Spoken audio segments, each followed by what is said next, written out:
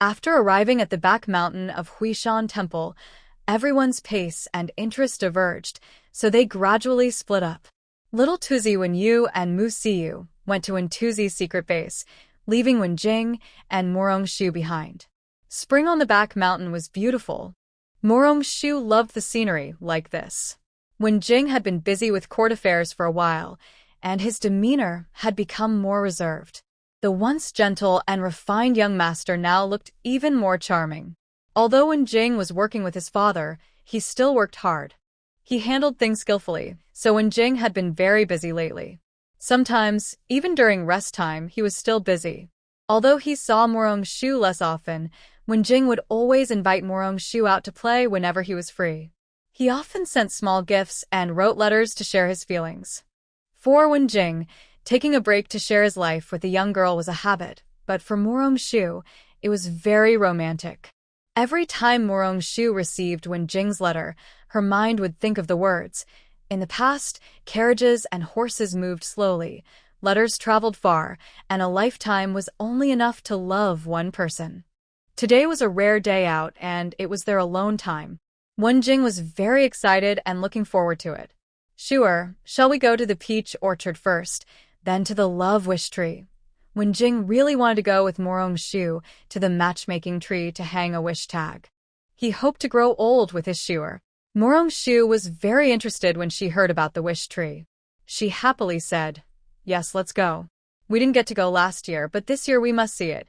The scenery and the people are worth seeing, and going now makes it even more meaningful." Wenjing naturally took Morongshu's hand, feeling that the most important person was right in front of him.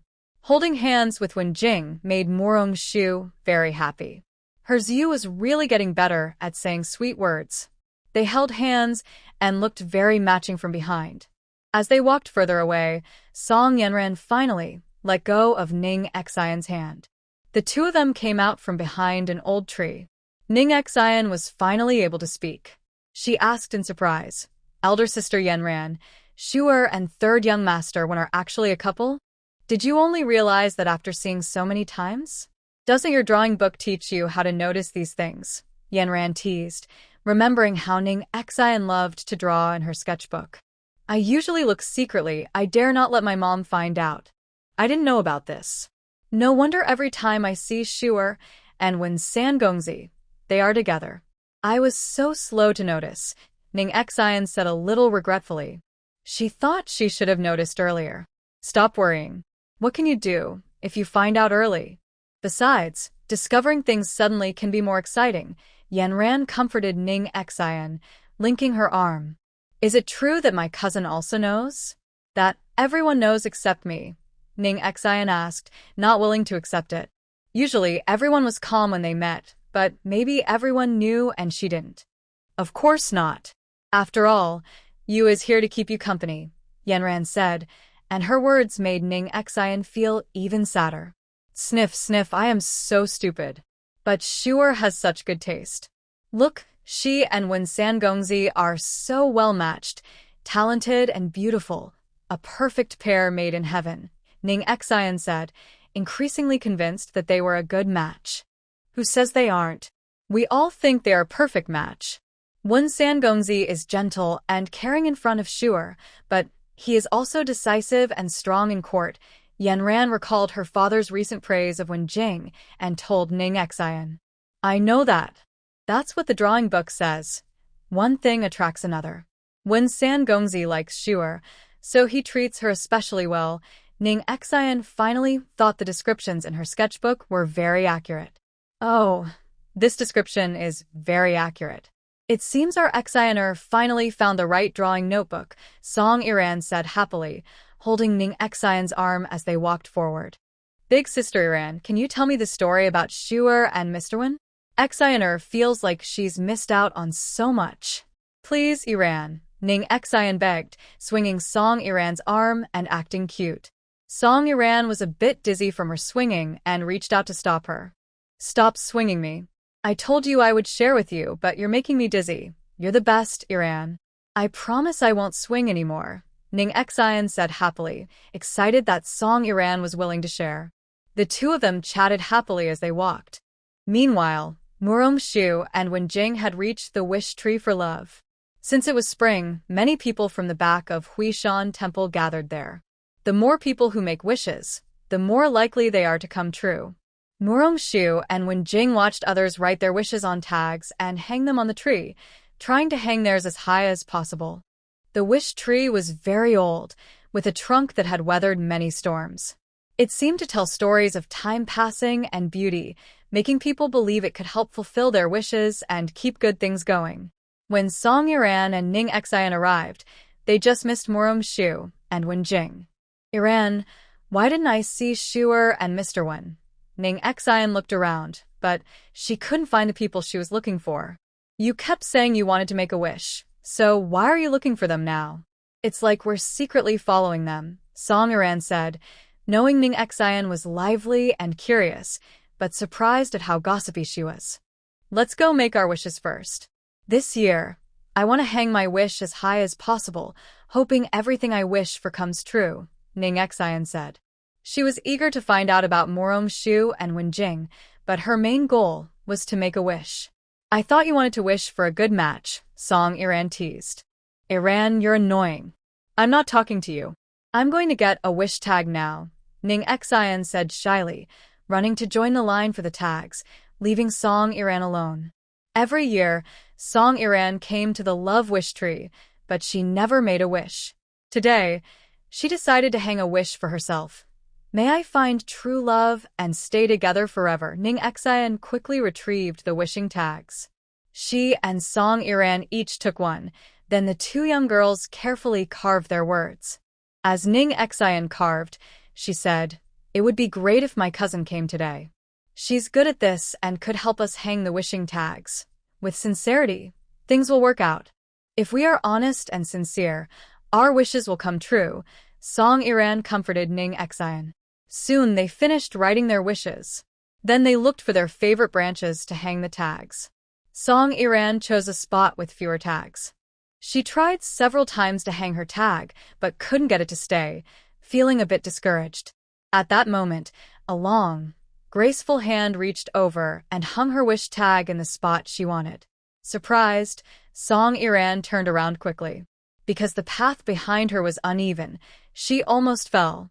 Luckily, a strong hand caught her firmly. "Miss Song, be careful," Han Su quickly caught her, preventing her from falling. Song Yiran was still a bit stunned. She was leaning in Han Su's arms, but when she realized it, she straightened up quickly, nervously fixed her clothes, bowed to Han Su, and said, "Thank you, young Master Han. Miss Song, no need to be polite.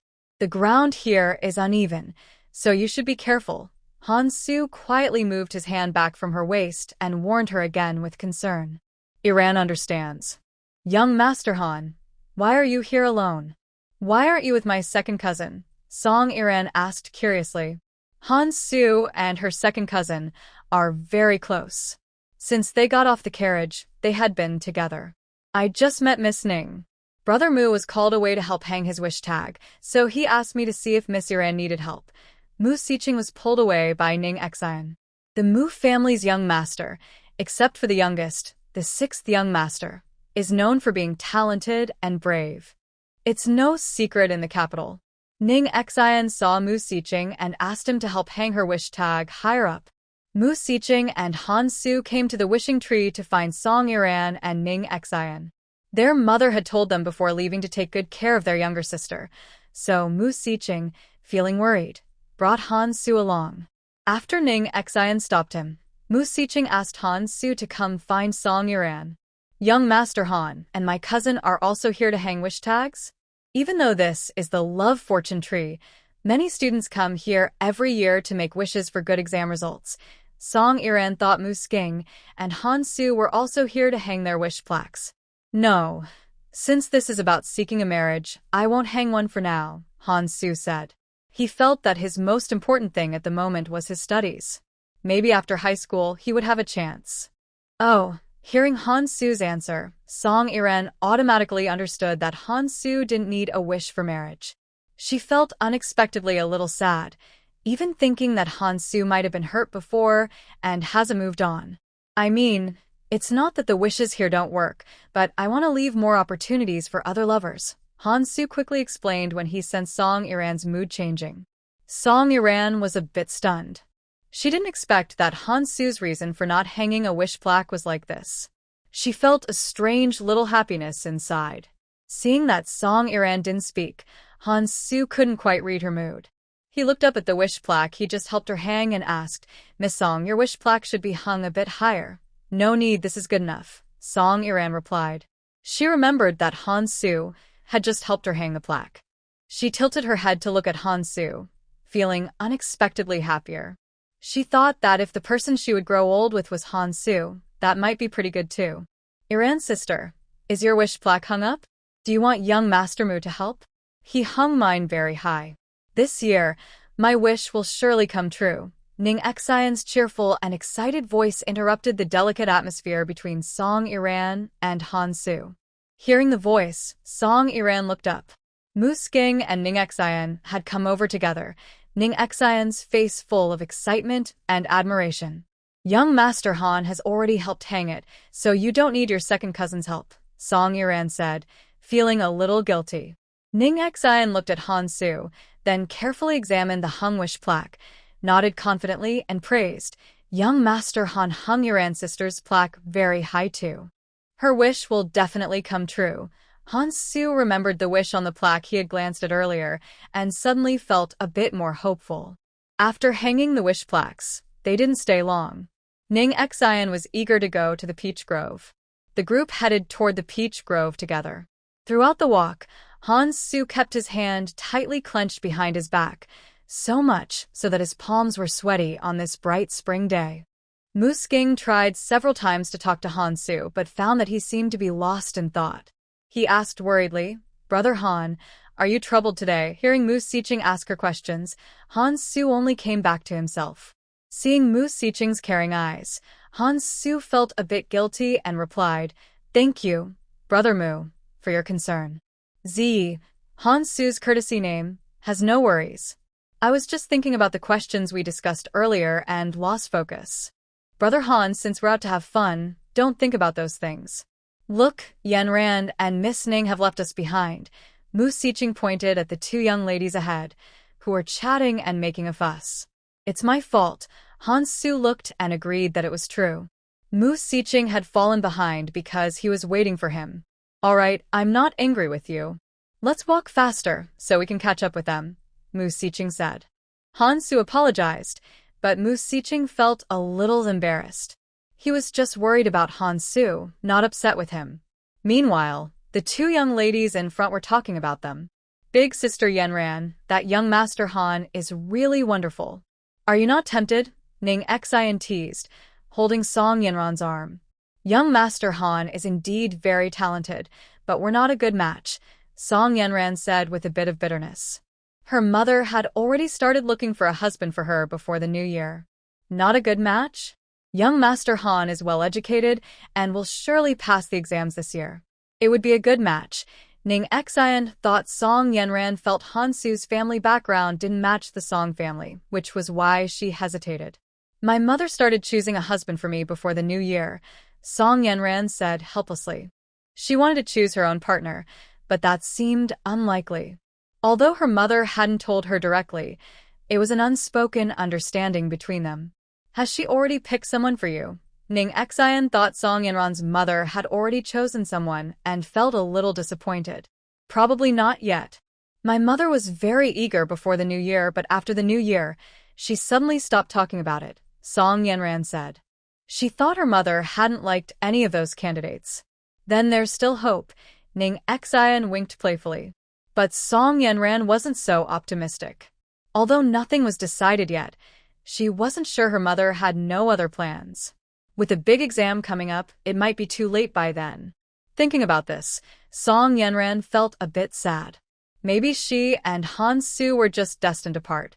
Fortunately, they soon arrived at the peach forest. Ning Xian was immediately captivated by the beautiful scenery. Pink peach blossoms bloomed on the branches, as if the spring fairy had spilled her paint palette, decorating the land in bright colors. Beautiful flowers swayed in the spring breeze, as if playing a wonderful melody for spring. Song Yanran was also amazed by the scene before her. She thought this year's peach blossoms at Huishan Temple were especially bright and beautiful. All her previous worries were forgotten as she and Ningxin enjoyed the sea of flowers together. The peach blossoms bloomed brightly and beautifully. Coincidentally, the group met in the peach forest, and even when Yu and Mu Siyu had come here. Mu Jie, you too came to the peach forest. Isn't it very pretty? Many visitors come here every year to see the peach blossoms. The senior brothers say this is the best place, when you couldn't stop talking as soon as she saw Murong-shu's little group. This is the most beautiful place I have ever seen, Murong-shu said, gently pinching the little girl's face. Mu Jie, how about we go to the temple for vegetarian lunch? Yu hasn't been here for a long time, and the senior brothers and the master must miss her, when Yu suggested, using the idea of eating vegetarian food as an excuse to see the master and senior brothers. Everyone thought that was a good idea. They were worried about missing the queue for vegetarian food, but with when Yu here, it seemed easy to go. They all smiled at each other. If Yu wants to go, then we will all go with her to eat. You should talk more nicely to your senior brothers, Murong-shu said happily, and everyone nodded in agreement. Don't worry, everyone. The senior brothers and the master are very kind. They treat you very well, the little girl assured everyone, emphasizing the good nature of her master and senior brothers while making sure everyone knew there would be vegetarian food. Everyone echoed her words, and the little girl happily pulled Mu Siyu to see the peach blossoms. They played in the peach forest for about an hour before heading to eat vegetarian food, with Wenyu leading the way. While in the peach forest, Han Su secretly looked at Song Yanran many times. These beautiful moments were deeply imprinted in his mind and would never fade. When they arrived at the temple, everyone saw that Wenyu was not exaggerating. The senior brothers were very happy to see the little girl. They prepared a rich vegetarian meal for the group and even arranged a separate courtyard for the lunch break. According to the little girl, this was the most scenic spot in the temple. Everyone was very happy eating vegetarian food together. The vegetarian meal at Huishan Temple is famous for being delicious. However, Lu Ruyan felt very uncomfortable when she saw the food. She tried to force herself to eat a few bites, but after finishing, she couldn't hold it and vomited everything out. Yen, what's wrong? Tell me where you feel uncomfortable, asked Mu Sishu anxiously as he saw his wife her lunch. Hubby, Yen is fine. Maybe she's just too tired today, Lu Ruyan said after vomiting, feeling better. But seeing Mu Sishu's worried face, she tried to comfort him. She didn't say anything for a moment, but then she vomited again. This made Mu Sishu even more anxious. The others who were nearby heard the commotion and came over. Seeing his sister, Mu Sishu seemed to find his support. He hurriedly said, Shuer, quickly check your sister-in-law. Did she eat something wrong at noon? And, big brother, don't worry. Help big sister sit down first, said Mu Rongshu as she helped Mu Sishu support Lu Ruyan to sit.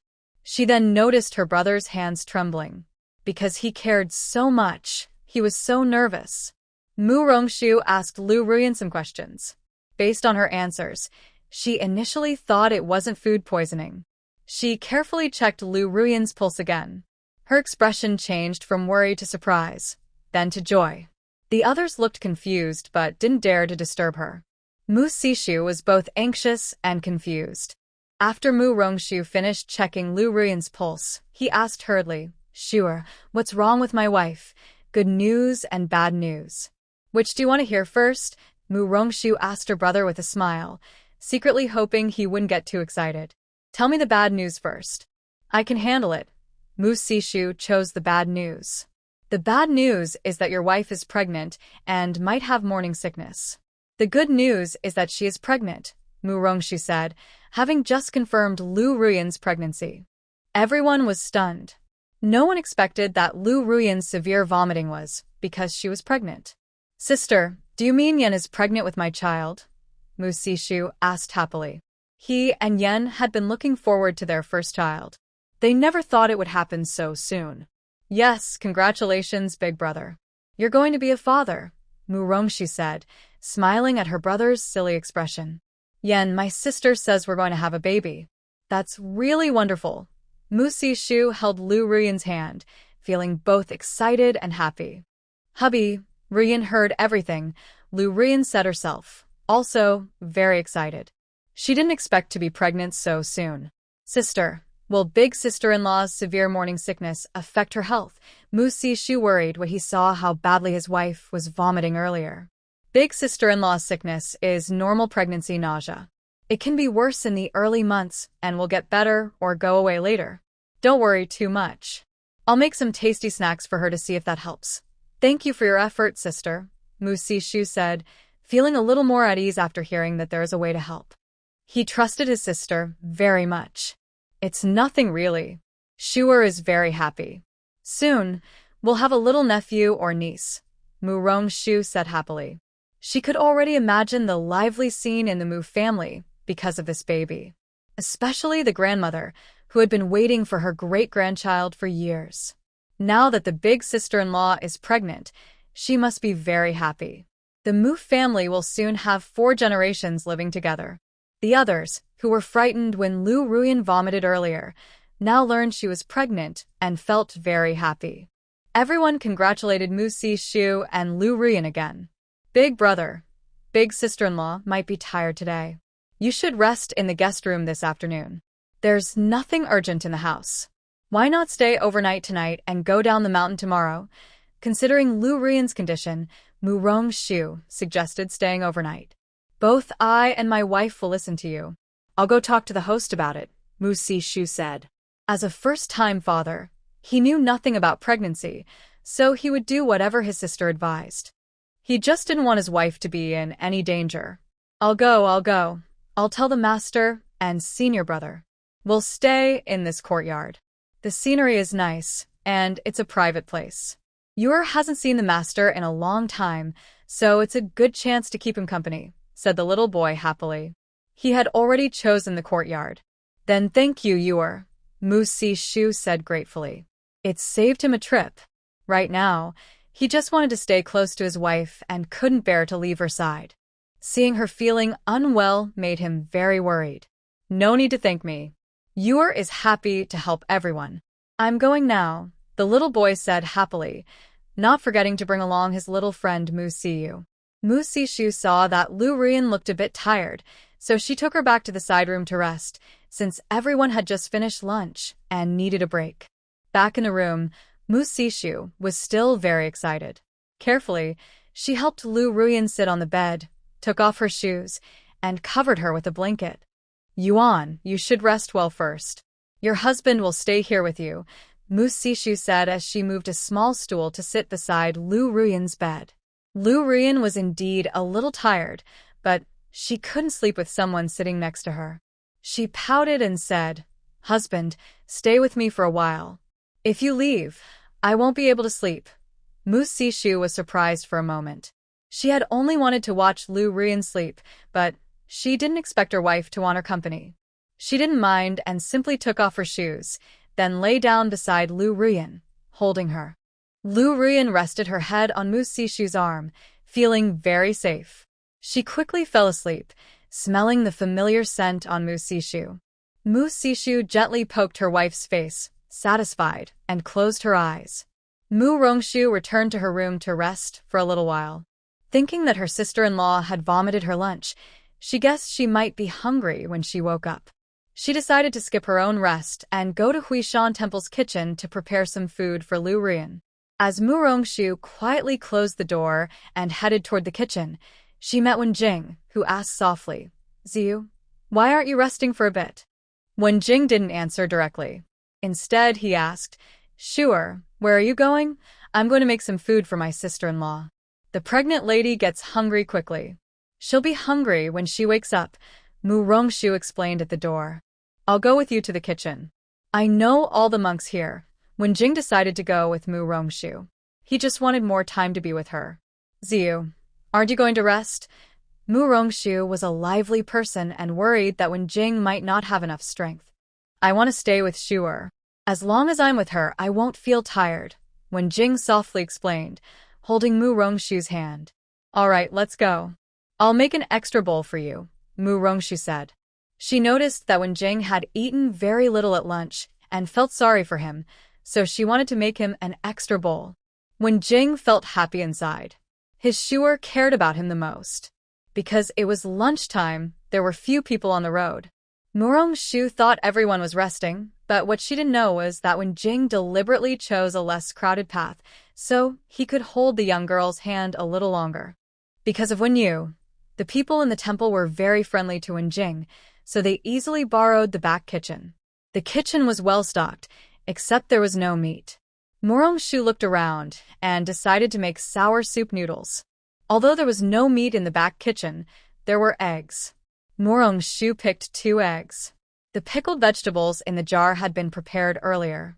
She sniffed them and found they were flavorful, then scooped some out. Next, she found some flour, kneaded the dough, and let it rest. Then she cut the pickled vegetables into small pieces and put them in a bowl. She also fried 2 eggs to set aside. When Wenjing heated the pot, Mu Rongshu first added some oil, stir-fried the pickled vegetables, and then set them aside. After washing the pot, she poured in mountain spring water, covered it, and let Wenjing turn up the heat. Meanwhile, Mu Rongshu kneaded the rested dough on the chopping board, making the noodles more chewy.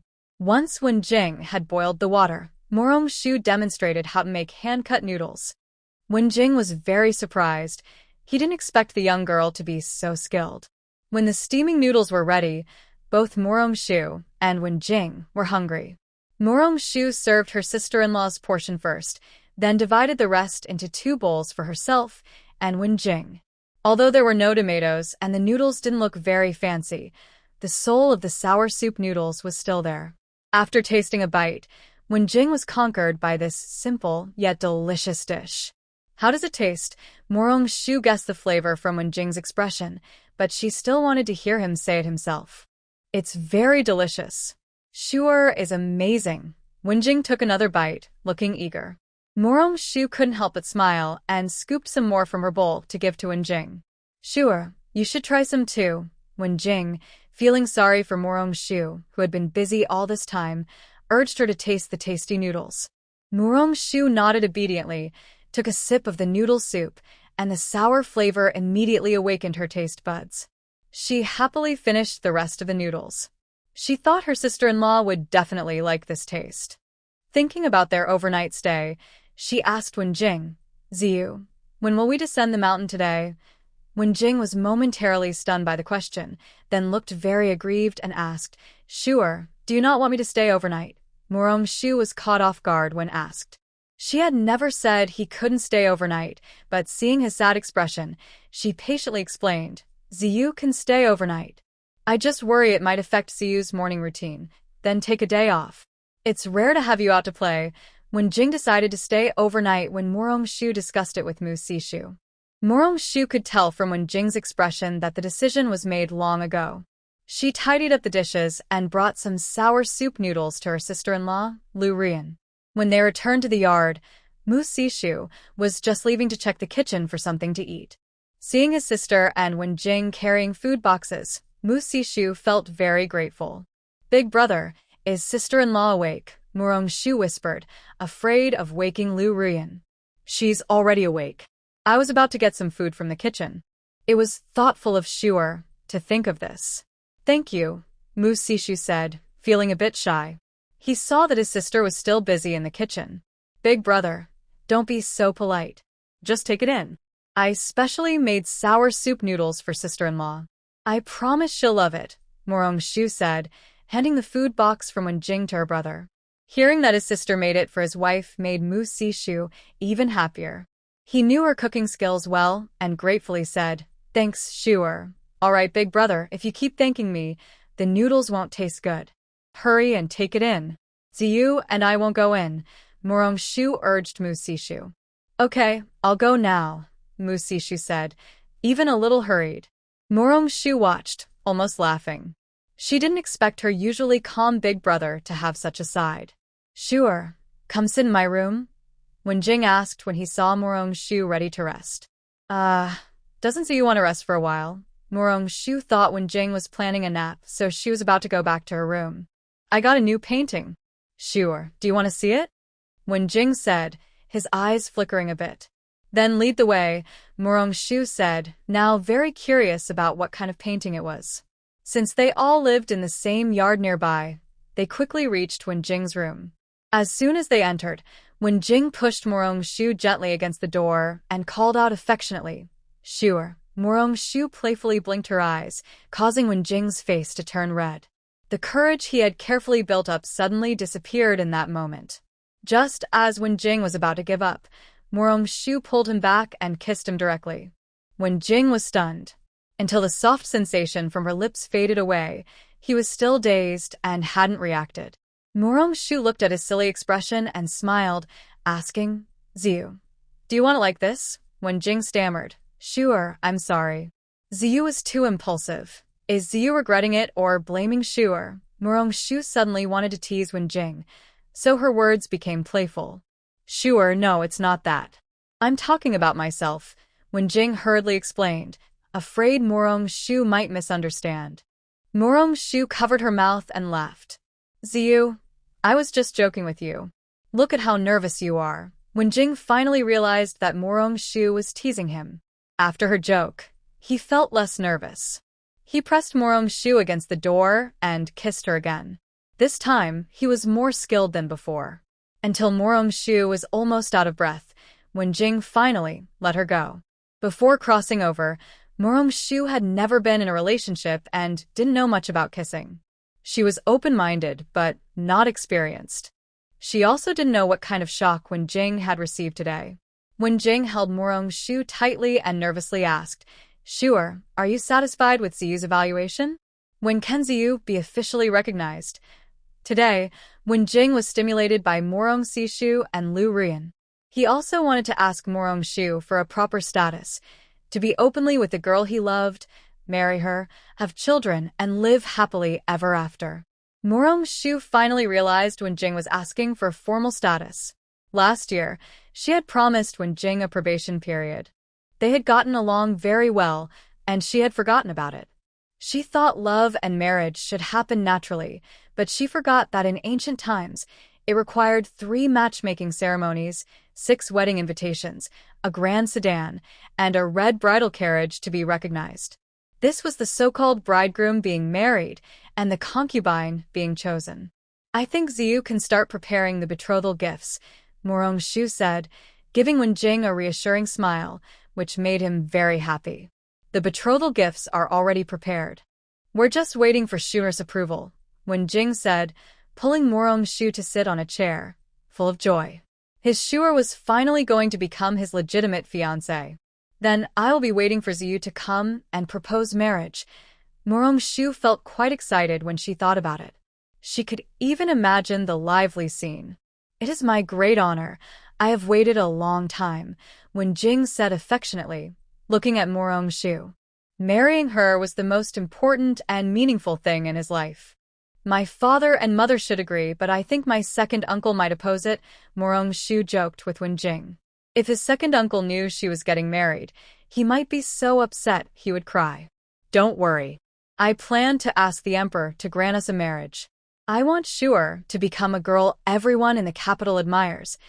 Asking the emperor for a marriage decree was easy for Wenjing, but such an honor wasn't given to everyone. He just wanted to give Murong-shu the best. Isn't that too showy? Murong-shu was a bit worried. The general's house was very powerful, and the Wen family was influential in the court. Such a strong alliance might make the emperor suspicious. She was a little concerned. Shure, do you have any worries? Wenjing, being clever, sensed Murong-shu's faint concern. Ziyu, do you think the marriage between the Murong and Wen families might make the emperor suspicious? Murong-shu asked her worry. Sure, don't worry. What you're thinking won't happen. The Murong family is loyal to the emperor, and so is the Wen family, Wenjing explained the current situation to Murong-shu. I'm relieved to hear that. We must not let our family's matters affect the Wen and Murong families. Murong-shu just wanted to be with Wenjing peacefully, without involving politics. They talked for a while longer before she left. Thinking that her older brother might still be excited about being a father, Murong-shu wrote a letter to Song Wei, asking someone to send it quickly back to the Murong house. She mentioned her sister-in-law's situation and asked her mother to notify the Song, Ning, Won, and Han families that they would stay overnight at Hui Mountain Temple. Han Su lay in bed, unable to sleep for a long time. Every time he closed his eyes, he saw Song Iran's face. Finally, he got up, ground some materials, and started painting. An hour later, he finished a beautiful picture of a young woman under a peach blossom tree. Han Su looked at his new painting very satisfied. After it dried, he decorated it again, placed it in a box, and knocked on Song Iran's door. When he heard the knocking, Song Iran was a bit surprised. Who would come at this hour? She opened the door and was a little shocked to see Han Su. Young Master Han, why aren't you resting? Is there something you want to talk to Iran about? Han Su nodded while holding the painting box. Song Iran didn't expect Han Su to come with a purpose, so she simply invited him inside. Young Master Han, please come in. After entering, Song Iran asked Han Su to sit down and poured him a cup of tea. She tentatively asked, Young Master Han, what brings you here today? This is a gift for Miss Song, Han Su said, handing her the box he brought. Oh, for me? Song Iran was surprised.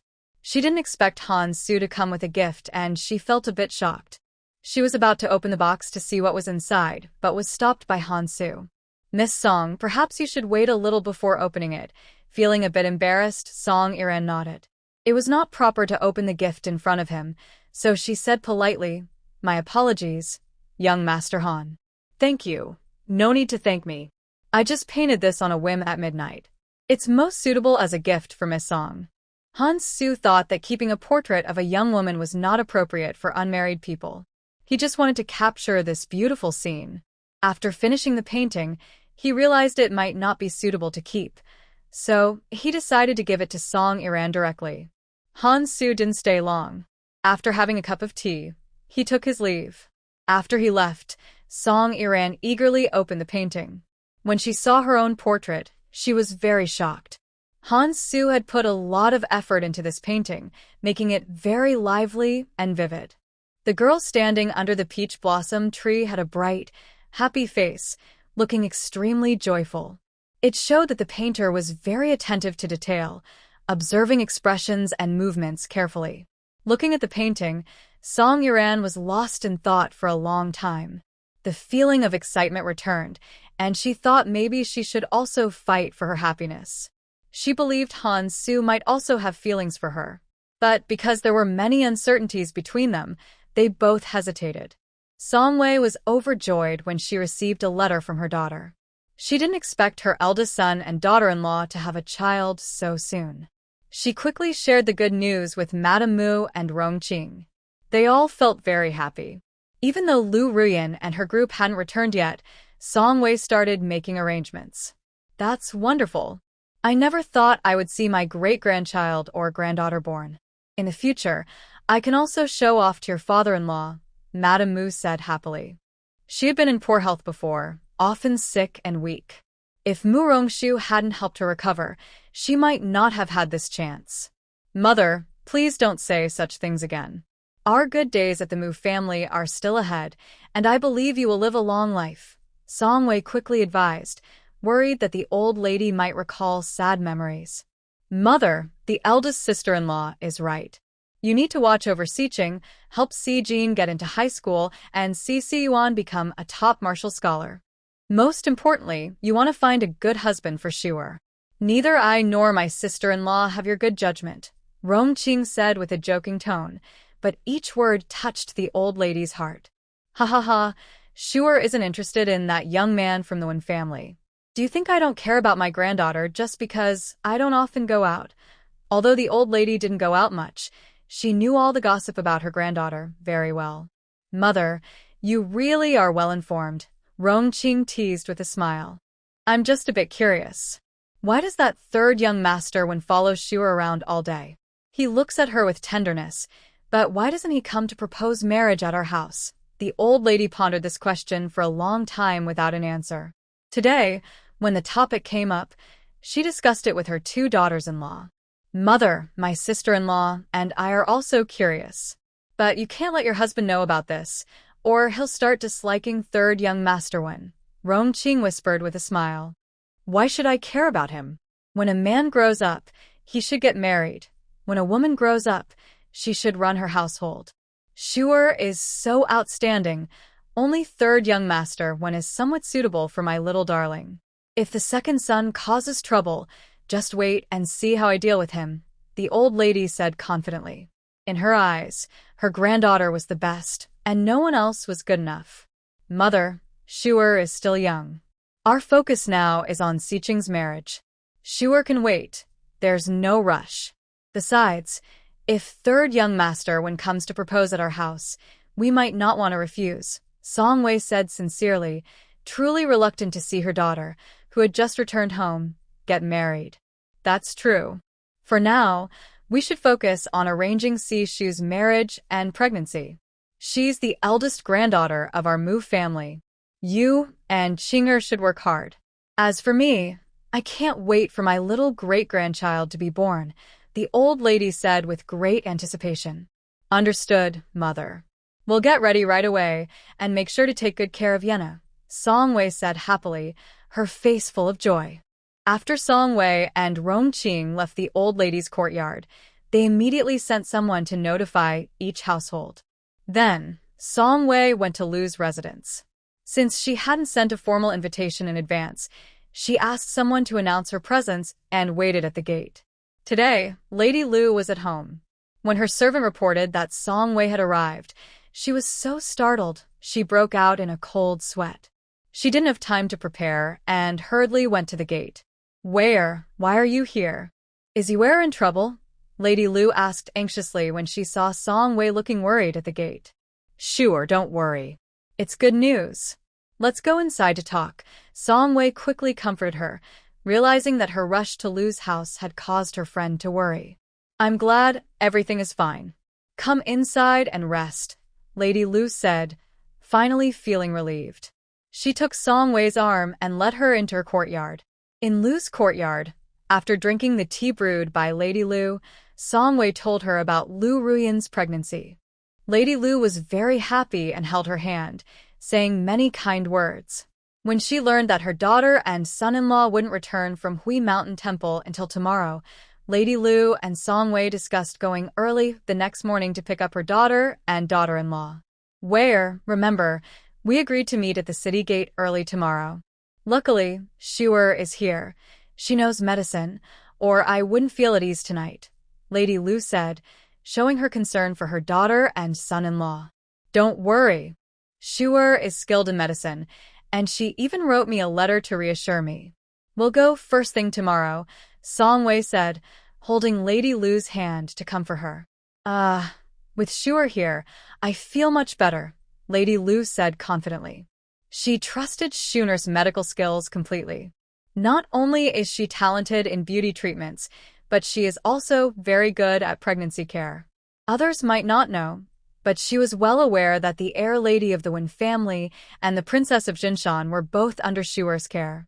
I just wanted to share this good news with you, so I didn't even have time to send a formal invitation and came straight here, giving you a scare, Song Wei said a little embarrassed. Only you understand me. I appreciate you coming so quickly. I don't blame you, Lady Lu replied. Since there was still work at the residence, Song Wei said goodbye and hurried back to make arrangements, planning to go together with her sister tomorrow to pick up Yue. All right, I won't keep you. See you tomorrow. Lady Lu knew that Song Wei was very busy usually, and now with the eldest daughter-in-law pregnant, she definitely needed some arrangements. Although she was reluctant, she still sent Song Wei off in a carriage. As soon as Song Wei returned home, she began making various arrangements. She redecorated the courtyard for her eldest son and daughter-in-law, removing all unsafe elements. Many of the servants serving her were also part of her dowry. When they heard that their young lady was pregnant, they were very happy. The more the young lady was valued by her mother-in-law, the more respectable the servants felt. Her brother-in-law spoke highly of her. Now that she was pregnant again, her position as the young mistress of the Mu family was secure. The next morning, early, Mu Rongxiu and her group just got up when Lady Lu and Song Wei arrived. Under careful, Lu Ruyan returned to the estate. On the carriage back, Ning Xian looked at Song Iran with envy and said, Iran's sister. Ruyan's sister's relationship with young Master Mu is so admirable. They grew up together, and he is talented and caring. Their parents love them, and the sister-in-law and sister-in-law get along well. Her family also values her. This is all what Ruyan's sister deserves, because she is a good person. She has been waiting for her eldest cousin all these years. Sometimes, good relationships require both sides to understand and give. Song Iran thought about how Lu Ruyan and her cousin had been steadfast over the years, which led to today's enviable happiness. I hope we all find the right person too, Ning Xian said, full of hope for the future. The group returned from Hui Mountain Temple. At the city gate they parted ways.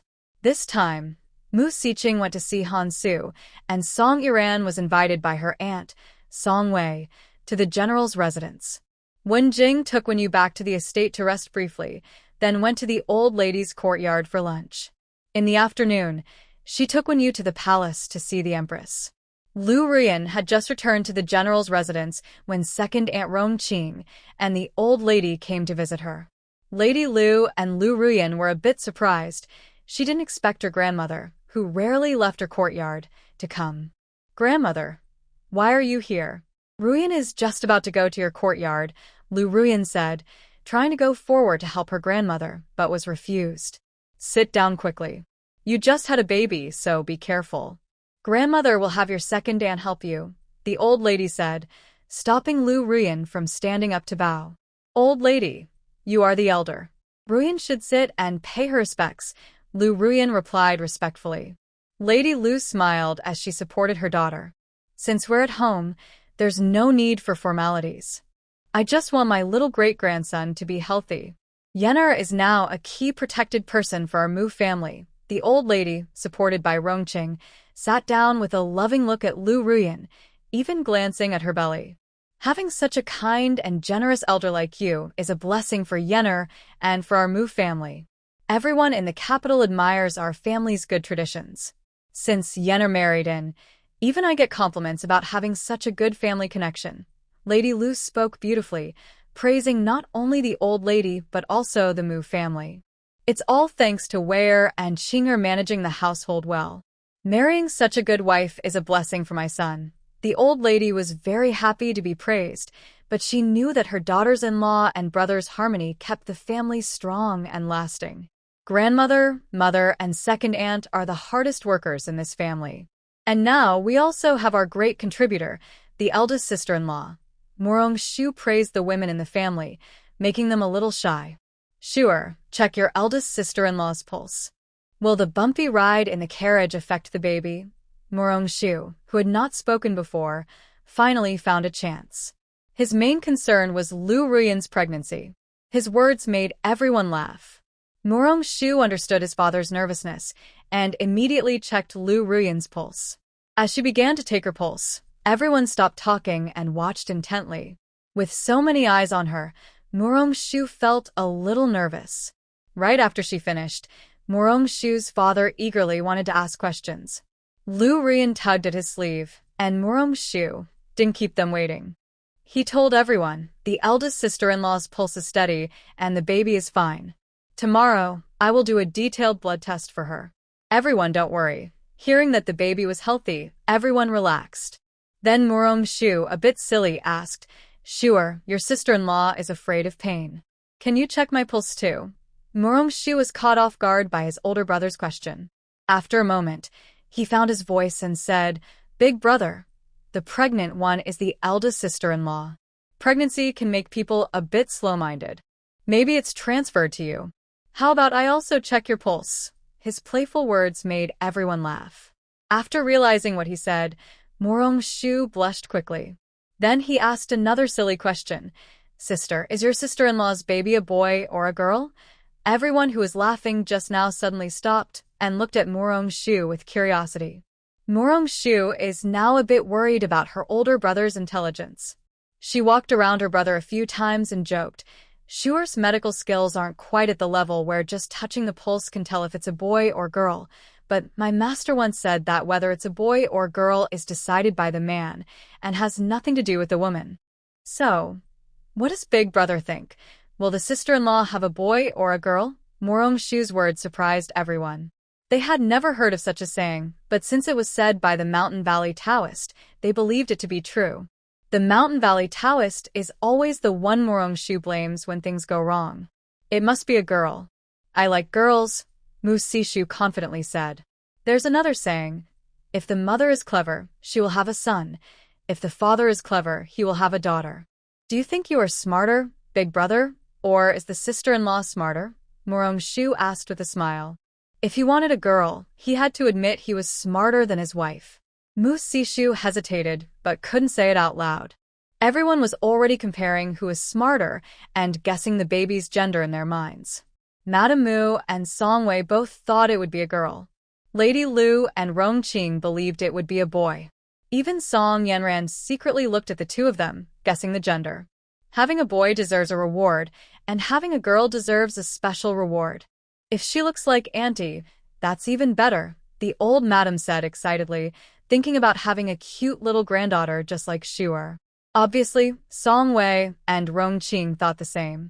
Murong-shu grew up without seeing her grow up, which was a family regret. If Yan Yan could have a little girl who looked like Shuer, her status in the Murong household would be even higher. Lady Lu also thought about this and was looking forward to her own daughter having a girl. Anyway, she would wait until she had a son later. The Murong family is different from other noble families. They clearly prefer their daughter to be a girl. Alright, big sister-in-law has traveled a long way. Let's have Big Brother take her home to rest. I also want to write a pregnancy diet for her. She's not experiencing severe morning sickness yet, so try to reduce it as much as possible, Murong-shu said enthusiastically. It was finally her turn to have a family member pregnant. Thank you, Shuer. Later, if you want anything, Big Brother will buy it for you. Mu Sishu didn't know how to express his love for his sister. Usually, he just gave money, and if she needed help, he would do his best. No need to be polite, family. Later, second brother can learn from you too. Maybe he'll be able to use it soon. Murong-shu's words were meant as a joke, but second aunt's eyes lit up suddenly. Shuer is right. Except for little Six, everyone else should learn from our eldest brother how to be a responsible husband, Rongqing said, glancing at Mu Siqing and Song Iran. Song Iran felt a bit confused by the look. She wondered why second aunt was looking at her, since she was also of marriageable age. Murong-shu saw the expressions on second aunt and her mother's faces, and a scary thought suddenly appeared in her mind. She really hoped it wasn't what she was thinking. She decided she needed to find time to ask her second brother and cousin what they truly thought, to avoid making a mistake that could lead to tragedy. While they were happily chatting, a servant hurried over to report, "Old madam, second madam, someone from the palace has arrived." They said Miss Wu should go to the front hall to receive the imperial decree. Everyone was surprised to hear this. At this time, having palace officials come to deliver an imperial decree was unusual and made people a bit worried. However, Murong-shu suddenly remembered her discussion with Wen Jing yesterday and was surprised that he had already received the decree so quickly. "Let's go and see the front yard," Murong-shu said first, leading the way. Everyone followed closely behind. Even Mu Sishu and her husband, who had planned to return to their courtyard to rest, decided to go along out of concern. "Big Brother, you should take sister-in-law back to rest first." "We can go now," Murong-shu suggested. She thought it was better to go with fewer people, rather than many, who might have to kneel. "Yes, Sishu, you stay here and keep your grandmother and Yan Yan company. Your second aunt and Shuer can go," Song Wei agreed. She felt it was unnecessary for so many to go, especially since the old madam was quite old, and it wasn't convenient. "Mother, Sishu must go. If anything happens, I need to take care of the women in the family," Mu Sishu said firmly, making Song Wei feel a bit troubled. Lu Ruyan saw her mother-in-law was hesitant and said to Mu Sishu, "Husband, you go with your mother to the front yard. Yan Yan will stay here to take care of grandma and mother, Lady Lu." Mu Sishu nodded, released Lu Ruyan's hand, and quickly caught up with Murong-shu and Mu Siqing. Song Wei felt very pleased. Her daughter-in-law was sensible, her son was filial, and with her husband away, as the eldest son, Mu Sishu was acting properly. Let's go, sister-in-law. They are good children. Our happiness as sisters-in-law is still ahead, Rongqing said, holding Song Wei's arm, feeling very content. Today, it was Xiao Linzi who came to deliver the imperial decree. When he saw Murong-Shu and her group approaching, he eagerly shared good news, as if it cost nothing. Everyone could tell from Xiao Linzi's attitude that it was a happy event. After some greetings, Xiao Linzi directly announced the imperial decree. Before reading it, he specifically said there was no need to kneel, just stand. Everyone was very surprised by this request. When Xiao Linzi finished reading the decree, everyone was stunned. It was a marriage proposal for Murong-Shu, and the person chosen was Wen Jing, the third son of the Wen family. Seeing everyone's shock, Xiao Linzi handed the decree to Murong-Shu. Congratulations, Miss Murong. This decree was personally requested by the third son of the Wen family, who also asked for special favor. There's no need to kneel to accept it. The Empress Dowager is very fond of the third son and agreed immediately. She's still happily in the palace now. Thank you, Xiao Linzi, for your hard work. Please everyone enjoy some tea and share in the happiness, Song Wei said, giving Xiao Linzi a large gift bag. Thank you, Madame Murong. We still need to return to the palace to report, so we won't stay longer, Xiao Linzi said with a bow, then turned to leave with his group. Big sister-in-law, this marriage granted by the emperor is a huge honor. Shu'er is truly lucky, second Aunt Rongqing said happily. The Wen family really is a scholarly family. They hadn't mentioned marriage before because they were waiting for the emperor's decree. Let's go and tell mother right away, so she won't worry. Song Wei also felt happy. Wen Sangongzi was someone connected to her daughter's fate. Her husband had already told her about the letter from the Mountain Valley Taoist. Although she was reluctant to part with her daughter, she wanted her to be happy even more. Congratulations, sister. Mu Siqing thought simply. Since he learned that his sister and Wen Jing liked each other, he supported them wholeheartedly. In his heart, only a man like Wen Jing was worthy of his sister. Thank you, second brother. I hope you find the right person soon too. Murong-Shu winked playfully at Mu Siqing. Mu Siqing always felt there was more to her words, but he couldn't quite understand what she meant at the moment. Congratulations, sister. Wen Sangongzi is truly someone worth trusting for life, Mu Sishu said. After getting to know Wen Jing better, he knew he genuinely liked her. Men understand men best, and he was sure that if his sister and Wen Jing were together, they would be happy. Thank you, big brother. Thank you, second brother. Murong-Shu felt very happy now. Being blessed by everyone like this made her feel incredibly joyful. After a few people returned home, they told the old lady the good news. The others were very happy, especially the old lady, who exchanged a meaningful look with Song Wei and Rongqing. Thinking about their complaints about Wen Jing yesterday, they were surprised that today a marriage decree had arrived. Sure, Aunt Ming congratulates you and the third young master, Lady Lu said happily. Besides her close friendship with Song Wei, Murong-Shu was also now the sister-in-law of her own daughter's husband. Thank you, Aunt Ming, Murong-Shu replied graciously. Congratulations, Shire. Wen Sangongzi is either very low-key or very impressive. With this marriage decree, I bet the whole capital will know about it by tomorrow, Song Yuran said confidently. This was not an exaggeration. Both the Wen and Murong families had enough influence, especially since it was a marriage alliance between two powerful families. Everyone chatted happily.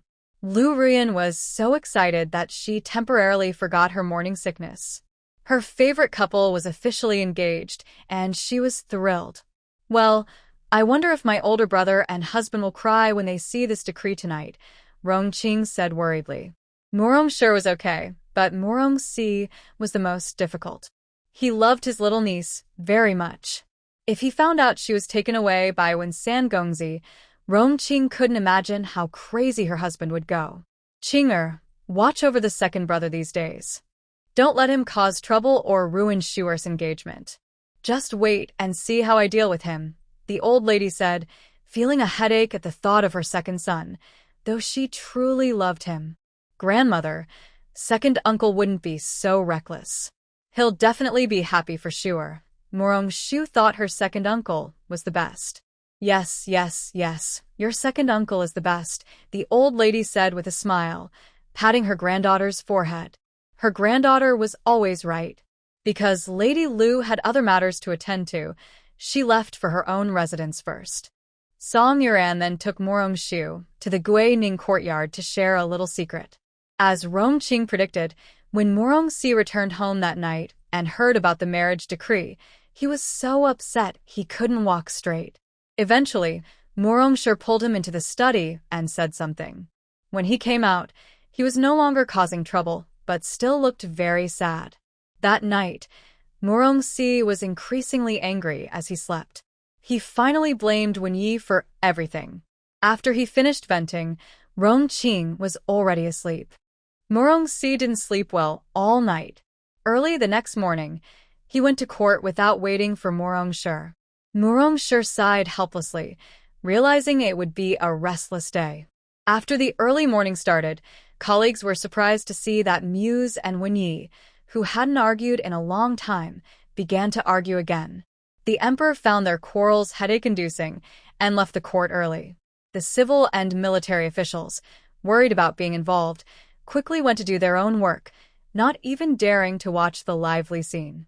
When Shofu and Wenji politely bowed to Mu Shishing and then went to busy themselves with other matters. They thought, let them argue if they want. After all, they are all family now. Although the marriage was arranged by the emperor, the Wen family followed all the proper procedures. Wen Jing didn't want to make Murong-shu feel wronged. He was finally able to marry the girl he loved openly, so he wanted to tell everyone loudly.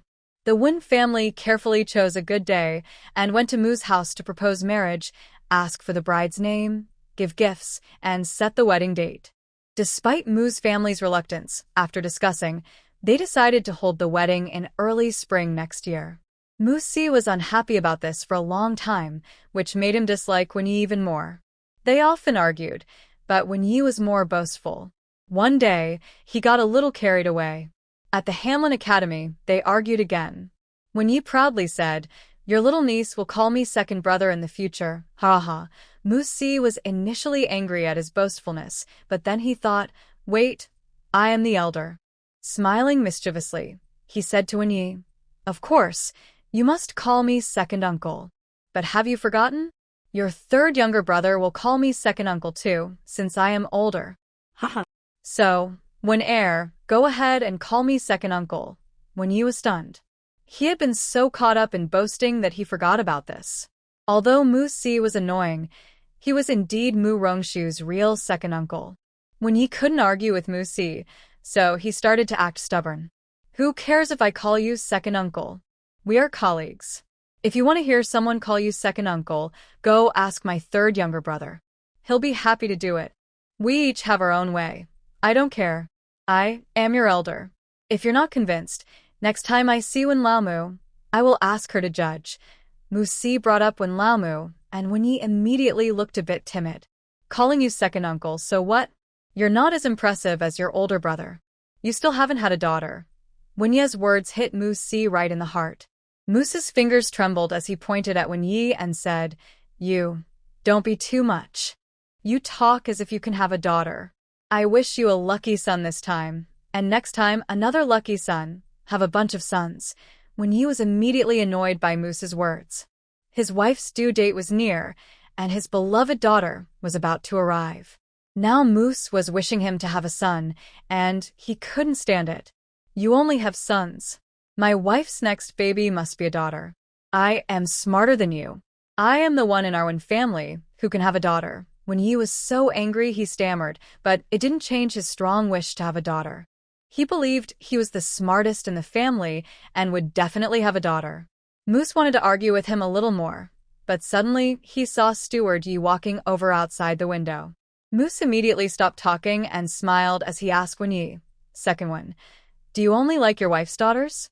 You don't like sons?" Before Wenyi could answer, he casually replied, "Of course. My wife is definitely having a daughter. I like daughters. Oh, if Madam has a son, that would be so sad. The child's father wouldn't like him." Moose's teasing tone made Wen-yi realize something was wrong. He turned around and saw his father-in-law looking at him with a strange expression. Father-in-law, why are you here? Don't misunderstand. I was just joking with Moose, Wen-yi stammered. His father-in-law was a big fan of daughters, and if it was his own wife's child, he definitely liked him. I wouldn't be here if I didn't hear what you just said. Here, take this. Your mother-in-law made it especially for you. If I had known you didn't like children, I wouldn't have brought it, Steward Yi said irritably, handing Wen-yi a food box and giving him a sharp look before turning to leave. Wen-yi knew he had made a big mistake. He hurried after him, explaining as he walked, Father-in-law, it's not what you think. Even if my wife gives birth to a monster, I would still like him. It was better if he didn't explain, but once he did, Steward Yi got even angrier. He pointed at Wen-yi and said, You think my little grandson is ugly? You're the real monster. Father-in-law, don't be angry. I mean, no matter what my wife gives birth to, I like him. Wen-yi quickly apologized, afraid of making his father-in-law more upset. Of course, he's my adorable little grandson. Master Yi feels that his son-in-law is becoming more and more eccentric in his speech. He is too tired to pay attention and pulls away from Wen-yi's sleeve, walking away quickly, leaving Wen-yi feeling helpless and about to cry. Wen-yi realizes that Moose is deliberately teasing him. He is angry and plans to go back and confront Moose, but Moose is busy discussing matters with colleagues. It would be inappropriate to start a quarrel now. So, Wen-yi keeps his anger bottled up until the next shift. On the carriage back to the mansion, Moose shares what happened in the morning with his father, elder brother, and third brother, only to be met with their disapproving looks. When Prime Minister, Yi, if you're not as skilled, you need to study more. When Ji, since my sister-in-law married in, the family hierarchy is like this. Second brother, please don't argue with second Master Mu over this, to keep the peace and not make things difficult for the third brother. When Jing, second brother, whether it's a boy or girl, it doesn't matter. Talent is very important. When he complains for a while but is defeated by the calm attitude of the three.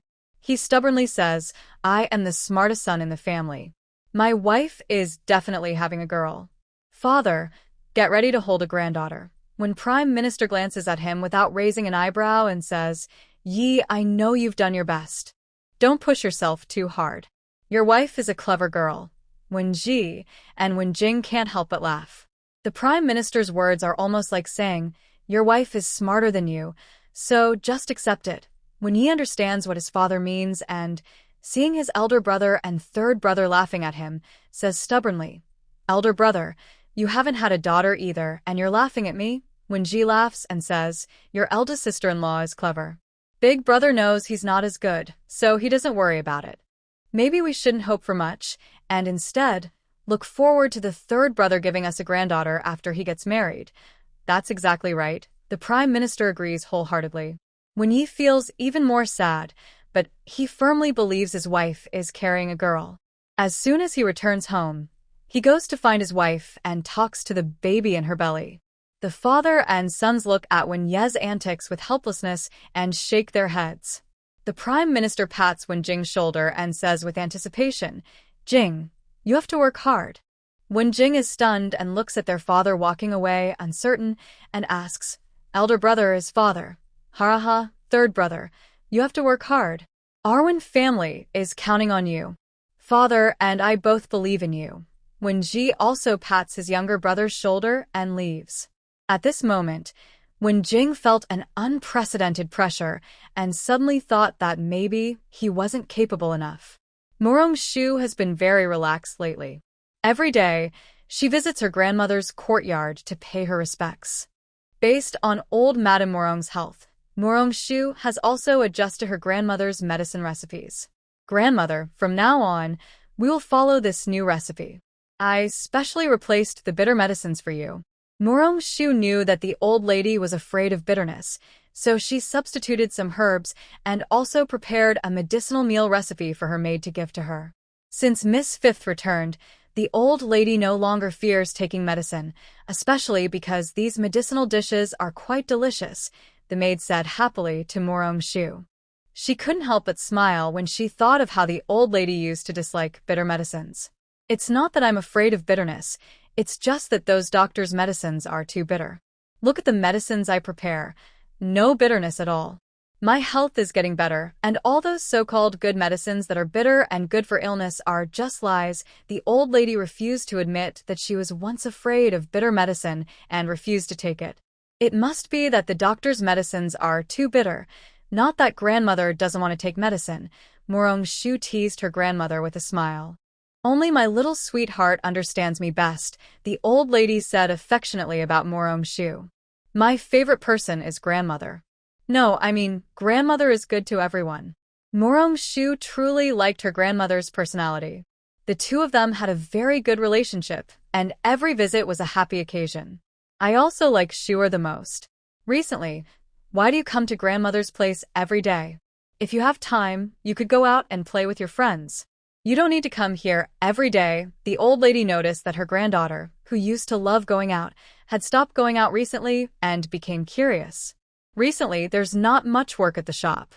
My sister-in-law has been very nauseous, so I stay at home to keep her company and help her with meal plans, so she can eat more, Morong-shu explained. She had been working on meal plans for Lu Ruyan these days, what she could eat, she kept, and what she couldn't. She kept researching. Thank you for your hard work, Shuer. Seeing the harmony among the younger generation made the old lady very happy. Lu Ruyan was Morong family's eldest granddaughter-in-law and was expected to take charge in the future. Since she got along well with her granddaughter, she could also support Shuer in the future, although she thought Morong-shu might not need it. Grandmother, Shuer isn't tired at all. It's my sister-in-law who is working hard. When she married into our family, she should be treated well. Otherwise, it would hurt her feelings.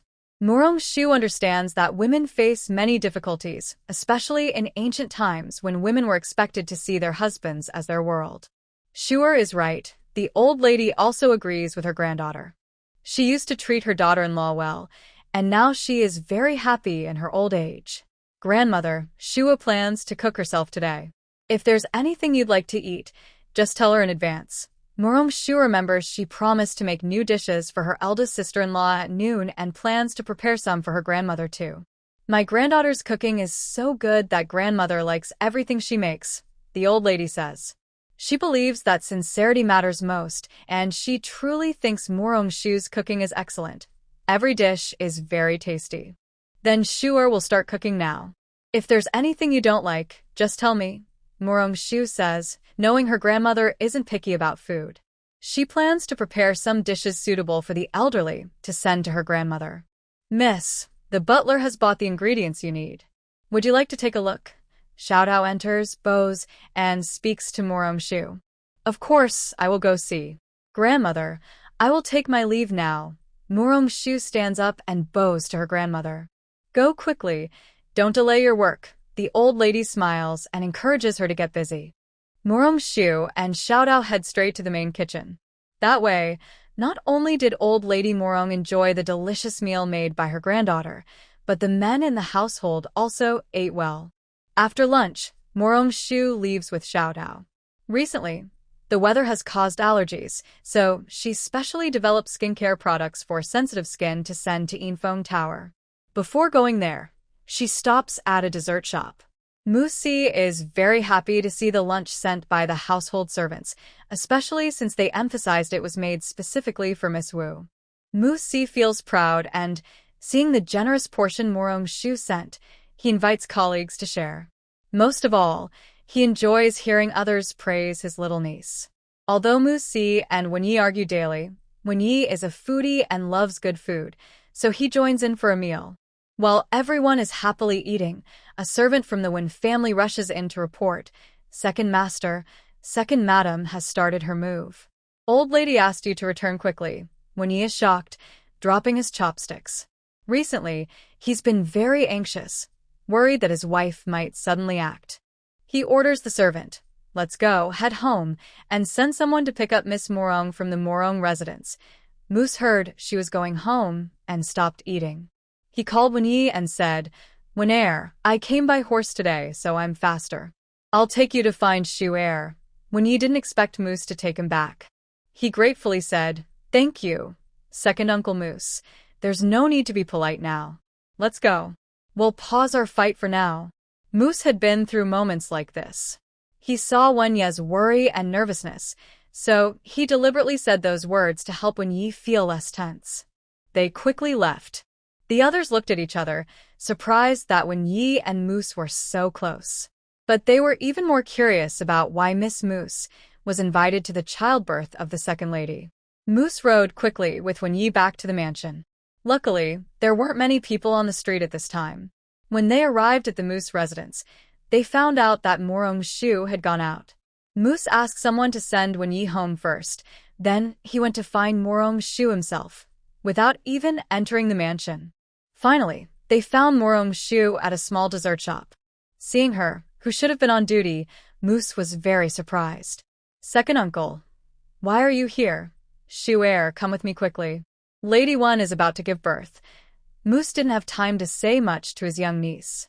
He briefly explained the situation, then helped her onto his horse. The uncle and niece rode together to Wen's house.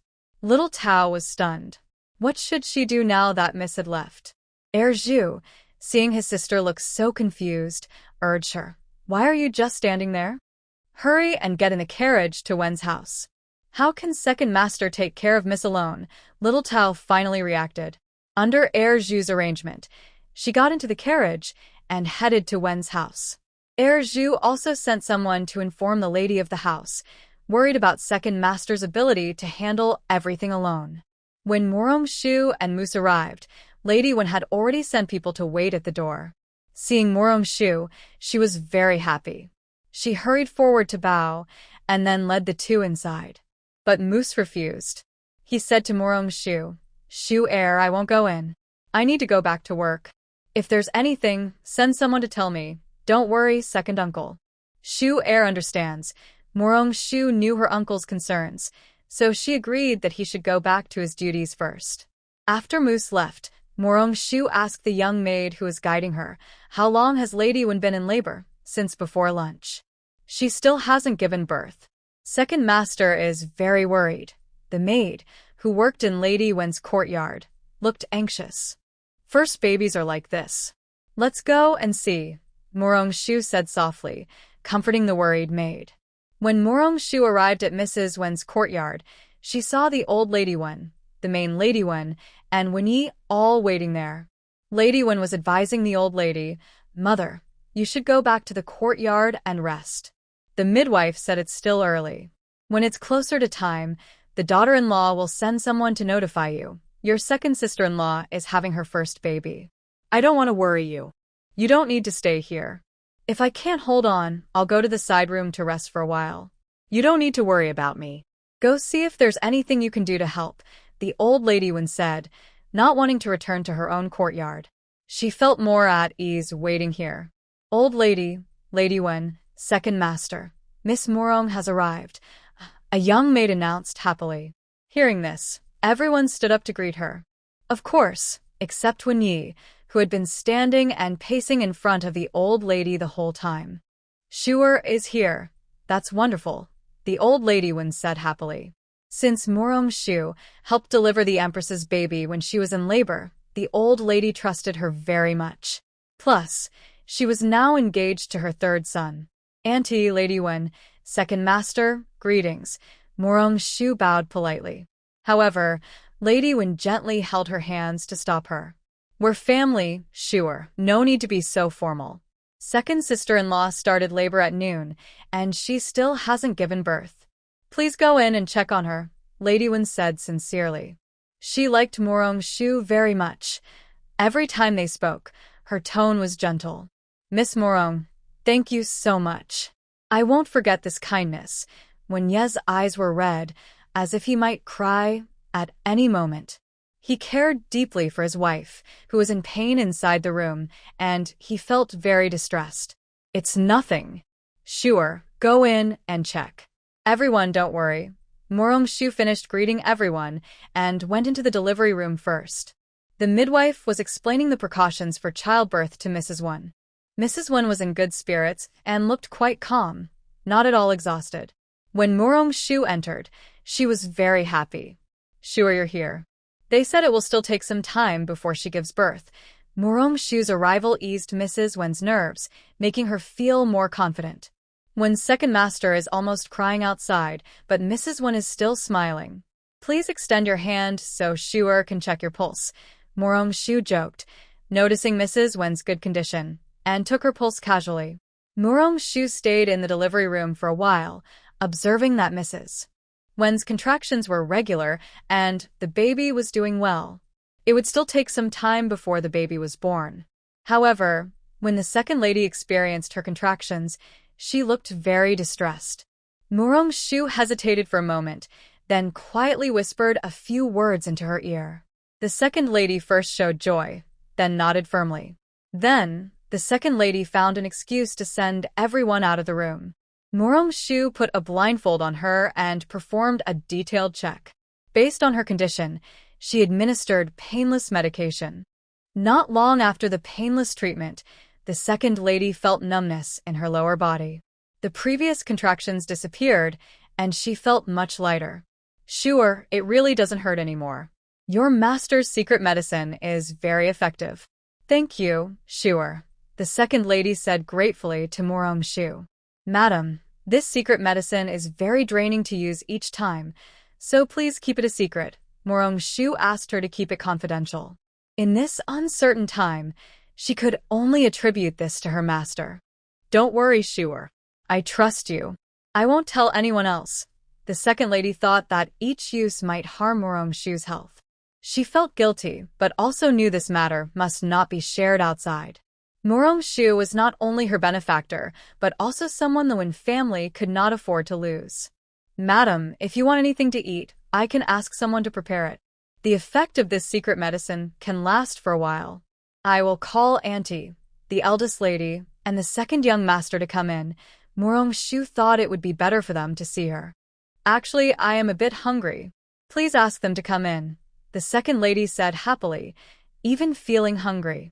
Morong-shu first asked the eldest lady to arrange for some food to be brought in, then invited the others inside.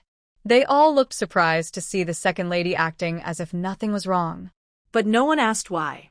They all looked at Morong-shu with gratitude, especially Wen Yi. He knew Miss Morong had a way, and they would repay her kindness slowly over time. After eating a little, the second lady chatted with everyone for a while. Then, the numbness gradually lessened, and mild pain began to return. She looked at Morong-shu, who immediately understood. "Madam, it's time to push. Everyone, please leave first. Young master, please call the midwives in so we can prepare," Morong-shu said, feeling that it was about time to get ready. "Miss Morong, can I stay?" Wen Yi held the second lady's hand, reluctant to leave. "Young master, your presence might disturb madam. With me here, please rest assured," Morong-shu replied. It wasn't that Morong-shu didn't want Wen Yi to stay in the delivery room, but she was worried that Wen Yi might affect the second lady's labor. "Listen to Shuer, you, your mother, and your eldest sister-in-law go out together," said old lady Wen firmly. After a few encouraging words to her daughter-in-law, she left. After they left, the delivery room became busy. The midwife they hired was very experienced, and everything proceeded smoothly and in order. When there was about 9 to 10 centimeters dilated, Morong-shu gave the second lady a gold needle. With the help of the midwife, after several pushes and encouragement, a lovely baby was born. Morong-shu handed the baby to the second lady to see. She was so excited that tears filled her eyes. After so many years, she finally had her own child. Morong-shu arranged for someone to tidy up the second lady and fed her a small bowl of ginseng soup. She then told the midwife not to let the baby be taken out and to let the family go directly to the side room to see the baby. Wen Yi decided not to see the baby first. Instead, he came to see his wife. Seeing that she was only slightly tired, he was full of gratitude toward Morong-shu. Worried that the couple might thank her repeatedly, Morong-shu went next door to see the baby, leaving space for the couple. Next door, Morong-shu was explaining to Old Lady Wen and Lady Wen why the newborn was not to be taken out. Old Lady Wen listened carefully and even decided to hold a full moon banquet when the baby was 3 months old, skipping the traditional 3 washings. By evening, when Wen Shofu, Wen Ji, and Wen Jing finished their shift, the second young master of the Wen family was born safely. Hearing it was a little young master, everyone smiled, saying that the second son or second brother could never be a girl. Although it was a bit different from what they expected, Wen Yi was very happy. His wife had worked hard to give birth, and both boys and girls were loved. The Wen family kept Morongshu for a meal, and Wen Yi expressed his thanks to her once again. After dinner, Wen Jing personally saw Morongshu back home. The Wen family wanted her to stay overnight, but she refused, as the second lady had a safe delivery, and there was nothing more she could help with. "Miss Morong, thank you. It's so late. I'll see you off," said Wen Yi. Wen Yi only remembered that Morongshu was someone he had invited, forgetting that she was his third brother's fiancée. Old Lady Wen saw her second son acting foolishly and cleared her throat a few times to remind him, but Wen Yi didn't seem to understand his mother's meaning. "Mother, the wind is strong outside. Be careful not to catch a cold. You should go back and rest. I will go, Miss Moo." Old Madam Wen really wants to hit her second son on the head. Seeing that her second son didn't understand her meaning, Madam Wen smiled and suggested, "Second brother, your wife just gave birth and needs your care. Why not let third brother take Miss Moo back?" Wen Yi thought for a moment and found it reasonable. He asked Wen Jing, "Please, third brother, make sure Miss Moo gets safely to the general's residence." "All right, Jinger, since you're so worried, go check on your wife," Old Madam Wen said, eager to pull Wen Yi away. After Wen Yi left, Old Madam Wen took a deep breath. Her second son was getting more and more clueless. Wen Jing saw his mother's helpless expression and wanted to laugh, but dared not. He was afraid she would say something about him in front of Morongshu, so he quickly took Morongshu and left. Madam Wen, seeing Wen Jing's expression and actions, held back her laughter and saw Old Madam Wen off. On the way back, Old Madam Wen couldn't help but complain to her eldest daughter-in-law, "Your second brother is getting more and more clueless. I hinted so clearly, and he still didn't understand." Madam Wen couldn't hold back her laughter this time. "Mother, maybe second brother is just too nervous because his wife is about to give birth. He'll be fine after a while." Old Madam Wen sighed helplessly. "Sigh, I hope so. I worry he's making my little obedient grandson dull." "Don't worry, mother. The child looks very clever. You can't tell if a newborn is smart just by looking. It's just that the Wen family hasn't had a child for many years, so everyone is more fond of the little bundle. If you like, hurry up and have another with Jir, so you won't be so envious." Old Madam Wen started urging for more grandchildren. She knew her eldest son and daughter-in-law's concerns. Now that the Wen family has broken free from that terrible curse, she hopes for a full house with many children and grandchildren. "Mother, I'll discuss it with my husband when I go back," Madam Wen said shyly. It was a bit embarrassing to bring up such matters openly.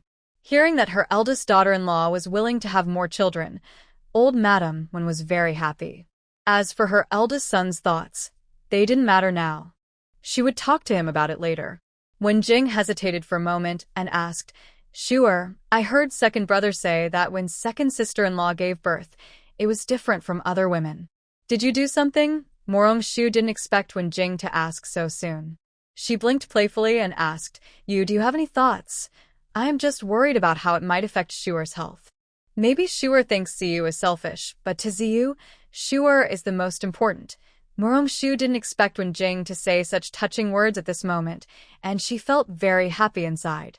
She leaned her head on Wen Jing's shoulder and joked, "As long as I eat more delicious food, I can recover completely." Wen Jing was momentarily surprised by her words, but the usually clever third young master Wen believed her and started thinking about what to send to the girl to help her recover. Seeing Wen Jing silent, Morongshu thought he understood her joking, so she didn't think much more about it. She then changed the subject and talked with Wen Jing until the carriage reached the general's residence. When they got off, they saw Mu Si waiting at the door. "Shuer, you're back. Uncle Second said he would come to pick you up from Wen's house." Mu Si had planned to check on the situation at Wen's house, but didn't expect to meet Wen Jing bringing his little niece back at the door. "Second Master Mu, thank you very much today. My second brother told me everything." Wen Jing bowed to Mu Si, thanking him on behalf of his second brother. Mu-si waved his hand, casually. It's family. No need to be so formal. As long as you're safe. Uncle Second, guess whether Wen-er's wife is having a son or a daughter, Morong-shu asked, thinking her uncle would be interested. There's no need to guess. With Wen-er's intelligence, he's definitely not having a daughter, Mu-si said, recalling his argument with Wen-yi earlier that morning. He didn't believe Wen-yi would have a daughter. Actually, it's a little prince. Uncle Second, you're quite accurate. Morong-shu covered her mouth and laughed. Uncle Second said he would definitely have a lot of sons. Mu-si was very happy to hear Wen-ye's son was doing well. Now everyone was eager to see how Wen-yi would show off. They chatted at the gate of the residence for a while before Wen-jing took his leave.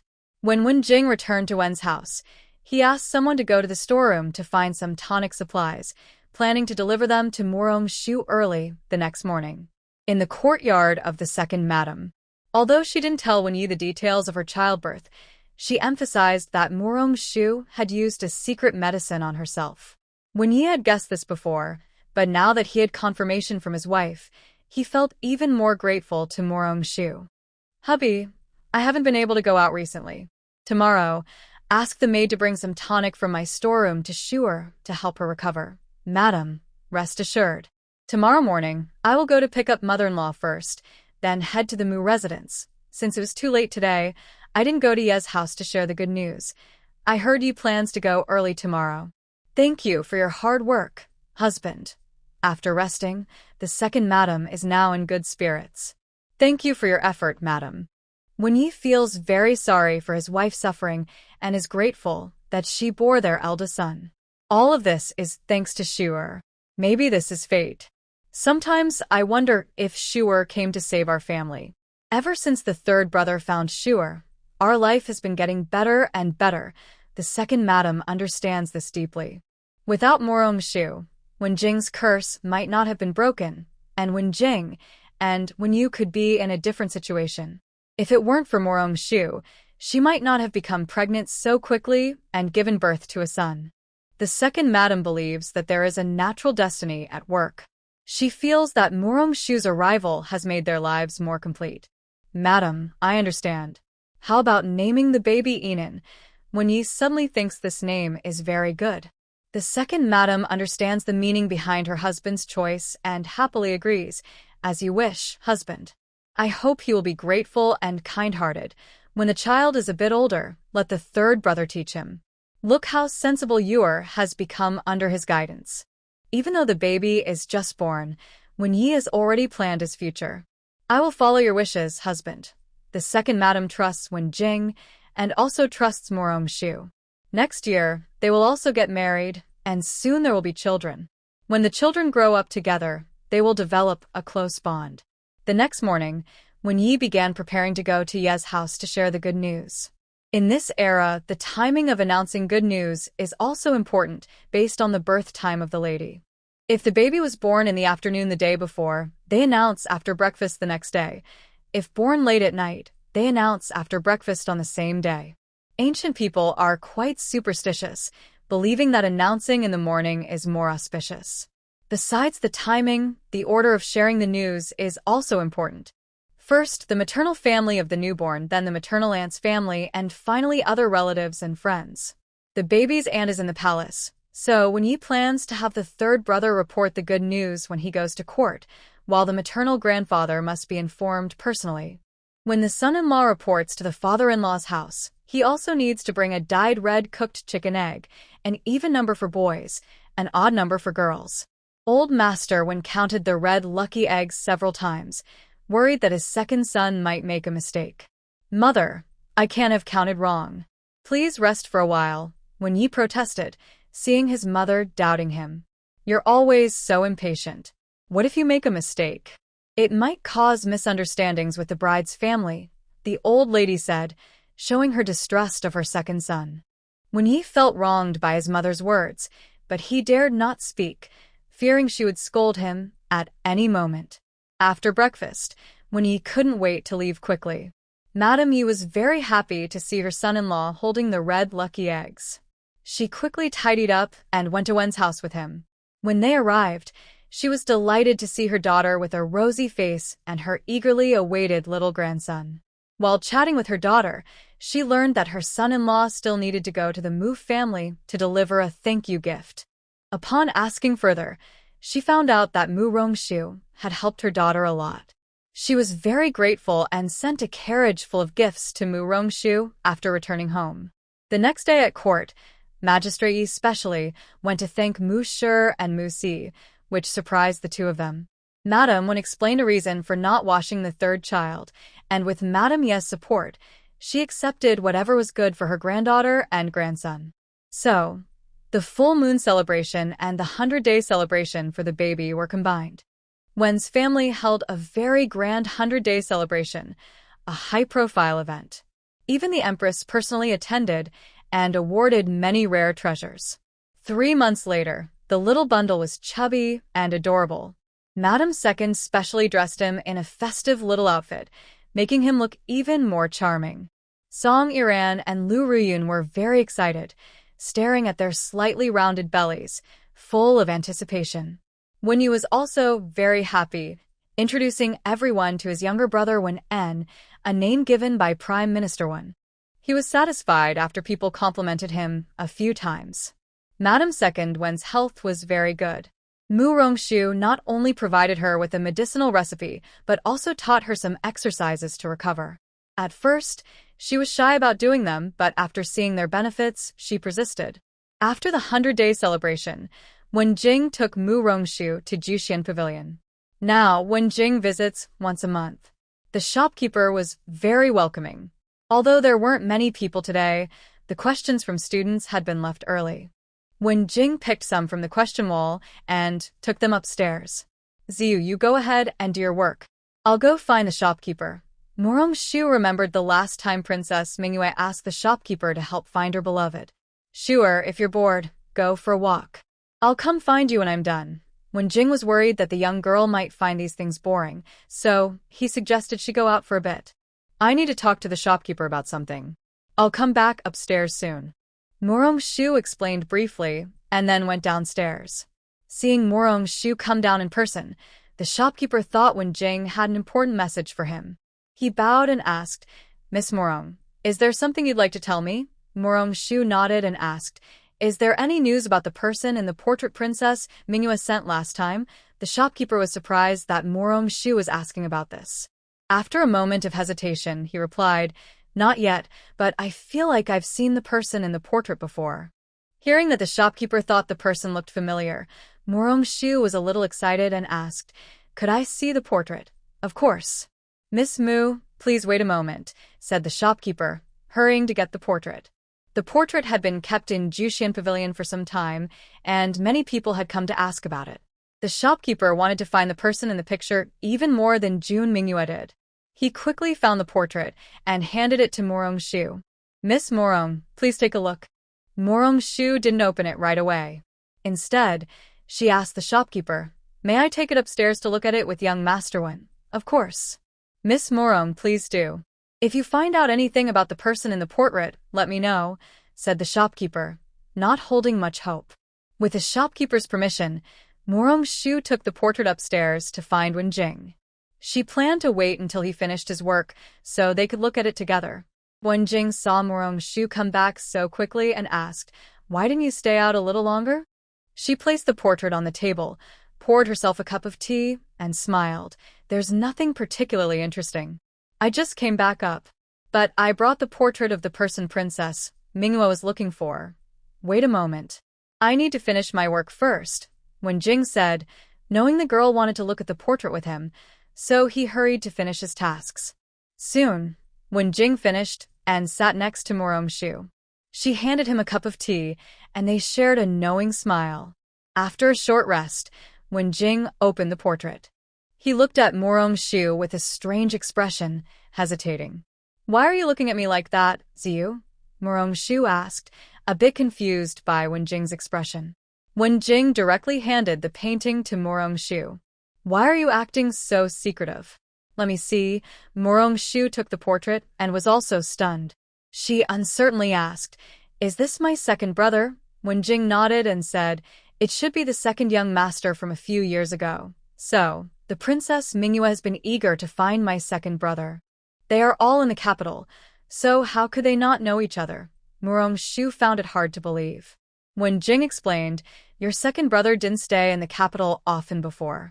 He only returned last year. Then how come I didn't see him on the day of my eldest brother's wedding? Shu felt that they were always so close yet missed each other. When Jing continued, when your second brother went to the Liu family for the engagement, he was held up by your eldest sister-in-law's brothers. When he returned, he sprained his ankle, so he really missed Princess Manhwa. That really was a series of twists and turns. Such a long time missed. I wonder if they would regret it if they knew each other's identities. Shu was now looking forward to their next meeting. Sure, what do you plan to do? Of course. After learning that her second brother was the man Princess Manhwa loved, Shu was no longer anxious and asked Wen Jing to keep it a secret for now. Sure, why not tell the princess directly? Wen Jing was a bit puzzled. June Manhwa went to great lengths to find someone. Since she found him, why was Shu no longer in a hurry? Do you think Ziyu finds it strange that I haven't told them yet? Shu asked Wen Jing with a smile, and Wen Jing nodded honestly. I think it's better to confirm with them first, and then let them meet by chance. Wouldn't that be more meaningful? Since she was sure that Musking was the person the princess was looking for, Shu had already planned how to arrange their next encounter. If they had feelings for each other, their meeting would be a happy ending. If not, it would only make the one who loved sad. Shuer always thinks things through. When Jing thought whatever Shu did made sense. Even if it wasn't perfect, he would help her handle the aftermath and support her. They stayed at Juxian Pavilion until dinner before returning. When Jing took Shu directly to Tianran Pavilion, which had recently introduced many new dishes. When Jing had wanted to bring Shu there for a while, but they had been too busy lately. Ziyu, what have you been busy with lately? Shu asked casually. Just busy with the big exam, Wen Jing replied. Recently, the emperor arranged for Wen Jing to focus on the upcoming exam, which is in just over a month. Wen Jing has been very busy, every day. Oh, is the exam coming soon? Shu had been living so peacefully lately that she forgot about the exam. Yes, it's the big exam that happens every 3 years, Wen Jing said, still reminiscing about those times. No wonder she saw less of her second brother lately. She wondered if he felt confident this year.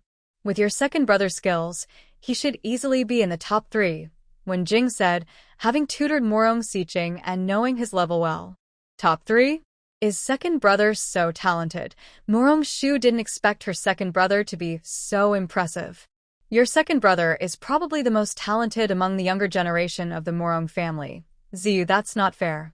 I think I am also very capable, Shu said. Before her crossing over, she was a top student, youngest medical doctor in the university, skilled in both Western and traditional Chinese medicine, and an excellent general emergency doctor. It's Ziyu's fault. If Shuer participated in the exam, she would definitely be the top scholar, when Jing thought of her as the most capable person. I also think so, but women shouldn't take the exam, Shu sighed, feeling more upset about the unfairness toward women in society.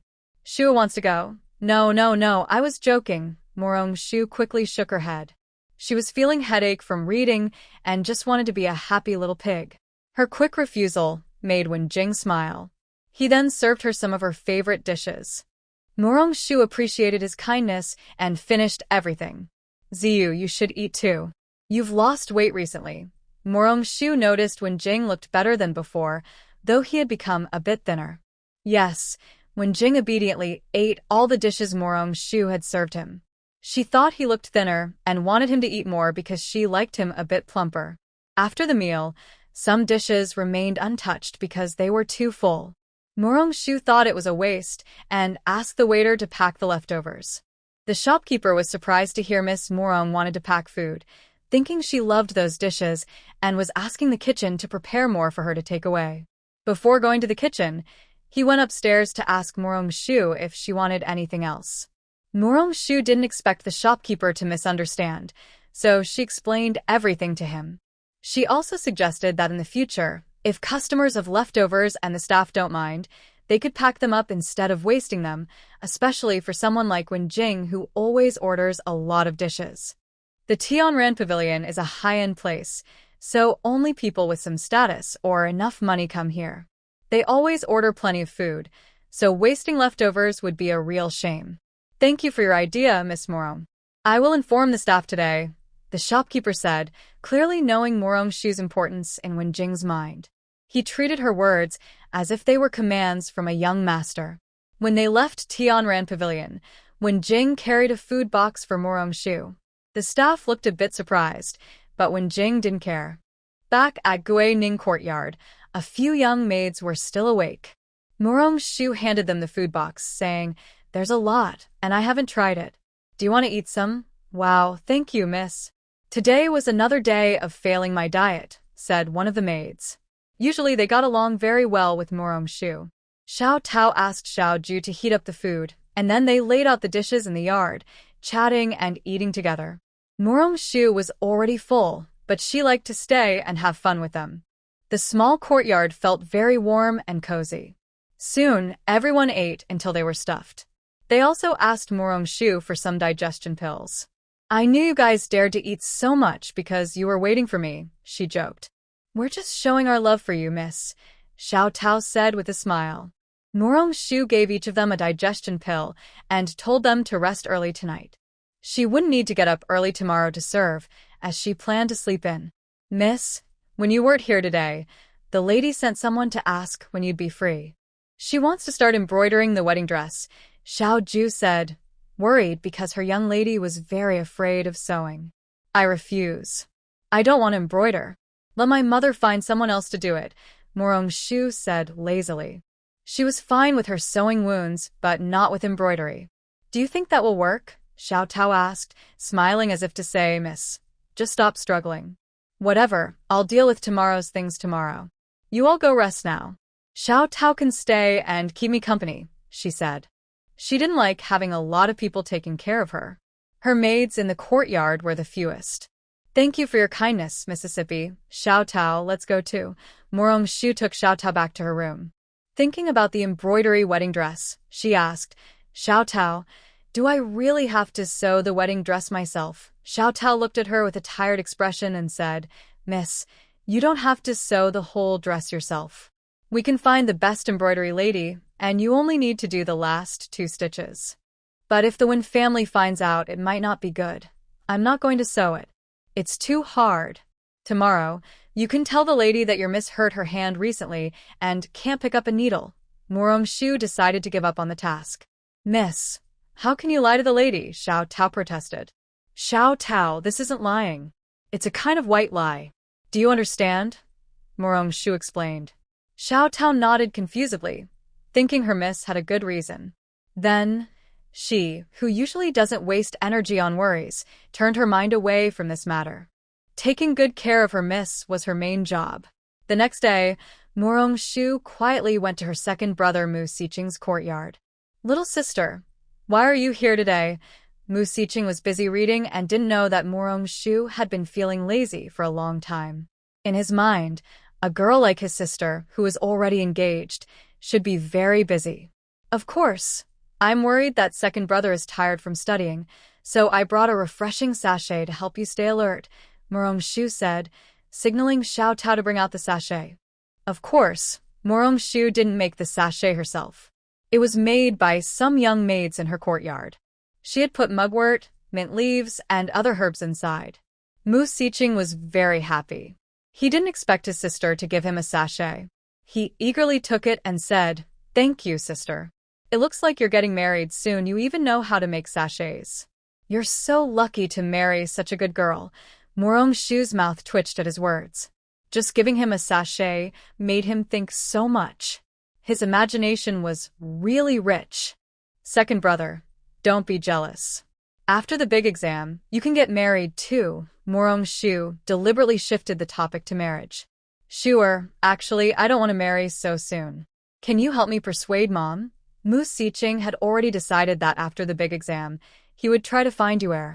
Morong looked very embarrassed, but inside she was already very happy and couldn't help shouting, "Tell me the reason." Tell me you like a girl. Mu Siqing hesitated for a moment before saying, Sister, second brother met a girl while studying abroad. We spent some time together, and second brother really likes her. Later, because of urgent matters, we parted ways. After the big exam, second brother wants to find her. Really? Why didn't you tell me earlier? But don't worry, Shuer will definitely help persuade your mother and the others, Murong-shu said, pretending to be very surprised. Inside, she was already very happy, and what Princess Mingyue had said matched her thoughts. When she heard her sister was willing to help, Mu Siqing was very grateful. The chances of her sister convincing their mother were high, and most importantly, their father would support her unconditionally. As for the son delaying marriage, their father didn't mind. Does second brother have a portrait of that girl? Shuer is just curious. What kind of girl could make second brother so captivated? Murong-shu started to ask about the girl's portrait, believing that her brother must have one. Sister, wait a moment. After second brother returns, he will draw one, Mu Siqing said, then went to his study. Soon he returned with a portrait. Actually, he had drawn quite a few, but he was too shy to tell his sister, so he chose his favorite one to show her. As second brother carefully opened the portrait, Murong-shu knew this picture must be very precious to him. When the portrait was slowly revealed, Murong-shu was still amazed by Princess Mingyue's image. The painting was very lifelike, as if the person could step out of the picture. Sister, do you know the person in the painting? Why are you so surprised? Mu Siqing asked anxiously, noticing Murong-shu's expression. Second brother, don't get excited. I'm just surprised by her appearance. I don't know her, Murong-shu said, regretting a little that she hadn't controlled her expression better. She almost couldn't hide her surprise, but luckily, she was quick to adapt. Yuer is very skilled in martial arts and once saved me. She's generous and kind, Mu Siqing said, his eyes shining when talking about the girl he admired. A life-saving favor should be repaid with a lifetime of love. Our Mu family can't do something so ungrateful. Second brother, I support you. You must find Yuer and marry her, Murong-shu said. Afraid her second brother might change his mind, she even mentioned marriage, then looked at Mu Siqing with anticipation, as if saying, Say more, I love to hear it. These things can only be decided once we find Yuer. Maybe she has already married someone. As she said this, Mu Siqing felt a strange sadness. Murong-shu understood how much the memory of Yuer affected men. She pretended to examine Mu Siqing's face carefully, then confidently said, Second brother, Shuer just looked at your face. Soon you will meet Yuer again. Little sister, you can read faces too? Can second brother really meet Yuer again? Mu Siqing said excitedly, unable to speak clearly. I know a little. I learned some from my master, Murong-shu said, feeling a bit guilty. She wanted to say she didn't really know, but she just knew the ending in advance. That's wonderful. The mountain hermit taught me well, Mu Siqing said, full of hope about meeting Yuer again. Second brother, since you'll meet her soon, just focus on preparing for the big exam. Try to get a good score, so you can marry Yuer. Sure, I'll go now, Murong-shu said and quickly left with Xiao Tao. Lying is so hard. If second brother asks more, she will definitely be caught. Miss, take your time walking. We came to see second young master, but I feel like we're here to steal something, Xiao Tao said, feeling that her miss was acting very strangely today. Xiao Tao, you don't understand. We're leaving soon. Later, we'll go to the king of Mountain Town's residence, Murong-shu said excitedly, planning to persuade Princess Mingyue again. Both sides need to hint at things beforehand. Miss, the princess will only come for pulse-taking in 7 days, Xiao Tao reminded her, thinking her miss might have remembered the wrong time. It's okay to go a few days early. I also want to see the princess, Murong-shu said casually, finding a reason. She couldn't tell Xiao Tao she was just gossiping. I understand, miss, Xiao Tao replied. To gather more news, Murong-shu deliberately delayed her visit. That way, the princess would stay for dinner, and in the afternoon, she could persuade Princess Mingyue at the residence. Sure enough, the princess Ningran stayed for dinner. After lunch, Murong-shu, went to Princess Mingyue's courtyard for a nap. When she woke up, Mu Rongshu pretended to care about whether Mingyue was looking for someone, leading to that topic. Then she repeated what she told second brother that morning to Princess Mingyue. Sure, is this true? I really can meet young Master Qing again. I knew I didn't mistake him last time at Juxian Pavilion. That figure was definitely him. The picture's been out for so long, but there has been no news. June Mingyue once doubted whether she had seen it wrong. Now, Shu'er tells him that the young master is in the capital city, and he is very excited. Princess, don't worry. I see that you are very lucky, and you will soon reunite with that young master. Rongshu continues to comfort him. Thank you, Shu'er. I have been hesitating whether to take the picture back. Princess, you must hold on. Good days are coming soon. Keep going, and there will be unexpected surprises. Rongshu speaks mysteriously, making June Mingyue more convinced. After all, Rongshu is very impressive in her heart. Shu'er's words must be true. In the blink of an eye, the big exam is approaching. Since learning that his second brother, Mu Siqing, is interested in Princess Mingyue, Rongshu has been a little anxious. If his second brother has no official status, the emperor and the king of Jinshan probably won't agree to this marriage. After all, Princess Mingyue is so favored. So, Rongshu has been focusing on making delicious food lately. Every day, he changes recipes to cook tasty dishes for Mu Siqing. Envious Mu Si often sneaks into his son's courtyard in the afternoons for a meal. Before the big exam, Mu Si also encouraged his son. The exact words were, "In the past, I thought as long as you are happy, that's enough. But this time, you must do your best. Otherwise, how can you justify your sister waking up early and staying up late to cook for you? Even I envy you and want to retake the exam." At first, Mu Siqing was very touched by his father's words. But then, it seemed to change tone. It turned out that his father was just jealous that he could enjoy the delicious food his sister made. However, as the elder, Mu Siqing still promised to do his best to get good grades and make his sister happy. When Mu Si told Rongqing about this, Rongqing couldn't help but laugh or cry. These father and son are really... Husband, why do you think Shu'er suddenly cares so much about Siqing's exam? Rongqing had been holding back these words for a long time, puzzled. What else could it be? It must be because her sister wants to be the top scorer. Our Shu'er has everything, except a brother who can be the top scorer. Mu Si joked with Rongqing. Husband, you're talking nonsense again. Then, why do you think Shu'er cares about this? Mu Si asked back with a smile. I just can't figure it out, so I asked you, husband. Rongqing looked at him as if to say, you wouldn't even know such a simple thing, making Mu Si helpless. My husband truly doesn't know. These matters are not important at all. Anyway, Siqing isn't someone Shu'er would be interested in. Mu Si knows his son and niece very well. His niece wouldn't harm his son. Your husband is right. All right, rest soon. We have an appointment with sister-in-law tomorrow to visit Hui Mountain Temple for fortune-telling. Mu Si knows his wife plans to go out with her sister-in-law and worries she might not wake up in the morning. Yes, I will rest now. Rongqing quickly turns off the light. Rongqing soon falls asleep, but Mu Si stays awake beside his wife for a long time, hesitant to disturb her, fearing that if he does, he will have to sleep in the study tonight. Early the next morning, Rongqing gets up. When Mu Si sees his wife awake, he also gets up. Husband, you got up so early. Is there something you need? Rongqing didn't expect Mu Si to wake so early. Tomorrow is the big exam. I want to check on Siqing and help him relax. Mu Si feels a bit guilty as he touches his nose. Rongqing laughs out loud upon hearing this. Although Mu Si says he's going to visit their son, he's actually just going to get some free breakfast, as every morning Mu Rongshu always arranges a hearty meal for Mu Si from the small kitchen. Also, I want to have breakfast with Siqing, Mu Si adds with a playful look on his face. Then it's a lot of trouble for you, husband, Rongqing says, making Mu Si feel even more embarrassed. Today, I won't go with you to Hui Mountain Temple.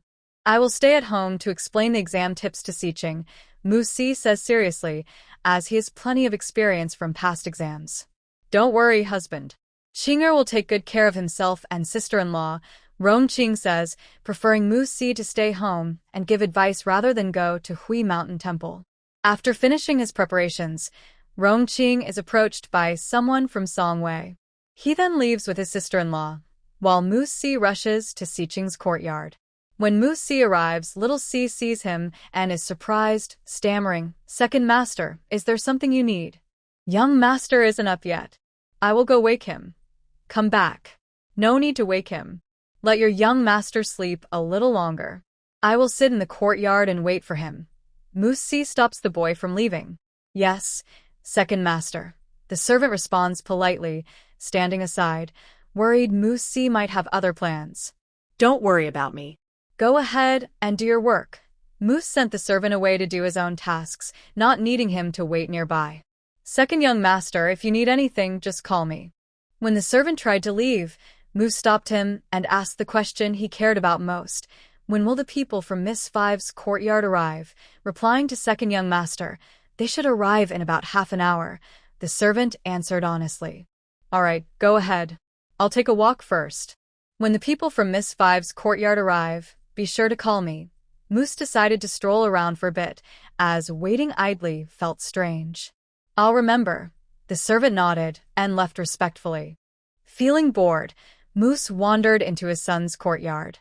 The Mu family was not short of money, and Mu Xiqing's courtyard was very elegant, thanks in part to the Rong family's help. Mu Xiqing was the first child of him and Rongqing, so both the parents and the Rong family loved him very much. Whenever the Rong family received good things, they would send a gift to Mu Xiqing. Although his son held no official position, he was much wealthier than his father. After a satisfying walk, Moose felt he had exercised enough. He thought he could eat more later, especially since after the big exam, his little niece might stop bringing meals. Second young master. Miss Five sent someone to bring breakfast for young master too. The servant who had been attending Moose earlier came to find him. When Moose heard that food was coming, he hurried back. By the time he returned, Moose Xiqing was already sitting at the table waiting for him. They often found excuses to eat together, a silent understanding between father and son. Good morning, father. This is the breakfast sent by my sister. Please have some with me, Mu Xiqing offered politely. Shuer's small kitchen makes the most delicious food. Father will join you today, Moose replied politely, though he was already sitting comfortably, ready to eat. Mu Xiqing couldn't help but smile at his father's eagerness. Not long after finishing breakfast, Old Rong and Rong Yunnan arrived with several carts of things, all prepared for Mu Xiqing's big exam. Very complete and thoughtful. They had just returned from a long trip yesterday, and today they came to the Mu residence to bring gifts for their grandson. They didn't stay for a meal, mainly because they were busy with business. After some encouragement, Mu Xiqing went back to studying. Mu Xiqing planned to review his books in the afternoon, focusing on key points, but then Wen Jing arrived. Seeing Wen Jing, Mu Xiqing was very surprised. Wen Jing had been busy preparing for the big exam lately and didn't expect him to come visit. Actually, Mu Xiqing didn't know that Wen Jing was specially invited by his sister to give him advice before the big exam and to offer psychological support. Mu Rongshu thought simply that listening more would always help, especially hearing the experience of a top scorer. The long-awaited big exam finally arrived. Mu Rongshu also invited her second aunt and mother to see him off, making the event very grand by including Mu Si and Mu Shi as well. Mu Xiqing looked at the big scene and suddenly felt a little nervous. Mu Shi noticed his son's tension and said, "Just do your best. We are here to support Shuer." Initially nervous, Mu Xiqing suddenly relaxed. Rongqing disapproved of her husband's insincere behavior, but seeing her son less tense, she rolled her eyes at Mu Shi. "I'm just trying to help him relax and ease the atmosphere," Mu Shi explained, touching her nose. "Xiqing, you must do your best. You'll get into a good school. Even if you don't, it's okay because our family has money," Song Wei kindly encouraged her nephew. "Thank you, Auntie." Mu Xiqing respected Song Wei very much. To him, she was as kind as his own mother and brothers. "Second brother, keep going. Second brother, you can do it." Everyone cheered for Mu Xiqing, and he felt very touched. Mu Rongshu wanted to motivate her second brother and said, I have something secret to tell second brother. Wait a moment. Sure. What do you have to say that we can't hear? Musher was curious about what secrets her niece and son wanted to share. She also wanted to know. Second uncle, it's a secret, so of course others can't hear. Mu Rongshu winked playfully at Musher and pulled Mu Sicheng away from everyone else before letting go. Sister, do you have something to tell second brother? Second brother, I checked again. After the big exam ends, you'll see where in 3 days, Mu Rongshu said with a mysterious smile. Mu Sicheng didn't expect that the secret message from his sister would be such exciting news. He asked excitedly, is what you said true? Sure. When have I ever lied to second brother? Mu Rongshu looked confident, making Mu Sicheng feel like his sister knew who Yuera was. Then I will wait for your good news, Mu Sicheng said, never feeling this excited before. Second brother, calm down and don't let it affect the exam. Mu Rongshu was very worried that her second brother might be too excited to take the exam properly. Don't worry, sister.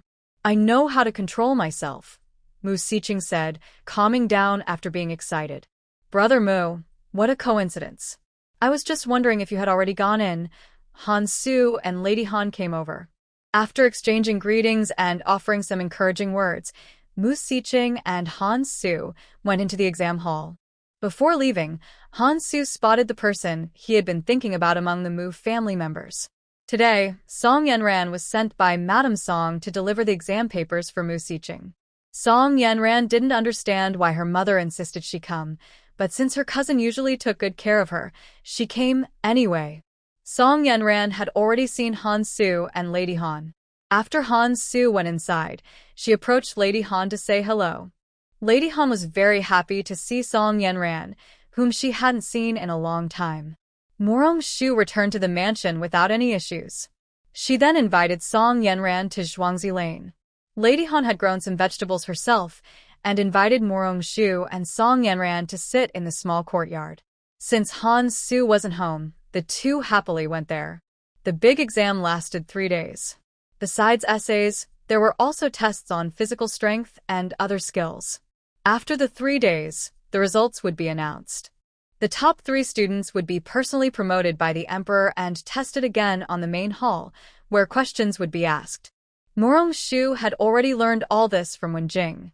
During the exam period, she visited Wenfu to see Madame Wen and little Tuanzi. There, she found out that Wenjing had been sent by the emperor to supervise the exam. Mu Rongshu was very surprised. No wonder Wenjing hadn't contacted her these days.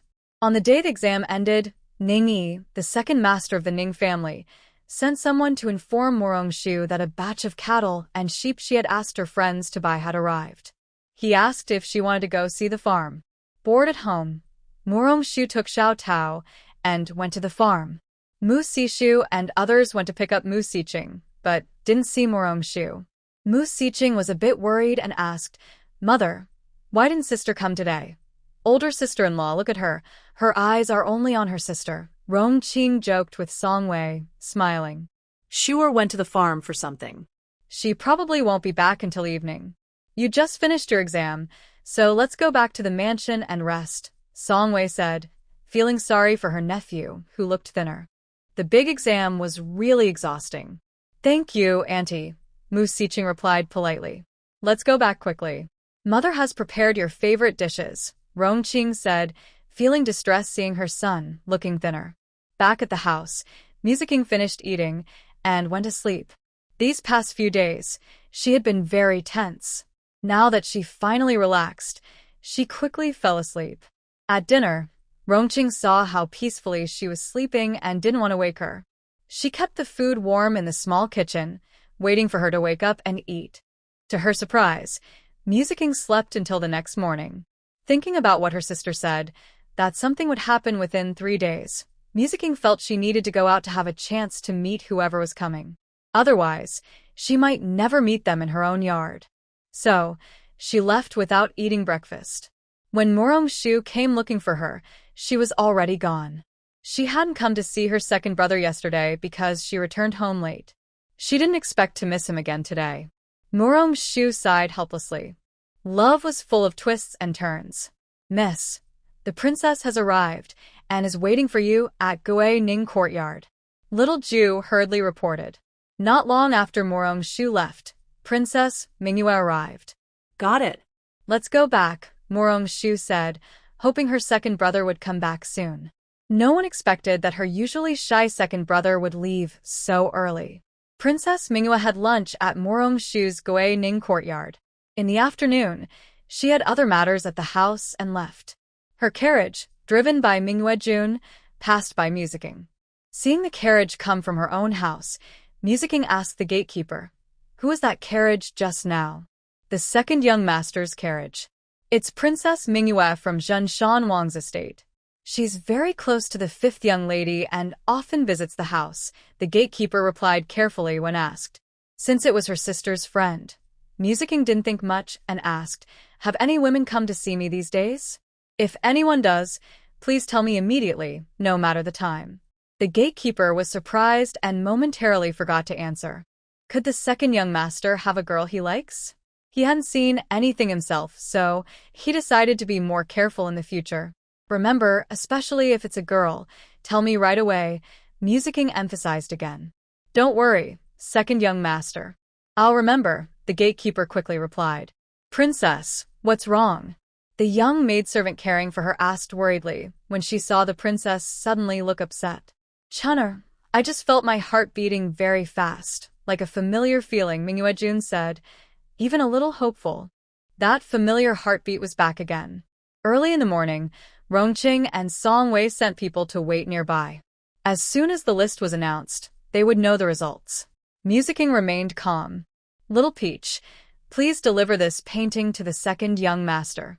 Tell him you just left the estate and someone handed it to you, but you didn't see who it was." Morong Shu had previously seen a portrait of you at Mu Xiqing's place. Now, she suddenly told her second brother that you was actually Princess Mingyue. She didn't dare guarantee that her second brother wouldn't punish her, so she came up with this plan. Little Peach looked confused and said, "But miss, I didn't leave the estate today." "Then go out now and take a walk around," Morong Shu said confidently. Little Peach looked even more confused, not understanding why her miss wanted her to go for a walk outside. "But if I carry the painting, others might see it," Little Peach said, still puzzled. "It's simple. Just go out through the main gate, then have Xiao Ju send the painting to you from behind. That way, you can come back with the painting openly." Morong Shu had already thought of this plan for Little Peach. She had no choice but to listen to her miss and do as she was told. On the way, they met Steward Zeng. Seeing his daughter wandering around without a reason, he scolded her. Little Peach confidently explained she was delivering a message for her miss, but Steward Zeng didn't believe her at all. Later, Steward Zeng even asked Morong Shu about it, making her secretly laugh inside. She thought it was quite amusing how her little maid was so bold. But those are stories for another time. Following Morong Shu's instructions, Little Peach delivered the portrait to second young master. Soon after, she saw the usually calm second young master rushing into Gui Ning courtyard, looking flustered with the painting. "Young sister, I received the portrait of you. It's a bit different from before, but I am sure this is you," Musking said anxiously and carefully unfolded the portrait to show Morong Shu, looking excited. Morong Shu pretended to be surprised and pointed at the portrait, asking, "Second brother, where did you get this portrait? It looks so much like Princess Mingyue." Little Peach and the other young maids looked at Morong Shu in shock. Wasn't this the portrait she just asked Little Peach to deliver? Why was Miss so surprised? At this moment, Musking was even more surprised. He pulled Morong Shu and asked, "Sister, do you know who she is?" "Second brother, she is Princess Mingyue, the daughter of the king of Zhenshan. She came to our house yesterday. The portrait you showed me last time was a bit old, and I only thought it looked similar. I didn't dare confirm it. I didn't expect it to really be Princess Mingyue." Morong Shu's performance was flawless. Mu Xiqing never expected his sister to deceive him, nor did he realize that everything was arranged by her. "Shuer, do you think Yuer has forgotten me?" Mu Xiqing suddenly felt a little scared. He had heard of Princess Mingyue's reputation, but the Yu he knew was not like that. "Second brother, no. Recently Mingyue was still at Juxian Pavilion, looking for young Master Qing everywhere," Morong Shu said, worried that Mu Xiqing might give up suddenly. "Shuer, Can you take me now to the Zhenshan king's residence? I want to see where, Mu Siqing asked, knowing his sister was close to the Zhenshan king's estate, so he begged her. Of course. I made plans with the princess yesterday to go see the list. Come with us, Shu replied. She had arranged to meet Princess Mingyue just so her brother could see her. Sure, let's leave now, Mu Siqing said eagerly, pulling Shu to go outside. Second brother, do you want to tidy up a bit before seeing the princess? She prefers handsome young men, Shu said on purpose, causing Mu Siqing to stop in his tracks. Sure, wait a moment. We'll meet at the gate of our house, Mu Siqing said, then hurriedly left with the portrait, anxious and hurried. The courtyard was silent, and no servant dared to speak loudly. They were unsure what their young lady was up to, afraid of saying the wrong thing and ruining her plans. Why are you all just watching? Come help me tidy up quickly, so second young master doesn't have to wait so long. The servants finally reacted and hurried to help Shu. When Shu left the courtyard, Mu Siqing was already waiting for her. He was such a handsome young man. Shu cheerfully called out, second brother, and they headed together to the house gate. Xiaoxi was very excited, running and shouting. Second young master passed. Second young master passed. Hurry and tell the master and madam. The servants waiting at the gate ran quickly to report the good news to the ladies. When Shu and Mu Siqing arrived, the gate of the Morong residence was filled with joy. Rongqing and Songwei had brought out several baskets of copper coins to scatter along the street, and everyone was congratulating. Even the Rong family members had come quickly. Old Master Rong had sent people early in the morning to watch the list. When he heard his grandson passed, he and Rong Yunan immediately rushed over. Mother, second aunt, did you forget to notify second brother and sister? Why haven't they arrived yet? Lu Rian saw that the two people who were late had not arrived yet and thought they had forgotten to inform them. Such a big celebration. How could they forget? Mammy, go and see what Miss Fifth and second young master are doing, Songwei ordered. Madam, look, second young master and Miss are coming this way. Mammy turned her head and saw them walking over. Shu also saw the situation ahead and quickly understood. It was second brother who had passed the exam.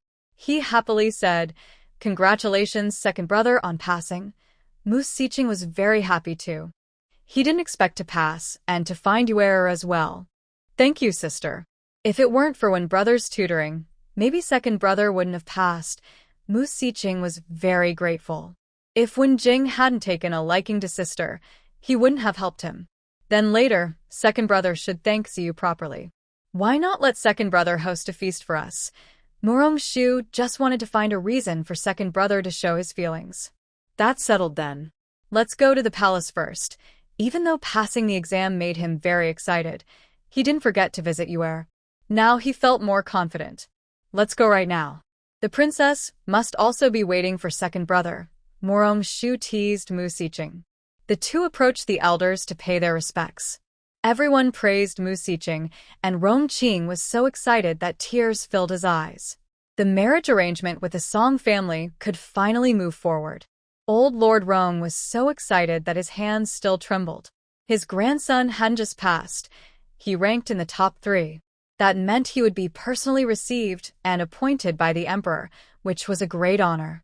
Mu Siqing wanted to find an excuse to take his sister away, but a team of people arrived to deliver good news. They dismounted and first congratulated the Mu family, then announced the emperor's decree that the top 3 must go to the palace immediately without delay. Mu Siqing could only helplessly glance at Shu, and then went into the palace. Shu was eager to see the excitement in the palace, so she went to Wen's residence and asked Wen Jing to take her to see the empress. The empress liked Shu very much. She was very happy to see her come to visit with her third brother. Miss Mu, it's been a long time. Today, you must stay for lunch before going back. Third brother, you go on duty first. Miss Mu, I will take care of her. The empress held Shu's hand, looking at her third brother with a face full of reluctance. She almost wanted to laugh.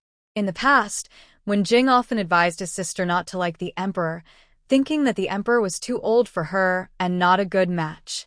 Now it was her turn. Thank you, Your Majesty. Today, Shu'er will bother you. Morong-shu bowed to the Empress. Go see if the little prince has woken up. If he has, bring him here. The Empress instructed the maid behind her. Both she and Morong-shu owed their lives to her rescue, and the Empress was very grateful. The Empress knew Morong-shu didn't like coming to the palace.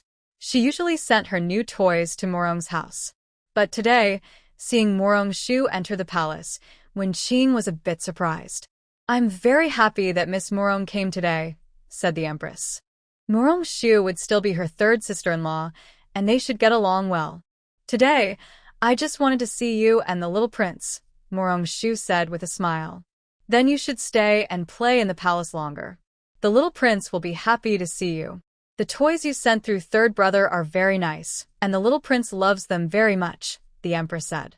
Although Morong-shu didn't like coming to the palace, she would still ask Wen-jing to bring some rare toys for the little prince. Of course, that's good. Later, Sister Li Fei will come. We can chat together, and it won't be boring. Wen-ching and Li Fei were very good friends. Li Fei visited the Empress's palace every day. While they were talking, Li Fei arrived, bringing some gossip along. When Morong-shu bowed to Li Fei quickly stopped her. Let's keep it private. No need to be so formal. Thank you, Lady Li Fei. Miss Morong, in the future, you should come to the palace more often to play, Li Fei said warmly, holding Morong-shu's hand. She had a good relationship with the Empress and naturally liked Morong-shu. Why are you so late today? Li Fei arrived a bit later than usual. The Empress was very curious about what caused the delay. Hearing this, Li Fei immediately became excited, her eyes shining with gossip. I overheard in the Imperial Garden that the King of Jinshan asked the Emperor to marry our Manhwa County lady. I listened for a while. His Majesty has someone he likes. That's a good thing, said the Empress. She truly loved Manhwa County lady. When she heard that the King of Jinshan was asking for her hand, she was pleased because the Emperor also loved his niece very much. Little sister, don't you want to know who the King of Jinshan chose for Manhwa County lady? Li Fei asked with a smile. Knowing I was anxious but still hiding things, His Majesty has very high standards. I am also very curious about who caught his eye. The Empress thought about how much the King of Jinshan loved Princess Manhwa, so the person he chose must be quite good. Could it be anyone else? It's our new top scholar this year. Concubine Li smiled and covered her mouth with a handkerchief. That fits His Majesty's taste. The Empress thought the King of Jinshan's choice was very reasonable. Concubine Li, who is this year's top scholar? Morong-shu asked excitedly. She only knew her second brother was among the top 3, but the exact ranking had to wait for the Emperor's decision. Don't worry, Miss Morong. I just heard the Emperor talking with the King of Jinshan. The top scholar is a poor scholar named Han Su. Your second brother is the 3rd place, and the 2nd place is the young son of the Duke of Chun. Concubine Li thought Morong-shu was worried about her second brother, so she explained everything she knew. Hearing this, Morong-shu was stunned and completely confused. She quickly bowed to the Empress and said, Your Majesty, Shu'er has a request. There's no need to be so formal with me. If you need help, just say so. The Empress was very curious about what Morong-shu wanted. Your Majesty, could you please allow Princess Manhwa and Miss Song Iran from the Song Duke's residence to come to the palace? Morong-shu directly made her request. The Empress and Concubine Li were surprised but didn't ask many questions. They simply ordered someone to invite Princess Manhwa and Miss Song Iran. Concubine Li, who was impatient, couldn't hold back and asked cautiously, Is this marriage arrangement related to these two? Morong-shu didn't answer directly, but said mysteriously, You'll find out soon. It will be interesting, I promise you'll be satisfied.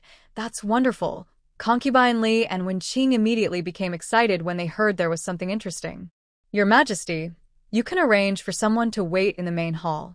If there's any news, it can be sent back. Morong-shu slowly sipped her tea. She could imagine what was happening over there even if she wasn't present. The Emperor was very pleased with the exam results. He officially declared Han Su as the top scholar, Mu Siqing as the 3rd place, and the young son of the Duke of Chun as the 2nd place.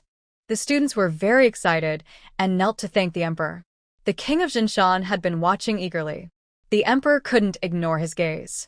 He asked a few questions, mainly about Han Su, then cleared his throat and said, "Getting married before establishing a career is wise.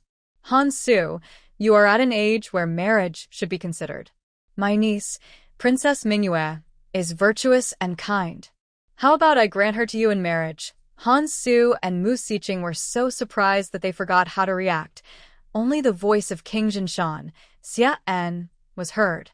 Han Su suddenly knelt heavily on the main hall floor and said loudly, "Please, Your Majesty, take back your order.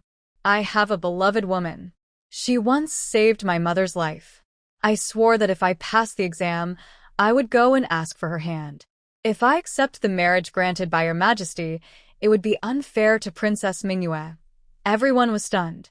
Becoming the son-in-law of King Jinshan was a quick rise, but this new top scholar refused, saying he wanted to marry the woman who saved his mother.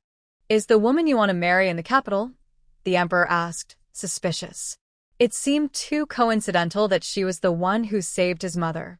"Yes, Your Majesty. She is Miss Song Iran, the granddaughter of Duke Song." Miss Mu from the general's residence was also present at that time. Han Su was simply stating facts, but others had their own thoughts. Duke Song said, "Will I be beaten by King Jinshan after the court session? Or will I be competing with him for a son-in-law?" King Jinshan replied, "Miss Mu also knows about this. It must be true." "Never mind, forget it," Mu Si said. "The wife's heart is set on her son-in-law, and he might fly away soon. We should think about how to comfort her later." At this moment, Mu Siqing finally realized that the emperor wanted Han Xiong to marry the princess, but Han Xiong liked his cousin. Since Han Xiong dared to disobey the imperial order, requesting a marriage shouldn't be too much. Then everyone saw Mu Siqing kneel beside Han Su. Just as he was about to speak, the emperor stopped him, forbidding him from pleading. Mu Siqing first bowed deeply, then said, "Your Majesty, I am not pleading for Lord Han. I am asking for permission to marry. I wish to marry Princess Mingyue." "What did you say?" the emperor, King Jinshan, and Mu Si all asked at the same time. "Princess Mingyue saved my life. I admire her. Please grant me and the princess a marriage," Mu Siqing said firmly. He then knelt humbly in the center of the hall, standing alongside Han Su. "Lord Song, I am truly sorry. I didn't expect this situation." Mu Si first apologized to Lord Song. He also didn't realize that his son liked Princess Mingyue. Lord Song felt a bit embarrassed. "Second Master, let's not talk about what happened before. Yenner also made mistakes. What are you two talking about?" "From what I hear, it sounds like your families are considering a marriage alliance," said Prince Jinshan Wang, understanding their conversation. Mu Si nodded. "It's an agreement between my wife and Lady Song. Si Qing and Yenren don't know about it yet. If they knew second young master liked Mingyue, I wouldn't have gone to ask the emperor for a marriage. This has caused trouble. I should go remind the emperor," said Prince Jinshan Wang, actually curious about when his daughter met the young man from Mu's family. "Big brother, Lord Song, let's go see what's happening," said Mu Si, who liked to join in the excitement. He called Mu Shi and Lord Song to follow Prince Jinshan Wang to see the emperor. Lord Song hesitated and pointed at the two people kneeling on the ground. "What about them? Let them kneel first. When the princess and Yenran come to recognize them, if they like each other, it will be a happy ending. If not, they can kneel again. The emperor dares to refuse a marriage proposal or someone away. He's still too young," Mu Si said. Seeing Lord Song hesitating, Mu Si pulled him away. As for his own son still kneeling in the main hall, he didn't care. He was kneeling for his future wife. If he couldn't endure this little hardship, how could he marry Princess Mingyue? The two kneeling on the ground had no regrets. Being able to marry the girl they liked was worth a little suffering. "Brother Han, thank you for your support. Brother Mu, thank you for your help." Han Su and Mu Siqing were very grateful to each other. If Han Su had a little selfishness and agreed to the marriage, Mu Siqing would lose Yuer. Similarly, if Mu Siqing wasn't brave enough to ask for Princess Mingyue, he would have to marry Yenran. Neither of them would get the girl they loved. "Your Majesty, just let them kneel for a while," Second young Master Mu is also good, and I like him very much, said Prince Jin Shanwang. He genuinely liked Mu Siqing, especially because he truly loved his daughter. Such a son-in-law was what he preferred. How can you not even know about Mingyue's situation and still come to ask me to randomly arrange a marriage? What if Mingyue gets angry with me? The emperor was tired of dealing with the unreliable Prince Jin Shanwang. He was more worried about whether his niece would be upset with him. Mingyue didn't tell me either, said Prince Jin Shanwang, feeling a bit guilty. And you, I can't believe you didn't know that my son likes Mingyue.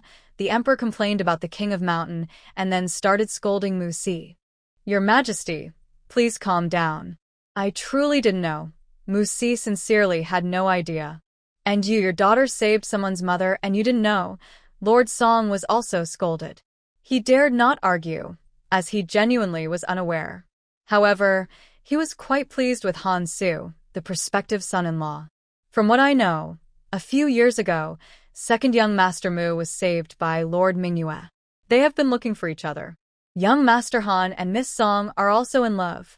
Young Master Han probably planned to visit after finishing school to ask for her hand, but the emperor beat him to it.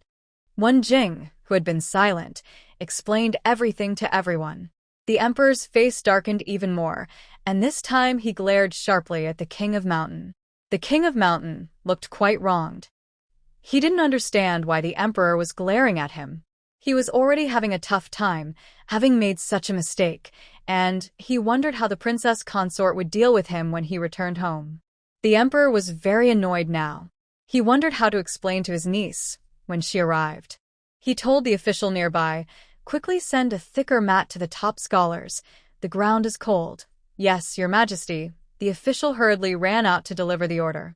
Meanwhile, the empress had already brought Jun Mingyue and Song Yiran into the palace. When they learned why they were summoned, they were very surprised. "Auntie, why did uncle give me a marriage match?"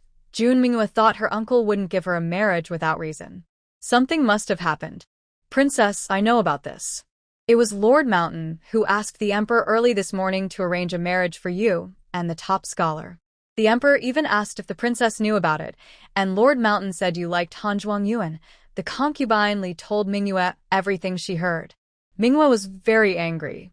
Shu'er said her young nobleman would find her soon. How could she marry a top scholar? Her father was really getting more and more unreasonable. Mingyue, young Master Han is brave. He refused the emperor's proposal on the spot and asked to marry Miss Song, the empress said with a smile, looking at Jun Mingyue and Song Yiran. During their time in the palace, Murong Shu had already explained the story of these four people to the empress and concubine Li. Song Yiran's face turned red when she heard this. Princess Jun Mingyue feels that her father and uncle are becoming more. "Princess, you may not know, but the second young master of the Mu family wants to marry you," Consort Li added when Princess Mingyue looked confused about why she was in the palace. "I've never met the second young master of Mu. Why does he want to marry me?" Mingyue was very puzzled. Today was such a strange day.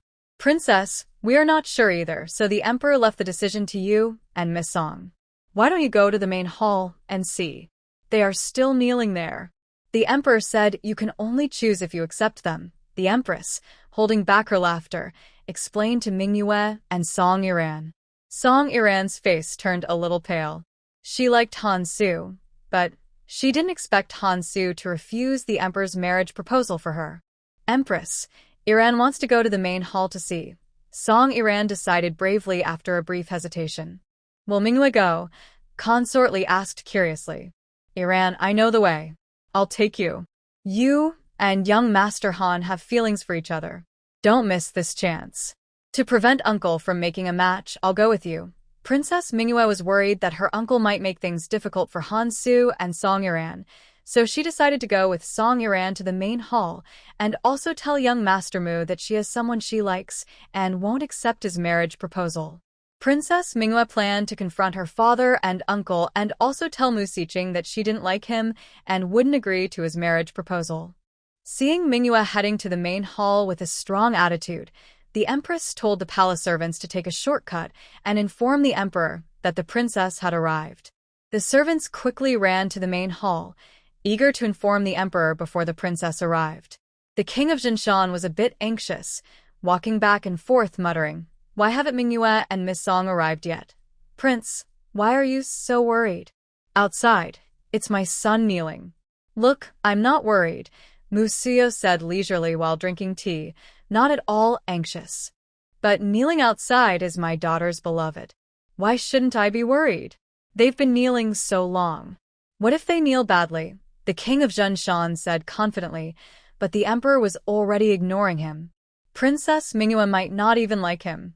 Maybe Mu Siqing is just wishful thinking. Museo secretly hoped Manhwa would give her son more setbacks.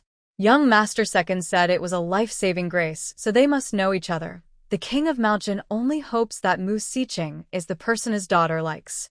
Otherwise, his daughter will definitely complain to the princess about her attempts to get the emperor to grant her a marriage. "Your Majesty, the empress has sent someone to inform you that the princess and Miss Song have arrived," Old Man Lin reported as he entered. "Finally, they're here. Let's go secretly and take a look," said the king of Mount Jin, heading outside. They were originally in the back hall so they could hide behind and clearly see what was happening in the main hall. When Mu Si heard there was something interesting to watch, she stopped drinking her tea, bowed to the emperor, and went to follow the king of Mount Jin. The emperor was annoyed. Both of them were clueless and ran off without calling him. He also wanted to go see what was happening. Master Song and Mu Shi saw the emperor wanted to sneak a look, but was too shy to ask. Mu Shi bowed and asked, "Your Majesty, shall we also go see? My second brother is a bit impulsive and I worry he might cause trouble. Good timing, the king of Mountain isn't reliable either." "Let's go take a look," the emperor thought to himself, giving Mu Shi a thumbs up. He then quickly headed toward where the king of Mount Jin and Mu Si were. Princess Manhwa and Song Yiran had just left when Consort Li eagerly said, "Miss Mu, Your Majesty, let's go see the fun. I really want to see how the princess and the second young master recognize each other. You dare to watch Princess Manhwa's joke? Be careful, she might come back and cause trouble for us," the empress joked with Consort Li. "When the princess sees her long-lost love, she won't notice us. Even if she's angry, she'll be mad at the king of Mount Jin and the emperor, since they're the ones who wanted to marry her to the top scholar." Consort Li deliberately described everything in detail to Princess Manhwa. She just wanted to see the king of Mount Jin get scolded by the princess and Manhwa together. "Sure, do you want to go?" Wen Qing asked with a smile. Mu Rongshu nodded eagerly. Today's main goal was to watch the show. If she didn't go to the scene, it would be too disappointing. Since Shuer wants to go, let's go to the back hall quietly and take a look. Wen Qing thought it wouldn't be so awkward to watch from the back hall. "The back hall is good."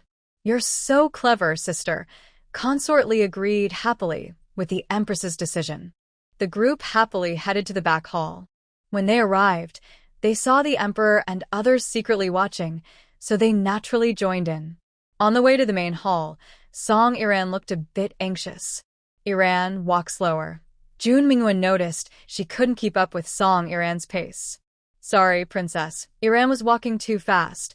Caught by Jun Manhwa calling out, Song Yiran realized she had walked too fast. "Are you worried about young Master Han?" Jun Manhwa asked with a mischievous smile. "You're teasing me again, princess." "My silly second cousin is so pitiful," Song Yiran said.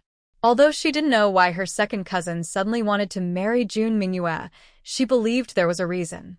"I don't know second young Master Mu personally, so I don't understand why he wants to marry me," Jun Manhwa said, feeling that Mu Siqing was probably acting strange. "My cousin isn't someone who acts recklessly. There must be a reason. A few days ago, Shuer said that second young Master Mu was looking for a girl he liked. Could it be you, princess?" Suddenly, Song Yiran was struck by her own thoughts. She had a feeling that the princess was the person her cousin was looking for. Otherwise, he wouldn't have suddenly asked to marry her. "How is that possible?" "I'm sure I don't know second young Master Mu," Jun Manhwa said, thinking Song Yiran read too many books. Such coincidences rarely happen.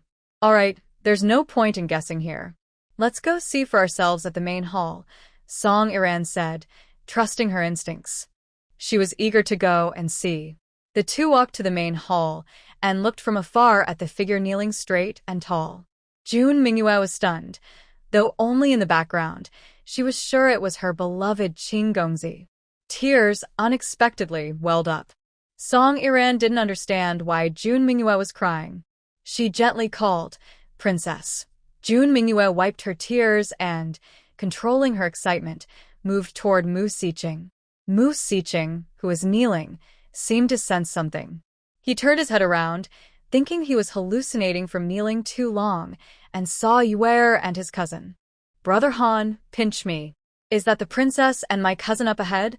Mu Siqing asked excitedly, holding Han Su's hand. "Brother Mu, it's indeed the princess and Miss Song," Han Su said, surprised by Mu Siqing's reaction. Seeing Song Iran, he was also very happy. He knew Iran would come.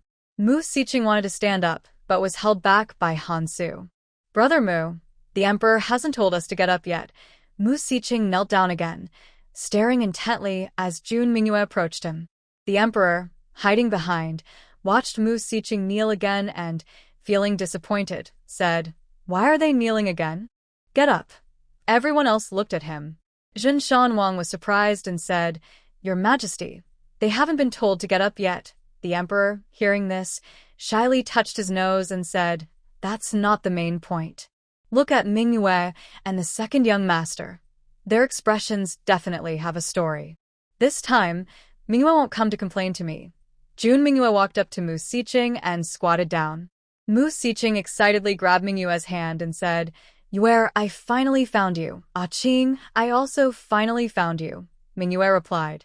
Thinking that Mu Siqing is actually second young Master Mu, and that they had mistaken each other for so long, tears involuntarily fell from Mingyue's eyes. "Yue, don't cry. I've been looking for you. Before entering the palace today, I just found out that Princess Mingyue is actually my Yue. I planned to go to the prince's residence to find you, but I was taken into the palace instead." Seeing Mingyue crying, Mu Siqing hurriedly tried to wipe her tears and explained that he hadn't forgotten her. It was just that they kept missing each other, and he couldn't bear to see his Yue cry. "Ah Qing, I believe you. You go ahead and get up. I will tell Uncle Emperor that I accept your marriage proposal. From the beginning to the end, the person I want to marry is you." Mingyue looked at Mu Siqing, who was willing to kneel in the main hall just to marry her, with deep concern.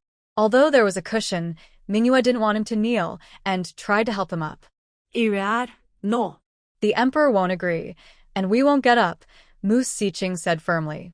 "We've finally reunited, and I won't let go. Then I will stay with you," Mingyue said, about to kneel, but Mu Siqing stopped her. "Yue, the ground is cold. I will kneel with Brother Han." "You don't need to kneel," Mingyue obediently nodded. Han Su, who had been listening to their conversation, finally understood. Mu Siqing, who usually appeared gentle and refined, was surprisingly eloquent about love. Seeing how happy the princess was, Han Su realized why Yanji was distant. Because of himself. "Young Master Han, I know you admire Yanji. Thank you for refusing the marriage proposal. I wish you and Yanji a happy future." Princess Mingyue now looked at Han Su with new respect. She appreciated his courage to refuse the emperor's offer. If he had married her, with the influence of the Jinshan prince's residence, he would surely have a smooth career. "Thank you, Princess." Han Su finally felt relieved. Luckily, the princess didn't have feelings for him, or this wouldn't just be about kneeling in the hall. Looking at Yanji standing beside him, he thought that even if he kneeled every day, it would be worth it. He gently called out, "Yanji." Song Iran shyly nodded, and Han Su knew that the young girl also liked him. He was very happy and quietly took her hand, feeling that he had no regrets in life. Then, an extremely strange scene appeared in the main hall. 4 people, 2 pairs, each talking to each other. They weren't unhappy about being punished. Instead, everyone was happy and fulfilled their wishes, too excited to be bothered. "Why haven't they come in to ask me for forgiveness yet? The princess has been kneeling for a long time.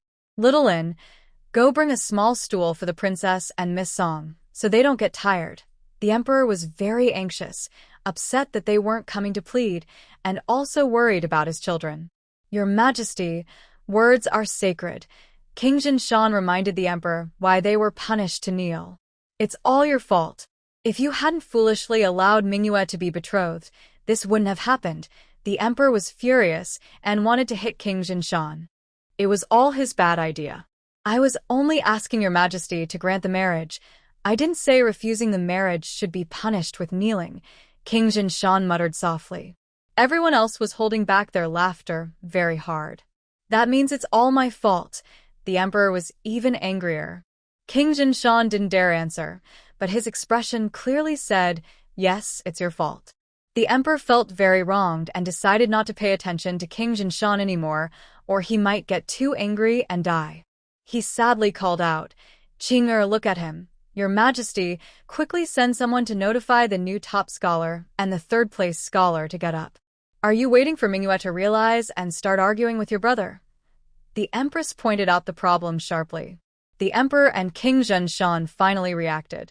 Why are you just standing there? Hurry and help the top scholar and third-place scholar to stand up, and also tell them that the Empress is touched by their loyalty and has arranged marriages for the princess and Miss Song with them separately. This move by the Emperor was very clever. Although he was the one punishing them, the Empress was moved by their loyalty, so she personally arranged their marriages. It was perfect. This matter had nothing to do with him anymore. Your Majesty, are you pushing your sister out? Li Fei, the concubine, was quick to react. Her words were faster than her thoughts, and she asked directly, I and Qing'er are one. How can you say I pushed her out? The Empress's marriage arrangement is basically my approval. Li Fei, stop reading those picture books and stop trying to stir up trouble between me and Qing'er. The Emperor held the Empress's hand. He thought Li Fei was just jealous of him and was trying to create trouble between him and the Empress. Princess Li's eye roll was almost to the sky. The Emperor might have a paranoia about being persecuted. Why did he have to provoke the Empress? Your Majesty, don't forget the marriage decree. If there's nothing else, I will go back to my post. Musi finished eating his son's melon happily and went on duty. Your Majesty, I will also return home. I don't trust the princess alone at home. Prince Jinshan decided to leave early. His daughter just found her love, and there's no time for trouble now. She's safe for the moment. Your Majesty, we're going on duty now. Mu Shi and his brother-in-law also left. Wen Jing watched the lively scene and left with Mu Rongshu. Master Song asked Mu Shi, brother-in-law, is Yanran's marriage settled? Don't worry, big brother. It's settled. Sister-in-law can take care of it. Also, explain to her and the parents, don't let there be any misunderstandings. That young man Han is impressive, with a bright future. He's simple-hearted and truly cares for Yanran. He's a good match. Mu Shi was worried that the Song and generals' families might have misunderstandings over this, so he explained the situation. Brother-in-law, don't worry. Being betrothed to Han Zhuangyuan by the Emperor is Yanran's blessing. You don't know how many in the court wanted our new top scholar. When he returns home, he'll explain everything to his parents and wife. Master Song truly believed in Han Su. The Song family's power didn't depend on their daughter's marriage.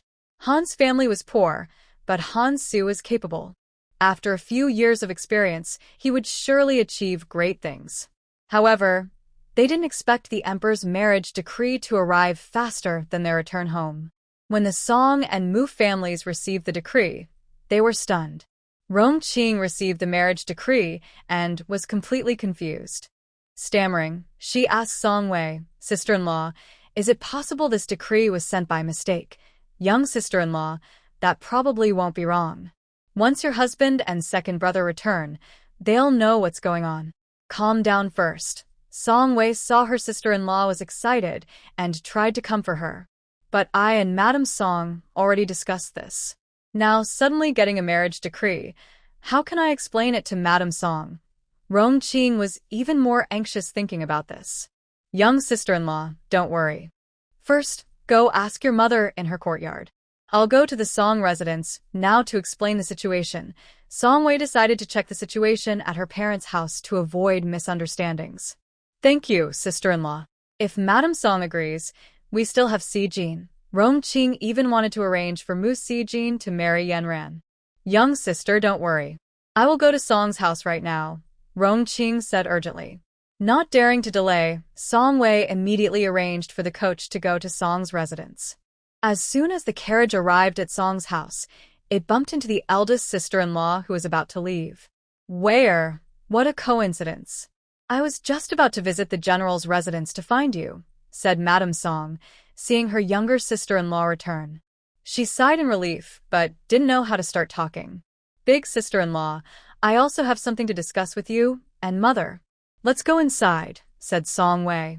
All right, let's go to mother's courtyard, replied Madame Song. When Song Wei saw the imperial decree granting marriage in Lady Song's courtyard, she was completely stunned. She then recounted the story of her nephew being betrothed to Princess Manhwa. Everyone was dumbfounded. In the end, it was Lady Song who said, "Fate is decided by heaven. Everything follows destiny." Madame Song thought about it and agreed. Since the emperor had already granted the marriage, it must be a good match. At most, she would give more dowry when her daughter married, ensuring the Song family's daughter wouldn't suffer. The Han family was simple, and for a lively girl like her, it might actually be a good thing. Song Wei didn't stay long at Song's house and returned to her own residence. Before leaving, her eldest sister-in-law held her and said many heartfelt words, also asking Song Wei to explain to Rong Qing that their relationship shouldn't be harmed because of this. After returning home, Song Wei went straight to Rong Qing's courtyard. When she learned that both of them had been betrothed, Rong Qing was very surprised. She quietly asked Song Wei, "Big sister-in-law, how could the emperor randomly match people like this?" "Don't say that, sister-in-law. We can't say such things lightly. When Si Qing returns later, we will understand what's going on," said Song Wei, understanding Rong Qing's disappointment. The situation was too sudden. She hadn't had time to react. Song Wei comforted her. Princess Manhwa is also a good girl. She's friends with Shuer. Although Prince Jin Mountain is a bit unreliable, his wife is in charge of the Prince Jin Mountain residence. I have a good relationship with the princess's mother, so you can rest assured. Big sister-in-law, I don't dislike Princess Manhwa. It's just that everything happened too suddenly, and I haven't had time to process it. Rong Qing truly hadn't reacted yet. It wasn't that she disliked Jun Manhwa. "Madam, second madam, fifth miss has arrived," the maids announced as they saw Morong Shu entering the courtyard. That girl, I wonder where she went again, Song Wei thought. Since the person who brought the good news left, she hadn't seen her daughter. Maybe she went out to see the excitement after hearing the news. Rong Qing knew that her young niece loved lively events, and at this age, she was full of happiness. "Mother, second aunt, Shuer is back." "Shuer wants to congratulate second aunt first," Morong Shu said as soon as she entered the room. "Shuer is back. Are you tired?" "Grandma, please bring a cup of warm water for Miss Wu," Rong Qing said, worried that her little niece might be tired from outside. She quickly asked the maid to pour water for Morong Shu. Morong Shu carefully noticed that second aunt looked a little sad and asked softly, "Second aunt, are you unhappy?" Rong Qing was not a shy person and had nothing to hide from her little niece. She shared her worries openly. After hearing this, Morong Shu was surprised and said, "Second aunt, you misunderstood. I just came back from the palace. It was second brother who asked to marry the princess. He likes the princess, not Yanji. Lord Han likes Yanji. What did you say?" This time, Song Wei and Rong Qing were both shocked. Morong Shu explained everything that happened in the palace. Neither of them expected the situation to be like this. They almost made a wrong match. "What about your second brother?" Rong Qing asked nervously. "When I returned, I was chatting with the princess." "He probably can't come back so soon," Morong Shu said. Her words were not exaggerated. With her second brother's love-struck personality, he probably wouldn't come back before nightfall. This child, he didn't even send someone to tell us about such a big event, making us worried at home, Rong Qing said after hearing her niece's story, finally feeling relieved. She had always believed her son and Yanji loved each other sincerely. She didn't expect things to turn out like this. Second aunt, maybe second brother was too excited and forgot. Please don't blame him. Morong Shu gently held Rong Qing's arm, acting spoiled to plead for her cousin. Since Shuer is pleading for him, second aunt will forgive him first, Rong Qing said happily. Her mood was very light now. Both her son and Yenji could find their happiness, and she was very pleased. Second aunt, did second uncle send someone to tell us? Murong Shu thought her second uncle would also send word. Your second uncle knows too. Rong Qing was surprised that her husband knew. Second uncle watched everything happen. I think he wishes the emperor would make second brother kneel longer. It's better if his future father-in-law, Lord Jinshan, cares for him, Murong Shu said, feeling speechless when she thought of her second uncle watching the drama and getting involved. Even her own son was gossiping. Your second uncle is really getting more and more unreasonable. If he doesn't give me an explanation tonight when he returns to the house, just wait and see how I deal with him. Rong Qing is getting more and more angry the more she thinks about it. Second aunt, you can't tell second uncle that I said this. Murong Shu isn't afraid of being scolded by second uncle, but she's worried he might come to complain to her, which is too scary. You, child, second uncle usually cares a lot about you. If you secretly tell him on him, be careful, he might punish you, Song Wei said while gently tapping her daughter's forehead. Though her words sounded like criticism, her eyes were full of love. Lady Han knew the exam results were announced today. She took a day off from the shop and didn't wait for her son to come home, but instead received an imperial decree of marriage. When she heard that her future daughter-in-law was Song Yenran, Lady Han was overjoyed and handed the messenger a big red envelope. After the messenger left, everyone in the alley learned that Lady Han's son had become the top scholar. Many women who were friendly with Lady Han came to offer congratulations, making the small courtyard lively and bustling. Since Mr. Han passed away, Lady Han had never been this happy before. After returning from the palace, Han Su brought Song Yenran to Zhuangyuan Alley. Seeing her son and Song Yenran come back together, Lady Han was very happy and warmly took Song Yenran's hand. Yenran, Auntie is very happy. I may not be good with words, but from now on, you are my real daughter. You will be the head of this family. When Song Yenran heard this, her face instantly turned red. Han Su saw her shy and said to Lady Han, Mother, I'm hungry. Lady Han thought her son was being a bit too much today and didn't notice that she was happily chatting with her daughter-in-law. But she couldn't bear to see her son hungry, so she went to get some food for him. I will listen to Yenran from now on, Han Su said affectionately, promising her. Song Yenran's face turned even redder. To celebrate Han Su becoming the top scholar, Lady Han personally cooked a big table of dishes and kept Song Yenran to eat with them. The three of them happily enjoyed their meal. Over at the Zhenshan Wang mansion, it was almost dark, and Jun Mingyue still hadn't returned. The Prince of Zhenshan was a bit restless and ordered the servant, Go see if the princess has returned. Your Highness, Mingyue finally got together with that Si Qing child. It's normal for her to come back late. The princess had already learned about the situation from her husband. However, her understanding of the truth was somewhat different from reality. In short, the emperor randomly paired people up, and it had nothing to do with the Prince of Zhenshan himself. I just wanted to see my son-in-law. I don't know if being punished to kneel by the emperor's brother hurt him. Although Muzi is not very reliable, this second young master and the second madam are good children. Prince, we will be in-laws in the future. You can't say things like that about second young master Mu. I'm not going to tell others. It's just us. King Jinshan said a little guilty. All right, let's have dinner first. Mingyue should be eating outside with the second young master. Pregnant women get hungry easily. Nien Gran thinks her daughter probably won't come back so soon. The world is big, and eating is the most important. As Queen Nien Gran predicted, Mu Siqing finished dinner before sending his daughter back to the residence. After dinner, King Jinshan went to wait at the gate. Seeing the two reluctant to part, he smiled so broadly his mouth reached his ears. Before going to bed, King Jinshan even discussed his daughter's dowry with the queen. Nien Gran had previously thought of many reasons why the prince might hesitate to let his daughter marry, but she never expected to be so pleased. Prince, didn't you hesitate to let Mingyue marry before? Why are you so willing now? Neen Gran jokingly asked. Ronner, this time is different. Mingyue and second young Master Mu are truly in love. It's a fate given by heaven. Look at the Mu family, good traditions, and the second madam is kind. Our two households are close, so it's convenient for Mingyue to return. King Jinshan thought it all sounded wonderful.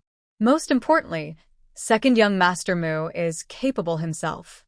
He won't let Mingyue suffer. Marrying into the Mu family is great. When he misses his daughter, he can go see her. He's not shy about it. I thought you would like young Master Han. The queen, knowing her husband well, said. She thought the prince would prefer the top scholar Han Su. I'm not the emperor who loves to matchmake randomly. Whoever Mingyue likes, I agree, King Jinshan said, a little guilty. It's rare that they truly like each other. I don't have high demands for who Mingyue marries, just someone who genuinely cares for her. Now I can finally rest assured. When the baby is born, whether it's a boy or girl, we will have given Mingyue a companion. Neen Gran gently touched her belly, feeling very hopeful. She used to worry that after she and the prince passed away, her Mingyue would have no family. Now, she feels relieved. Someone will be with her daughter. Don't worry. Second young Master Mu is reliable, and he performed very well in the exam. His results are similar to Han Su's. The reason he was named the top scholars is because he is the most handsome among the top 3 candidates. The Prince of Jin Mountain was afraid the princess might think Mu Siqing was not excellent enough, so he explained why Mu Siqing was the top rather than the number 1 scholar. Just to clarify, in the Great Sacred Dynasty, being the top does not mean 3rd place, but the most handsome among the top 3 candidates. After hearing the Prince of Jin Mountain's explanation, Ning Ran wanted to laugh. Her husband hadn't even become a father-in-law yet, and he was already protecting his son-in-law. Meanwhile, back in her own courtyard, June Mingyue sat in front of her dressing table, staring blankly for a long time. It wasn't until her maid called her several times that she finally reacted. Even when lying in bed later, June Mingyue still felt like she was dreaming. The person she had been longing for was right beside her. Although she had missed him many times, everything had finally come together, and she felt no regrets in this life. Early the next morning, everyone in the capital woke up early because today was the day for the new top scholar, 2nd place, 3rd place, and successful candidates to parade through the city. The procession happened to pass by the Tianran Pavilion. Wen Jing had already instructed the shopkeeper to reserve the best seats for Morong Shu and her friends. When Morong Shu arrived, she saw June Mingyue and Song Iran looking out the window with shy smiles. Now I truly understand what it means to be eager to see someone. Sure, why did you come so early? Have you had breakfast? Song Iran was surprised that Morong Shu arrived so early and quickly went to greet her.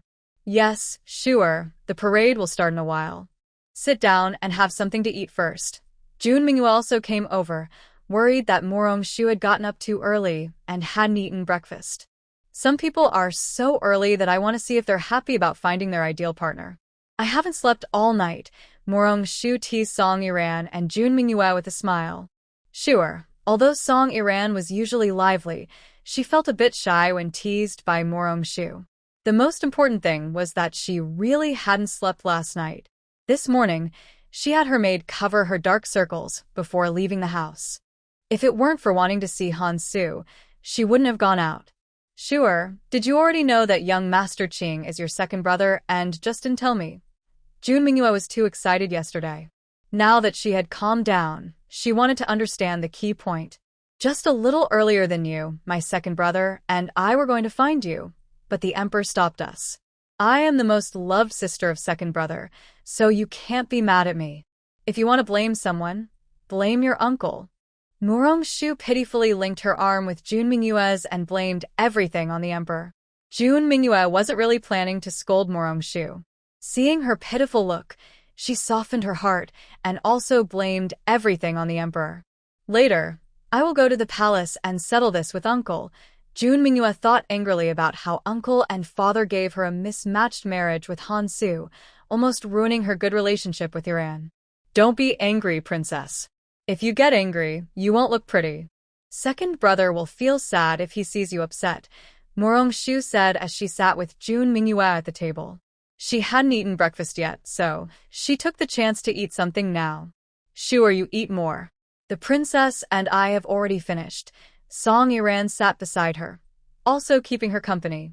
The shopkeeper brought tea, and Jun Mingyue and Song Iran each poured a cup to enjoy slowly. Morong-shu didn't mind and ate for a while before she had enough energy to watch the lively scene. After all, it was her first time seeing a top scholar parade through the streets. Not long after breakfast, the parade passed by. Curious Xiao Tao waited by the window and shouted, "Miss, Princess, Miss Biao, second young master and young master Han are coming." Hearing this, everyone happily moved to the window to watch below. Morong-shu was surprised. There were so many people on the street. Shops on the second floor along the street were crowded with spectators. To see better, tea houses and taverns had reserved seats in advance. "Why are there so many people?" Morong-shu asked in surprise. "The Top Scholar Parade doesn't happen every year. It happens once every 3 years. The whole city comes to watch," Song Iran explained with a smile. "That's right. Nobles, officials, and even common people come to watch.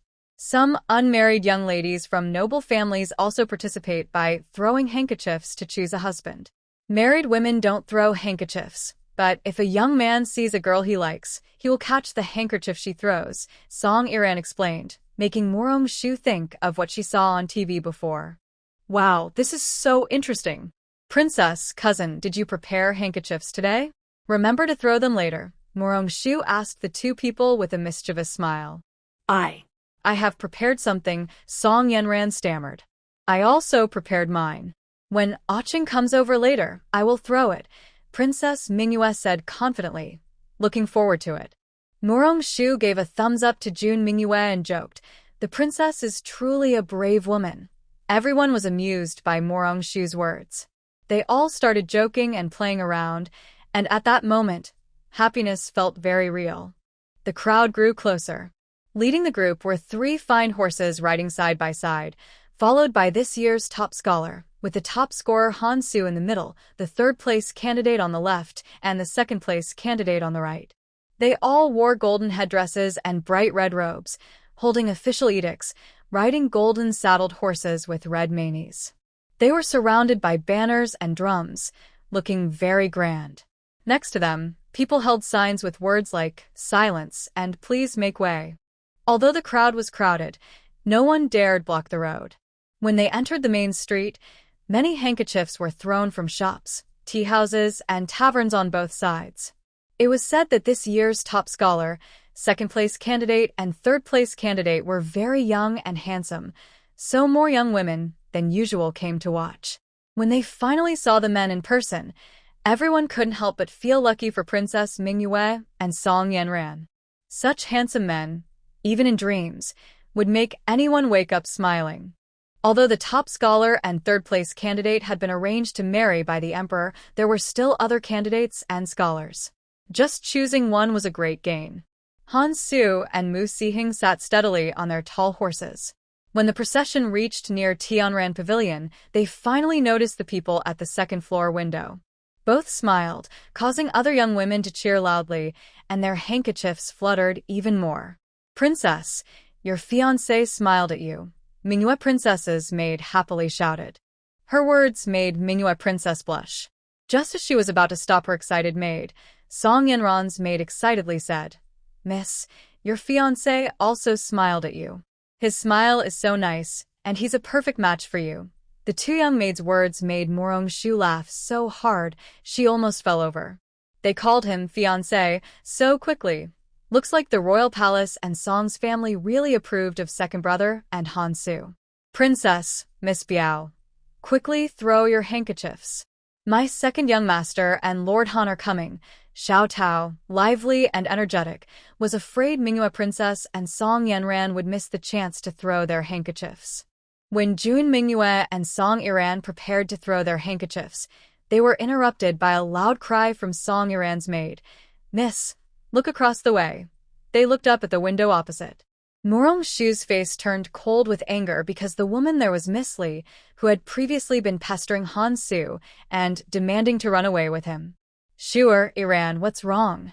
Are they enemies? Jun Mingyue saw their unhappy expressions and thought the women across were their enemies. It's not exactly enemies. She's a crazy admirer of Lord Han, Murong Shu explained. She knew Miss Lee was Song Yiran's rival and that she loved Han Su. This made the misunderstanding worse. How crazy is she? Jun Mingyue was very curious. She couldn't believe Han Su had such a passionate admirer. She's the kind who barges into someone's house to run away with them, Murong Shu said. Miss Lee saw Song Yiran and her friends across the way, her eyes flashing with wild hatred. She believed that if Song Yiran hadn't taken Han Su, she would be the wife of the top scholar today. She wouldn't have to marry someone she didn't like. Today, she was determined to fight for him. Miss Lee then threw her handkerchief wildly at Han Su. Luckily, Han Su was in the middle, so it was hard to hit him directly. Unfortunately, Mu Xinqing was nearby and kept getting hit by the handkerchiefs. Luckily, Mu Xinqing was skilled and managed to wave the handkerchiefs away. Miss Lee is so hateful. Princess, look, she even threw her handkerchief at the lord. So angry. The princess's maid was furious. That was her master's husband, and Miss Lee was too much. Don't be angry. Our second young master wouldn't catch her handkerchief. He only has you in his heart, Xiao Tao comforted the princess's maid, who was about to cry from frustration. Don't be upset. Your lord is only affected because of my lord. Miss Lee is really annoying. Song Yiran's maid also tried to comfort Jun Mingyue's maid. Seeing that Han Su didn't catch any of her handkerchiefs, Miss Lee was furious and said, "It's all because of Song Yiran, that sly fox, who seduced my Han Lang. I should be the wife of the top scholar. Han Lang belongs to me, and only me." Miss Lee then stepped onto a stool and climbed up to the window, planning to jump down directly. She didn't believe her Han Lang was so cold-hearted. He would definitely save her. When that happened, she was willing to marry Han Lang as a secondary wife. At the moment Miss Lee jumped, Princess Mingyue, who was by the window, quickly flew down. She used her whip to catch Miss Lee and gently lowered her to the ground. Luckily, no one was hurt, and the crowd burst into enthusiastic applause. People nearby thought someone was trying to attack when they saw her jump. They quickly surrounded the crowd, worried about any damage and afraid they couldn't explain to the emperor. There is an assassin. Protect the top scholar and others immediately. Mu Xinqing was the first to get off his horse. He nervously approached Jun Mingyue and asked, "Yue, are you hurt?" "I'm fine, Aching," Jun Mingyue replied. She wasn't completely sure when she jumped, but luckily no one was harmed. Otherwise, Han Su and Yanran would feel guilty forever. "Greetings, princess. Wishing you good health and safety." Han Su and others bowed. Only then did everyone realize that the person who fell from the sky was not an assassin, but the most favored Princess Mingyue. They all hurriedly bowed in respect. No need for formalities. Take Miss Lee back to the Lee residence, and the parade continues, Jun Mingyue ordered. She then instructed someone to send Miss Lee back home, and told the parade to go on. She secretly handed Mu Xinqing a handkerchief and quickly returned to Tianran Pavilion. Mu Xinqing carefully put the handkerchief in his pocket and smiled happily. When Han Su saw Miss Lee, he understood everything and owed a favor to Mu and the princess. He solemnly bowed to Mu Xinqing and then mounted his horse to continue the parade. Inside Tianran Pavilion, seeing her princess safe, the young maid stopped crying and said, "Princess, you scared me to death. Miss Lee isn't worth risking yourself. If you got hurt, I would die 1,000 times over. You silly girl, what are you talking about? Today is a happy day, and we can't say the word death. I just helped Miss Lee out of kindness. Actually, I was going to deliver a handkerchief to your future husband." Jun Mingyue softly comforted her maid. "Really? The princess didn't lie to me?" "Of course not. The handkerchief is already in your future husband's hands. Isn't the princess amazing?" "Yes, yes. The princess is the best." The maid finally felt happy. Mu Rongshu watched from nearby, feeling warm inside.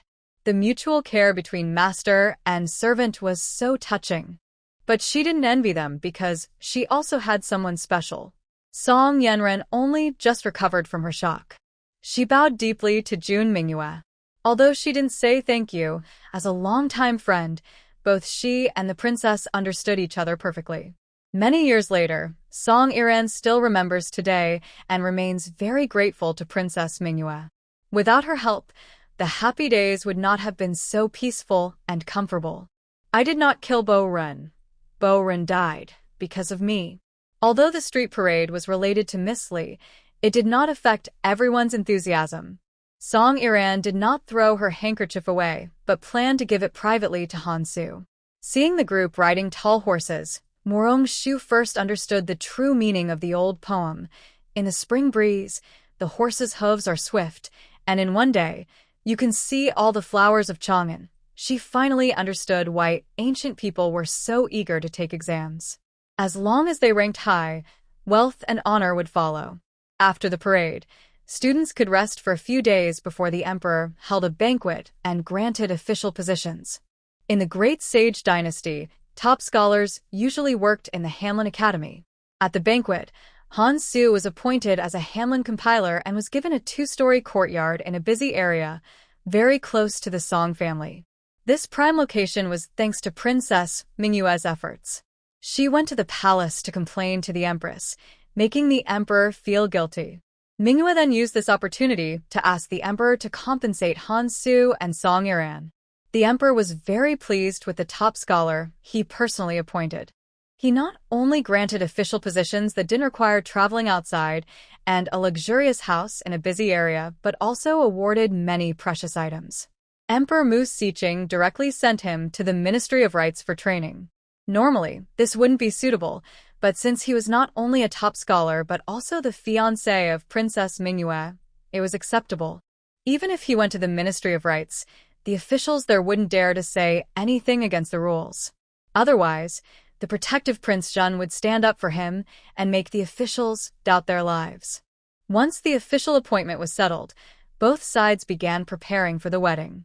Han Su was the most anxious. The emperor's marriage decree was a great honor.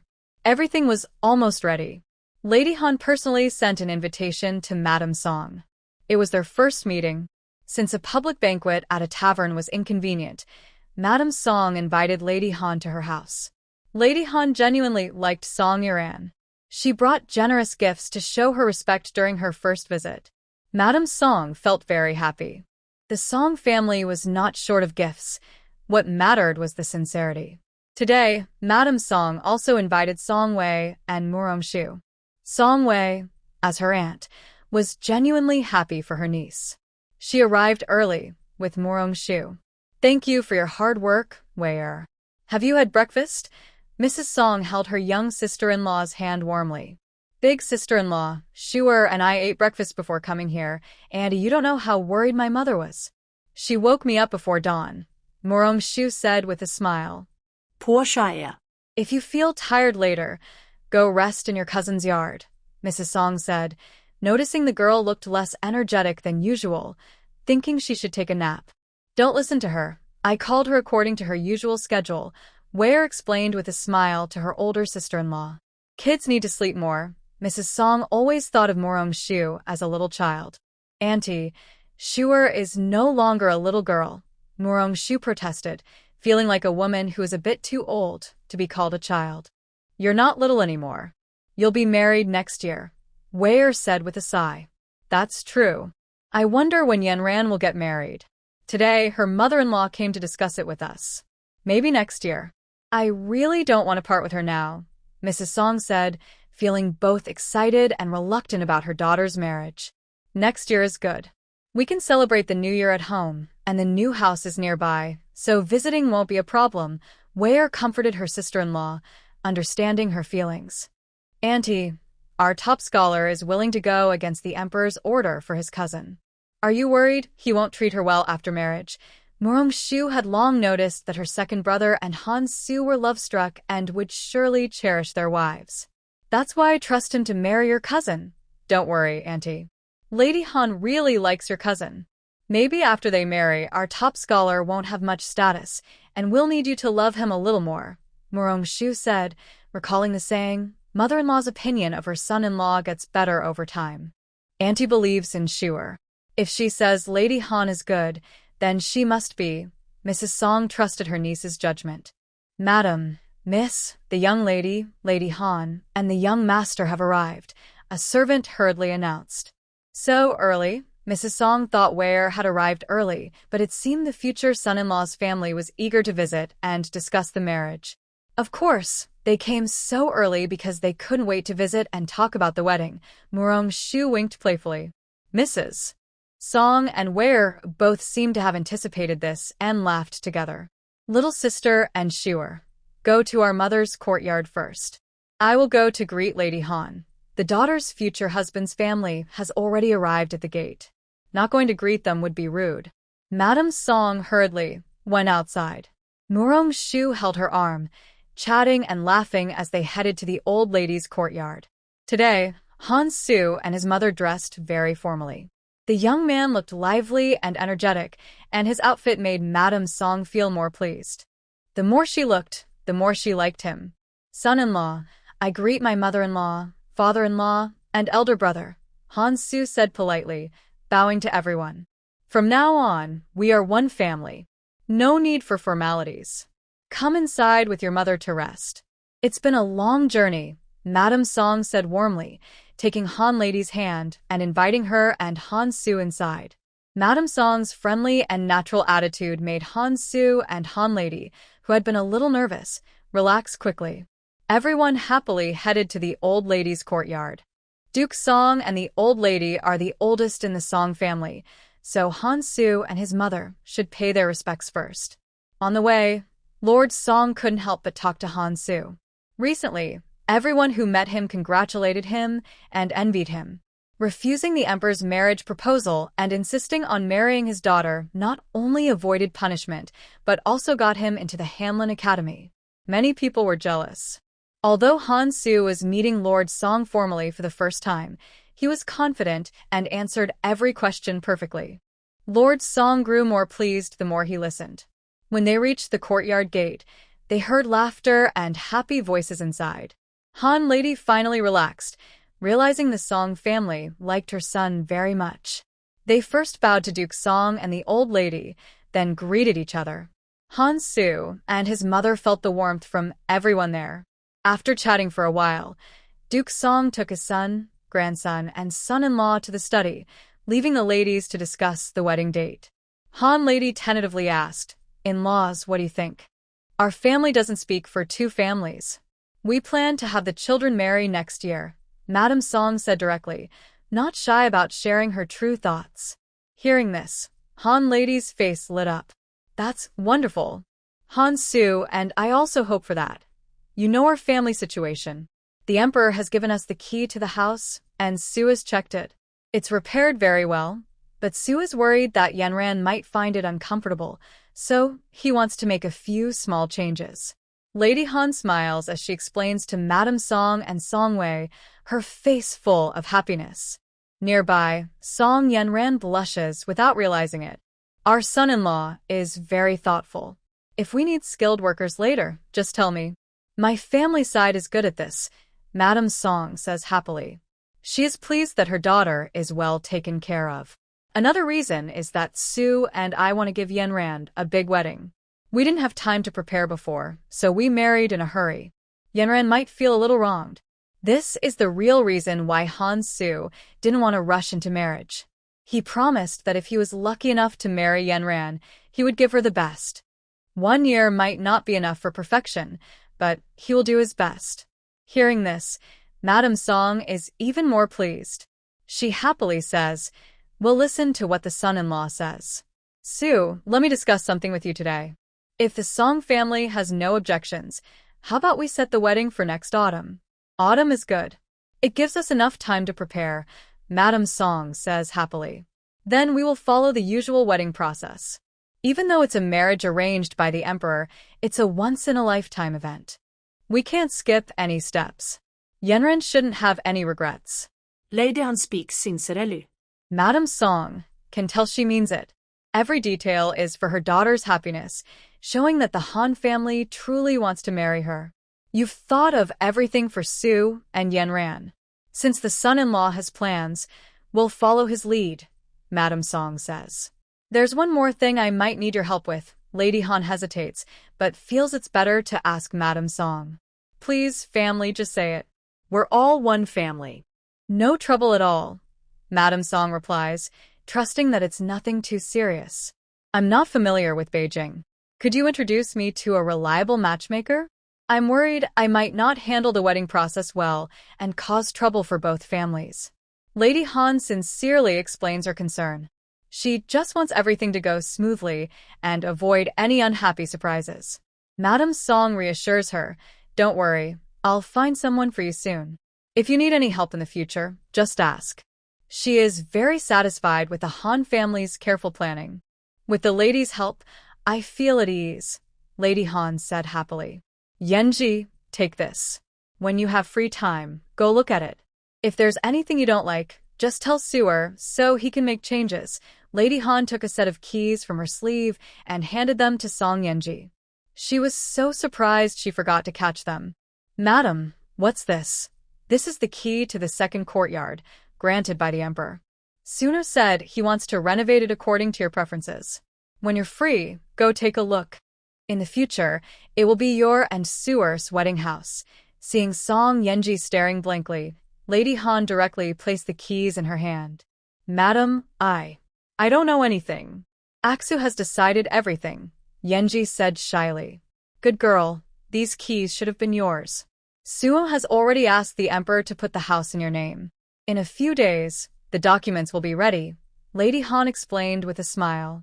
She also fully supported Sewer's decision, as she only recognized Song Yenji as her daughter-in-law in this lifetime. Everyone was stunned by Lady Han's words. They never expected the Han family to go so far for Song Yenji. Mother-in-law, this really can't be. Madam Song was the first to speak. Such a thing doesn't happen in the whole city. This is Sewer's decision. I fully support it. If Sewer is willing, it shows that Yenji is worth it, Lady Han said smoothly, speaking kindly and confidently. Old Madam Song listened and told her daughter-in-law, this is your son-in-law's sincerity. Don't refuse. Later, you can help more. Thank you, old madam. The Song family and the Han family must stay close, Lady Han said with a sincere smile. Yenji, you should thank your mother-in-law too. Later, you should also thank your husband, Madam Song said sincerely, prompting her daughter to express gratitude. We're all family. No need to fuss over these things. They discussed some other matters happily. However, Lady Han felt conflicted whenever she thought about her son's request. Song Wei, being attentive, noticed Lady Han hesitating to speak and asked gently, Madam Han, is there something you're shy to say? Lady Han didn't expect Song Wei to see through her.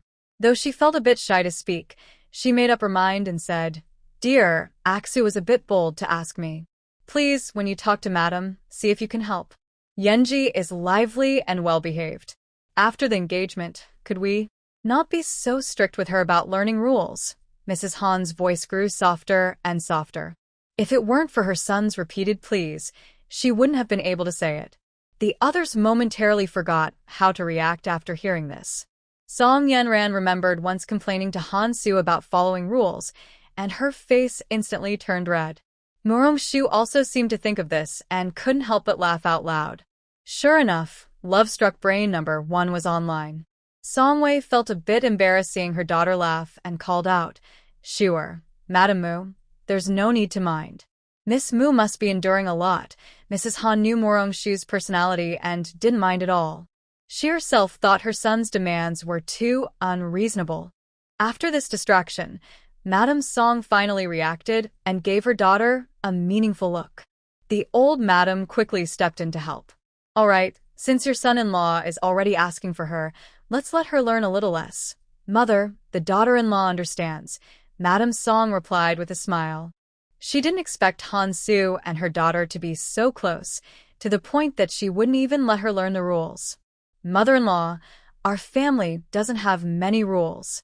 Even after Yenran gets married, there won't be so many complicated things.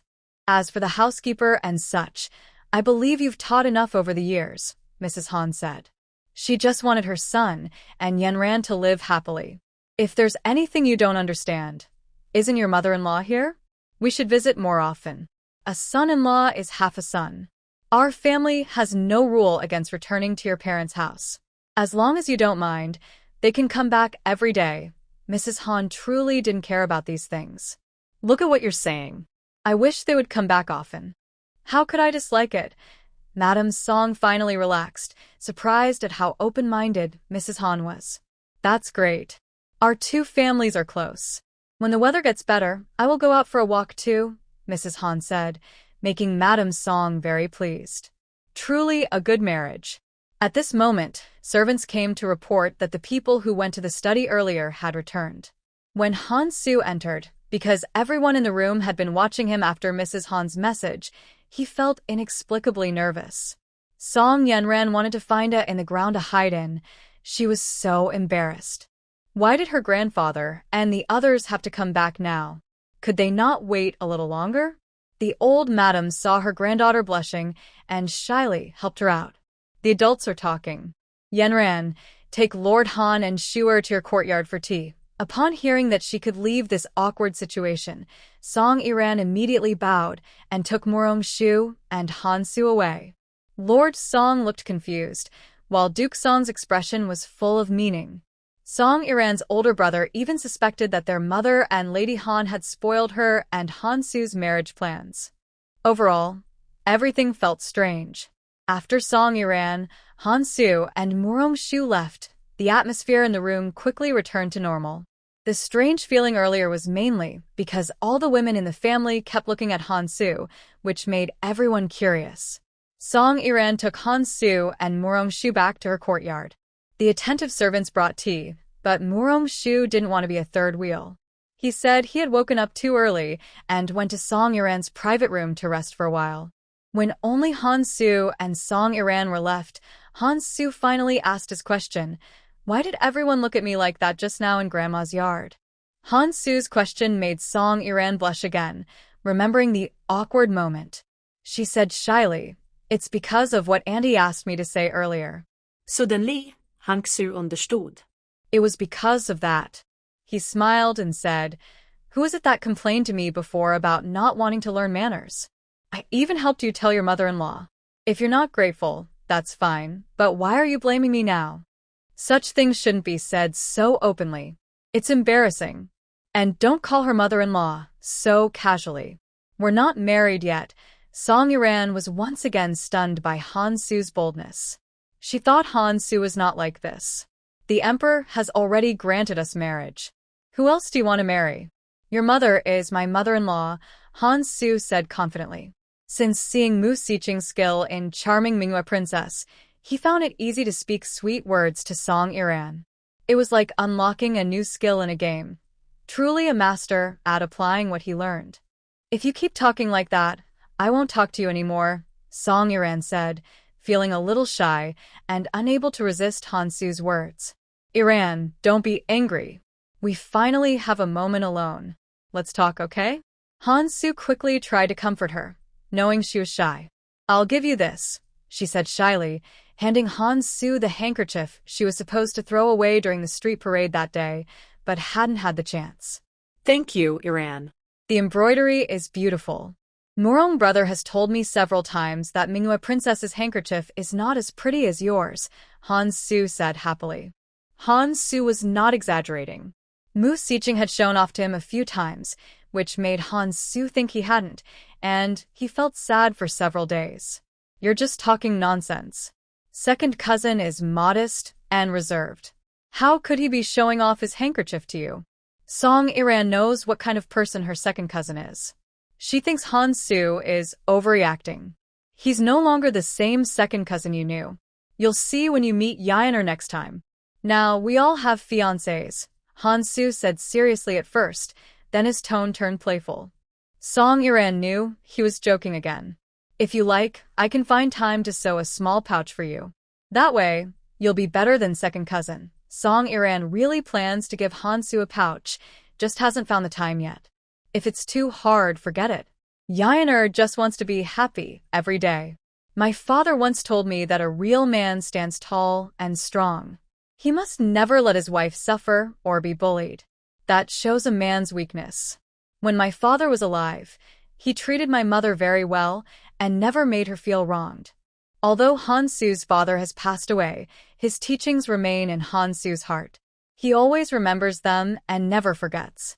Growing up under his father's example, Han-su deeply loves and respects his wife. Asu, you and Auntie are really too good to me. I'm afraid I might not do well enough and let you and Annie down. Song Iran feels like she might have saved Han-su's whole family in her past life, which is why she met Han-su again this life. No, Iran, you are the best girl in my heart. You are the brightest star in the city, Han-su speaks sincerely. From the first moment he saw her, Song Iran stayed deep in his heart. Her past doubts and worries took root and sprouted, and they can never be erased. The sweetest words Song Iran has ever heard in her life are Han-su's love words. Just then, the servants came to call them to the front hall for dinner. Song Iran went to call Morong-shu in her room. When she entered, she saw her cousin reading a book. Sure, why don't you rest a bit longer? I slept well this morning. I just don't want to be a third wheel for some people, Morong-shu teased Song Iran. What do you mean by third wheel? When you and third young master when exchange glances, are we all invisible? Song Iran asked with a smile. In Morong-shu's view, being with the person she loves makes every moment happy. If this were not ancient times, she might be seen as strange for her affection. She is already holding back quite a lot. Sure enough, having young master when support makes you fearless. Song Iran used to envy Wen-jing's favor towards Morong-shu.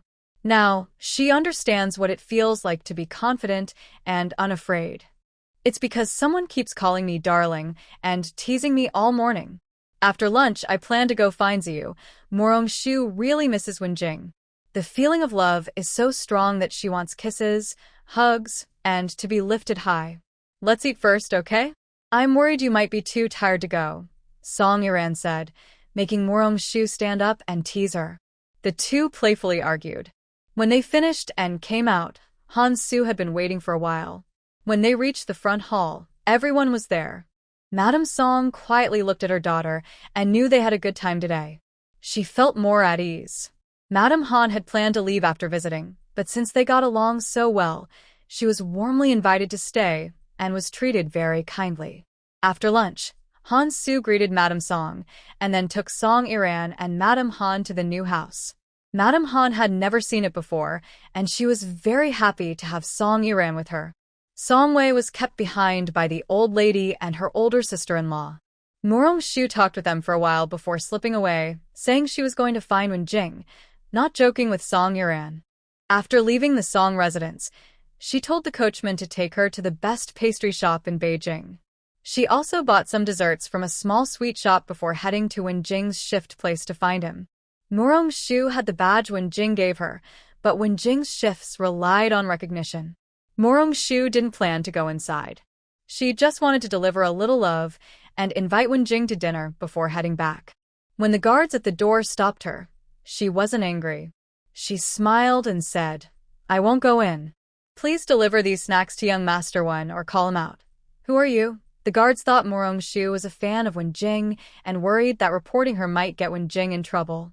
Wen-jing is usually gentle but handles things quickly and decisively. They needed to ask clearly to avoid trouble later. "I'm his friend," Morong-shu said. She thought her girlfriend was also a friend. But the guards looked at her with even more suspicion. The gatekeeper, though not believing her words, politely agreed to help her pass the message inside. Wen-jing had almost finished his tasks for the day. He hadn't seen Morong-shu for several days and planned to leave early today to visit the general's residence for a meal. "Master Wen, there's a woman outside looking for you." The gatekeeper's voice made everyone who was talking fall silent. They all looked up at Wen-jing. Everyone knew how hardworking and capable Wen-jing was. They never expected a woman to come to his post looking for him. Wen-jing was surprised when he heard this. Shua went to the Song residence today. Who had come looking for him? Still, he got up and headed to the door to see. "Ziyu, go check quickly. Don't keep the lady waiting too long." Some older people, hearing that a girl was looking for Wen-jing, became curious and eager, urging him to go. "Ziyu, I'll go check now." Wen-jing stood up and followed the person who came to report. After when Jing left, the others immediately started gossiping. Look at how lively the Hanlon Academy is lately, with handsome top scholars. And look at us old folks. Yes, it's rare to see you working every day. Usually, other posts have young women waiting with sachets, handkerchiefs, and cakes. It's so enviable. But we're too old now, just thinking back to the past. Ha, don't be sentimental. That was back then. Our children are all grown up now, thanks to Ziyu. Finally, a girl has come. I really want to see what's happening. Ziyu's excitement? You dare to look? Are you bored with your work? Haha, maybe Miss Mu came to see Ziyu. Everyone knows, who hasn't been young once. They joked and kept an eye outside, waiting to see when Jing would return to gossip. Some even planned to ask the gatekeeper after their shift. When Shofu smiled helplessly. With his third son, there's no joke worth sharing. He was too naive. When Jing reached the door, and was very happy to see Shu. Sure, why are you here? Weren't you with Aunt Song at the Song residence? Everything is settled. Mother was left behind by Grandma and Aunt to discuss some matters. Young Master Han took my cousin to see the new house. I came to seize you, because I'm free. Will this affect your shift? Shu explained why she came here, but when Jing didn't sense any small feelings of disappointment from her tone.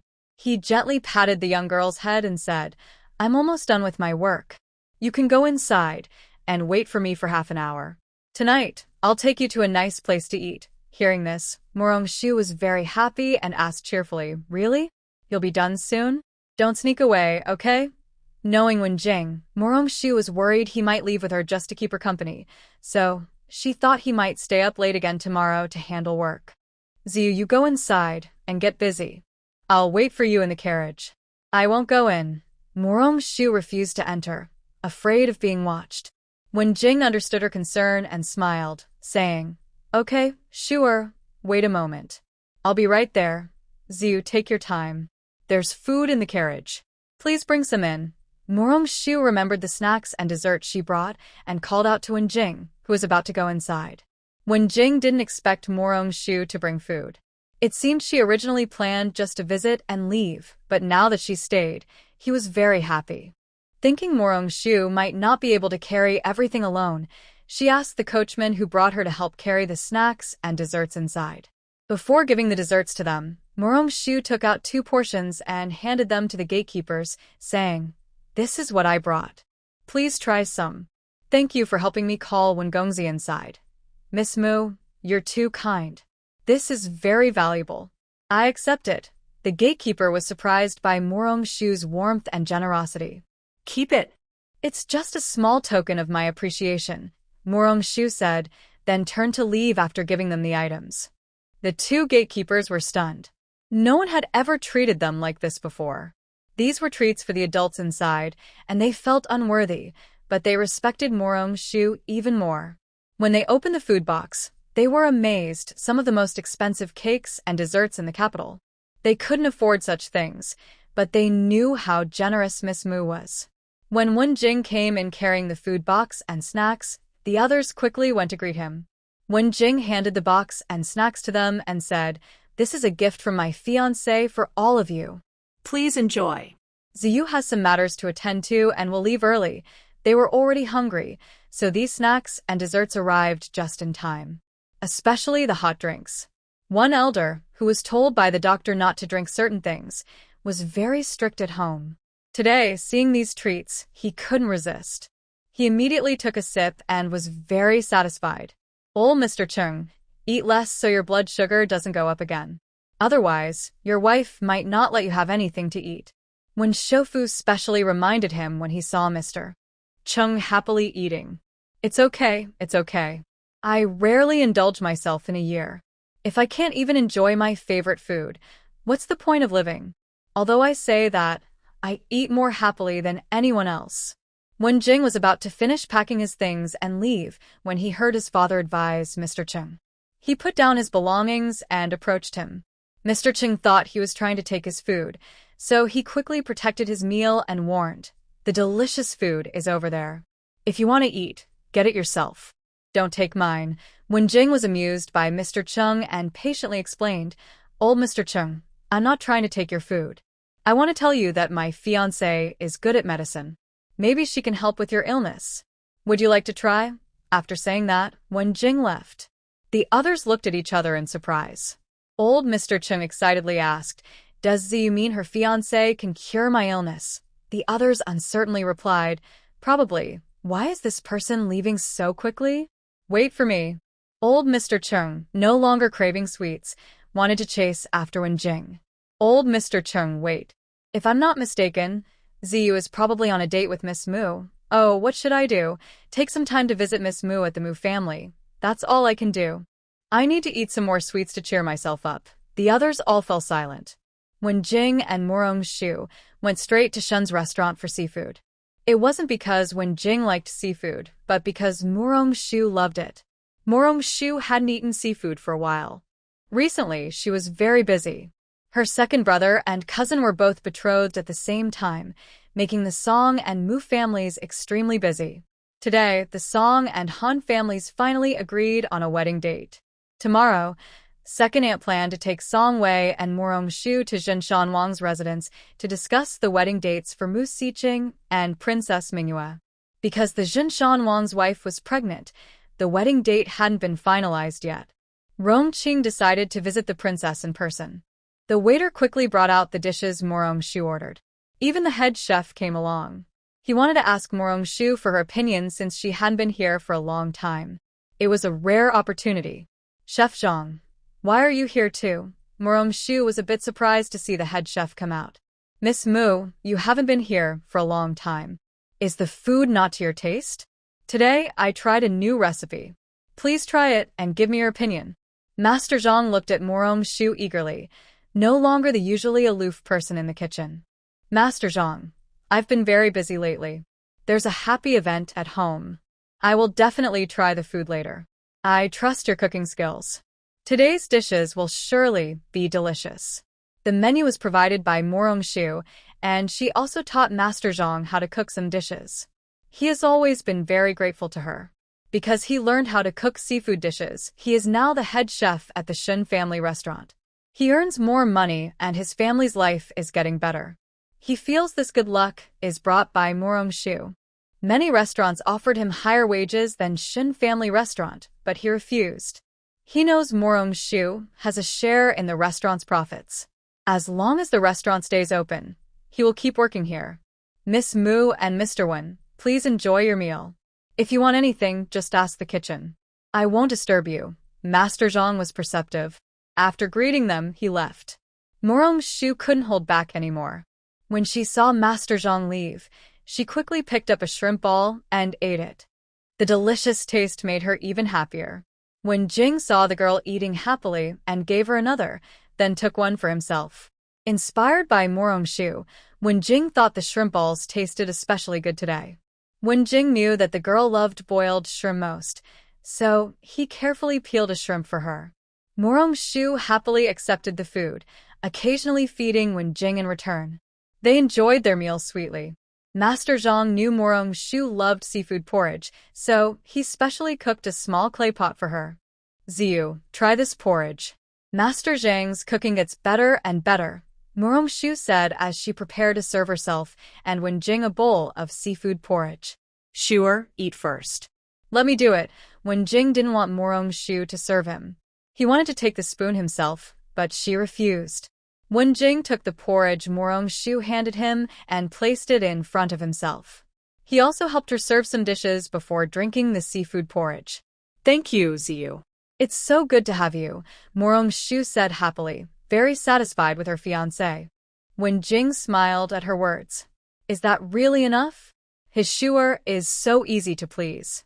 There are many things he still wants to do in his long life. The two of them ate dinner and chatted happily, feeling warm and comfortable. However, gradually, Morong Shu noticed that the laughter coming from the next room sounded a bit familiar. "Ziyu, does the laughter from the next room sound like King Jinshan?" Morong Shu asked Wen Jing uncertainly. "Not just like King Jinshan." "Sure. Listen carefully," Wen Jing said with a smile, encouraging her to pay close attention. At first, Murong-shu's focus was on the delicious food, but she listened carefully and was surprised to ask, "Is that my second uncle too?" Wenjing nodded. Actually, he had heard it earlier than Murong-shu. He was worried that the two might disturb her meal, so he planned to go say hello after the girl finished eating. How can second uncle be with King Jinshan? Aren't they usually at odds? Murong-shu was very confused. That was in the past. Now they are about to become relatives. Maybe they've started to like each other, Wenjing said, even coming up with an excuse for the two of them. That seems unlikely. Ziyu, shall we go see? Murong-shu, having finished eating, was curious and wanted to find out more. Since Shua wants to go, let's go say hello, Wenjing said, standing up and walking with Murong-shu to the next room. Wenjing led the way, so he was the one knocking on the door. Inside, the people were happily chatting. When they heard the knock, they thought it was the waiter bringing food, so they said, "Come in." But after waiting a long time, no one came in. Murong-shu had to get up and open the door, planning to suggest to her father-in-law that they should tighten security. When she opened the door, she was stunned and asked in surprise, "Third young master Wen, why is it you? Second uncle, and me too?" Murong-shu peeked out from behind Wenjing. "Sure, why are you here too?" Murong-si was caught off guard. "Second uncle, of course I came to eat. I just heard the prince's voice." "Where is he?" Murong-shu confidently walked inside, but Murong-si tried to stop her, unable to hold her back. Then, Murong-shu saw the King Jinshan looking at her and the emperor in disguise. "Hello, niece Shuer, Miss Mu. What a coincidence." After being surprised, Murong-shu quickly went to bow, but Wenjing pulled her back. "We're not in the palace. No need to bow." The emperor's expression twitched at this. Before he was married in, he was already protecting her. He smiled and said, "When you're outside, only Lord Junor is here." Wenjing was satisfied with that. Murong-shu, however, felt regretful. Why would the emperor come here if he wasn't in the palace? "Miss Mu, I heard that the menu at this restaurant was all your idea. I've wanted to come and see it for a long time. The county magistrate of Haicheng always praises you, saying they rely on these seafood dishes to have a good life. Shuer is just greedy and came up with these recipes. I didn't expect they could help the people of Haicheng. It's Shuer's good fortune." Murong-shu didn't think such a small thing would be mentioned to the emperor. "You don't need to be modest, Miss Mu. I thank you on behalf of the people of Haicheng. The emperor is very diligent and cares about the people. He has a good impression of Murong-shu." "Your Majesty, did you leave early today?" The emperor saw Wenjing and teased him. "Yes, I was having dinner with my fiancé to show my satisfaction with the marriage arranged by the emperor." Wenjing spoke casually, not blushing or feeling guilty. Prince Jinshan and Mu Si secretly gave Wenjing a thumbs up. When it comes to understanding yin and yang, the emperor still favors Wen Sangongzi. But the emperor can't say much, as he values his loyal ministers and the third brother whom the empress cares about most. The emperor feels troubled inside, but doesn't say anything. Actually, they just planned to go out for seafood. It was a coincidence to meet here. Luckily, they were almost done eating, so they could leave early. Otherwise, Murong-shu would be very embarrassed. "Miss, the lady sent someone to tell you to get up and have breakfast with her before going to Prince Jinshan's residence. Do you want to get up now?" Xiao Tao asked when she saw Murong-shu wake up. "Get up and help me pick a lively colored dress. I'll go to my mother's courtyard for breakfast."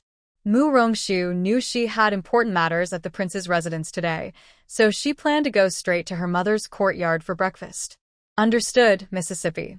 I'll call Xiao Ju to come and do your hair." Xiao Ju is the best at styling. Every time Murong-shu goes out, Xiao Tao reminds Xiao Ju to dress her beautifully.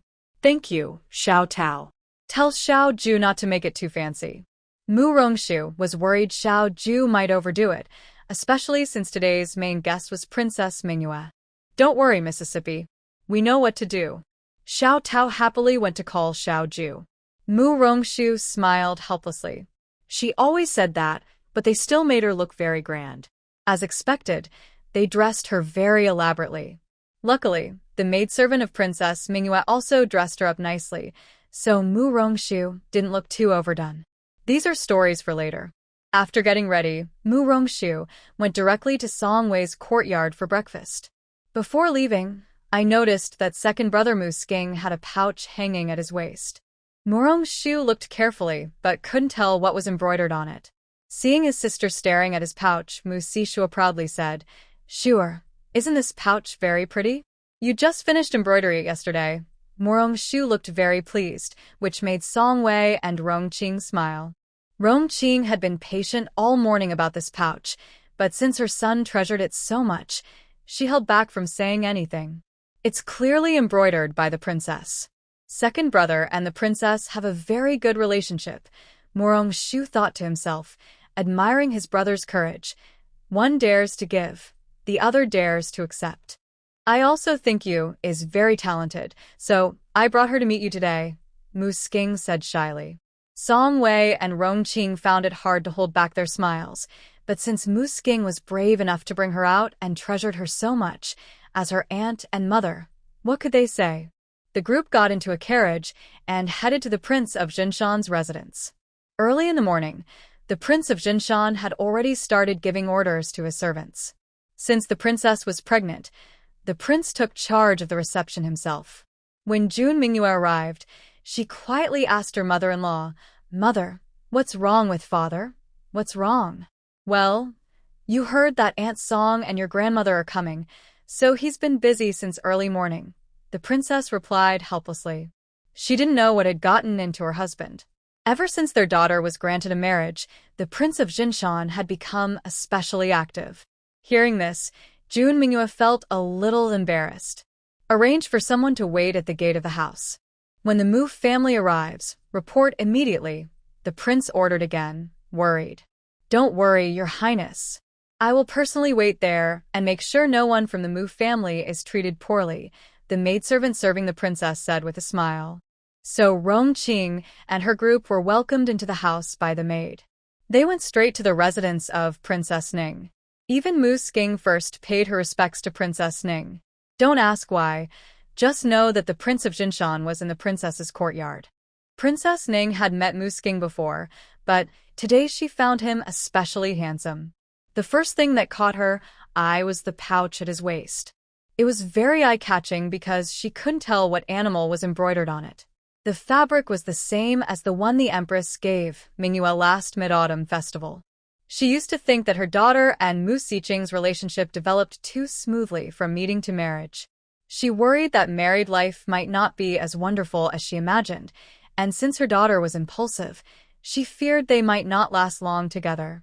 But today, when she saw the purse at Mu Siqing's waist, the princess immediately felt reassured. It was clear that they truly loved each other. "Mingyue, the flowers in the back garden are blooming beautifully. Take Siqing and Shuer to see them," the princess said, sending away the children. The adults needed to talk. "Yes, mother," June Mingyue replied. She also wanted to avoid awkwardness later, so she took Mu Rongshu and Mu Siqing to the back garden. "Princess, you and Madame Mu and the second madam can chat slowly.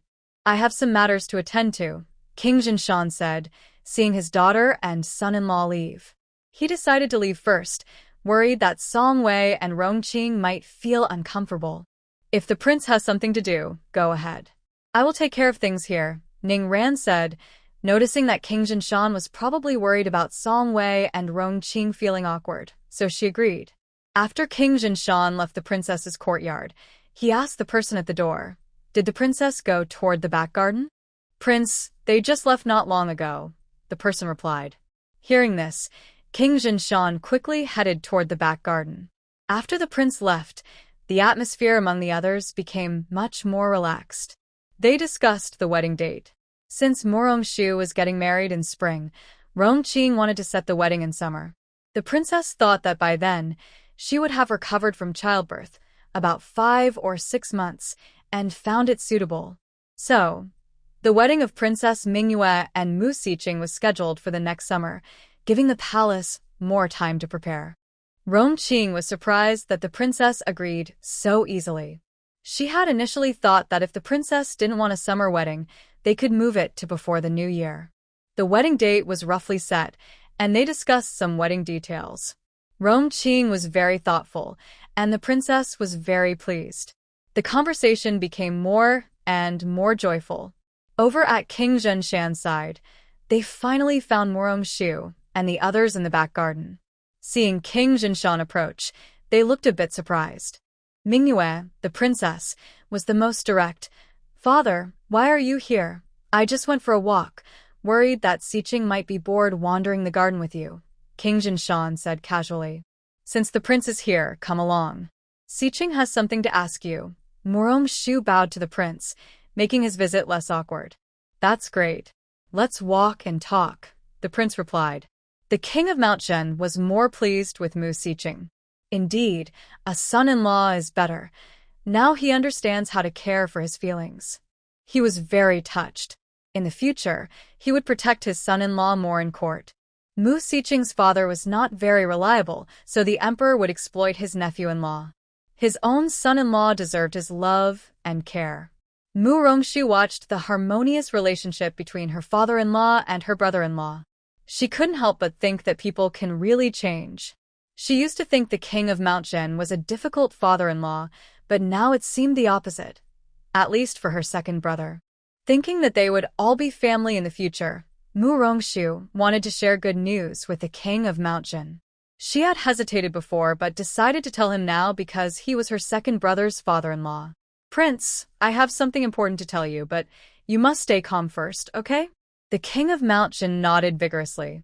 "Second brother, princess, I need to talk to the prince. Please wait here while we have a moment."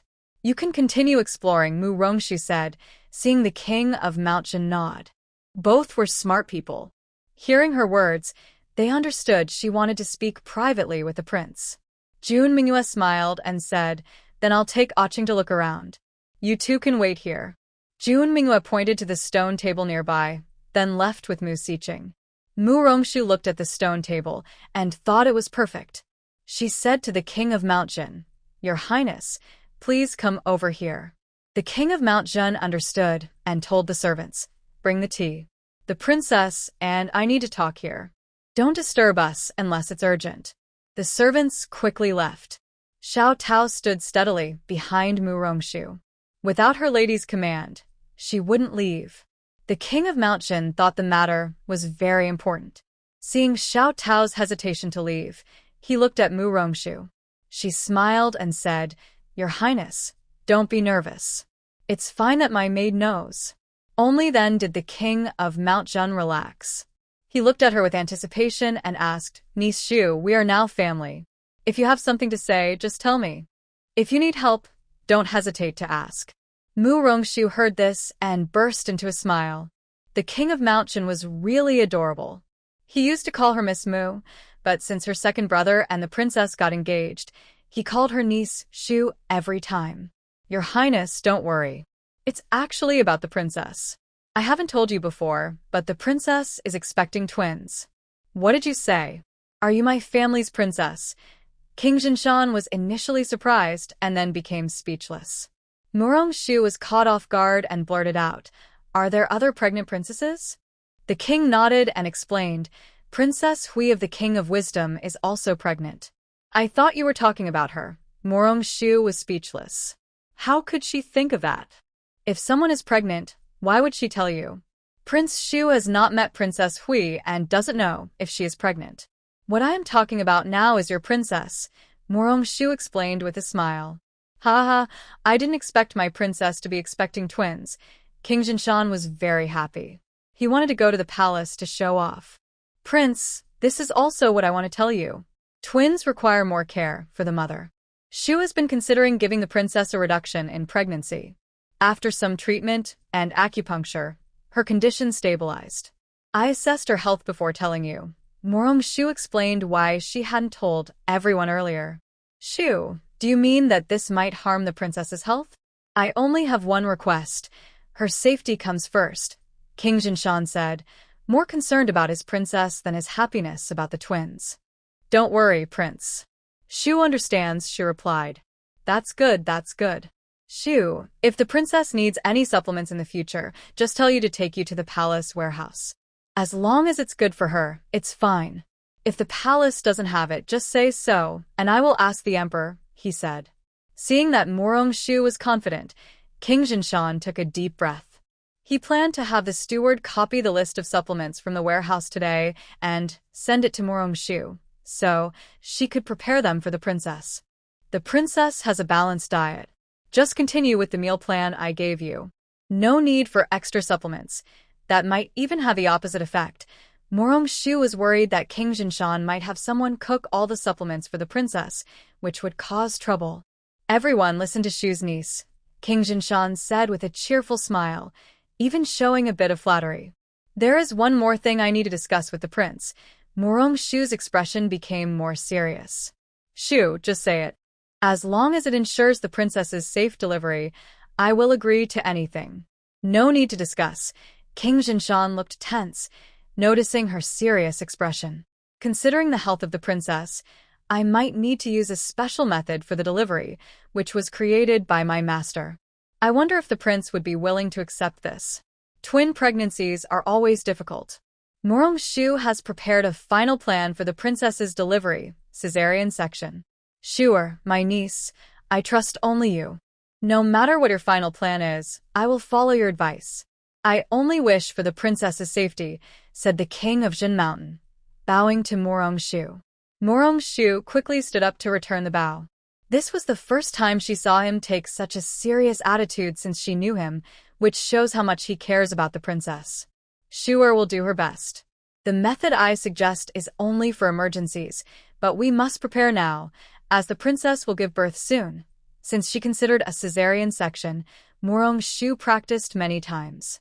Recently, she discovered a new skill in her space hospital. She can bring things out or even bring people in, as long as they are close enough. This is why she dared to talk about a cesarean today with the king of Jin Mountain. Please, Shu'er, make a list of what's needed. I will prepare everything according to your instructions, said the king. He was willing to do anything, even pick stars from the sky for her. No need to wait. Today, I will prepare everything for the prince. Also, could you please ask a female healer to take care of the princess's daily needs, just in case? Murong-shu thought the palace had enough resources to hire a healer to care for the princess until she gives birth. Don't worry, Shu'er. I will ask the emperor for a healer tomorrow, replied the king easily. Since they had reached an agreement, they decided to go back. The princess and Murong-shu's mother had probably finished talking. All right, let's go back, said the king happily, thinking about the fact that his princess was carrying 2 children. Prince, pregnant women tend to be anxious. Please don't tell the princess about our backup plan yet, to avoid worrying her, Murong-shu advised. The king paused, then nodded firmly with a smile, saying, You're very thoughtful, Shu'er. When they arrived at the princess's courtyard, the conversation was almost over. Why are only the prince and Shu'er here? Where are Manhwa and Xiying? The princess asked, surprised that Murong-shu and the prince had returned together. Manhwa took her son-in-law to see the flowers. Shu'er and I just happened to meet each other. Hee. The king of the mountain smiled happily as he answered the queen's questions, but his eyes never left her belly. Murong-shu looked at the silly expression of the king of the mountain and sighed, realizing that the secret of the queen's twin pregnancy could no longer be kept. The queen, Ning Ran, coughed lightly to remind the king of the mountain that there were guests present. However, he misunderstood and thought she was uncomfortable, so he kindly asked, Ranner, are you feeling unwell? His words made the others hold back their laughter, and the atmosphere was very joyful. When everyone learned that the queen was pregnant with twins, they were all very happy. Ning Ran was the happiest. She even felt that Murong-shu had brought her double blessings, allowing her to have 2 children at once. Aunt Ning, stay calm. This is a blessing from you and the Lord. Keep a calm mind, Murong-shu quickly advised when she saw the queen so excited. Ranner, don't get too excited. You're right. This is a blessing from you and the Lord. After years of seeking medical help everywhere, even the goddess of childbirth felt sorry for you and sent you 2 children at once.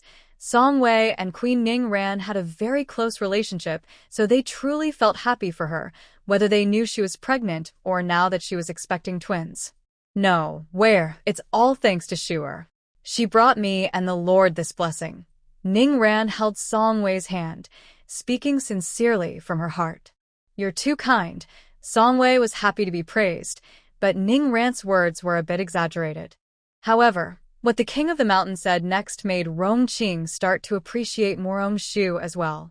He smiled and said, "Originally, the plan was to find a husband for Mingyue. But after Ranner got pregnant, we changed our minds." Rong Qing couldn't imagine what would happen if the queen wasn't pregnant, how his son and Lady Mingyue would end up. It would probably be a lifelong regret. Lady Mingyue was looking for a husband, and since his son was the second son of the family, Morong family wouldn't agree for him to become a son-in-law. Under such circumstances, it seemed impossible to solve the problem. Fortunately, Shu'er returned, helped the queen recover, and smoothly resolved the issues between his son and Lady Mingyue. Thinking of this, Rong Qing looked at his niece with even more affection. Morong Shu saw everyone looking at her and awkwardly touched her nose. There was no point in explaining now. She might as well let things be. The most important thing was for the queen to have a smooth delivery. Sometimes I use my master as an excuse to avoid trouble, worried that I might slip up and get caught. Luckily, in her mind, my master is a wise and distant person who rarely goes out, or else she might chase me away. I have thought of a story to tell if my master ever asks about it. I will say I learned it from an ancient ancestor in my dreams. Since my master cares for me a lot, she might believe it. Today, the princess was very happy. She invited a few people to have lunch together. In the past, Rong Qing and the princess didn't know each other well, but after spending the morning together, I saw that the princess is very easy to get along with. The king of Jinshan looks fierce, but he is actually very kind. After lunch, Song Wei and Rong Qing went back first. I stayed behind because I want to set up a private delivery room. I also discussed it with the Prince of Jinshan and Princess Mingyue. Mingyue's sister, Mu Siqing, stayed too, pretending to keep her company. On the way back in a carriage, I said, "Older sister-in-law, thank you for your hard work today." The marriage went smoothly, partly because of me, but mainly because Song Wei and the princess got along well, which saved us a lot of trouble. Rong Qing is very grateful to Song Wei and her niece. "Dear sister-in-law, we don't need to be so formal. When Si Shu got married, you, as the second aunt, helped a lot. Now it's Si Qing's turn. There's no need to be so polite. The two sisters-in-law have always been close. Song Wei, whether as the eldest sister-in-law or the head of the Mu family, is perfect. Next, we'll have more work to do. Shu'er's wedding with Wen Sangongzi is coming up soon. Marriage is a big event, and we need to prepare." I almost forgot about Shu'er's wedding. "Silly me," Song Wei said, looking annoyed but making Rong Qing laugh. Rong Qing joked with her, "Could it be that you're not happy with Wen Sangongzi as a son-in-law? You know, besides second brother sometimes being dissatisfied, who else isn't happy?" Song Wei always laughs when she hears Mu Siqing complain about Wen Jing. "Older sister-in-law, I'm a bit worried. Do you think Shu'er's husband might cause trouble on their wedding day?" Rong Qing is very concerned about her unpredictable husband.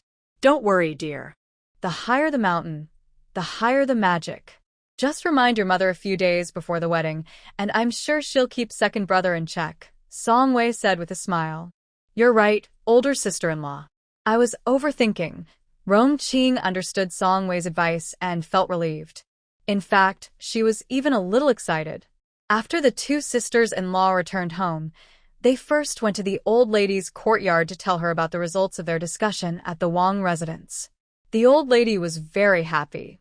The mother-in-law and daughter-in-law talked for a while longer before returning to their own courtyards. Over at the Prince Jinshan's residence, after Morong Shu made her request, Prince Jinshan immediately took action. He ordered his people to prepare according to her instructions. Morong Shu agreed to visit again in a few days to check on the progress and also to talk to the medical maid who was caring for the princess about some precautions. After finishing the serious matters, Morong Shu was invited by Jun Mingyue to taste her newly made fruit tea in her courtyard. Since she had nothing urgent at home, she took her second brother along and went to Princess Mingyue's courtyard. Prince Jinshan and the princess were very pleased with this son-in-law. With Morong Shu's company, They didn't care about strict rules. They talked for nearly 2 hours. Finally, Shu and Mu Siqing said goodbye with reluctant looks from Princess Manhwa and returned to their residence. During dinner at the palace, Prince Jinshan said to his daughter, "Manhwa, the eagle pouch you embroidered for Siqing looks wonderful. I want one too." Suddenly, the joyful atmosphere froze. The princess almost spat out the fish soup she had just sipped. She thought to herself that she had looked at it for a long time, but couldn't tell what was embroidered. She wondered how the prince could tell it was an eagle. June Mingyue was stunned upon hearing this. The dish she had just picked up fell into her bowl. She asked in surprise, "Father, have you been overworking lately? Your eyesight isn't good." "I embroidered a pair of mandarin ducks for Ah Qing." "Oh, those are mandarin ducks." Prince Jinshan was just as shocked as June Mingyue. He wanted to say more, but was interrupted by the princess. "Prince, please don't get involved in young people's matters. I want another bowl of fish soup. Please help me serve one." I don't want the mandarin duck pouch. I prefer the eagle." Prince Jinshan muttered softly as he served fish soup to the princess. The princess held back her laughter. June Mingyue thought her father was getting old, and his eyesight was failing. Ah Qing recognized immediately that it was a mandarin duck and even praised her embroidery. If the princess could hear her daughter's thoughts, she would definitely think of her and Mu Siqing as a perfect match. As soon as Shu's carriage stopped at the gate of her residence, she had just stepped down when suddenly someone came out and hugged her. Mu Siqing was standing nearby, mistakenly thinking the person was an assassin. He immediately started fighting with him. Shu hadn't reacted yet and was pushed out of the fight. Mu Siqing and the man fought fiercely, neither gaining the upper hand. Little Tao was so scared she shouted that there was an assassin. People from the mansion rushed out and surrounded the two, including Mu Si and Mu Sishu, who had just finished their shift. The others didn't rush to join the fight. They just watched. Mu Si occasionally chatted with Mu Sishu beside him, saying, "Your second brother's move isn't very good. He should attack from the left. Your second brother hasn't practiced enough lately. He's getting weaker. Starting tomorrow, Big Brother will train him for an extra hour. Otherwise, when he marries the prince, he won't be able to handle 50 moves from the princess." Mu Si's train of thought stunned Mu Sishu. Who in a family fights for no reason? Does the second brother really have feelings for the princess that would make him fight? Second uncle. Married life is about harmony. Besides, this girl is skilled. Not just second brother, even I wouldn't be able to beat her. Mu Sishu analyzed her strength. "You're right. Go ahead, replace your second brother." Mu Si genuinely just wanted to see how well his nephew could fight.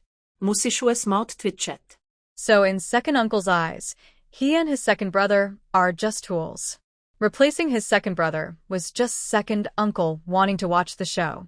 "Second uncle, I think this girl doesn't seem to have any bad intentions. Let's not join in. Just watch," Mu Sishu said. Although the girl was better than his second brother in martial arts, she didn't seem to want to hurt him. It looked more like she was testing his skills. "Big nephew, this is a rare chance. Don't you want to try? I think this girl has some new moves," Mu Si encouraged, knowing that Mu Sishu was a martial arts enthusiast. "Second uncle, that's not quite right," Mu Sishu hesitated. "What are you hesitating for? Opportunities don't come often," Mu Si said, pushing Mu Sishu into the fight and then calling out, "Siqing, let your big brother come." Mu Siqing was struggling more and more. When he heard his father call him and saw his big brother join the fight, he immediately retreated and stood beside Mu Si. Mu Si examined Mu Siqing from head to toe and said, "Siqing, you're not doing well. Practice an extra hour every day to build your strength." Mo Siqing looked confused. He is currently working in the Ministry of Rights and not in the military camp. Why would he resist fighting? Did his father forget that his older brother is in the army? He is following the path of a civil official. Although Mo Sichu is passionate about martial arts, he knows his limits. When sparring with a young girl, he only fights lightly. After nearly 100 moves, they end in a draw. Mo Sichu knows that the girl didn't use her full strength. The girl seemed bored and gave up on continuing the fight. She cheerfully called out, "Senior sister, Yaya has finally found you." Mu Rongshu carefully examined the girl's face and realized she didn't recognize her. She tentatively asked, "Are you mistaken about who I am?" No. I'm here to find my senior sister. I am a new disciple of Taoist Qingshan. You can call me Yaya." The girl smiled sweetly, her eyes bright. She looked gentle and quiet, not at all like a skilled fighter. She seemed to be someone whose appearance doesn't match her strength. Mu Rongshu then remembered she had an uncle called Taoist Qingshan. So, she was her uncle's new disciple. No wonder she called her senior sister. "Yeah, how do you know I am your senior sister?" Mu Rongshu gently asked, holding the girl's hand. She liked this little junior sister. "On Tianmen Mountain there is a portrait of my senior sister. When I saw it, I liked her right away. I wanted to come see her, but everyone was busy, so I came alone," the girl said softly, afraid her senior sister might dislike her. On Tianmen Mountain, the senior uncles, and master teach their disciples different skills. No matter who trains them, they teach everything they know. How much you learn depends on your talent. As for the junior sister's words about everyone being busy, it probably means the annual assessment for Tianmen Mountain disciples is coming soon. Everyone is on high alert. Since you're here, stay and have fun in the capital for a while. My senior sister's house is big enough for Yaya to stay. Also, her cook makes delicious food, Mu Rongshu said, leading her junior sister into the house, tempting her with food. Wow, that's great. Yaya wants to stay in the capital to protect her senior sister. Senior sister, can you help me write a letter to my senior brother or master? Tell them I'm here. I'm afraid to write myself because I might get scolded, the girl said happily about the food but a little timid about sneaking out. Let's go. First, wash up. I'll write to uncle and senior brother soon. Mu Rongshu smiled and comforted her junior sister. Thank you, senior sister. With master and the eldest brother caring so much, they won't scold Yaya after hearing from you. The young girl was very happy to hear that her senior sister was willing to help her report her safety. Back at Gui Ning courtyard, Mu Rongshu first asked Xiaodao to send water for Yaya to take a good bath. She also found a set of clothes she had never worn before for Yaya to change into, then asked someone to inform her mother that Yaya would be staying. When Yaya finished packing and came out, Mu Rongshu was still amazed by her beauty. She then took her to dinner and introduced her to her family. In Madame Mu's courtyard, Mu Si was animatedly describing how impressive Yaya was, how she was more powerful than Mu Sishu and Mu Siqing, and how she regretted not having a chance to spar with Yaya. Second brother, you should give up on the idea of fighting her. She is Sister Shu's junior sister. If you accidentally hurt her, what would happen? For many years, Sister Shu has been on Tianmen Mountain, and they have taken care of her. Now that Sister Shu's junior sister is here, you must treat her well. Madame Mu had always wanted to thank the Valley Taoist in person, but the journey was too far, and she was quite old and not in the best health, so she felt regretful.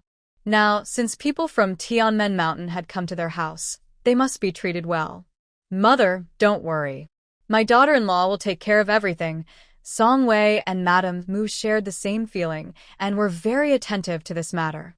When you and Xinga handle things, I trust you. After all, there are still some untrustworthy people in the family. Madame Mu almost forgot Mu Si's name, and Mu Si smiled shyly. When Mu Rongshu brought Yaya in, everyone was stunned. What kind of feng shui treasure land is Tianmen Mountain? Everyone raised such good-looking people. Especially Mu Si, Mu Sishu, and Mu Siqing. Two of them had even fought Yaya before. At that time, Yaya could only barely recognize herself as a girl. No one expected her to be such a soft and adorable girl. Mu Sishen and Mu Siyuan began to doubt whether this girl, who could hold her own against their second uncle, was really the one the second uncle mentioned. She didn't look like it. Seeing everyone stunned, Mu Rongshu smiled and introduced, "This is my senior uncle Qingshan Taoist disciple, my junior sister Yaya. She will stay at the mansion for a while. Sorry to bother everyone." Yaya bowed politely. "Good child, stay as long as you like." The Mu family welcomes everyone from Tianmen Mountain. Madame Mu couldn't help but feel happy when she saw such a soft and adorable girl. "This is my grandmother," Mu Rongshu introduced Grandma Yua Yua. Yue, please greet Grandma. Yue immediately knelt down and bowed to Madame Morong, which made her even happier. Good child, get up quickly. This grandmother's words completely won the old lady's heart. Yue, this is my dad and mom. Morong Shu led Yue to meet Mu Shi and Song Wei and introduced them. Dad, Mom, hello. I am Yue. The little girl cheerfully and sincerely bowed to Mu Shi and Song Wei, startling them so much they forgot how to react. Seeing they ignored her, Yue gently tugged on Morong Shu's sleeve and whispered, Senior sister, do Dad and Mom not like Yue? Morong Shu gently patted her sister's hand to comfort her. Of course they like you. Yue is so cute. Dad and Mom are just too surprised and forgot to respond. Hearing this, the little girl happily cheered up. At this moment, Mu Shi and Song Wei finally reacted and kindly took the little girl's hand, saying, Yue, welcome to the Moore family. Thank you, Dad and Mom, the little girl happily replied, which made Morris feel very envious. Why did the older brother and sister-in-law suddenly have a daughter? It's unfair. He also wanted a daughter to fall from the sky. Seeing Morris's expression, Morong Shu knew what her second uncle was thinking, and then led her sister to meet Morris and Rong Qing, saying, Yue, this is your second uncle and second aunt. Hello, second uncle and second aunt. Yue bowed to them, looking adorable and well-behaved. Rong Qing was so touched, she almost melted. She quickly helped the little girl up, saying, family members don't need such formalities. Then Morong Shu introduced her sister to the other family members. The little girl was sweet and adorable, greeting each of her brothers one by one, making the atmosphere very warm. After everyone got to know each other, they started dinner. During the meal, everyone enthusiastically served the little girl food. She was so touched she cried. She told Morong Shu, senior sister, Yuan used to be alone, but now Yuan has a family. Master said you are the luckiest person. I and senior sister are like real sisters, so Yue knows that your family is also Yue's family. Hearing Yue's words, everyone paused for a moment. Song Wei carefully asked, does Yue have parents and older brothers? The young girl looked a bit sad and said, Mother, Yuan was hurt and lost her memory. She even hurt her head. Master took a long time to help her recover. He said Yuan has no family now. Mother, will you dislike Yuan? Everyone sighed softly. Song Wei felt very sorry for the cute girl and smiled, saying, Mother wishes I had more daughters. I would never dislike you. From now on, you are a daughter of the Mu family. Later, ask your master if he agrees. If he does, I will officially consider you my daughter. Really? Yuan will also have a mother and father? Yuan is so happy. Yuan was very excited. Although her master and brothers treated her well, she still envied others who had parents. Of course, it's true. Eat more. If you want anything, just tell your mother, Song Wei said kindly, deciding to adopt her as a daughter. Thank you, Mother. Yuan happily started eating. The others also warmly welcomed Yuan. The little girl was very happy. She kept smiling until dinner was over. After the younger ones left, Mu Si smiled and discussed with old lady Mu and Song Wei, Mother, sister-in-law, I also want a daughter. Can we register Yuan under the second household? Yes, Mother. Since we want to adopt her as a daughter, why not put her in the second household? That way, my husband and I will both have children. Rong Qing also liked this simple girl very much. Old lady Mu thought for a moment and asked Mu Shi and Song Wei, what do you two think? Song Wei smiled and said, Mother, if second brother and sister-in-law like her, I am happy too. It doesn't matter whether she is registered in the main household or the second. Sister-in-law, that can't be the same. If she's registered in the second household, she will call me father. It must be in the second household, Mu Si said excitedly. Getting a daughter like this makes me so happy. Old lady Mu smiled and said, second brother, don't get too excited. Nothing is decided yet. First, let Shuer write to ask her master. Only if Qing Shan Daoist agrees can she be registered in your name. Mother is right.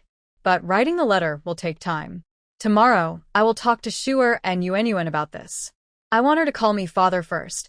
Musi wished he could go to the nursery right now to discuss this, but he was worried about disturbing his little niece's rest. Husband, don't be impulsive. Yuan must agree herself. Don't scare her, Rongqing said, genuinely worried that Musi might be too hasty and frighten the girl. Madam, don't worry, I understand, Muse thought to himself. He had already come up with many ways to make Yaya willingly call him father. His older brother was too serious, so he decided to smile more to look kinder. After discussing, they all said goodbye to the old lady. Because time was tight, Morongshu decided to sleep with Yaya tonight. Tomorrow, they would tidy up the room and sleep separately. Before going to bed, Yaya gave Morongshu all the treasures she brought from Tianmen Mountain. Senior sister, these are gifts for you. This is the biggest ginseng from Tianmen Mountain, personally dug by Yaya. These are Lingji mushrooms, deer antler, and polygonum. Seeing what his junior sister brought, Morongshu was a bit surprised. She had brought all the good things from the medicine room on Tianmen Mountain. Noticing Morongshu was silent, the little girl asked nervously, Senior sister, do you not like these? Yaya picked them herself. If you don't like them, Yaya can go pick more for you. Yaya's light skills are the best. No, I like them very much. Thank you, Yaya. How do you know I like herbs? Morongshu was curious about how the girl knew her favorite. Yaya is very clever.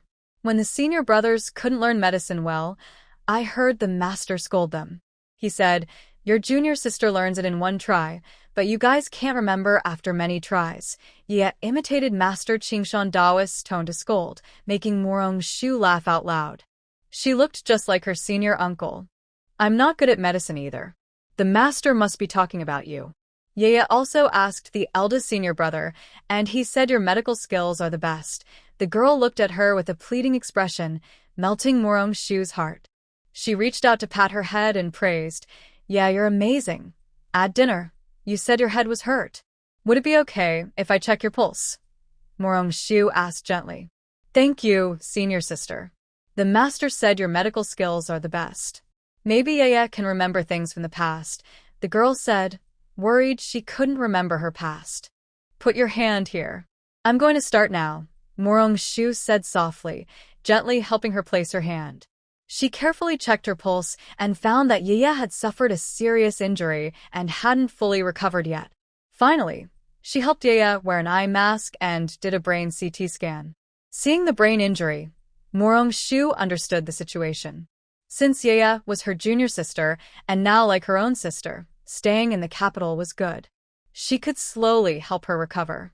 Morongshu wrote a letter overnight and sent it to Tianmen Mountain, explaining her junior sister's situation and expressing her wish to let her stay in the capital for a while. She also mentioned that her family wanted to adopt her as their daughter. Early the next morning, Musi arrived at the Gui Ning courtyard. He had spent the whole night thinking about how to bring the young girl into his and his wife's names. Why did uncle come so early? Morongshu asked with a smile when she saw her second uncle at the dining table. Uncle came to have breakfast with you and Yaya, and also to discuss something with you, Musi said very flatteringly as he sat down on Morongshu's right side, with Yaya on her left. Perhaps because Musi's purpose was too obvious, Morongshu immediately saw his intention and asked with a smile, what does uncle want to discuss with Shuer? Shuer, you know that uncle and aunt have always wanted a daughter.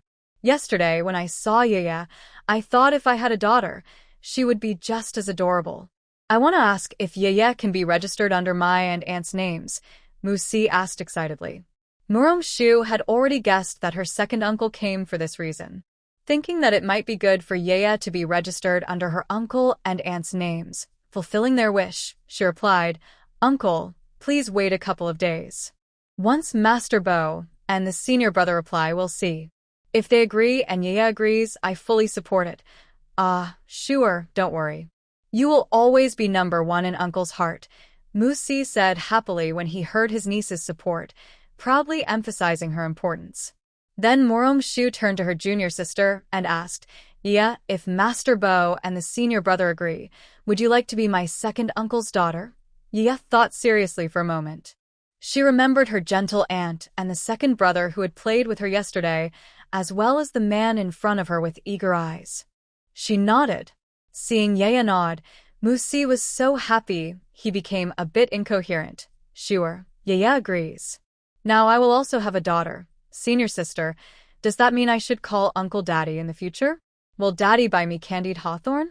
Little Flower's daddy always brings candied hawthorn when he comes back from outside.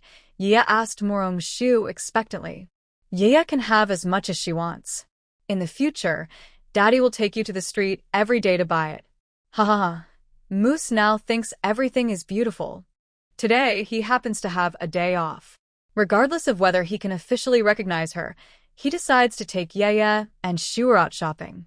Song Wei and Rong Qing hadn't entered the yard yet when they heard Moose's laughter. Rong Qing, who hadn't seen her husband early in the morning, guessed he was also here visiting Shu'er.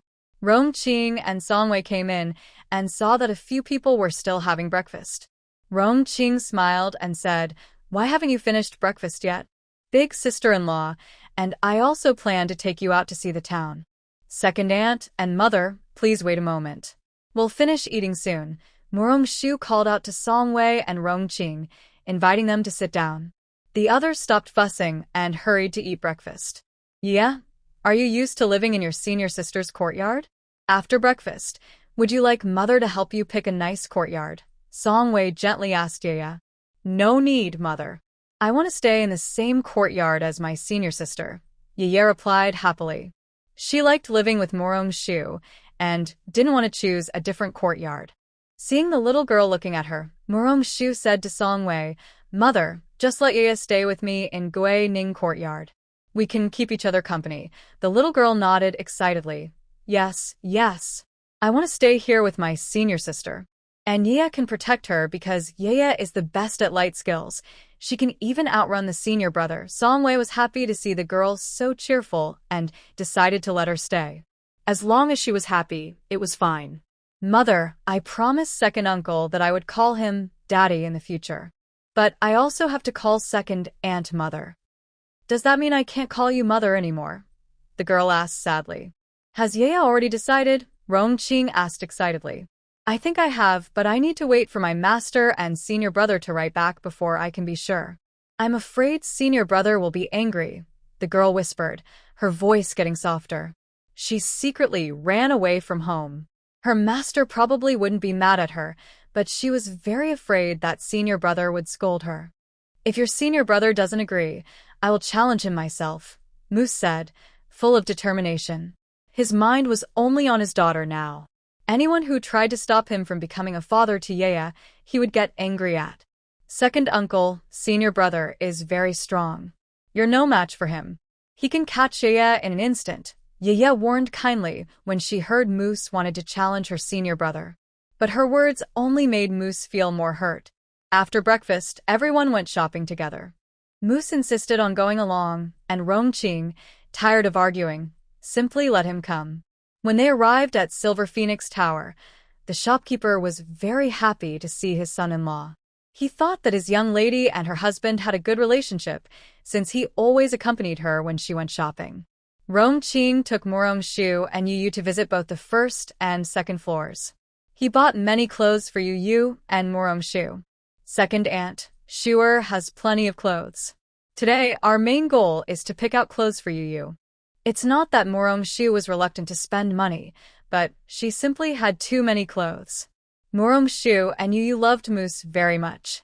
Wherever Yu and Morong Shu went shopping, Moose followed behind, helping carry their bags. His expression was like a caring father, full of love. The shopkeeper kept looking and found it strange. Suddenly, he realized that with how attentive and loving his son-in-law was, maybe this adorable little girl was his son-in-law's secret child. The shopkeeper was so shocked by his own thoughts he almost lost his balance. But the more he looked, the more it seemed true. He immediately sent a message to his master. The son-in-law has brought his illegitimate daughter and the young lady to the shop to pick out clothes. Master, come quickly. This time, it wasn't just the shopkeeper's imagination. He had actually heard Moose call Yu Daddy, so he thought Yu was the child Moose secretly had with his young lady. Master Rong and Rong Yunan received the message and were stunned. How could this be? Their daughter and son-in-law had a good relationship. How could there be a daughter from an outside relationship? They didn't even bother to check the accounts and immediately took a carriage to Silver Phoenix Tower. When Master Rong and Rong Yunan arrived, Song Wei and Rong Qing were helping Morong Shu try on clothes. Seeing their son-in-law following a young girl with a look of affection and admiration, Master Rong immediately believed the shopkeeper's words. Moose was worried no one was showing him off, so he quickly went forward when he saw Master Rong and Rong Yunan. He also brought Yu along and said to her, Yu, come meet Grandpa and Uncle. Although Yu didn't understand everything, these two people looked familiar. She obediently called out, Grandpa, Uncle. Then she saw her grandpa and uncle pointing angrily at Moose, saying, How could you do something that's wrong for Qinger? Father-in-law, Qinger is happy too, Moose replied evasively. Master Rong was even angrier. He was upset that his daughter had agreed to this, and he was very angry. Moose also realized what was happening and explained, Father-in-law Yunan, don't misunderstand. This is Shuer's junior sister, Yaya. In the future, she will be my and Qinger's daughter. We have decided to adopt her as a daughter. Remember to prepare a big red envelope, Father-in-law and Yunan. Upon hearing this, old Master Rong and Rong Yunan finally relaxed. As long as the child wasn't secretly born behind their daughter's back, the Rong family would warmly accept her. They would also prepare more dowry for her. Hello, Yaya. I am your grandfather, old Master Rong said. He had been too angry earlier to look carefully. Now that he looked again, he saw that the girl was obedient, well-behaved, and very cute. The more he looked, the more he liked her. While they were talking, Rong Qing and Morong Shu came out. Seeing their father and second brother Rong Qing, they were very surprised. Father, Yunan, why are you here too? I came with Dad. Rong Yunan started to speak, but old Master Rong interrupted. We just happened to come to the shop, just by chance. Rong Qing looked suspicious. She knew how busy their family was, and she managed most of the Silver Phoenix Tower's business. She didn't believe that her father and Yunan just happened to pass by. Seeing old Master Rong look guilty, Morong Shu stepped forward and bowed. Grandpa Rong, Uncle Yunan, long time no see. Shuer is getting more and more beautiful. Today, take a good look around Silver Phoenix Tower. If you see anything you like, tell the shopkeeper and they will send it to your house, old Master Rong said generously as always. Thank you, Grandpa Rong, Morong Shu replied. Her words shifted Rong Qing's attention away. Old Master Rong took the opportunity to quickly say goodbye to Yunan, or else his daughter would keep asking questions. Before leaving, he told Rong Qing, since you want to adopt her as a daughter, don't make her feel wronged. When the time comes, hold a formal adoption ceremony. Later, I'll ask your mother to send some gifts for Yaya. Thank you, Father, Rong Qing said, surprised by her family's support for her decision to adopt Yaya. They continued shopping elsewhere. For lunch, they ate outside. Afterward, Rong Qing and Song Wei returned to the mansion. Yaya looked reluctant, and Moose decided to take Yaya and Morong Shu out for another walk in the afternoon. Moose was usually very lively and knew all the best places to eat and have fun in the capital. They went straight to the most lively part of the city, Shijia. As soon as they arrived, Yaya was captivated. The street was full of delicious food and fun activities, making her as happy as a child. Senior sister, this looks so beautiful and delicate, even better than the carving brother did for you. Senior sister, this seems very tasty. Can Yaya try some? Senior sister, is this person performing? Yaya can do it too. Yaya wants to come here to earn some silver. Morong Shu just smiled indulgently, thinking that earning money here is a good idea. Later, he would ask Uncle Second to bring Yaya here. The scene would be very lively. Not to mention, Musi was actually considering the possibility of performing here. To make Yaya happy, he was willing to do it, even if his mother scolded him. Uncle Second, look over here, senior sister. Yaya's excited voice interrupted their thoughts. They looked in the direction of Yaya's gaze and saw a vendor selling candied hawthorn. Musi smiled and said, Come on, Uncle will buy some for you. Musi happily approached the hawthorn seller, wanting to buy all the candied hawthorns. Morong Shu stopped him, only buying 4 skewers. He handed 2 to Yaya, 1 to Musi, and kept 1 for himself. Uncle's second has some too. Seeing her little niece hand over a skewer, Musi felt a bit shy. Yaya had already started eating, and seeing Musi hesitating, she hurriedly said, "Uncle second, try it. It's really delicious." Musi finally took the skewer, tasted it, and found it sweet and sour, better than anything he had eaten before. They didn't miss any of the street stalls. Whenever they found something tasty, Yaya looked at Morong-shu and Musi with a sad expression. Musi couldn't stand it and simply said, "Buy it." By the time they returned to the residence, everyone was full. Most of the snacks they bought had gone into Yaya's stomach. Musi was surprised to realize that the little girl could eat so much. It was clear she was his daughter. Her appetite was just like his. Unlike those noble young ladies who only eat a little each day. Back at the residence, Morong-shu and Musi initially planned not to eat dinner. However, Yaya was very eager, so the three of them went to the dining hall again. Seeing Yaya eat dinner normally, Musi was so surprised his mouth almost dropped open. "Second brother, why are you just staring at Yaya and not eating? You're not eating dinner." The old lady felt that her second son was becoming more and more unusual. The girl just ate a little more and he kept staring. What if Yaya felt shy? Yaya heard the old lady ask Musi and stopped, curious, and asked, "Uncle second, do you want to eat the dishes in front of Yaya? Yaya can help you pick some." No. Uncle second is just worried that Yaya might eat too much. Musi is now unable to eat anything, and is even afraid to let you pick food for her. When the second uncle says no, Yu picks up her bowl and continues eating.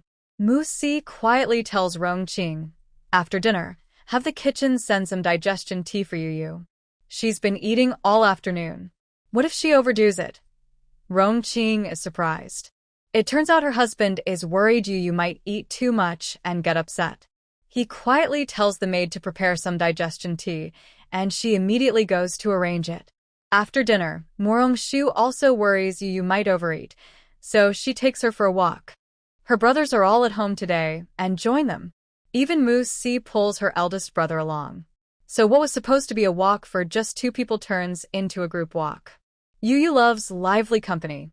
Seeing so many people walking with her and her sister makes her very happy. At first, everyone chats happily. But as they walk, they stop laughing because Yu points out security problems at the Mu residence. She highlights weak spots in the defenses. Mu-shur and Musi didn't expect the little girl to be so sharp. Just walking around once, she identified the weak points. She even accurately pointed out where the guards were stationed and gave suggestions for improvement. Not only Musi and Mu-shur are shocked, but other brothers are also stunned into silence. Except for Morong-shu, the others are surprised. Morong-shu guesses that her sister learned some kind of clever formation on Tianmen Mountain. Without Yu, we're not good at these things.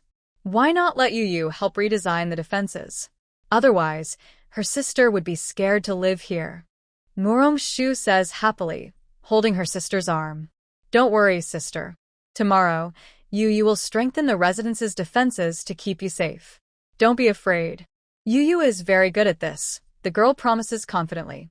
That's very kind of you, Yu. Tonight, sister will take you around the Mu residence, Morong-shu suggests. Yu will listen to sister, the girl says happily. Yu, can I come see how you improve the defenses tomorrow? I want to go too. And me? The brothers all look eagerly at the girl. Yu nods at her sister, happily saying, you all can come tomorrow. Big brother is not here, so I'll listen to sister. They are very happy to get permission and walk around until late before heading back. When Musi and Mu-shur return, Rongqing and Songwei are already resting. The letter from Mount Tianmen was delivered to Morong-shu. Everyone first expressed their longing for her and told her that she would attend her wedding in the capital next spring. Regarding Yaya's recognition of her family, the Taoist Qing Shan strongly supported it and shared Yaya's situation. He hoped Morong-shu could help Yaya find her relatives. The Valley Taoist predicted that Yaya's family was somewhere in the capital area. Finally, there was a letter from the senior brother, Pei Jun. Besides showing concern for Morong-shu, he also mentioned Yaya's habits and asked her to take good care of Yaya. Along with the letter, many precious herbs were sent. Murong-shu couldn't help but admire her senior brother's wealth. These herbs were like vegetables, so many sent at once. Thinking about the herbs her junior sister brought a few days ago, Murong-shu realized that the two of them were strangely similar. She immediately told her junior sister, "Yeah, your master and senior brother have written. They agree that you can stay in the capital and that the Murong family will recognize you as an adopted daughter. Do you agree?" The young girl was very happy to hear that her master and senior brother didn't blame her. She had already heard her senior brothers say that her senior sister was very favored. It seemed that coming to find her senior sister for support was the right choice. Senior sister, Yaya agrees. Everyone treats Yaya very well. Yaya likes Uncle Air and Aunt Air, she happily replied. Over the past few days, Murong-shu kept coming to show her presence. Yaya liked Murong-shu very much. She thought her father was just like Murong-shu. Then I'll tell Uncle Air and Aunt Air this good news later. From now on, I'm not only your senior sister, but also your fifth sister.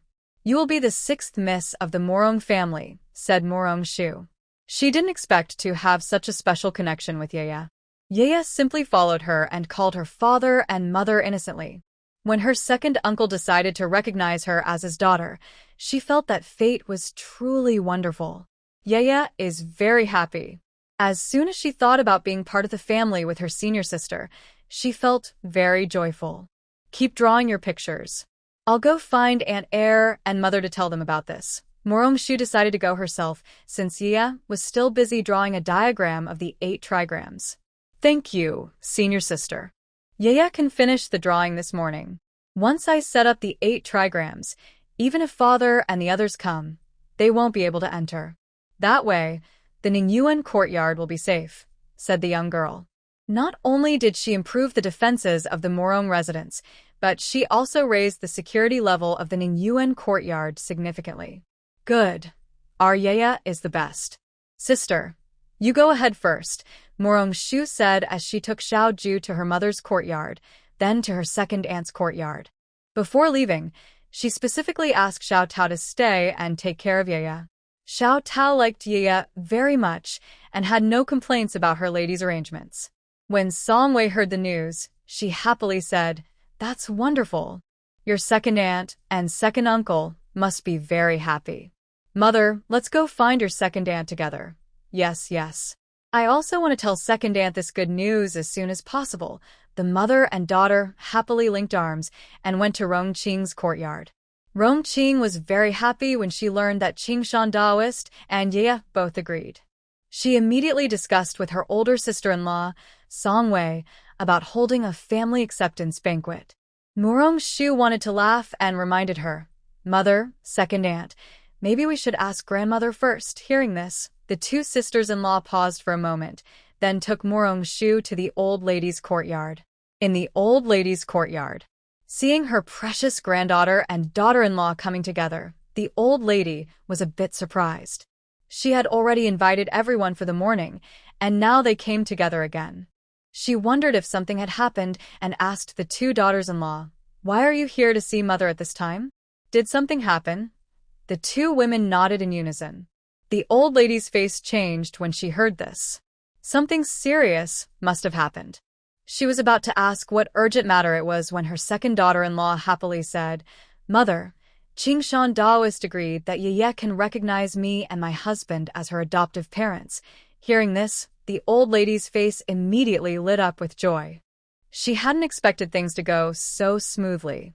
She then said, "That's great news. Yaya is a good child. You and your second brother should think carefully. Once Yaya is accepted, you must treat her like your own daughter. If you don't treat Yaya well, I won't agree. Mother, don't worry. My husband and I are sincere. We will treat Yaya as if she were our own child," Rongqing quickly assured her. "Mother, you can rest assured. This daughter was taken from my husband and me by second brother. Otherwise, I would have one more daughter," Song Wei said with a smile. "Your second brother is shameless. Only you and Shura spoil him," the old lady said happily, pleased to see the family harmony. "Mother, if you say that, second brother will be angry when he hears," Song Wei joked. "We don't have time to pay attention to him. Since we want to recognize Yaya, let's find an auspicious day, hold a family ceremony, and tell all the noble families in the city that Yaya is our Mu family's daughter. This way, no one will bully her in the future. Before the official recognition, the old lady already protected her. Mother, don't worry. My older sister-in-law, and I will take care of everything. We promise Yaya won't be wronged. With the old lady's approval, Rongqing felt even happier. All right, you and your sister-in-law go ahead and get things ready. Sure. Stay here and talk with me, said the old lady, noticing that Shu hadn't spoken. Grandmother, is Shuer unhappy? The old lady asked carefully.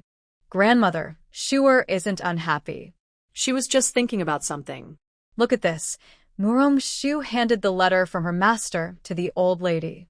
The old lady read the letter carefully and asked, is Shuer worried that Yaya's future parents might come from a more powerful family than ours?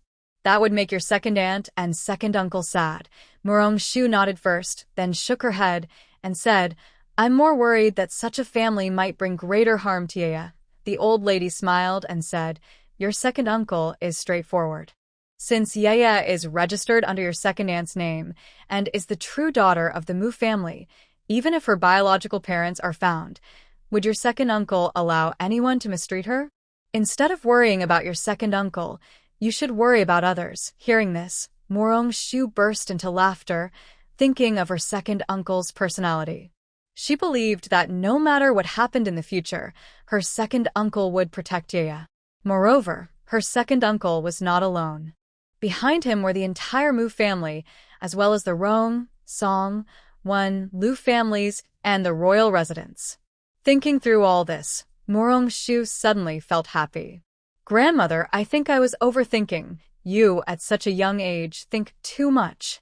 If your second uncle and father can't even protect Yaya, then they are useless. In the old lady's heart, her son was like grass, her grandson was a treasure, and her granddaughter was an unparalleled jewel.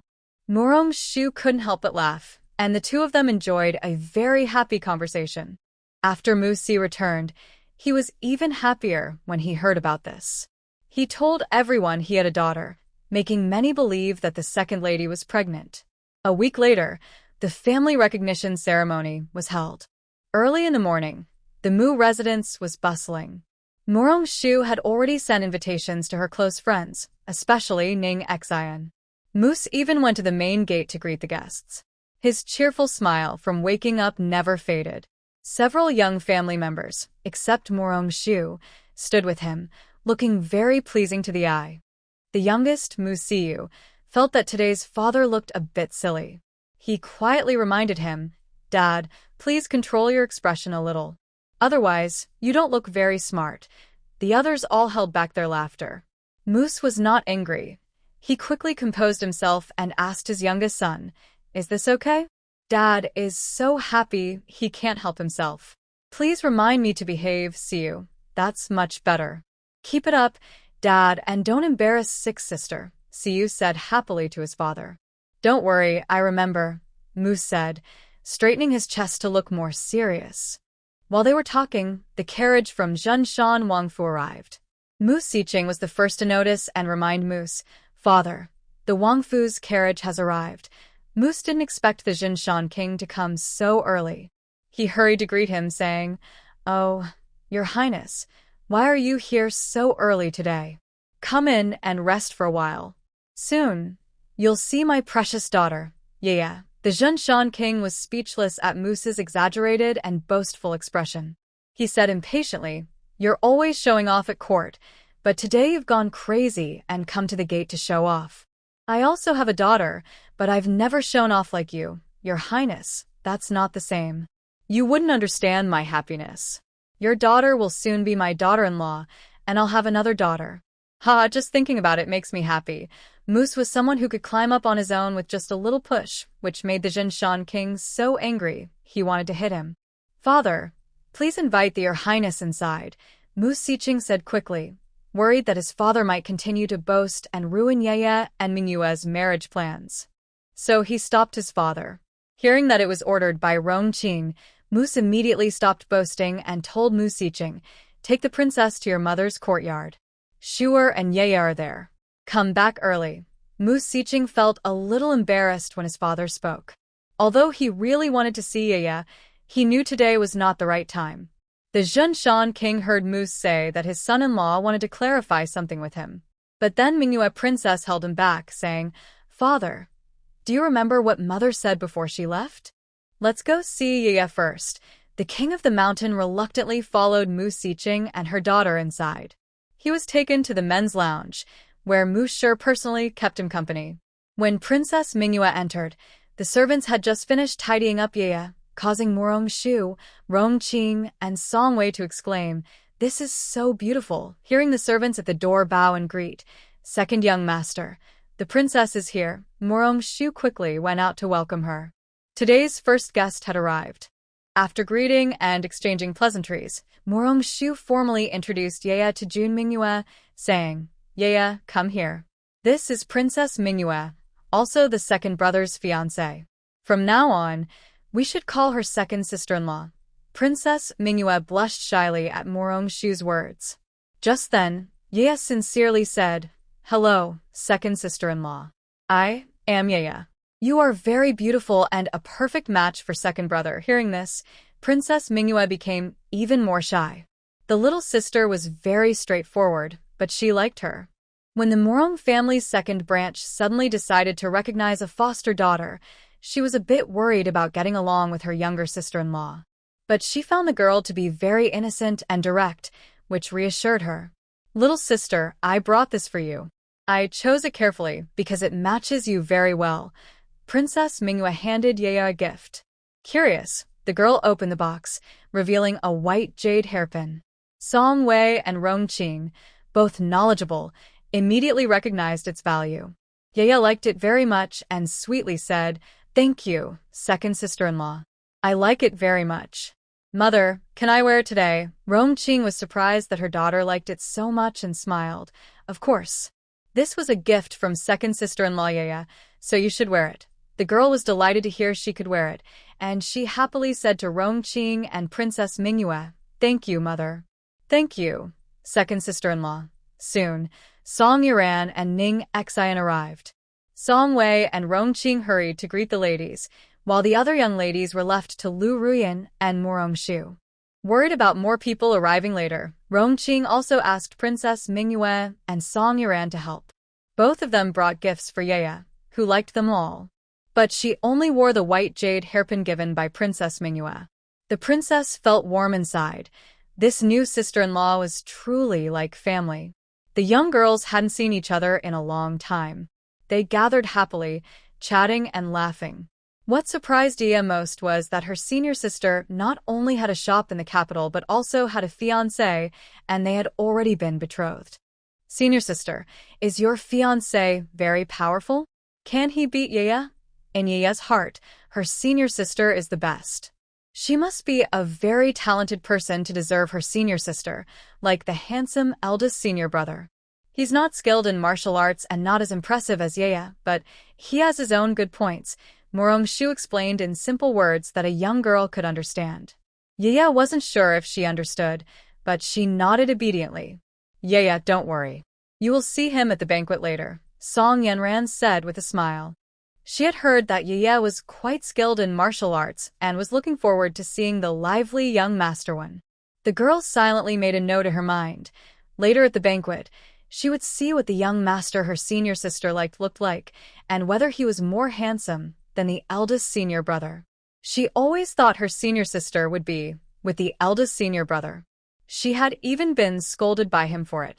But unexpectedly, her senior sister had already been snatched away. Ye was not convinced. If she couldn't get her senior sister back, she would secretly meet her senior sister's so-called fiancé. "Miss Sixth," the madam said, "most of the guests have arrived. You can take Miss Sixth to the front yard now." The madam also said that Miss Chung from the Chung family wants to see you. She has asked the madam several times. A servant came in to deliver the message. "First, go back to my mother. I will take my sister there now," Morongshu said, instructing the servant to go ahead and report, so her mother and second aunt wouldn't worry. Yanran, does the princess know Miss Chung from the Chung family? Why is she suddenly looking for me? Morong-shu thought for a moment. She didn't know Miss Chung from the Chung family. Sharad, Inov. The servant said that Miss Chung is probably Chung Lao's granddaughter, Chingji, and she is very close to Xianer. Ning Xian replied, because her good friend Chingji had already asked her to help introduce her to Morong-shu. Since Xianer's good friend is her, let's go see her.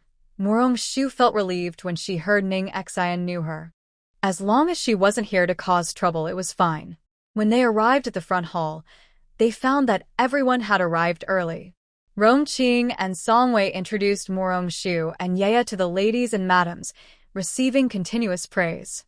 Since entering the banquet hall, Morong-shu felt like someone was watching her.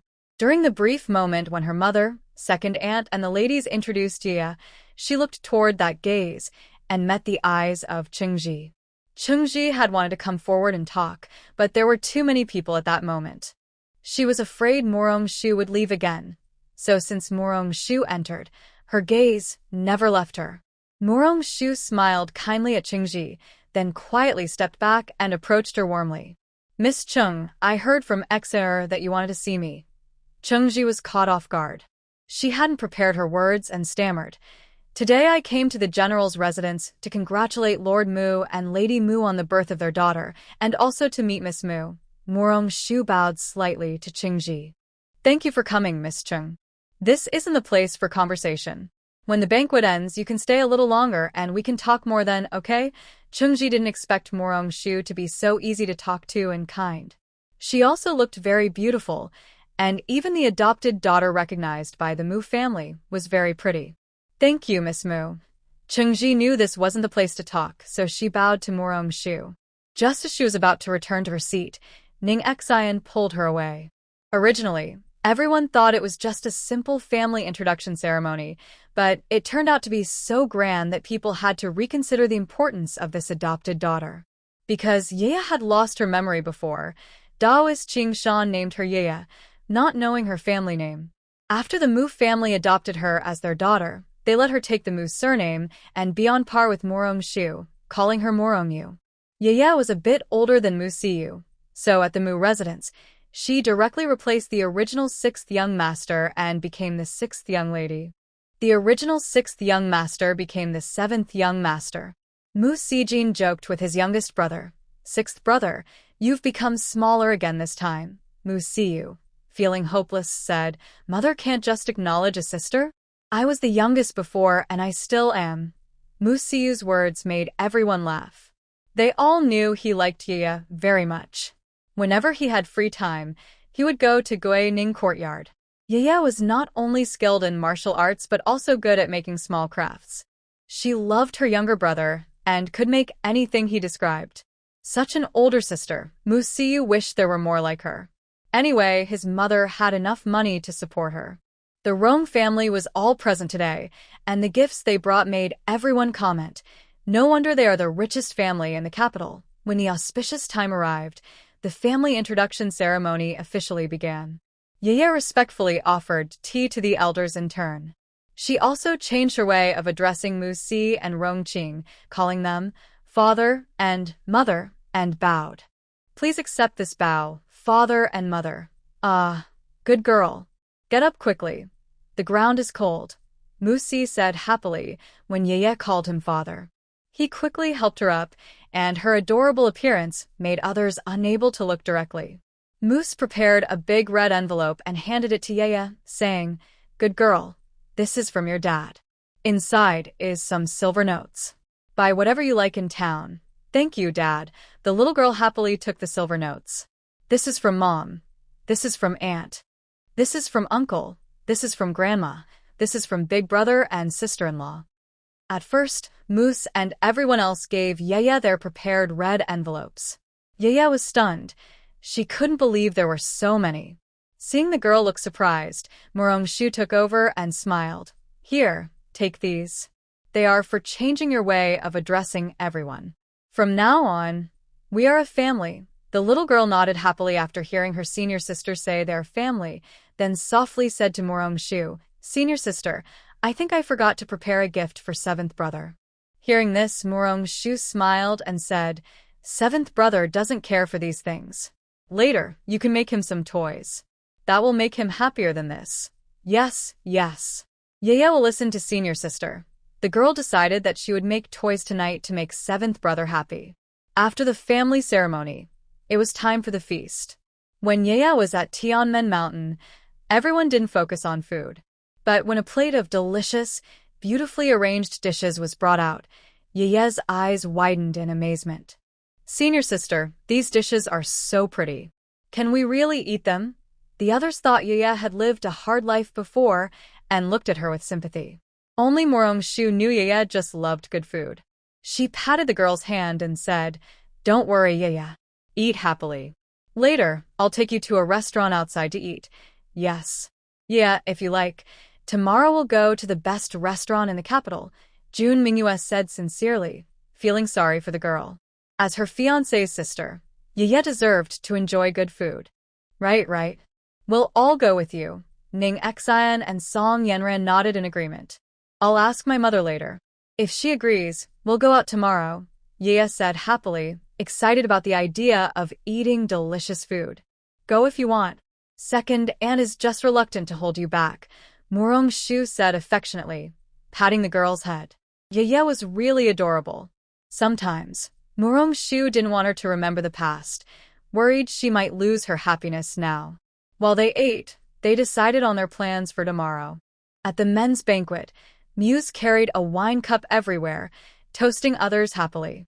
His cheerful face showed he truly liked his adopted daughter. When Yi whispered to Wenjing and Wenji, "Look at second brother's proud look. It's like he was born to be this way." Miss Yu probably only accepted him because of Shuer. "Second brother, are you jealous?" Wenji asked with a smile, holding his wine cup. Wan Ye's hair stood up in anger. Jealous of him? What's there to be jealous of? He's just smiling like a fool. "Second brother, if father sees you acting like this, he'll scold you again," Wenjing reminded him with a smile. "Were you talking about me? Father's far away, he won't see," when Yi quickly quieted down and looked at his father's table. His father wasn't paying attention to him, so he relaxed. In his heart, Wen Yi secretly vowed to have a daughter with his wife. She would carry her around every day and show her off in front of Muse. After the banquet, Morong-shu asked her maid to take Qingji to the Ning residence to wait. After seeing off the last guest, she headed back herself. Qingji knew Morong-shu was busy today. She followed the maid to the Ning residence, lost in thought about how to politely talk to Morong-shu later. She didn't notice when she bumped into someone, and before she could stop, she nearly fell. The person quickly reached out and caught her waist, steadying her. Once she was stable, he released her and bowed politely, apologizing. "It's an urgent matter. Sorry for offending you just now. Please forgive me, miss." "That's Chengji's fault. Thank you, young master. Otherwise, I would have embarrassed myself today." Qingji hurriedly thanked him. Falling at the Muri residence would have been a joke. "Miss Cheng, don't you remember?" Mu Siyuan asked with a smile, seeing the nervous girl who hadn't dared to lift her head. Hearing his question, Chengji looked up and was surprised to see it was the young master who had helped her retrieve her purse a few days ago. "Is it you?" After asking, Chengji felt it was a bit abrupt and shyly added, "I mean, you're here to join the banquet too?" Mu Siyuan smiled and said, "This is my home. Miss Cheng, did you forget? I told you my surname was Mu that day." Chengji really hadn't heard clearly that day. She felt a bit embarrassed and said, "Sorry, young Master Mu. I didn't hear you clearly that day." Mu Siyuan was amused by her shy expression and laughed. "Let me introduce myself. My name is Mu Siyuan, and I am the third son of the Mu family, programmed to act as an English translator and editor. Here is the improved version of your text." Jiwen was very surprised and asked, "Are you the third young Master Mu?" Now it was Mu Siyuan's turn to be curious. "Do you know me? I heard about you from others," the young girl whispered. "Then today we are officially introduced. Miss Cheng, are you here to look for someone?" Mu Siyuan asked, noticing Qingji's curiosity in the backyard. "I'm not here to find someone. I have something to ask Miss Mu. Miss Mu is busy, so she told me to wait at Gui Ning courtyard," Qingji explained, worried that Mu Siyuan might think she was being rude and wandering around the house. I happen to be going there. Let me show you the way, Miss Chung, Mu Siyuan said, simply wanting to guide her, though his reason for going there was made up on the spot. Thank you, third young master Mu. Mu Siyuan led the way, and Chengji obediently followed behind. The servant who was originally sent by Morongshu to guide them suddenly felt a bit unnecessary. Today, the third young master was so eager to help. Chengji looked up at Mu Siyuan now and then, thinking of the portrait her mother showed her yesterday of a suitable match in Beijing. Mu Siyuan was among the top 3 candidates, and her mother seemed quite fond of him.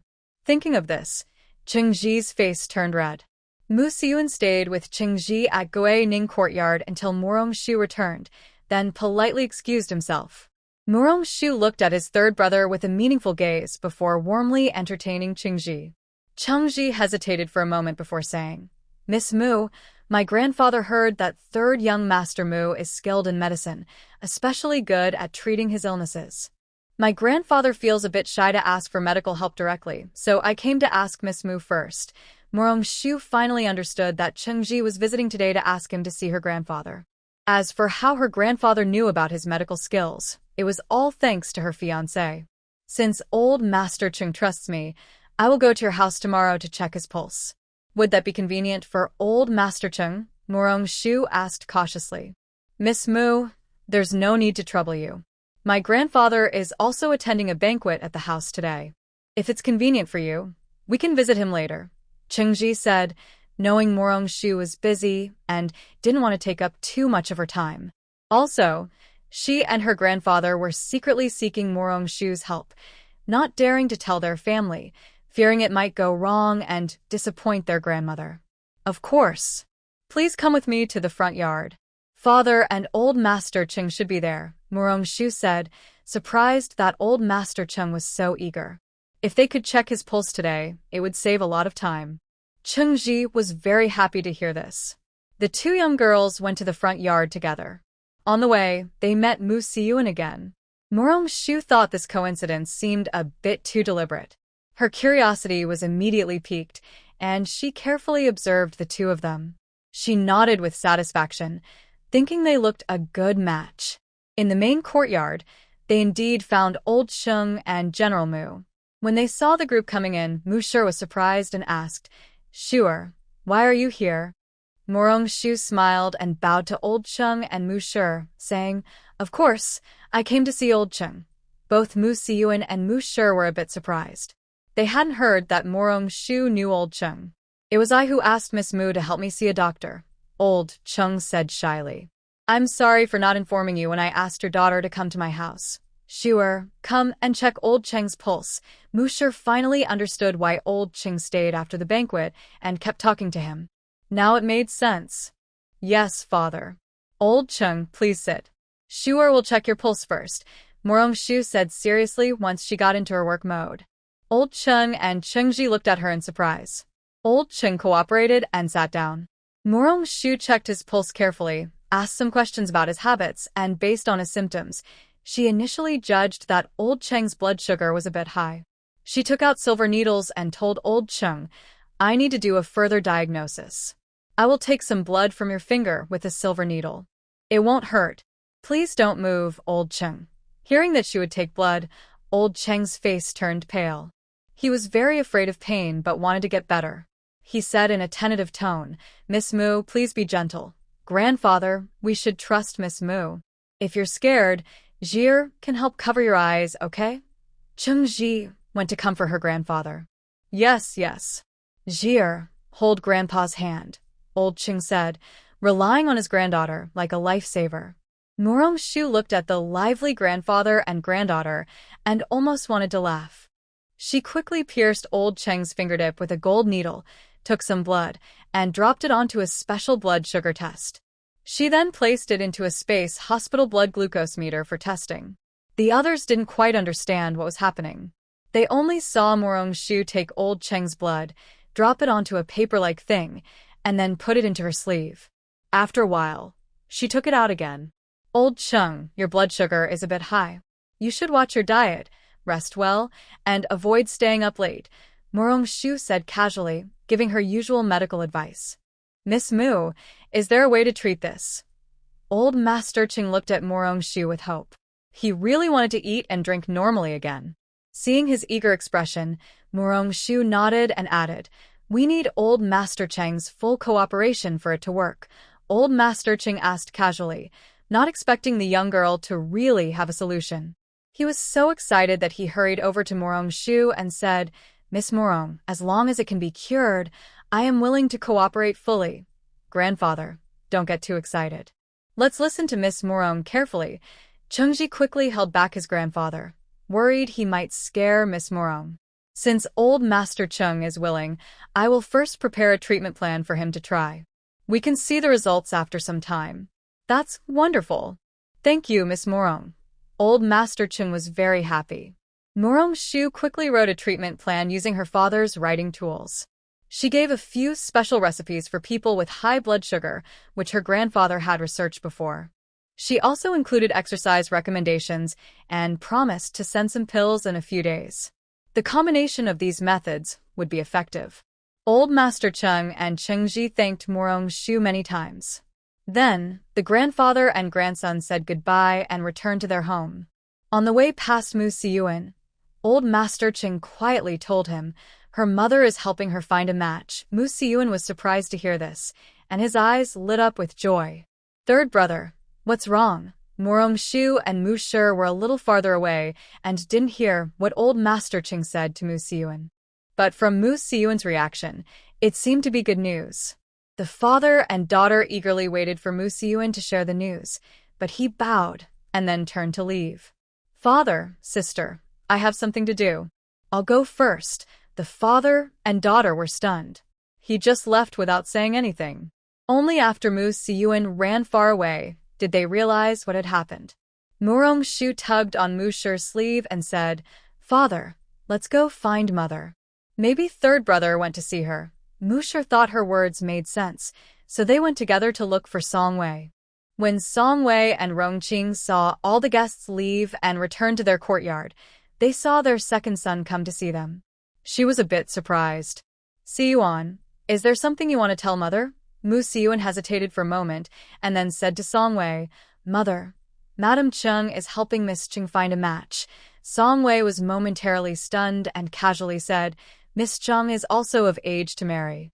It's no big deal for Madam Chung to look at her." Mu Siyuan saw that his mother didn't understand his meaning and hurriedly called out, "Mother."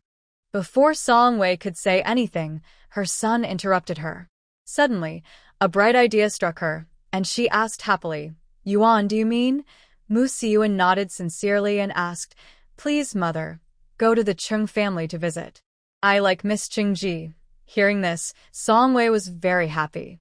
Her silly son finally understood. She smiled and said, "Yuan, don't worry. I will send a message to the Chung family tomorrow." "Thank you, mother. I'll go now," Mu Siyuan said shyly. "Third brother, why are you in such a hurry to leave? We both heard you. I wondered why you were so anxious. So you like Miss Chung from the Chung family." Mu Rongshu and Mu Shi came in together and overheard some of the conversation. "Father, sister, I was just too excited earlier." Mu Siyuan calmed down now and felt he had been a bit rude. "Third brother, we are family. No need to be so formal. Father and I are truly happy for you," Mu Rongshu said happily. She liked Miss Chung. She seemed very educated and kind. "Mother, since we're going to deliver medicine pills to old Chung in a few days, why don't we go to the Chung family together? We can also see what Madam Chung thinks," Mu Rongshu suggested. "Good idea. You handle the invitation. It's better than mother suddenly sending one out." Using the excuse of delivering medicine, Song Wei agreed, holding her daughter's hand. "Thank you, sister." Mu Siyuan was grateful, knowing his sister was helping him. "Third brother, I also like Miss Chung. You have good taste. If this works out, mother can sleep peacefully every night," Mu Rongshu exaggerated, making everyone laugh. While they were talking and joking, Yaya rushed in excitedly. Senior sister, go back to Gui Ning Pavilion quickly." They thought something was wrong and asked anxiously, "What happened ya?" Grandpa sent a lot of things for Yaya and senior sister. Mother already arranged for them to be taken to Gui Ning Pavilion. "Hurry and go see," Senior sister, the girl said excitedly, pulling Murong's shoe. Go ahead. Look at how happy Yaya is. Grandpa must have sent many good things. Song Wei knew the Rong family was generous, so she urged her daughter and Yaya to return home. Understood, mother. My daughter and Yaya will take their leave now. Murong Shu and Yaya bowed politely, then Yaya pulled her quickly, and they left. Murong Shu usually exercises, but walking so fast with Yaya was a bit tiring. She held the little girl and said, Yaya, senior sister can't walk anymore. Let's walk slowly, okay? When Yaya heard her senior sister was tired, she remembered how she used to act stubborn and refused to walk when with her big brother, who would carry her and fly. Yaya nodded, and before Murong Shu could react, she wrapped one arm around her waist and flew up. Suddenly flying without warning, Murong Shu was nervous and hugged Yaya tightly. Yaya thought her senior sister was playing and laughed happily, flying even higher with her. The maids and servants watched enviously. Miss Sixth was amazing to be able to fly with Miss Fifth. Back at Gui Ning Courtyard, seeing the many gifts, Murong Shu felt overwhelmed. She sent her trusted maids to help Yaya organize everything. She agreed with her second aunt's idea of preparing a courtyard for Yaya, even if no one lived there, just to store the gifts. Watching everyone busy, Murong Shu felt like something was missing today. The words, Jing, kept flashing in her mind. Today was too busy, and she didn't have time to spend alone with her Ziyu. Murong Shu sighed deeply. Senior sister, what's wrong? Yaya, who had good hearing, ran over to ask with concern when she heard Murong Shu sigh. Yaya, when it gets dark, can you secretly take me out of the house without being noticed? Just like earlier, flying out, Murong Shu looked at Yaya with hope. Don't worry, senior sister. Yaya can definitely take you out. I used to do that all the time, sneaking out with my master and big brother, Yaya whispered softly, glancing at the busy servants. Deal. Cross my heart. Murong Shu was very happy when she heard she could go out. She was already looking forward to her evening date with Ziyu. The two spent the afternoon packing at Gui Ning Courtyard. After dinner, they pretended to go to bed early, leaving Xiao Tao behind just in case. With Yaya's help, she successfully slipped out of the house. Outside the house, Yaya looked confused and asked, Senior sister, where are we going? To see someone. Here's the route. Murong Shu had drawn the route in the afternoon and now handed it to Yaya, hoping she wouldn't get lost. Senior sister, don't worry. I will definitely take you there, the young girl said seriously as she looked at the map with confidence. Thank you so much, Yaya. Tomorrow, senior sister will cook a nice meal just for you. Murong Shu decided to treat her little sister well tomorrow. Senior sister, you can't trick Yaya. Let's go now, Yaya said as she carried Murong Shu. Her flying speed wasn't affected at all, which made Murong Shu feel very envious. Her light skills were amazing. She really wished she could have that ability. Following the map Murong Shu gave, Yaya accurately led Murong Shu to the roof of a house in Wenjing's courtyard. Yaya used her eyes to signal Murong Shu which room to go to. Murong Shu pointed with her finger, indicating it was Wenjing's bedroom. Yaya quietly told Murong Shu, Senior sister, there are guards over there. Yaya will distract them. You have half an hour. Before Murong Shu could react, Yaya threw something and made a noise, causing Wenjing's secret guards to chase after her. Yaya put Murong Shu down, and then flew after the guards. Murong Shu didn't have time to speak before she was placed at Wenjing's door. The little servant outside the door saw Murong Shu suddenly appear and fainted from shock. The noise woke Wenjing. He hurriedly opened the door and saw the girl he missed so much. Wenjing was stunned and asked in disbelief, Shuer, how did you get here? I missed you, so I ended up here. Isn't it amazing? Murong Shu said playfully, making Wenjing very happy. He also missed her. Come in quickly. Wenjing pulled the girl inside and ordered someone to take the fainted servant away to rest. Murong Shu looked at the fainted servant and apologized. Sorry, Ziyu. I didn't think it through. Someone will take good care of him. Let's go inside. I'm very happy that Shuer came.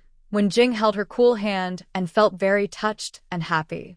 After they entered the house, Murong Shu explained how she got there and also told Wenjing about Yaya, asking him to help find Yaya's family. Sure, don't worry. I will arrange for someone to look for her soon, when Jing said seriously about anything related to Shu. Thank you, Ziyu. I'm happy to help Sure, when Jing replied warmly. Sure, I have already sent someone to south of the river to invite the best embroidery lady. She will be sent to the Mu residence in a few days. Really, so soon? Shu didn't expect when Jing to start preparing so early. Sure, it's late now. Every day I wait to marry, you feels like torture. I want to be with you every day, when Jing said seriously. Shu felt shy listening to him. Who says ancient people were reserved? His sweet words flowed smoothly. Seeing Shu blush, when Jing continued, I know you're not good at embroidery, so I sent the embroidery lady to the house. That way, your mother-in-law won't bother you to sew the wedding dress. Ziyu, I can't sew a wedding dress. Would you mind? Shu knew that in ancient times, women were expected to sew their own wedding dresses. The dress represented a woman's hopes and dreams for her future husband. Sure, you're not good at these things. Why make yourself uncomfortable? Isn't it better to spend your time doing what you like? Besides, I marry you to take better care of you, not to make you unhappy, when Jing said affectionately, holding her hand. Shu was very happy to hear this. No matter what the future holds, at least this man genuinely cares for her. They talked for a while longer. Suddenly, there was movement outside the door. Yaya was coming in. When Jing's two secret guards stopped her, Yaya, being impatient, tried to fight her way in. Although she was skilled, she was held back by two people at once and couldn't break free. Shu knew it was probably her little sister returning. She said to Jing, it should be Yaya. I'll call her in, or she might get angry. Shu stood up and went outside. Jing quickly followed. When the door opened, the three people inside stopped their fight. Jing signaled with a look. The two secret guards saluted and disappeared instantly. Yayet then complained to Shu, Sister, this place isn't fun at all. They're not strong enough, and they won't let me in. Let's go back. Shu gently patted her head and said, Wait a little longer, sister. I want to introduce someone to you. Yaya looked up carefully at Jing, then asked curiously, Sister, are you going to introduce this young man to me? Shu nodded and explained, This is my fiancé, Jing. We will get married next spring. Yaya was very surprised. She didn't expect that the handsome young man in front of her, who was a bit too much, was actually her senior sister's fiancé. She also didn't expect to bring her senior sister out late at night just to meet her fiancé. Yaya? Shu called her again when she didn't speak. The girl finally reacted, looked at Jing again, and then asked, Do you know martial arts? Jing understood that the girl was testing him, but he honestly didn't know martial arts, so he shook his head. Yaya looked a little disappointed and asked, Can you arrange an 8-trigram formation? Jing shook his head again. Do you know how to grow herbs? She asked. He shook his head once more. Yaya was really anxious now and asked hurriedly, Then what can you do? Jing replied, Just read books. Yaya almost cried when she heard this and asked, Is your family big enough? Can it house many people? Jing thought about it. The Wen family was quite large, so housing many people was no problem. This time, he nodded firmly. Seeing his nod, Yaya finally relaxed and patted her chest, saying, Fortunately, my family is big enough. When you and my senior sister get married, I will bring along Yaya, the 3rd junior brother, the 6th junior brother, and the 11th junior brother as dowry. Jing and Shu were both stunned. They had heard of maids and maids-in-waiting as dowry, but this was the first time hearing about bringing along junior brothers and sisters. Shu asked carefully, Why are you bringing all of them as dowry? The girl proudly answered, Yaya is good at martial arts and can protect my senior sister. The 3rd junior brother is best at growing rare herbs. The 6th junior brother is very talented in arranging formations. The 11th junior brother is very smart and has a talent for managing accounts. Yaya's words almost made Shu laugh out loud. She teased her. Then why not bring your master and the eldest senior brother? They know even more. Senior sister, don't think too much. Uncle loves to take Yaya's delicious food. The master is too old. The eldest senior brother likes to take care of Yaya. Of course, They can't come as dowry. Otherwise, where would Ye have good days? The girl spoke logically and convincingly, which made Wenjing laugh too. All right, everyone listen to Ye, Morong-shu said with a smile, soothing the girl who was getting anxious. Ye looked at Wenjing again and quietly leaned close to Morong-shu's ear, asking, Senior sister, are you sure about choosing a scholar as my husband? Will he be okay? When Morong-shu heard this, she burst out laughing. Although Ye's voice was soft, Wenjing still heard it. Seeing Wenjing's face turn darker, Morong-shu decisively chose to leave. You're so young. Don't listen to others' nonsense. Let's go. It's late and senior sister is tired, said the little girl. When she heard that senior sister was tired, she didn't hesitate and quickly took Morong-shu away, leaving the dark guard and Wenjing looking confused. Wenjing was the most annoyed. Who said scholars are useless? I am quite capable. But I can't prove it, so I can only feel frustrated. Tonight will definitely be a sleepless night for Wenjing. Wenjing thought he should find Ye's family soon. Otherwise, if she came as a dowry, he might die young. Such a good girl should go to someone else's home. Back at Guining Courtyard, Ye said to Morong-shu, Senior sister, Mr. Wen is a bit weak. Besides, he looks better than the eldest senior brother, but not as good as him. The little girl couldn't understand why her senior sister didn't like the outstanding eldest senior brother and preferred the gentle scholar, Wenjing. Morong-shu smiled and asked, Yeah, how do you judge that Mr. Wen is weak? The little girl whispered, Senior sister, look at him. He looks delicate, not even as strong as I am. The eldest senior brother is much better. Morong-shu laughed and sat at the bed, explaining, Yeah, everyone has their strengths. For example, you're good at kung fu, I am good at medicine, and Mr. Wen is knowledgeable. So, we are all quite capable, right? The girl tilted her head and thought it made sense.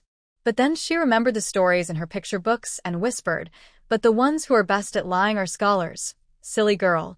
Stories and books are all lies. Senior sister and Mr. Wen truly love each other. Yeah, you should let go of your prejudice against gentle scholars and help senior sister check him out. Plus, test if Mr. Wen is suitable. After spending so many days together, Morong-shu found that she might not be able to explain deep truths to Ye, and she was soft and not tough. Her junior sister could only be coaxed herself.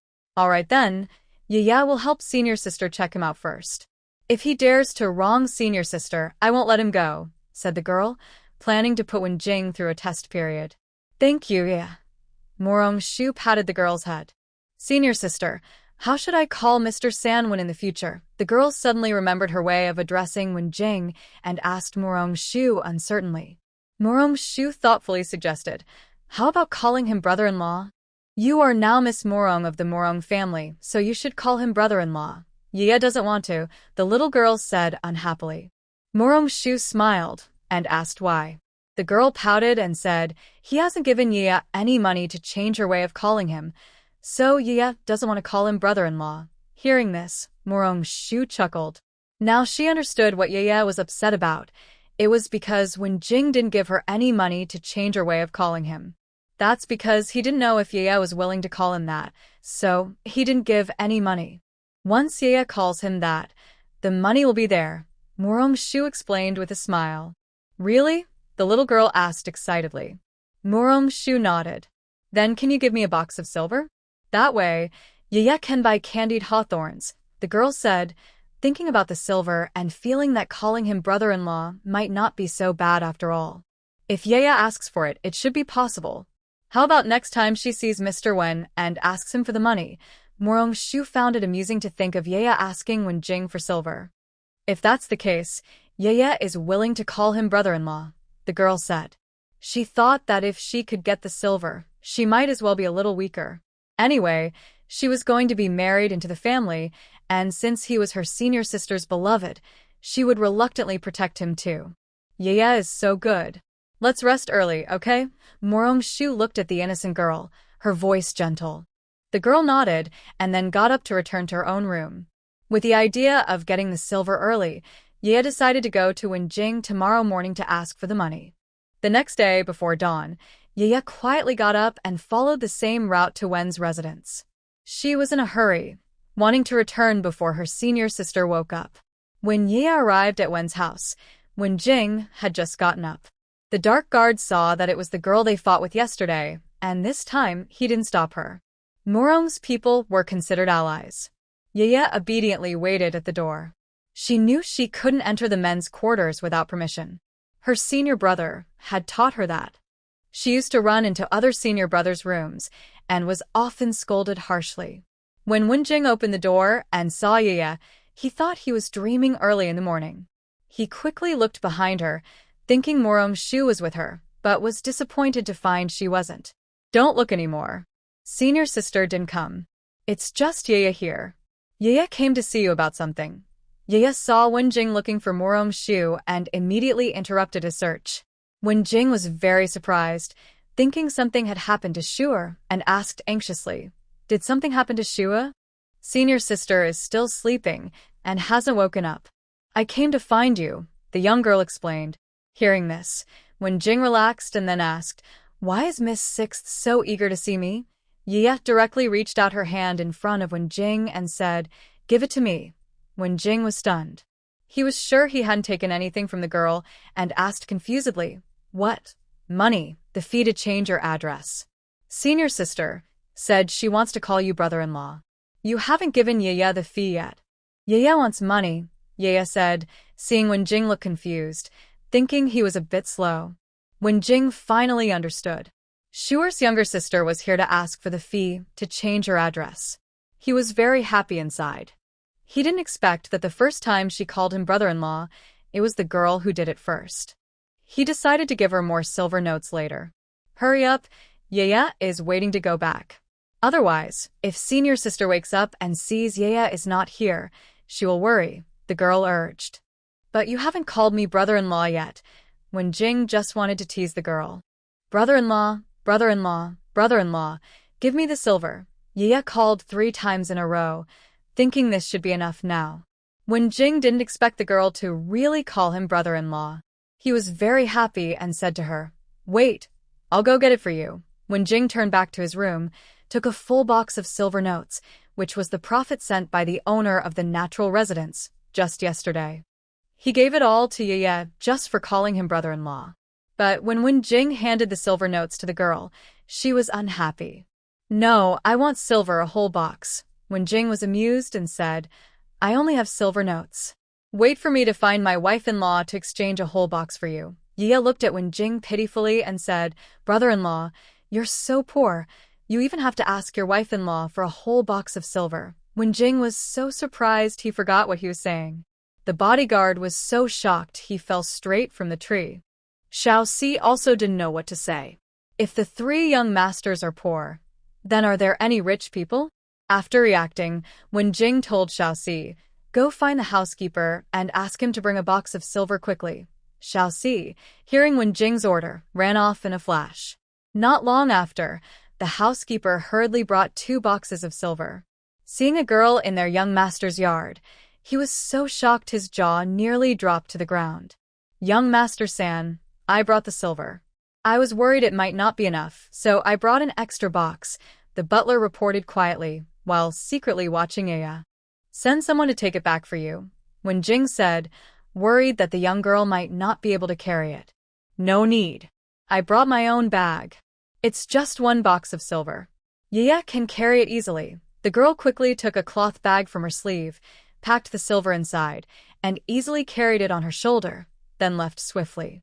Before leaving, she said to Wen Jing, "Thank you, brother-in-law. Yaya likes silver, not paper money. Remember that next time."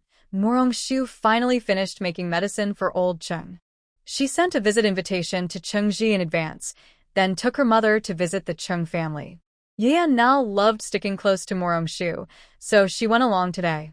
Although Morong Shu had promised to come to deliver medicine after the banquet, Cheng Ji and her grandfather didn't dare tell the family. She had been waiting for Morong Shu's invitation these days, feeling anxious every day, which made Madame Cheng think her daughter had a secret admirer. It wasn't until yesterday, when she received Morong Shu's invitation, that Cheng Ji finally relaxed. As soon as she got the invitation, She told her mother and grandmother. Madam Chung and old Madam were very excited. When they heard that Morong's family would visit the next day, Madam Chung didn't dare stay in the old Madam's courtyard and hurried back to prepare. You and your grandfather dared to hide this from your grandmother. Look at how busy your mother is. The old Madam kindly patted her beloved granddaughter's forehead, reluctant to scold her. Chengji leaned into the old Madam's embrace and pouted. Gigi and Grandpa were just afraid that Grandma and everyone would be disappointed. It wasn't until Sister Shu sent the message saying the medicine was ready that I finally relaxed. Your grandfather's illness has really been tormenting him for a long time. He loves to eat so much, and all these years have been him. Luckily, Gigi is filial and asked Miss Mu for help. The old Madam understood her husband's difficulties and felt deeply for old Cheng. Grandma, it was Miss Mu who treated Grandpa. Grandpa is lucky to have met her. She just visited Sister Shu. It's not a big deal. Chengji truly appreciated Morong Shu, but didn't want to take credit herself. She loved her grandfather and grandmother very much and was willing to serve them. Even if Morong Shu asked for something else, she would agree. Yes, Miss Mu, and we've our good children. When we see Miss Mu's grandmother later, we must thank her personally. Have someone tell your mother to send more gifts to Miss Mu. The old lady is very excited now and feels very grateful to Morong Shu. Grandmother, you don't need to worry. Mother will take care of everything. Chengji knows that her mother has been very worried about her grandfather's illness over the years. Grandmother isn't worried. Your mother is also very filial. Over the years, she's been very caring and attentive to me and your grandfather. The old lady is very pleased with Madam Chung. Grandmother, Sister Shu is so kind and skilled in medicine. It's a pity she has a marriage arrangement. It would be so nice if she married into our family as Weave's sister-in-law. Since seeing Morong Shu, Chengji has wanted to bring her home to be her sister-in-law. But unfortunately, the emperor arranged her marriage, and it was with Lord Wen, not her own brother, who is not as good. Lord Wen is such a handsome young man. Even if he wasn't arranged to marry, could any of your brothers compare to Lord Wen? The old lady asks her granddaughter with a smile.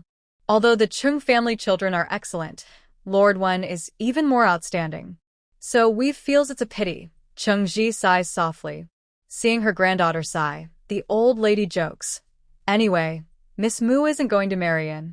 Why don't we change our thinking? You marry in and become Miss Mu's sister-in-law. Hearing this, Chengji's face turns red with embarrassment. She stammers, Grandmother, don't joke with Weave. Lord Mu is so outstanding. Maybe he already has someone he likes. Have you seen Lord Mu? The old lady, experienced in life, immediately notices her granddaughter's expression and realizes she has seen Lord Mu. Chengji shyly nods and quickly explains, I've only met Lord Mu twice. The first time he helped me retrieve my purse. The second time was at the banquet a few days ago, and he helped me again. Hearing this, Madam Chung becomes interested and teases her granddaughter. What do you think of Lord Mu? Yesterday, your mother brought some portraits of eligible young men in the capital for the grandmother to see. The grandmother thinks both of Lord Mu's brothers are good-looking. Chengji didn't expect her mother to be so eager. She blushes and says shyly, I've only met Lord Mu 3. Ha ha ha, it seems Weave has fallen for Lord Mu. The old lady's cheerful laughter can be heard from far away. Chengji is really anxious from her grandmother's teasing and shouts.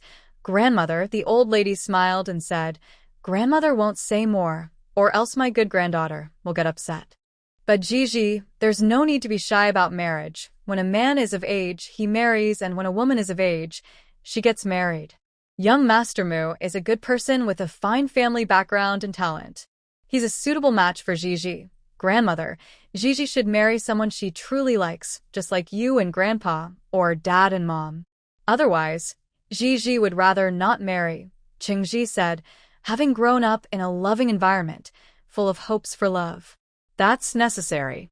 No matter who that person is in the future, if he treats Gigi badly, Grandmother will be the first to disagree, the old lady replied.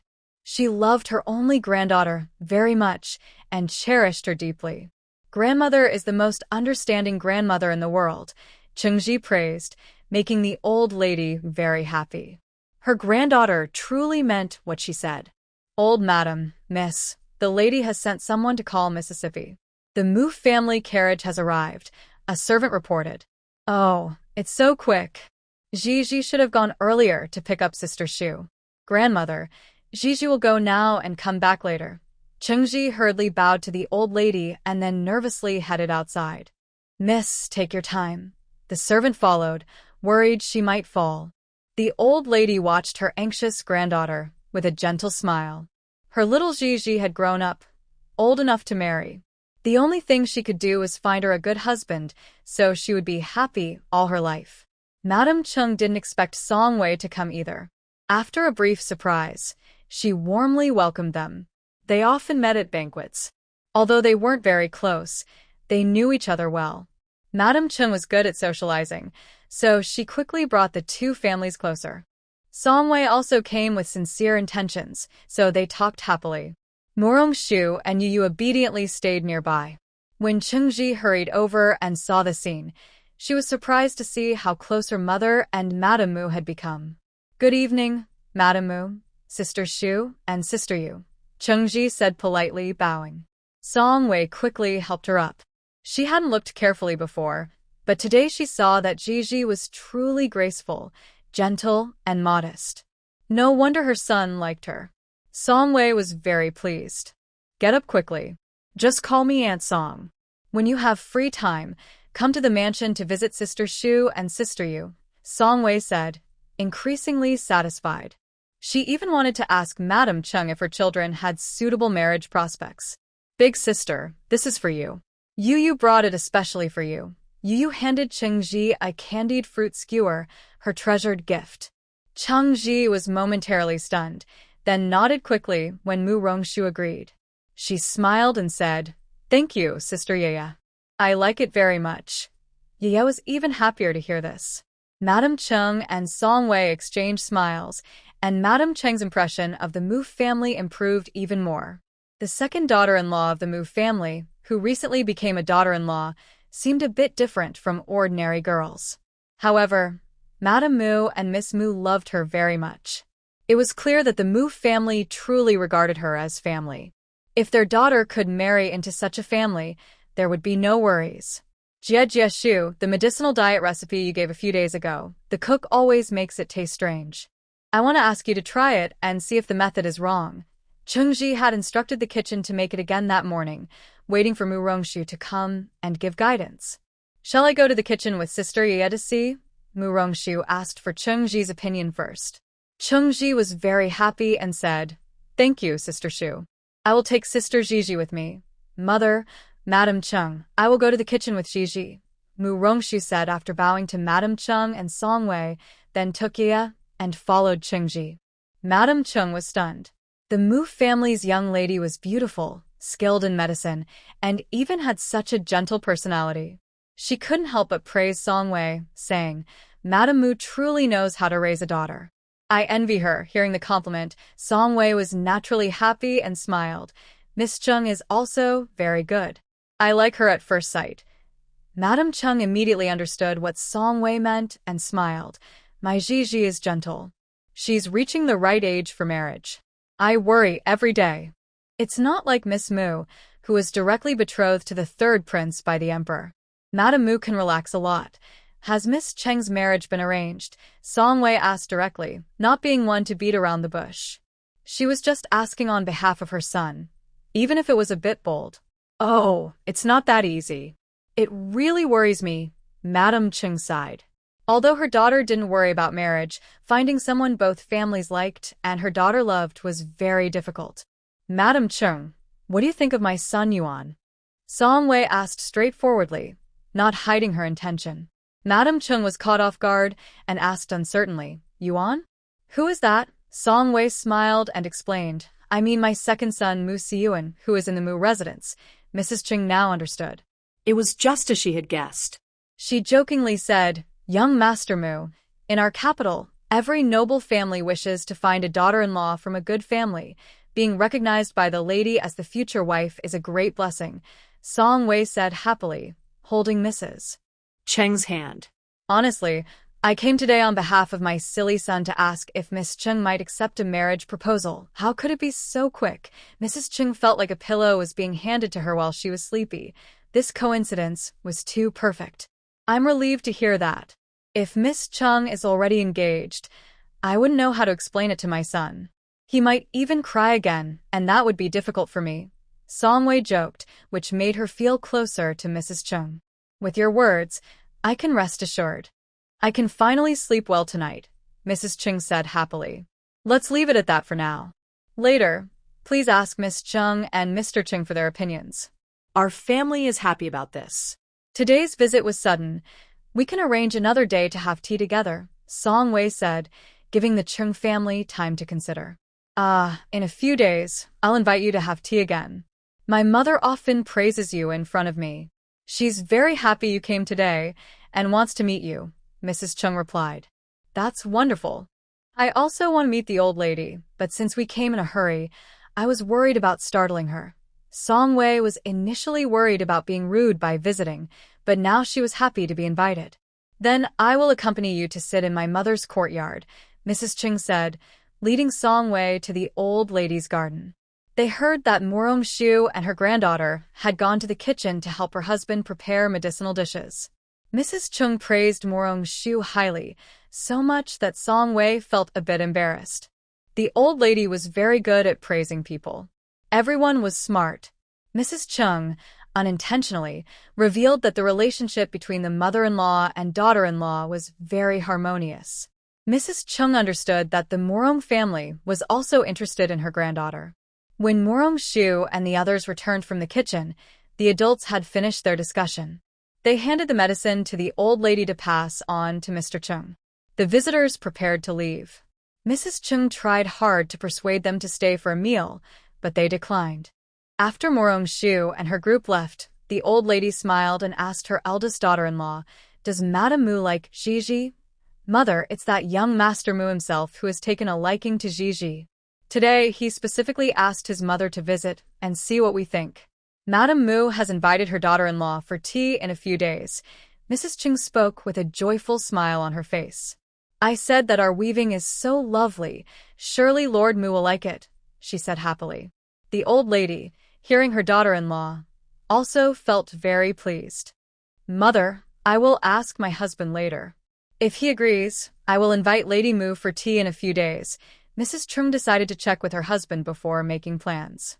"Lord Mu is someone your father approved of, and we are all happy with him. I also asked Weave about it and she agrees. As for Jinger, does his opinion matter?" The old Mrs. Chung was confident that her stubborn son, who liked the person, would not oppose. If he did, she would scold him with her cane. The mother and daughter-in-law laughed happily. When Weave Ching came in, she saw her grandmother and mother smiling so happily and asked curiously, "Grandmother and mother are so happy. Why didn't they bring Weave along? Weave might get upset." The old lady joked. "Lady Mu came today just to see Weave.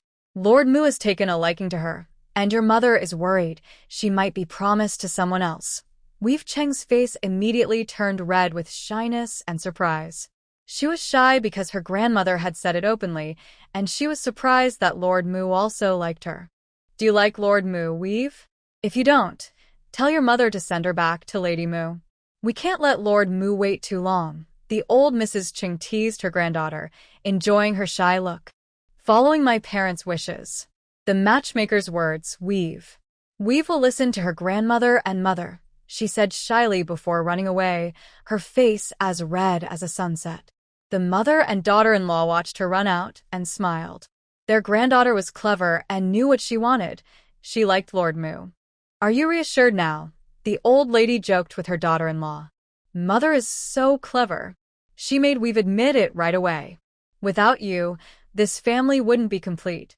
I'll go to the kitchen to check the new medicinal dishes and send some to my father for lunch."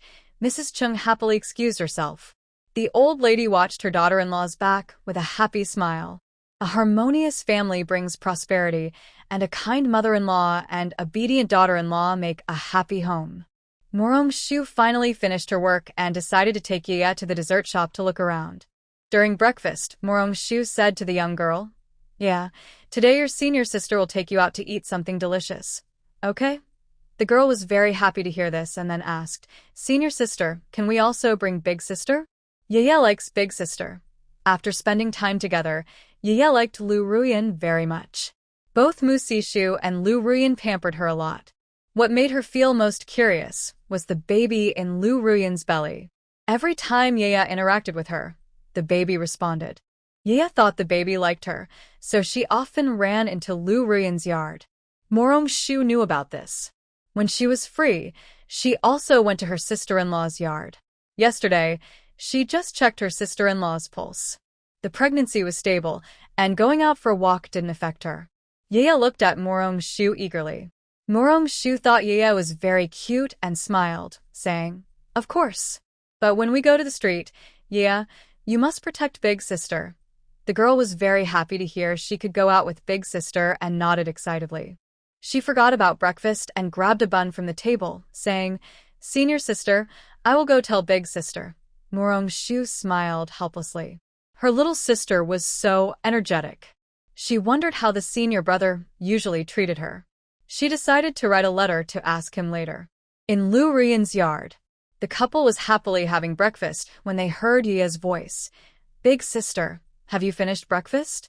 Senior sister said she will take us out to play today. Before they could get up, the girl had already come in. Big sister, good morning. The girl was in a good mood today and bowed politely. Yeah, have you finished breakfast? Do you want to eat something? Big sister will be ready soon, Lu Ruyan said, already almost finished eating, worried that the girl was waiting impatiently. Big sister, no rush. Eat more, or the baby will be hungry. I just came to tell Big sister. Yaya won't eat anymore. Yaya is waiting to go out and eat. The girl waved her hand, afraid Lu Ruyan would make her eat breakfast. Her little stomach was saving space for eating out later. Mu Sishu took a small purse from his body and handed it to the girl. Here, Yaya, go buy some food on the street. There are silver coins inside. The girl happily took the purse and said sweetly, Thank you, big brother. Later, Yaya will help big sister buy food. Thanks in advance, Yaya. Before eating, remember to ask your fifth sister, okay?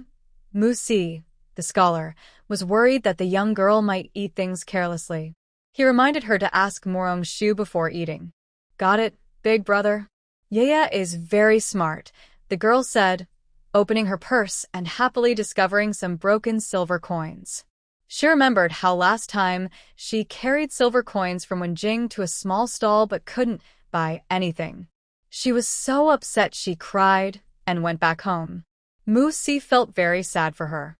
The father and daughter team called Wen Yi out and forced him to return to the house to exchange the big box of silver for broken silver coins. At that time, Mu Si told Yaya, Good girl, Wen Sangongzi is your third brother's treasure. But brothers owe each other. If Wen Sangongzi makes you unhappy in the future, just find him. He and Dad will be on duty together, and you can find him where they're on duty.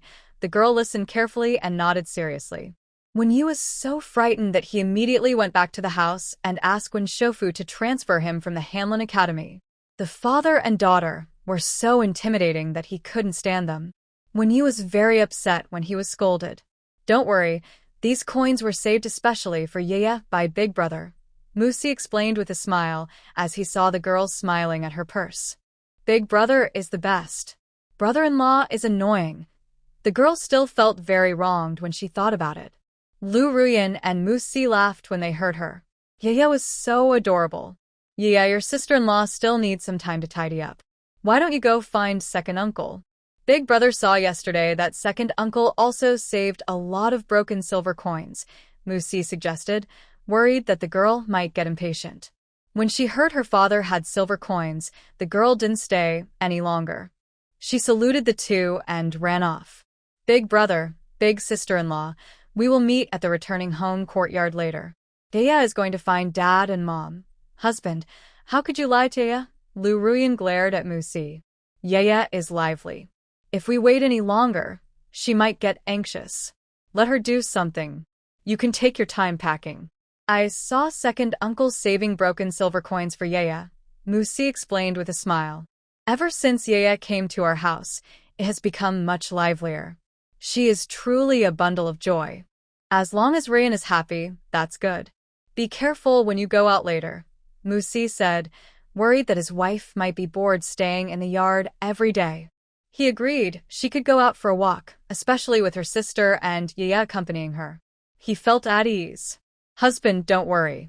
I know, Lu Ruyan said, looking forward to going out. She wondered if Shuer had made plans with others. When Yaya returned from Moose and Rongqing's courtyard, she not only brought back some broken silver, but also a few copper coins. Rongqing had specially exchanged these coins at the shop, just for Yaya. Senior sister, look. Yaya has a lot of silver. Big brother gave it to her, father gave it, and mother gave it. The young girl excitedly showed her purse to Morong-shu. Wow. Our Yaya is so amazing. When we get to the street, I and the eldest sister will rely on Yaya, Morong-shu said happily, encouraging her. All of it is in Yaya's care. The girl confidently patted her chest to promise. Seeing her so lively, Morong-shu wanted to pat her head. Maybe Yaya grew up eating sweet treats.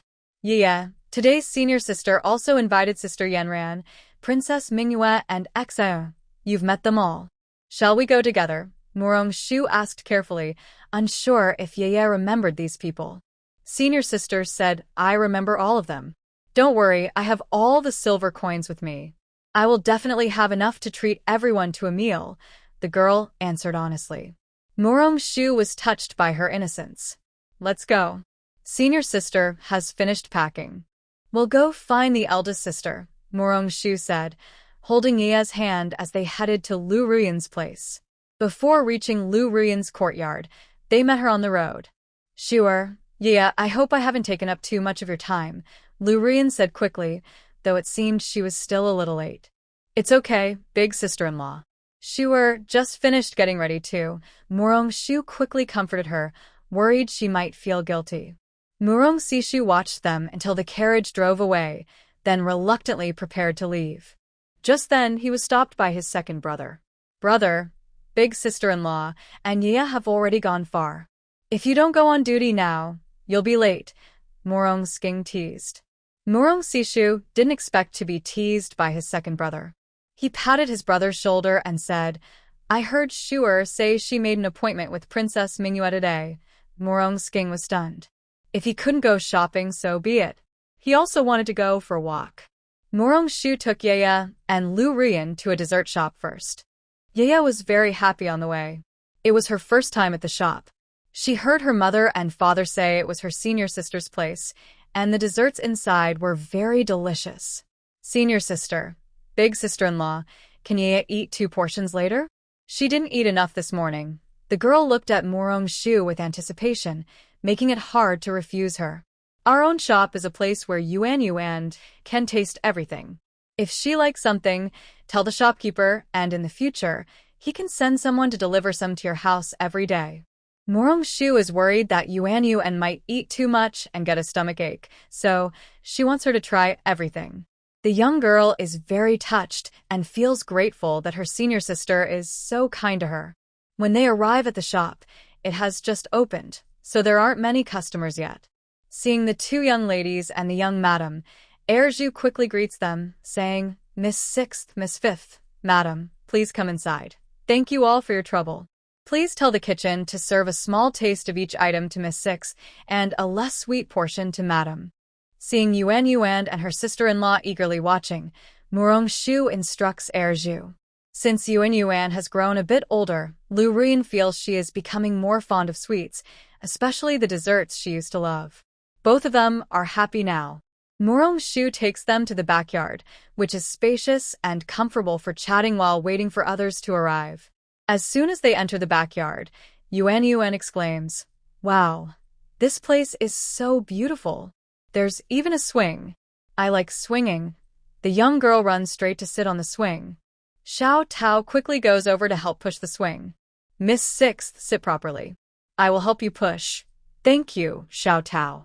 Later, Yuan will treat you to some sweets. Yuan, being a child, feels very grateful to Xiao Tao. Thank you, Miss 6th. Please sit steady, and I'll start pushing harder, Xiao Tao reminds her before pushing, worried she might fall. Push harder, a little higher. Wow, Xiao Tao is so good, The young swing is very happy, praising Xiao Tao and making small requests, which makes Murong Shu and Lu Rian laugh. Worried that Xiao Tao might get tired, Murong Shu tells her servant, Xiao Ju, you don't need to serve here. Go help Xiao Tao push the swing. Play together. Thank you, miss. Murong Shu's maids are young and usually get along well. They especially like the simple and cheerful Miss Sixth. Go ahead, too. I will stay here and talk with Miss Fifth. No need to serve. Lu Rian sees them having fun and sends away her 2 maids who came with her today. One of the maids hesitates and says, but the young master specifically told us before he left that we can't leave madam at the same time. I'll stay here and little Wu can go instead. Go ahead, don't worry, Miss Wu is here. Lu Rian has a strange trust in Murong Shu. Seeing Murong Shu nod, they knew Miss Wu agreed to take care of the young lady. Both happily joined Xiao Tao and the others. When Ning Xian and Jun Mingyue came in, they saw a joyful scene, and their moods lifted too. Yeye, with sharp eyes, was the first to spot Jun Mingyue. Second sister-in-law, Sister Xian, Yeye is here. Come and swing with Yeye. Murong Shu and Lu Rian then realized it was Jun Mingyue and Ning Xian. They invited them to sit down. Not long after, Yeye pulled Ning Xian to swing together. Although Yeye and Ning Xian didn't meet often, Yeye liked this young lady. She had a good temper and was willing to play with her. Yeye invited Ning Xian to sit on the swing with her, while Xiao Tao and the others pushed from behind. They played happily together. Song Iran was the last to arrive. Seeing everyone gathered, she felt a bit shy. Jun Mingyue teased her. Sure, look at our Miss Song. Ever since she got engaged to the top scholar, she's become more refined. Song Iran blushed from the teasing, but didn't let it go. Sister-in-law, are you saying second brother is too rough? If second brother knew, he'd be upset. You see, that's how it should be in front of us. We can't let the top scholar influence us, Jun Mingyue said with a smile, pulling Song Iran to sit down. Annoying. I want to sit on Shu'er side, Song Iran said, but she still chose to sit between Jun Mingyue and Murong Shu. She and Princess Mingyue had always been close. We're just curious. Come share with us. Does our Han top scholar also act so proper in private? Jun Mingyue asked with a playful look.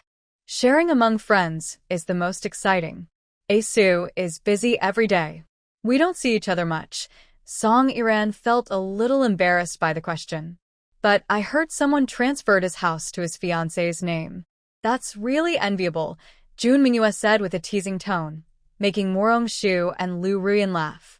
If the princess is jealous, tell second brother to transfer all his property to you. I'm sure he would be happy to do that, someone said. I prefer A Qing's looks.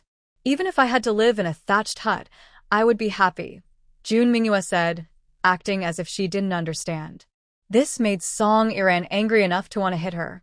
Look at your words. It's clear you have a love-struck mind, just like Shu'er said.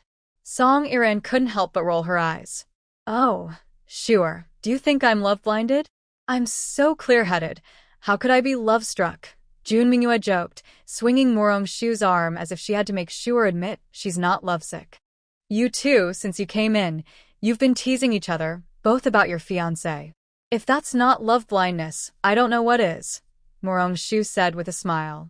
I guess today, second brother and our top scholar are both so excited because they keep thinking about their loved ones, Lu Rian said happily.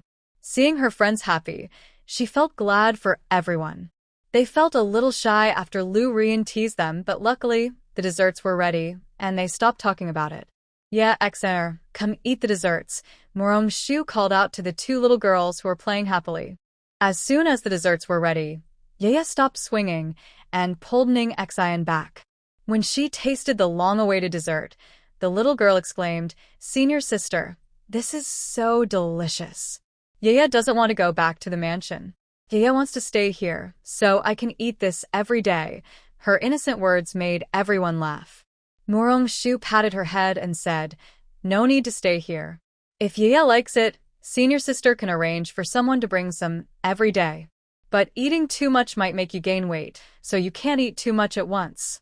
Yeye isn't afraid of gaining weight. Big brother said Yaya is too thin, and he likes chubby Yaya. Yaya's words made Lu Ruyan choke. As someone who was already married, she felt there was some double meaning in that statement. Is the so-called big brother really just an ordinary relation with Yaya? The others also realized this later and looked at Yaya with curiosity, but Yaya was focused on eating her dessert. They all secretly thought, "Say more, we love to hear it." The whole morning, they enjoyed desserts at the small shop, chatting happily.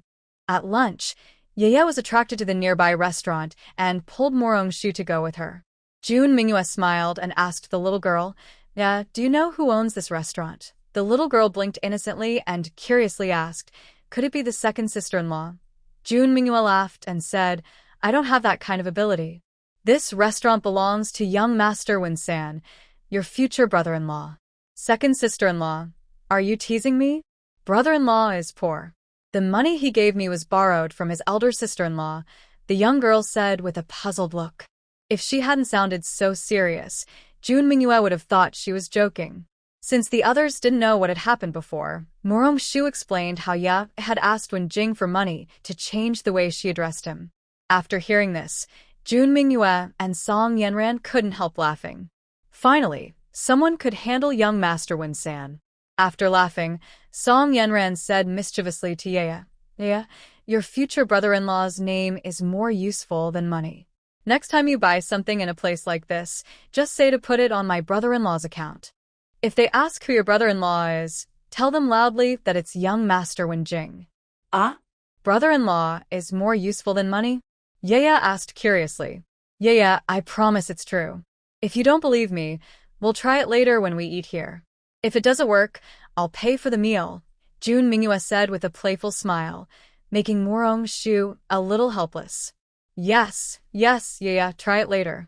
"I'm sure it'll work better than money," Song Yenran added, joining in the fun.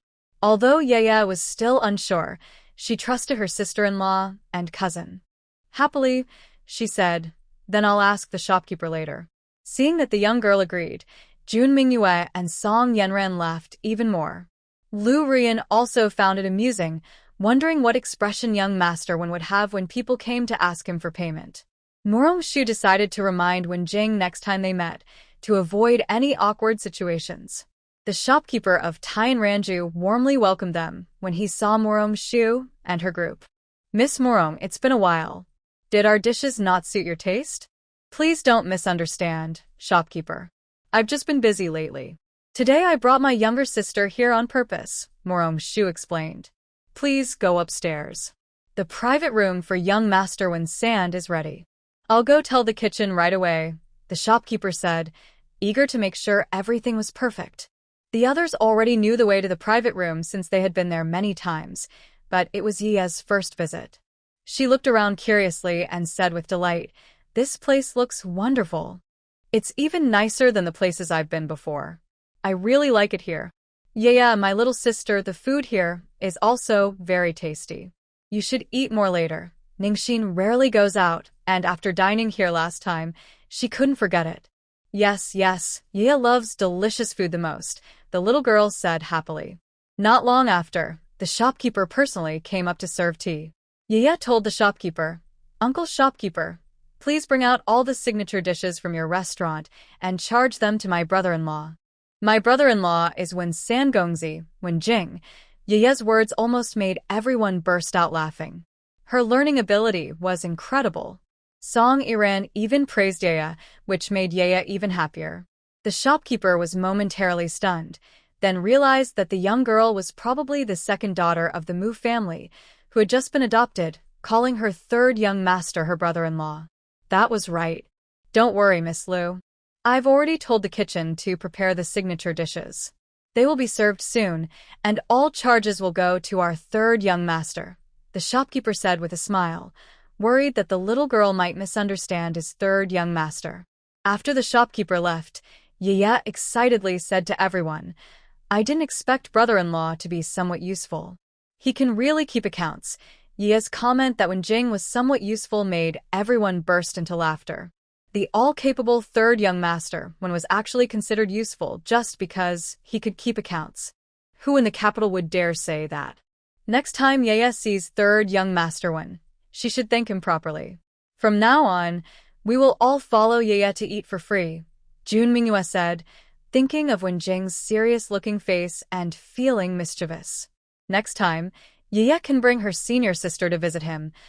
Shu wanted to cover Yaya's mouth, but it was too late. She felt regretful.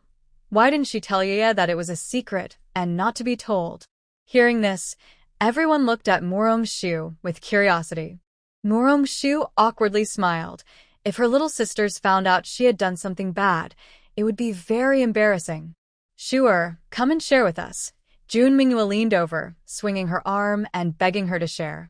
It's just what you think. You understand. Shu winked playfully at Jun Mingyue. The princess is so curious. Why don't you first share how you and second cousin get along in private? Song Yanran joked. Yaya looked at everyone confused. She roughly understood. They wanted to know about her sister Iran and her second brother. Yaya knew that Yuer saw second brother looking at second sister's portrait on the roof and even said, Yuer, I miss you. This time, Jun Mingyue quickly covered Yaya's mouth to stop her, feeling too embarrassed. Haha, yeah, how did you find out? Lu Ruyan was about to laugh herself silly. She couldn't get enough of this gossip. I saw it from the roof of second brother's house, the little girl answered confidently, surprising everyone. Jun Mingyue finally managed to ask, what are you doing on your second brother's roof? Are you okay? Father said second brother is lovesick and hopeless. Yaya was worried he might get hurt, so she secretly watched over him. Yaya said sadly. This time, Lu Ruyan really couldn't hold back her laughter. Yaya was too adorable. Jun Mingyue's face turned bright red. Qing couldn't be more discreet. At this moment, Song Iran felt very grateful not to live with Yaya, but Yaya didn't let him off easily afterward. Iran, beautiful and delicate men usually aren't very capable. This one is for you, master brother made it. It can help your fiancé be very successful, Yaya said seriously, handing Song Iran a pill. Song Iran was stunned. Lu Ruyan choked on her tea. Yaya quickly ran over to her sister-in-law, mimicking her older brother, patting Lu Ruyan's back and saying, silly girl, how can you choke just from drinking water? Lu Ruyan coughed even more fiercely. Everyone laughed together, realizing they all had their own gossip. Now everything was even. Song Iran quietly put the pill Yaya gave him into his sleeve. He felt it was too hot to hold, and if he returned it to Yaya, everyone would remember this incident again. If he took it back to the Song residence and his mother found out, it would be even more awkward. So he decided to give it to Han Su instead. Of course, he wouldn't be foolish enough to deliver it himself. After returning to the mansion, he found a pretty box to hide it in and asked his close maid to deliver it to Han Su. Han Su, curious about the mysterious pill from his fiancée, couldn't resist and secretly asked a doctor at the shop. Then, Han Su walked out of the shop with a dark face. A few days later, on a day off, Han Su went to the Song residence to see the progress of the new house, claiming he was just visiting. Song's wife saw her son-in-law come personally and easily allowed him in. They had a good relationship, and she was very happy to see him. When they arrived at the new house, Han Su took Song Iran straight to the main courtyard, which would be their future home after they got married. As soon as they entered the room, Han Su pushed Song Iran against the door. Being so close, Song Iran felt her heart pounding. She stammered, Su, what's wrong with you? Han Su had been holding back for days. At this moment, his reason broke down. He kissed the little girl with a sense of punishment. Song Iran was stunned. Han Su was usually very well behaved, so she couldn't understand why he was acting like this today. It was also Han Su's first time kissing a girl. Although it was a bit awkward as a top student, he quickly took control. He only released her when she was almost out of breath. Song Iran took a deep breath, feeling free again. She looked at Han Su with a hint of blame, but in his eyes, it seemed more like an invitation. Good. Remember to breathe this time. She wanted to push Han Su away, but his attack was too strong. Soon, she was overwhelmed. Han Su saw that she was finally learning to breathe properly and deepen the kiss. Finally, When the girl in his arms was so exhausted, she collapsed into his embrace. Han-soo let her go. He whispered softly in her ear, "Iran, you're so clever. You're learning quickly." His words made Song Iran's face turn red all the way to her neck. She wanted to push him away, but she was too weak. She pinched his waist, making Han-soo chuckle softly, feeling very happy. Han-soo wrapped one arm around her and used the other to help her breathe. "Iran, be good. If you move around too much, I can't promise I'll be a gentleman today." Song Iran's mind was a mess, her values shattered and then reconstructed, only to be broken again. This wasn't her Asu. Her Asu was gentle, elegant, and refined. How could he do something so reckless? Han-soo felt that the girl in his arms had calmed down. He gently called her, "Iran." Only then did Song Iran come back to herself. She looked up with her wet eyes, confused. Han-soo had never seen such a charming look before. He held her face and pressed his forehead to hers, looking into her eyes with deep affection. "Iran, do you want to learn again?" Before she could refuse, Han-soo kissed her passionately. All sense of propriety and shame was thrown aside. At that moment, Song Iran's mind went blank. She heard herself let out a soft cry. Embarrassed, she wished she could disappear. Han-soo finally stopped and held her in his arms. Song Iran was clearly very upset, her eyes red. Han-soo felt very sorry and gently comforted her, saying, "I'm sorry, Iran. I was too impulsive." Song Iran didn't really blame him and asked in a tearful voice, "What happened to you today? Did something upset you?" Han-soo hugged her and said sadly, "I just wanted to tell Iran that your future husband is fine." Iran was surprised and asked, "What do you mean? Not a problem?" Han-soo looked even more upset and explained, "Iran gave me a pill to boost my strength. She was worried I wouldn't be able to handle things." Hearing this, Iran realized what the pill was about. She stammered, "That was from Yaya. I was worried my mother would scold me if I brought it home, so I asked someone to deliver it to you." "So, you didn't know what the pill was for?" Han-soo was surprised. "I had a rough idea, but how did you find out?" Iran finally started to understand. "At first, I was just curious. Then I became more curious, so I took the pill to a doctor. I mistakenly thought Iran was upset with me, so..." Han-soo's voice grew quieter. Iran was annoyed and laughed at him, then suddenly kissed him hard and pinched his waist. "I'm sorry, Iran. I was too impulsive. If you're still upset, pinch me a few more times. Please don't be angry and ignore me," Han-soo said, remembering that a real man can be flexible. "Next time, don't be so reckless." "We haven't even gotten married," Iran said shyly. "So, you mean once we're married, I can do this anytime?" Han-soo openly misunderstood her words. Iran was a little anxious. "Even after marriage, you shouldn't be so wild." Han-soo looked hurt and said softly, "Iran still isn't satisfied." "I've been practicing for days," Iran blurted out without thinking. "Where did you learn that?" Han-soo chuckled quietly and whispered in her ear, "Self-taught. The books have everything." Iran was stunned for a moment, then realized she had been tricked. She glared at Han-soo angrily, and he laughed even louder. Iran felt very embarrassed and pretended to be angry, saying, "No more laughing." Han-soo obediently stopped laughing, but the smile on his face couldn't be hidden. He then said more exciting words to Song Iran, "I'll keep the pill for now and use it on our wedding night.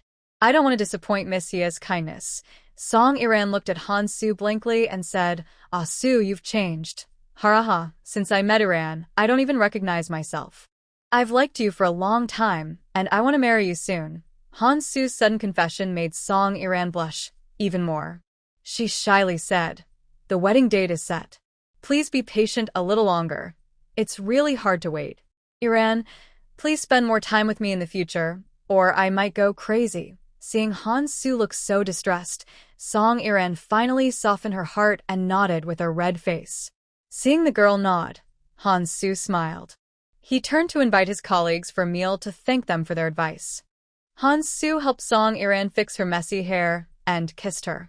The two then went out together to walk around, and Han-soo returned to his calm and gentle demeanor. The young lady's personal maidservants felt that the young lady and her husband seemed even closer now. The husband was very kind to her. The house was registered under her name and decorated according to her preferences.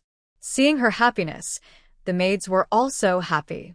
As the due date of the Mountain King's wife approached, Morong-shu had been visiting the Mountain King's residence more and more often. Since Yeya came to the capital, Morong-shu had changed her mind. If the princess needed surgery, she would ask Yeya for help because Yeya was trustworthy. Also, the people from Tianmen Mountain had studied basic medicine. After discussing her plan with the Mountain King and Manhwa Junju, both agreed that as long as the princess could give birth safely, it would be a great favor to the Mountain King. Morong-shu was very familiar with them, but she also wanted to get to know Yeya better. She heard Yeya loved silver, so the Mountain King ordered the steward to exchange a box of silver.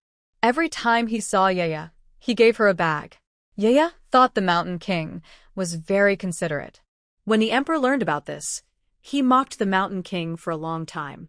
Even his brother, who was always critical, had his day.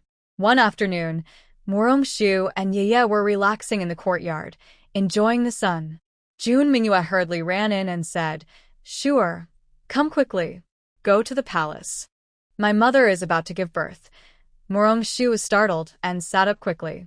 Seeing Princess Manhwa looking anxious, she comforted her, saying, "Don't worry, princess. The attack has just started.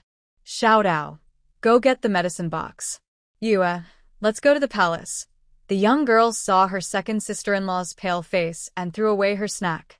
She anxiously said, "Senior sister, I will take you and second sister-in-law flying." "Sure, I came on horseback." Right at the palace gate, June Manhwa said, ignoring the carriage. She rode her father's horse straight to Morong's house. Morong-shu took the medicine box and told Yue, "Take senior sister to the gate. Second sister-in-law can fly by herself." Yue always followed Morong-shu's words perfectly. Although she was surprised that her second sister-in-law could fly, she saw her senior sister-in-law was anxious, so she immediately hugged Morong-shu's waist and took off. June Manhwa followed closely behind. Morong-seun and Morong-ching were playing chess in the yard when they felt someone flying over. They initially thought it was Yue being mischievous, but then realized it was not just one person. They forgot about the game and ran outside. When they reached the palace gate, June Manhwa, riding a horse, and Morong-shu had already disappeared into the distance. Yue flew to the palace using her light skills. Morong-seun had just looked from afar and couldn't see clearly. He asked Morong-ching, second brother, "It looks like the young lady and the princess." Morong-ching also didn't see clearly and was very worried. Just then, he saw Xiaodao panting as she hurried out. "What happened, Xiaodao? Why are the young lady and princess so anxious?" "Second young master, third young master, the princess is about to give birth. The princess took the young lady and Miss Yue away first. Xiaotao is now going to the palace," Xiaotao explained breathlessly. "I'll go with you." Yue must be scared. Morong-ching decided immediately to go to the palace with Xiaotao. "Second young master, wait a moment. My father is sending the carriage right now." Xiaodao finally caught her breath. Just as she finished speaking, the steward hurried over with the carriage. Seeing only his daughter and the two young masters, he asked, "Where's the young lady?" "Father, the young lady and princess rode ahead on horseback. The two young masters and I are rushing over now. Remember to leave the door open for us tonight. It might be very late," Xiaotao said worriedly. "You never know what time childbirth might happen. Take good care of the young lady. Father will arrange everything," Steward reassured her anxiously. After seeing his daughter and the two young masters get into the carriage, he returned to the house. As for Morong-shu, when Morong-shu and the others arrived at the royal residence, the princess was already in severe pain. Morong-shu quickly went inside to check the situation, noting the regularity of the contractions and that the baby was doing well, but she still prepared for the worst. She stepped outside and told the nearby Prince Shan, "Prince, please go and ask Wenjing to come here. Sure can't explain everything to you now, but please trust me." Hearing Morong-shu's request, the anxious Prince Shan paused briefly before agreeing. "Sure, Niece, wait a moment. I will go right now. Shu could see that Prince Jinshan was very nervous. Worried something might happen, she told Yu, go with the prince and bring my brother-in-law quickly. The girl nodded and watched as Prince Jinshan hurried off. When they reached a checkpoint, the prince announced, do not stop us. I am Prince Jinshan, and this is an urgent matter. You found this interesting. When they finally found Wenjing, she immediately said, do not stop us. I am Prince Jinshan, and this is an urgent matter. Everyone in the cabinet was stunned. What was this Prince Jinshan doing? When Shofu was about to ask what was happening when he saw his son, who had been standing in front of him just moments ago, disappear. Then Yu Yu's voice came through. Sister wants to see brother-in-law immediately. Please let us in for a moment. The cabinet members looked at each other, confused. They had heard that Wenjing had been kidnapped by his fiancé's people. When Shofu's face twitched. As usual, Prince Jinshan was unreliable. But with Yu Yu here, his son should be safe, so let them do as they pleased. Wenjing was carried swiftly by Prince Jinshan. When they arrived at the royal residence, he couldn't hold back and vomited. Yu Yu was upset. Her sister's precious person was being rough with Wenjing. She took a pill from a porcelain bottle and handed it to Wenjing, saying, brother-in-law, take this and you will feel better. When Shu came out, Wenjing's face looked much better. Yu was relieved to see her sister was not angry. She thought to herself that the master's pill really worked. Next time, she would get a bottle for her brother-in-law as a backup. Sure, I am here.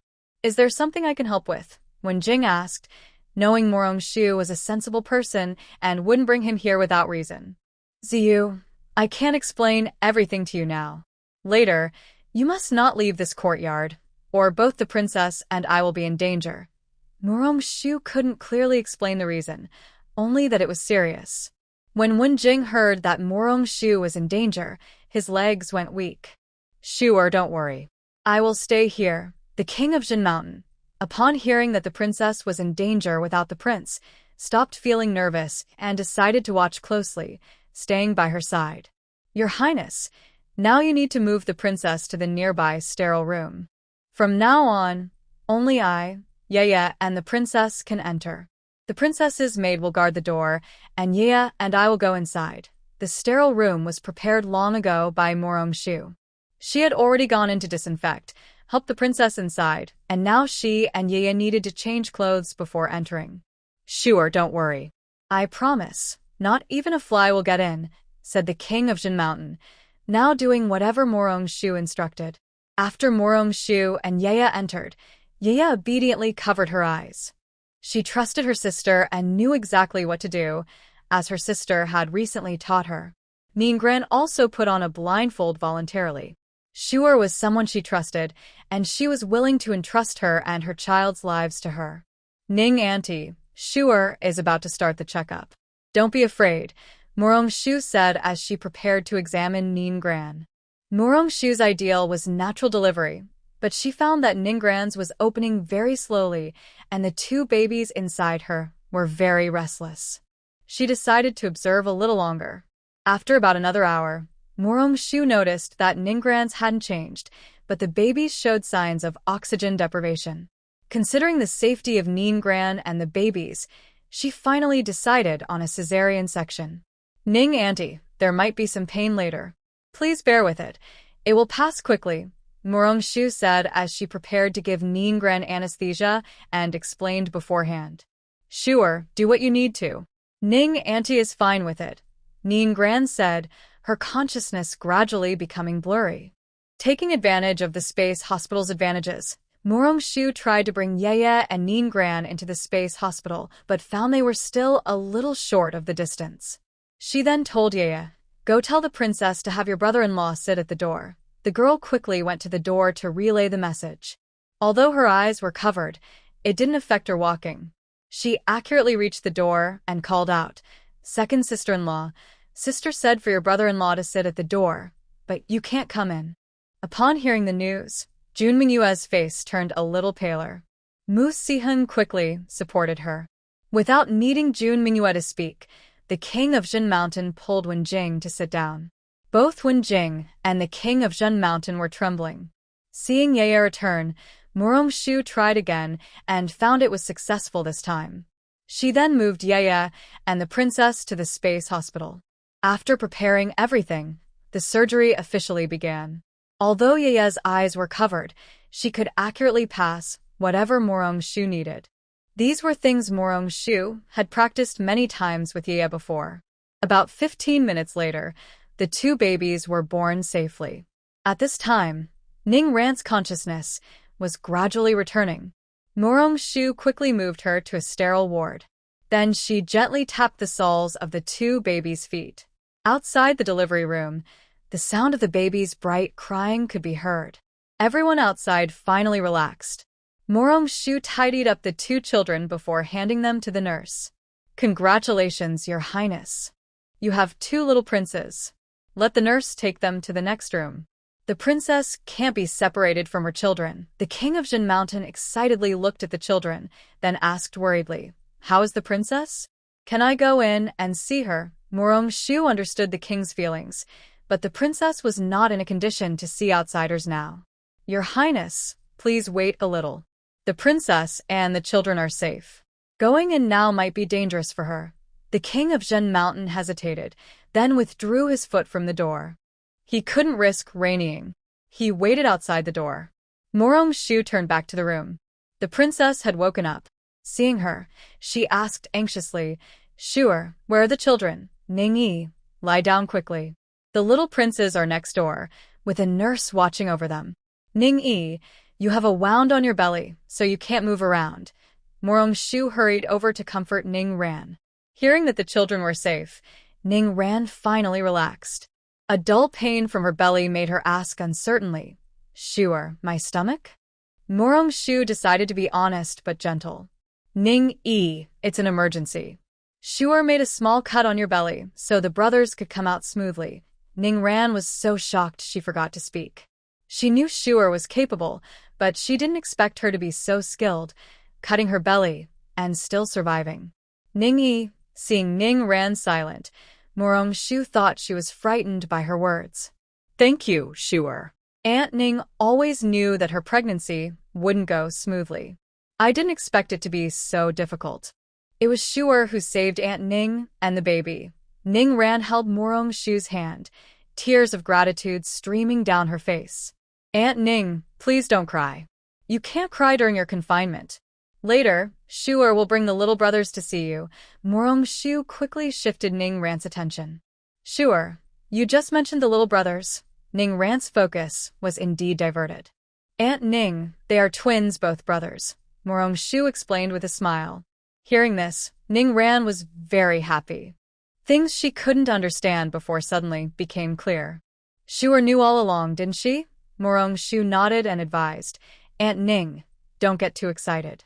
You must rest now. Shu'er will stay here to take care of you." Ning Ran then noticed the 4 drip on her other hand. She didn't recognize it, but guessed it must be an important secret technique from Tianmen Mountain. She felt even more grateful to Murong-shu. "If you feel unwell at all, tell Shu'er. Rest now, and I will go see the children," Murong-shu said. She had left in a hurry earlier and hadn't explained everything clearly. After explaining everything again, she carried the 2 young boys inside to see Ning Ran. Seeing the children, Ning Ran felt that all her suffering was worth it. When Ning Ran finished her 4 treatment, Murong-shu allowed King Jinshan to come in. She clearly explained the precautions before leaving the room, giving time for the prince and princess to be with Ning Ran. "Shu'er, are you all right?" Wen Jing immediately rushed forward, worried sick. Even after Murong-shu said she was fine, he refused to leave the doorway, though sitting outside the maternity room was not proper. "Ziyu, don't worry. I'm fine. Let's go sit over there." Murong-shu pointed to the stone table in the yard. Murong Xiqing and Jun Mingyue also went over. Murong Xiqing asked worriedly, "Sister, are you feeling unwell anywhere?" "Second brother, don't worry. Shu'er is fine." Murong-shu reassured him, noticing his worried eyes. "Shu'er, thank you for saving mother and the brothers." Jun Mingyue's eyes were red with emotion. "Princess, you mustn't cry. If you do, The little boys will be upset to see their crying big sister. Morong-shu hugged Jun Mingyue and teased with a smile. When the princess was giving birth, Jun Mingyue was at the door. When she didn't hear her mother's voice, she was very scared. Second brother, where is Yaya? Morong-shu came out but did not see Yaya. Yaya is in the next room. She really likes the young masters. Yaya couldn't believe the princess could give birth to 2 children at once, so she kept circling around the 2 kids. Second brother, Aunt Ning still needs someone to take care of her. Shuer might stay a few more days. Morong-shu decided to stay at the palace for a few days. Don't worry. Second brother will explain the situation to the family, Mu Siqing said, feeling grateful to his sister. After all, this is the Jinshan Wangfu, his in-laws' house. Shuer, you can stay as long as you want. I'll have someone arrange a place for you.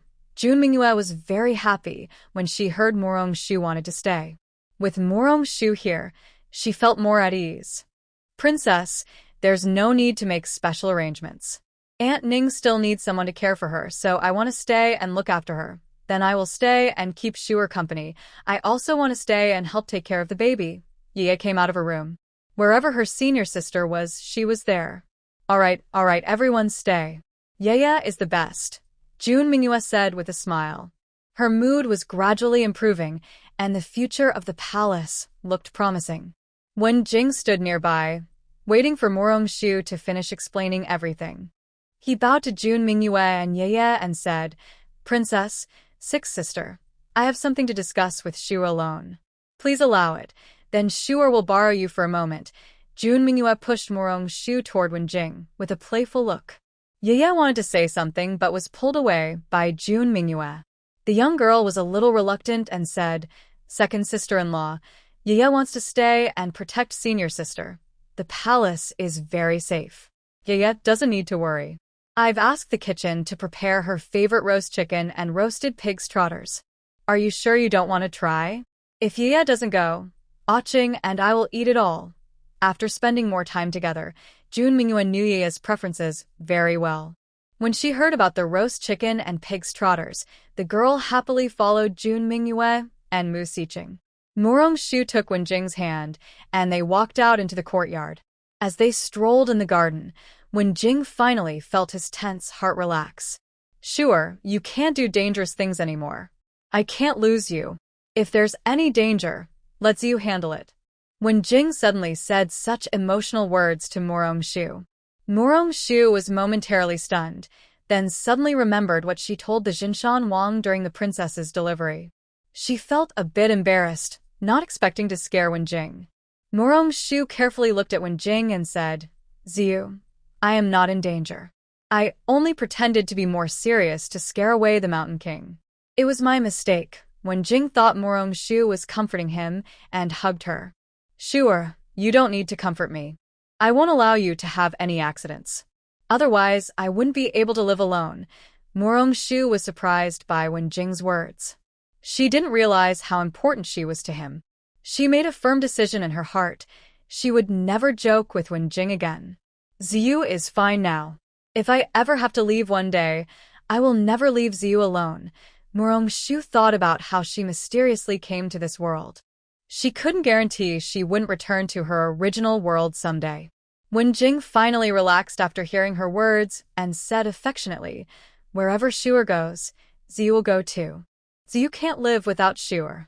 Morong-shu gently patted Wenjing's back. She noticed he kept repeating those words and sensed something was wrong. Wenjing seemed trapped in a nightmare.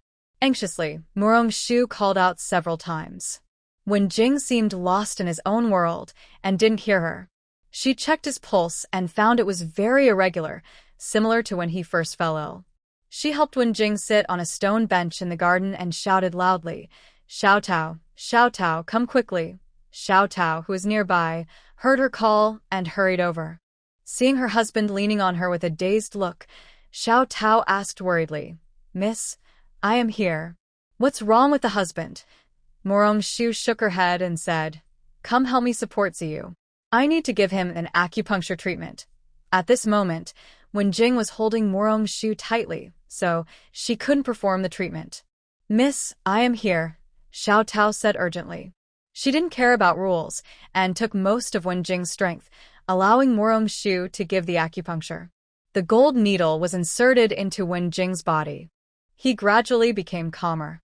With Xiao Tao's help, Murong-shu supported Wenjing to a side room in the princess's courtyard, which was her temporary room. Xiao Tao, stay outside and guard. No one is allowed to come in, Murong-shu ordered before returning to the room.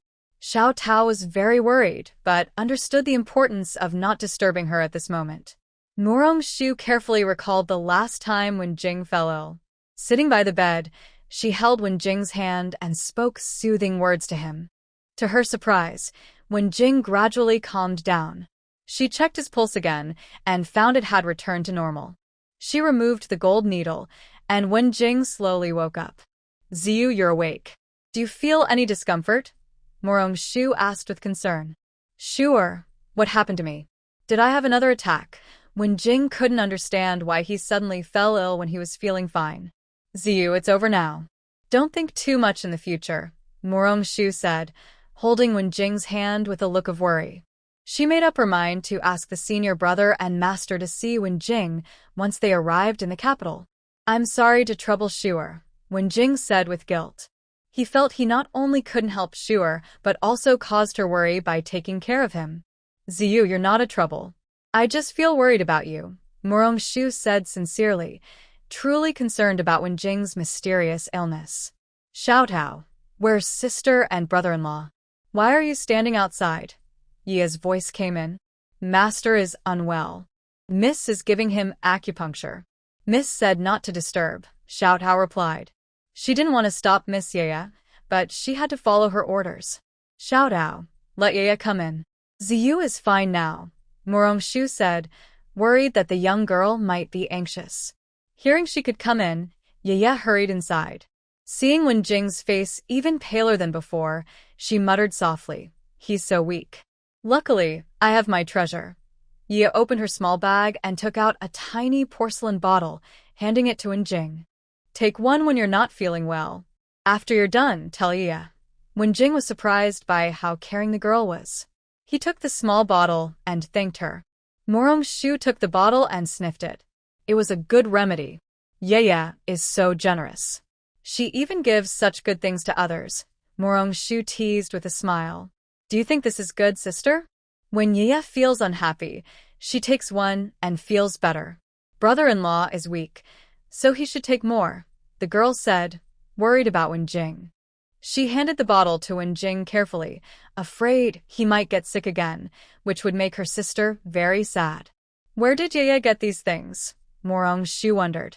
If she remembered correctly, this should be a treasure of the third uncle.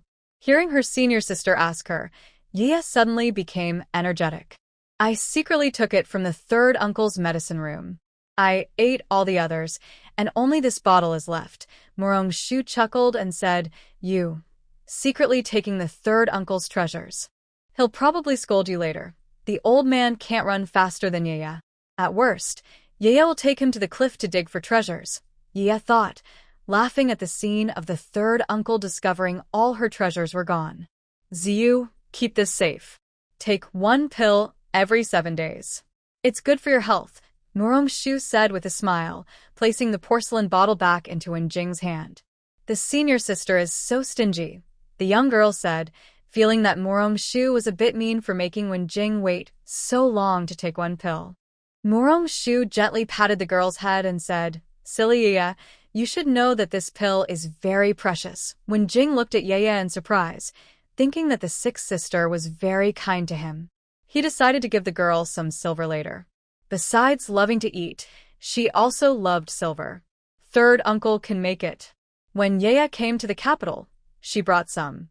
After brother-in-law finishes, Ye will ask the eldest senior brother to send more. You know how precious these herbs are. Aren't you afraid that the third uncle will be chased by the third uncle? Murong-shu joked with Ye. Big senior brother can brew wine and the third uncle likes it, Ye whispered. Murong-shu immediately understood. So, it turns out that the eldest senior brother really cares about Ye. When Wenjing's health fully recovered, he said goodbye and returned to his residence. Seeing Murong-shu's worried face, Ye decided to go see him off. Senior sister, you stay here to take care of the princess and auntie. I will send brother-in-law back to the residence. Thank you, sixth sister. I'm fine now and can go back by myself. It's late, so you can stay and protect your senior sister. When Jing knew his own condition well, the girl already thought he was weak. If she sent him back alone, her fragile image might follow her forever.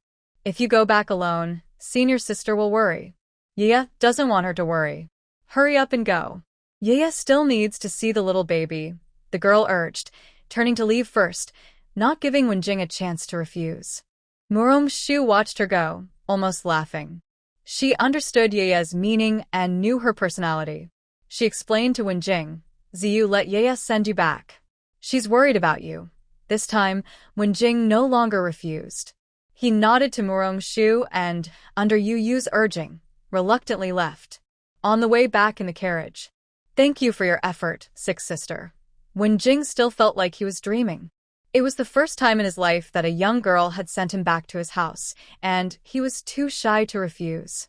If senior sister didn't like you, you wouldn't have sent you. The young girl's proud tone made Wenjing very happy. Nianju will have a new menu soon. Yu, remember to try it and keep the bill in your brother-in-law's account. Wenjing had already learned about what happened last time from the shopkeeper and knew Yu loved to eat, so he used his best trick.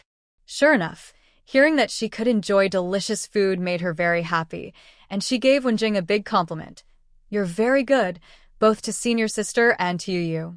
Yu has agreed to be with you and senior sister. After working so hard, he didn't expect that in the end. It was the delicious food that gained the young girl's approval. Wenjing felt very regretful. If he had known food was so useful, he would have taken Yu out to eat every day. When he returned Yu to her house, she didn't let Wenjing arrange a carriage for her. She simply used her light skills to fly away. Wenjing was very envious. How great it would be if he also knew light skills. When Yu returned to the prince's residence, the king of Jinshan already knew about the smooth delivery of the princess. Murong Shu was checking the princess in her room, while the king of Jinshan sat alone in the courtyard, crying. Yu saw this scene when she entered. Recently, she had a good relationship with the king of Jinshan. Seeing him crying, she hesitated but decided not to go to the room to see the baby and instead sat quietly beside him, worriedly asking, Your Highness, why are you crying? Are you so happy about the baby? Hearing Yu's question, the crying king of Jinshan paused and started explaining, regardless of whether Yu understood or not. I am worried about the princess. She endured so much pain to give birth to this child. Just thinking about the cut on her belly makes me very upset. Then you should treat the princess better in the future, and don't be a bad man, Yu said seriously. The king of Jinshan forgot his tears for a moment. He understood the first part, but didn't quite understand the second. He felt it wasn't a good thing and asked confusedly, What is a bad man? Yu looked at him in surprise and then asked, Aren't you the prince? How come you don't know what a bad man is? My senior sister said it's a man who isn't good. I am a good husband. I am definitely not a bad man. The king of Mount Jin has thought carefully about what he did for the queen consort and is sure he is not a bad man. Then why aren't you taking care of Auntie Queen? You're just here crying. Do you want to be seen as a bad man? The young girl's innocent question made the king of Mount Jin feel stunned. Yaya didn't waste any more time with him and went straight to see the baby in the room. She left the king of Mount Jin feeling confused and upset. Shuer, the niece, was checking on the queen consort. He just came out, so what does it mean that he's not taking care of the queen? The king of Mount Jin wanted to argue with Yaya, but she had already gone into the room. He was worried she might say something careless outside, and then he would be in big trouble. While he was still thinking about whether to explain himself to Yaya, the maid came out to report, The prince can go in now. Miss Mu has finished checking on the queen consort. Hearing this, the king of Mount Jin hurried to the room, no longer worried about whether he was a bad man. Sure, how is Aunt Ning? Do you have any painkillers for Auntie Ning? That big cut must hurt a lot. The king of Mount Jin said, almost crying. Ningran quickly comforted him. My lord, Shuer already put medicine on it. It doesn't hurt as much as you think. Ronner, you're lying. How can it not hurt? The king of Mount Jin was starting to regret agreeing to Ningrand's pregnancy. It was too painful. You know, my lord, it's been my wish to have more children for you. Now that it's done, I'm very happy, Ningrand said sincerely. She didn't regret it at all. Don't worry, my lord. The queen consort will be able to get out of bed and walk tomorrow, Mu Rongshu said, which surprised the king of Mount Jin even more. Sure, maybe we should stay in bed for a few more days? The king of Mount Jin wanted to discuss with Mu Rongshu. He thought the big wound needed rest. The prince can trust Shuer. Resting will help Auntie Ning's recovery. Mu Rongshu understood everyone's feelings, especially the crazy wife-loving man's feelings.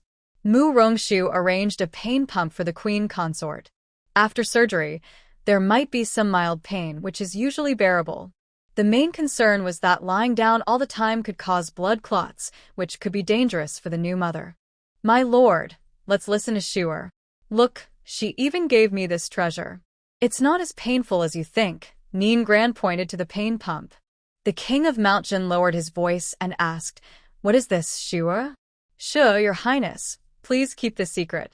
This is a treasure of our Tianmen mountain. Only you and the princess can see it. Others must not know.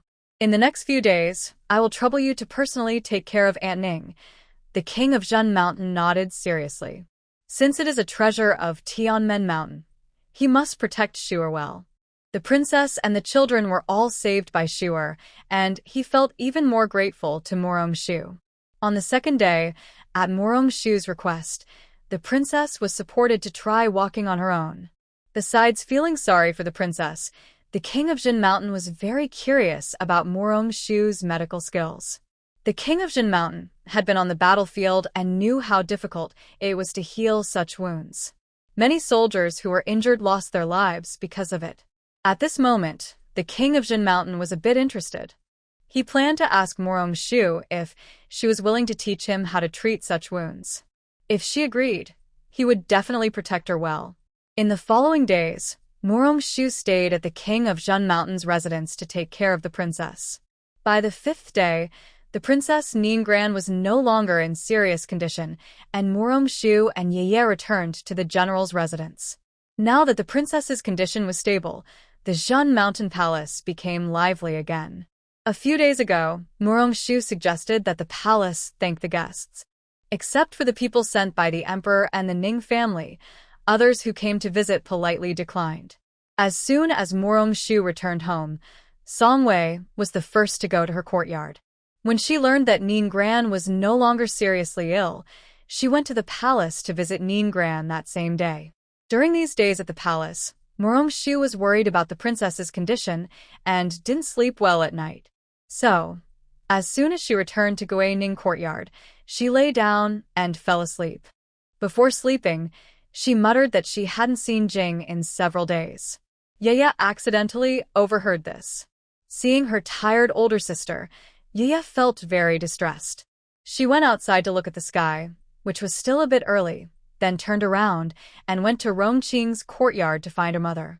She hadn't seen her mother for a few days, and she was sure her mother missed her. Although Yeye and Morongshu had been living at the palace these days, every day, when Morongxiqing went to the palace, Rongqing would send messages. So, Yeye knew her mother was thinking of her. Rongqing was very happy to see the little girl return. She quickly asked the kitchen to prepare a bunch of snacks for her. Yeye happily hugged Rongqing and acted spoiled. Dinner was a family meal in the old lady's courtyard. Seeing her granddaughters return, the old lady was very happy. The old lady kept serving food to Morongshu and Yeye during the meal. Shuer, Yeye, eat more. Since you've been away from the house these days, I feel it's become quite lonely here. Musi muttered softly in response, We come to pay our respects every day. You say we're noisy, and now you say it's lonely. Rongqing gently tugged at her husband's sleeve. He couldn't rest unless his mother scolded him at least once a day. Although Musi spoke softly, the old lady still heard her. She didn't scold her grandchildren but gave her son a sharp look for the sake of her granddaughters. Seeing his mother's expression, Musi knew he had upset her again. He smiled happily and dared not speak further. The others looked like they wanted to laugh. Yaya saw her father smiling so foolishly and said, "Daddy, you look so silly when you smile." Her words made everyone burst into laughter. "Good girl. Daddy is just happy," Musi explained, worried his mother might scold him again. Yaya didn't speak this time. She looked at Musi with a strange expression, and her little mind figured out that her father was afraid of being scolded by Grandma. The family finished dinner happily. Considering the two young girls had been tired these days, the old lady decided to send someone to let them rest. On the way back, "Senior sister, did you rest well?" Yaya saw that Murong-shu looked much better now. "I'll rest for one more night, and tomorrow I can play with Yaya again." Murong-shu thought the little girl wanted to go out and play, so she tried to comfort her. "Then you rest well, senior sister. Yaya will go back to rest now," the girl said politely, saying goodbye to Murong-shu. "Tomorrow, senior sister will take Yaya out to play again." Murong-shu saw the girl leaving so early, thinking she was worried about disturbing her rest. She decided to take her out tomorrow. The girl nodded happily and left cheerfully. Back in her own courtyard, Yaya sneaked out quietly and went straight to Wen's house. Wen Jing's secret guards were now familiar with Yaya and knew she was here to see the third young master. They didn't bother to stop her. Wen Jing was reading when he heard a report from Ting Feng. "Young master, Miss Yaya is here. She's at the door and refuses to come in. She wants you to come out." Wen Jing was surprised to hear Yaya was visiting. He stood up quickly, put down his book, and hurried to the door. Seeing the little girl looking anxious, he asked, "Yaya, is your senior sister in trouble?" Yaya nodded, and Wen Jing became even more worried. "What happened to Shuer?" Yaya thought for a moment and replied, "I miss you." Hearing Jing was so surprised that he forgot how to react. Ting Feng was stunned and confused about what Miss Yaya was saying. Seeing Jing didn't respond, Yaya quickly organized her words again. "Senior sister misses you. Yaya is here to pick you up. Do you want to go?" Jing hesitated a little. If he didn't go, he would miss Shuer. If he went, it was so late that he might disturb Shuer's rest. Did Shuer ask Yaya to come? The girl shook her head. "No, it's Yaya herself who heard senior sister say she missed you." Yaya sneaked over. "Do you want to go? If not, Yaya will leave." When Jing heard that Murong-shu missed him, he forgot everything else. He told Ting Feng, "Go get me a cloak." "Yes, young master." Ting Feng saw that Jing had made his decision and quickly went back to get the cloak. After Jing put on the cloak, Yaya pointed to the dark guards and said, "Let them take you flying. Men and women shouldn't be close. If senior brother finds out, he will punish Yaya." Jing didn't expect the girl to understand these rules. He called the dark guards to fly him to Murong-shu's residence. Murong-shu had finished packing and was already in bed when suddenly, the window was knocked on rhythmically. This was their secret signal. Although she didn't know why Yaya didn't use the main door, she hurriedly opened the window for her. Murong-shu opened the window, and a small head peeked out. "Senior sister, look who's here." Then she saw Jing behind Yaya. "Ziyu, why are you here?" Murong-shu was very happy. She had just been thinking about Jing for a few days, and tonight Jing came. "It's Yaya who brought her brother here. Isn't Yaya great?" The girl looked at Murong-shu, seeking praise, which made Murong-shu's heart melt. Our Yaya is the best girl. After receiving her senior sister's praise, the girl felt even more proud. Murong-shu quickly invited Jing inside, personally brewed some hot tea, and the two sat in the room talking. Jing still felt a bit unreal. He had just seen Shuer, the person he thought about every day. He was even more grateful to Yaya in his heart. He was already thinking of building her a courtyard at the Jing residence. In the future, when Shuer married there, Yaya would probably visit often. A month later, the princess's health was improving steadily. According to Murong-shu's recipes and exercise routines, her body was gradually recovering. The king of Jinshan cares deeply for the queen consort. Every day, he personally takes his two sons to see her. The children grow quickly with each passing day. They have changed from their bright red newborn appearance to soft, white, and tender little boys. The king of Jinshan and Jun Mingyue are completely in love with these little bundles of joy. These two children are the result of the queen consort risking her life for him. The king treasures them very much. The emperor has sent messages several times asking to see the children at the palace, but each time, they were politely refused. The emperor wanted to see the children, so he and the empress secretly visited the prince's residence themselves. One evening, the king of Jinshan was playing with the children in his room when a servant announced that the emperor and empress had arrived. "Please, quickly invite the emperor and empress in," he said. The emperor shouldn't be neglecting his official duties and coming to the prince's residence, the queen consort said, surprised. The king of Jinshan and the queen consort reacted very differently. Seeing how happy his wife was, the king reluctantly went to greet the emperor. Before he could leave, the emperor and empress entered. The emperor saw the situation and hurriedly asked, "Where are my nephews?" "Your Majesty, please speak softly so as not to scare the children," the empress reminded him. "Good point, my lady. Please come inside." "The children are with Rani," the king of Jinshan said, ignoring the emperor and warmly inviting the empress in. The emperor shyly touched his nose, feeling a bit regretful for speaking so loudly earlier. These children were hard to come by, after all. "Your Majesty, be quiet when you go in. The children might not like loud noises," the king of Jinshan advised carefully. "Don't worry, brother. I'll be quieter this time. I was just too happy earlier. It's all your fault. The children have been born for a long time, and you still haven't taken them to see us at the palace," the emperor said, feeling quite wronged. "It's not that I didn't want to show them to you. "It's because Shuer specifically told me not to take the children out without permission. Besides, the queen consort is still resting after her confinement, so she can't run around," the king of Jinshan explained, knowing that Murong-shu had given strict instructions. Finally, seeing his adorable nephews, the emperor's mood brightened again. "They are truly lovely. Their features are delicate and resemble the princess," the emperor praised, unable to hide his admiration. "Are you jealous of me, Your Majesty? I look just as good as I do," the king of Jinshan said, feeling a bit annoyed. He believed he had made great contributions, and the emperor shouldn't say he didn't look like himself.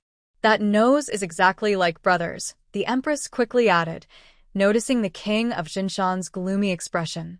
"Hee, the queen mother has good eyesight, unlike the emperor, who doesn't see clearly." The queen mother's words completely pleased Lord Jinshan. "Your children are already born, have you named them?" The emperor saw the children but didn't know their names. "The older one is Mingche, the younger one is Mingyuan."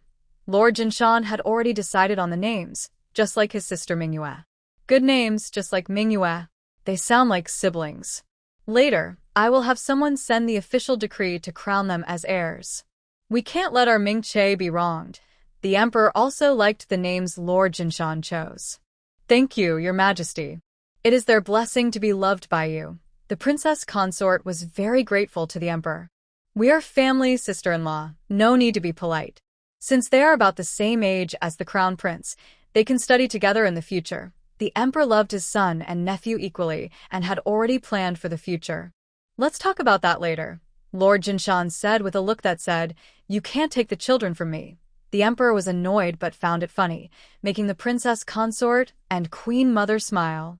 After seeing the children and watching the princess consort and queen mother happily chatting, Lord Jinshan thought about Murong-shu and called the emperor outside. "Brother, why did you pull me out? It's not easy for me to leave the palace. I want to see my little nephews." The emperor was a bit reluctant to come out. He still hadn't had enough of the little ones. "Your Majesty, I have something important to discuss with you." The emperor didn't trust Lord Jinshan's words. He asked, "You, who rarely even go to court, have something important to tell me? Are you worried I might see my nephews and pull me out?" Lord Jinshan was hurt by the emperor's words. What did he mean he didn't go to court? He had to take care of the children. How could he go to court? "It's related to the soldiers." "Are you sure you don't want to hear it?" Lord Jinshan teased. Hearing it was about soldiers, the emperor became more interested. "Tell me if it's really important, I will give you a month off." "Is that true, Your Majesty?" Lord Jinshan asked happily. "When have I ever lied to you? Hurry up and tell me. After you're done, I want to go see my little nephews," the emperor urged. Next, Lord Jinshan explained the princess consort's role in Morongshu's birth, how he treated her wounds, and his thoughts. The emperor listened and was very impressed. He asked in disbelief, "Is it really so miraculous?" The cut on her belly didn't get infected, and she was able to get out of bed and walk the next day. The emperor is absolutely right. I saw it with my own eyes, said the king of Jinshan. He was very shocked at first, but now he was quite pleased to see the emperor so surprised. If there really is a secret formula, that would be wonderful. It could give our soldiers a better chance to survive in future battles, the emperor said excitedly, eager to ask Morongshu about it. Your Majesty, don't get too excited. This is just my guess. If you want to be sure, why not invite Miss Morong into the palace to ask her? That would be the best, suggested the king of Jinshan. You're right.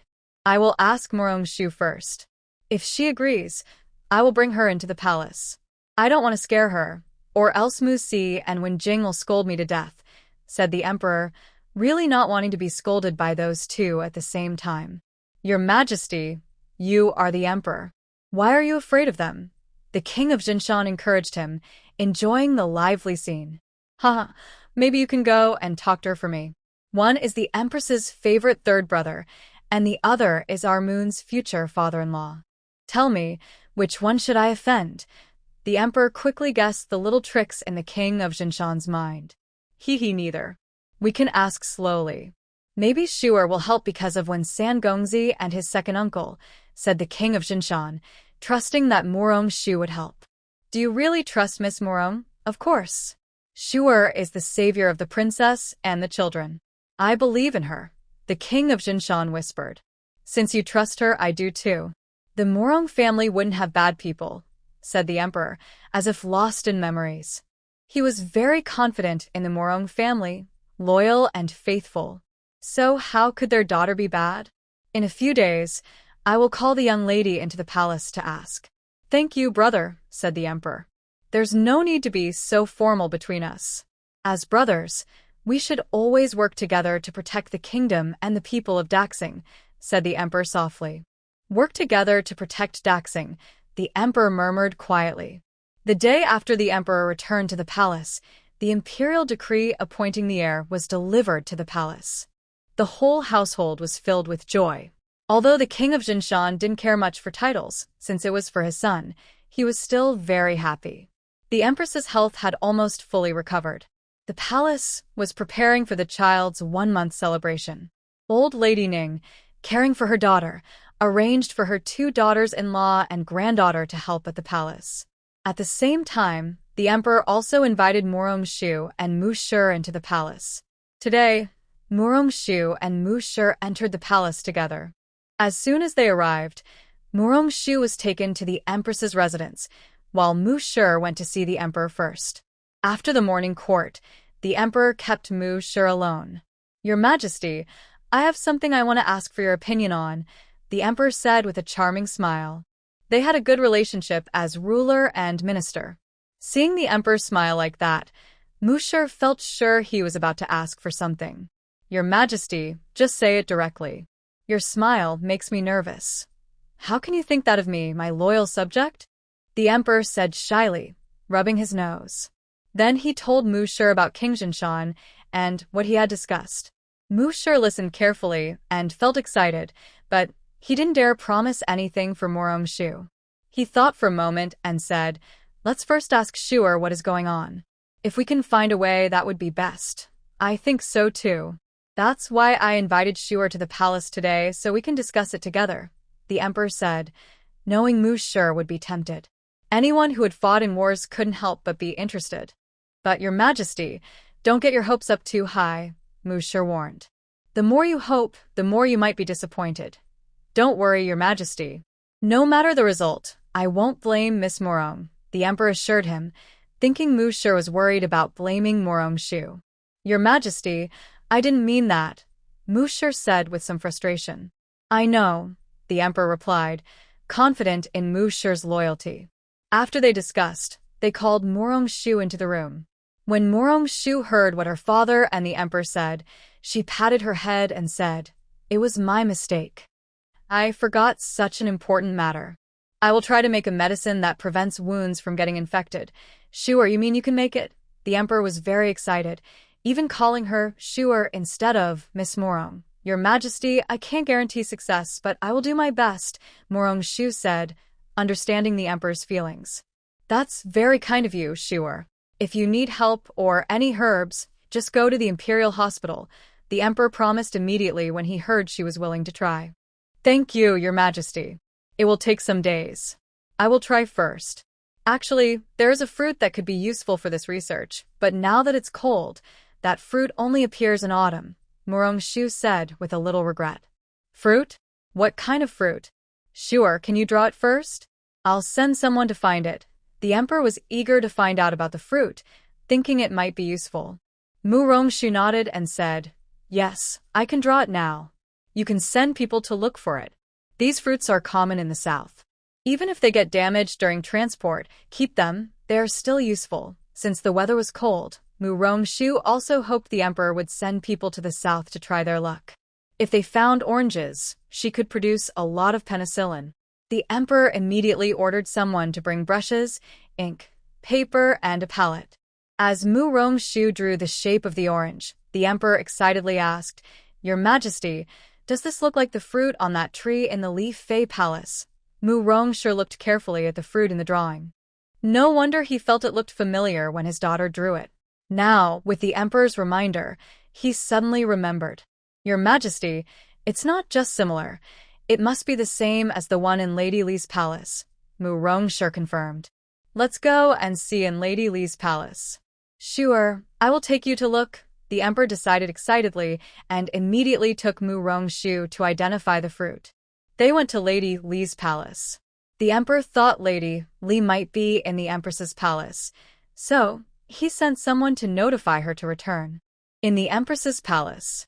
Tell the empress and Lady Li that the emperor has come to her palace. Have the servants notify her to come back immediately, a palace maid reported. Lady Li, who was drinking tea, spat it out in surprise and asked uncertainly, Did the emperor really come to my palace? The young maid nodded fearfully and replied, I dare not lie. Why is the emperor visiting my palace today? What has he gone crazy? Lady Li looked at the empress with suspicion. Stop guessing wildly. Let's go back and see. I'll go with you. The emperor must have something to discuss with you. We shouldn't delay, the empress said, trying not to laugh at Lady Li's reaction. You're right. Let's go and see. The emperor could have just come to talk. Why does he have to come to my palace? Lady Li looked reluctant. If it weren't for the empress accompanying her, she wouldn't want to go. On the way back to her private quarters, Lady Li kept complaining about the emperor. The empress smiled and said, You just like before. When Li Qing and Consort Li arrived at the consort's palace, they saw the emperor and Morong Shu happily discussing something under the most precious orange tree. The emperor's expression was especially excited. Consort Li forgot her manners and looked at the emperor with suspicion. Your Majesty, what are you doing under my orange tree? I just brought Shuer to see your orange tree. Just to look, the emperor explained quickly, knowing how much Consort Li treasured the tree and worried she might misunderstand. Clearly, Consort Li didn't believe him. She turned to Morong Shu and asked with her eyes if it was true. When Morong Shu nodded, Consort Li relaxed. Consort Li, there's no need to be nervous. Shuer just needs some medicine. Your Majesty said you have it here, so I came to see, Morong Shu said, noticing Consort Li's tense expression. She understood how important this orange tree was to her. Consort Li sighed in relief and smiled. If Shuer needs it, I will have someone send some. Does the consort have these fruits now? Morong Shu was surprised. Not at the moment in the palace, but I have some on my farm. It's a bit far, so it will take a few days to deliver. Would that delay Shuer's use? Consort Li said, thinking of the stored fruits on her farm. Thank you, Consort Li. You've really helped me a lot, Morong Shu said happily when she heard the materials were available. Once you develop something good, don't forget me, Consort Li said, holding Morong Shu's hand. Of course, Morong Shu promised, making Consort Li smile even more happily. A few days later, Morong Shu received several baskets of oranges sent by Consort Li. When the palace maid delivered the oranges, Yeya was also in Murong-shu's courtyard. She looked at the fruit, secretly tasted one, and from then on, she loved oranges. Murong-shu left a basket for Yeya, while the rest were stored in her space hospital. She also took out one basket for experiments. She had previously studied how to extract penicillin with her grandfather. It was difficult to teach military doctors, so she planned to cultivate it first in ancient times and then find a way. In the following days, Murong-shu focused entirely on researching penicillin. Besides visiting the palace to check on the queen's recovery and occasionally dating Wenjing, she spent most of her time at her residence. Yeya is a lively girl. When her senior sister is busy, she behaves well and doesn't bother her. Every day, she goes to Gui Ning courtyard to have meals with Murong-shu, then she goes out to play. Because the royal residence has two adorable little children, Yeya's favorite place to visit is Jinshan Prince's mansion. Whether it's the princess or Jinshan Prince, everyone welcomes Yeya warmly. Princess Manhwa especially likes her. Yeya has a simple personality and good skills. Princess Manhwa often trains with her, and they take care of the children together. Life is very happy and comfortable. One day, Princess Manhwa personally came to the house to deliver an invitation to the full moon celebration. Murong-shu suddenly realized how quickly time was passing. She had almost finished studying the penicillin. So, she took Yeya shopping and bought her some new jewelry. When Yeya heard her senior sister wanted to go shopping, she happily carried a box of silver notes and left. By the time Murong-shu noticed, they were already in a carriage. "Yeya, what precious thing are you holding?" Murong-shu asked, smiling at the happy girl. "Mother, grandfather, and my aunt gave it to me." "Look, sister." The girl happily opened the box. Murong-shu and Xiao Tao were surprised. Xiao Tao, a little stammering, asked, "Sixth miss, you brought so many silver notes. Are you planning to buy an entire street?" When Yeya heard she could buy a street, she was so surprised her mouth stayed open. Murong-shu laughed at their reactions. Hearing her sister's laughter, the girl asked uncertainly, "Sister, can I really buy a whole street?" Murong-shu gently explained, "This is a lot of money. You need to keep it safe. In the future, you can buy many things." But the girl, full of enthusiasm, said, "Then Yeya will buy this street and send it back to Tianmen Mountain. That way, the senior brothers can walk around the same streets with Yeya and sister and enjoy the delicious food in the capital." Murong-shu was very touched. She patted the girl's head and said, "The senior brothers will be very moved if they find out. Moving the street is too complicated. It's better to send some things back to them." "Really? Can I do that?" The girl was very happy when she heard she could send things back. "Today, let's go shopping first. After buying everything, we will borrow the fastest caravan from Grandfather Rong's house to send these things back to Tianmen Mountain. Then the senior brothers will receive them very soon. Senior sister is so clever. Let's buy more items this time. Third uncle loves drinking, master loves chicken legs, uncle loves tea, big brother loves jade jewelry, second brother loves reading." Listening to the little girl's chatter, Murong-shu's dusty memories were also stirred up. Although these were experiences of the original owner, her body felt them deeply. At this moment, Murong-shu decided to try to accept these feelings. So, during the following days, Murong-shu and Yeya visited many shops in the capital. Based on Yeya's memory, they bought all the favorite foods of their brothers, master, uncle, and other relatives. Because the carriage had limited space, after paying, Murong-shu asked them to send the items to the general's residence. Then she took Yeya to the Rong residence. The housekeeper of the general's residence was stunned to see how many things their young lady bought. He quickly went to tell Song Wei and Rong Qing. Both were very curious. When Murong-shu and Yeya returned from the Rong residence, their family was full of curiosity. Upon hearing that the items were to be sent to Mount Tianmen, Song Wei and Rong Qing added even more, including holiday supplies, which they sent early. That evening, back at Gui Ning courtyard, Murong-shu and Yeya sorted and categorized the items. Each person had their own gift, many chosen by Yeya, especially the jade crown for Big Brother. They worked late into the night, carefully wrapping each gift and writing the recipient's name with Morong-shu's brush. These items were placed on a separate carriage to avoid mix-ups with others. The next day, when they set out, Morong-shu was surprised to see about 10 full carriages. Her mother and second aunt's efficiency was impressive. So many things, perhaps even rice, flour, and oil were included. Ye was very happy looking at all the carriages. She said to Morong-shu, "Senior sister, the brothers will be very happy to receive these gifts. If they knew Ye picked them, they'd be even happier." Morong-shu joked with the girl. Of course.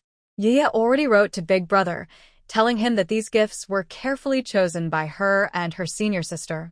The treats should be eaten early, or they might spoil, Ye said. Ye's words made Morong-shu smile even more.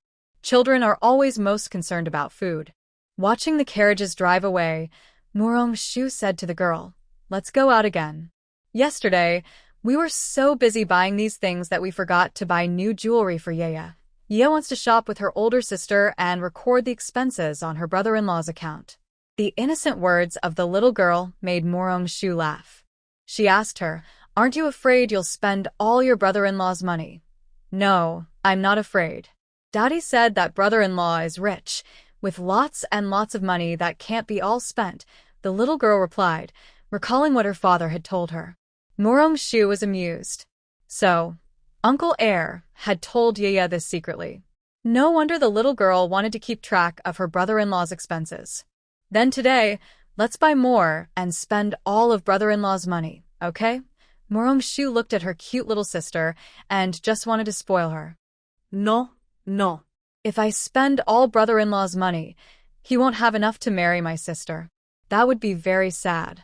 Daddy said we can record it on his account. The little girl quickly refused. She didn't want to spend all her brother-in-law's money. Uncle Air is right. Yeah, you can record expenses for anyone you like. Morong-shu patted her little sister's head with a look of affection. Older sister, can we go to the dessert shop today? Erjwa said they have new items, and Ye wants to try them. The little girl pouted. Morong-shu had no resistance to her cuteness. All right. Wherever Ye wants to go, we can go. Xiaodao. Let's go to the dessert shop first.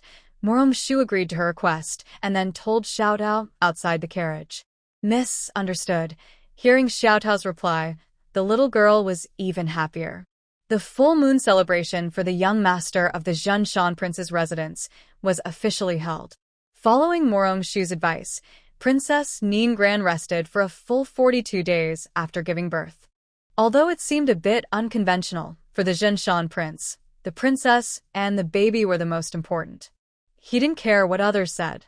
Early in the morning, Ye changed into new clothes and wore new jewelry. She first went to Guining courtyard, where Morong-shu praised her, then went to Songwei and Rongqing's courtyards to show off. Ye looks so beautiful in this outfit. Songwei truly loved Ye.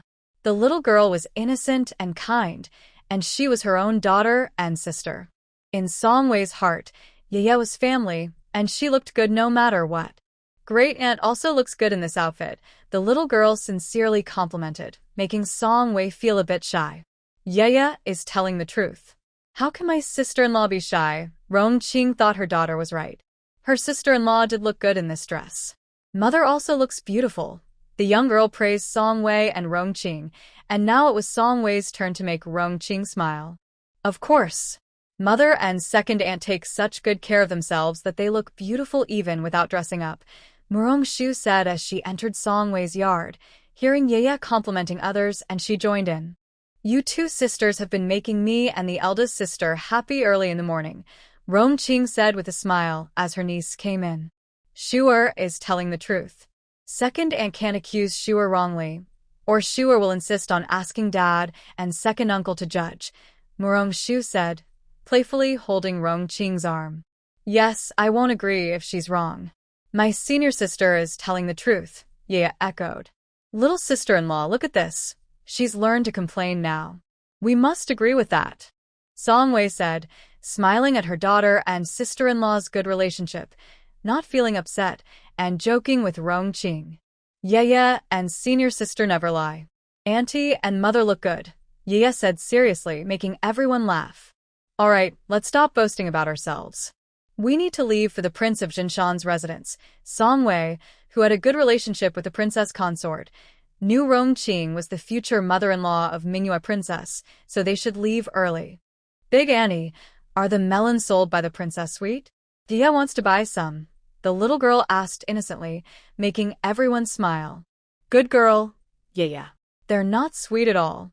Later, Mother will buy you some tasty snacks, okay? Rongqing quickly interrupted Yea's curiosity, afraid she would keep asking.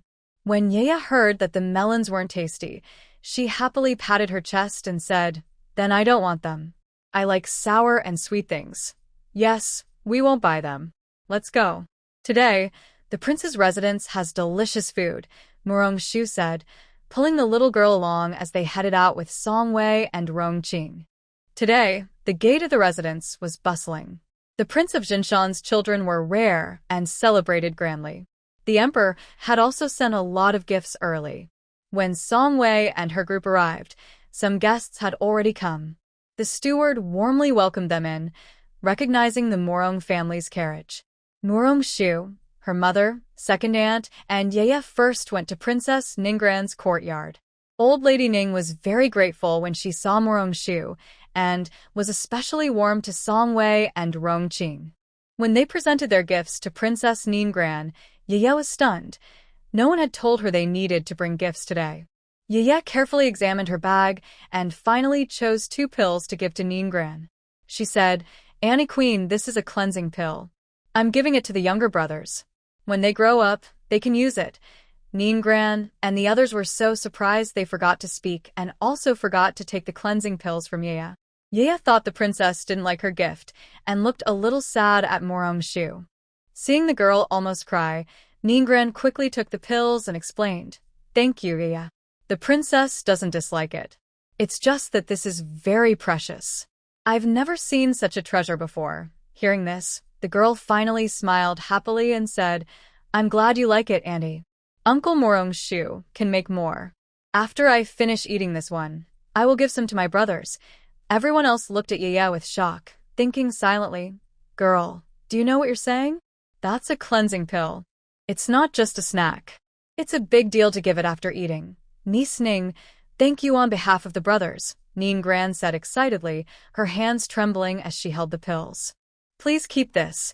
It's Yaya's kind heart, Murong-shu said to comfort the princess, who was so excited she couldn't help but speak. All right, I'll put it away now. Ninggran quickly asked the maid to store the pills. After giving her gift, the girl went to see the children in the next room. June Mingyue also took Murong-shu away, while the elders stayed in the room to continue chatting. Ninggran had recovered well after her confinement and looked very healthy. The noble women envied her and gathered around to ask how she maintained her health. When they learned that Murong-shu gave her the recipe, they became even more friendly towards Song Wei and Rongqing. Song Yuran and Madame Song arrived a bit later. Ningxin took her directly to June Mingyue's courtyard. Today, Chengji also came to the palace with Madame Cheng. Song Wei saw Madame Cheng and Chengji and greeted them warmly. The noble women were all smart.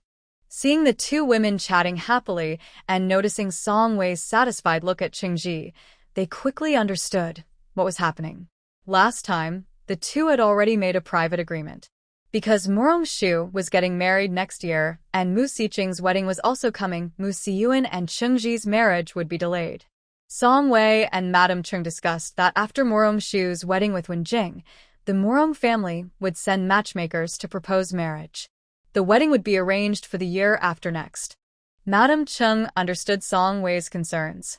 Planning 2 big events in 1 year was too much, so she agreed and thought that delaying the wedding by a year was very considerate. Chengji already knew about her marriage to Mu Xiyuan. When she saw Murong-shu and Yaya, she felt a bit shy. Yaya was innocent and didn't think much about these things. She saw that Chengji was still the same as before. The banquet at the prince's residence was prepared by the chefs from Shun's restaurant.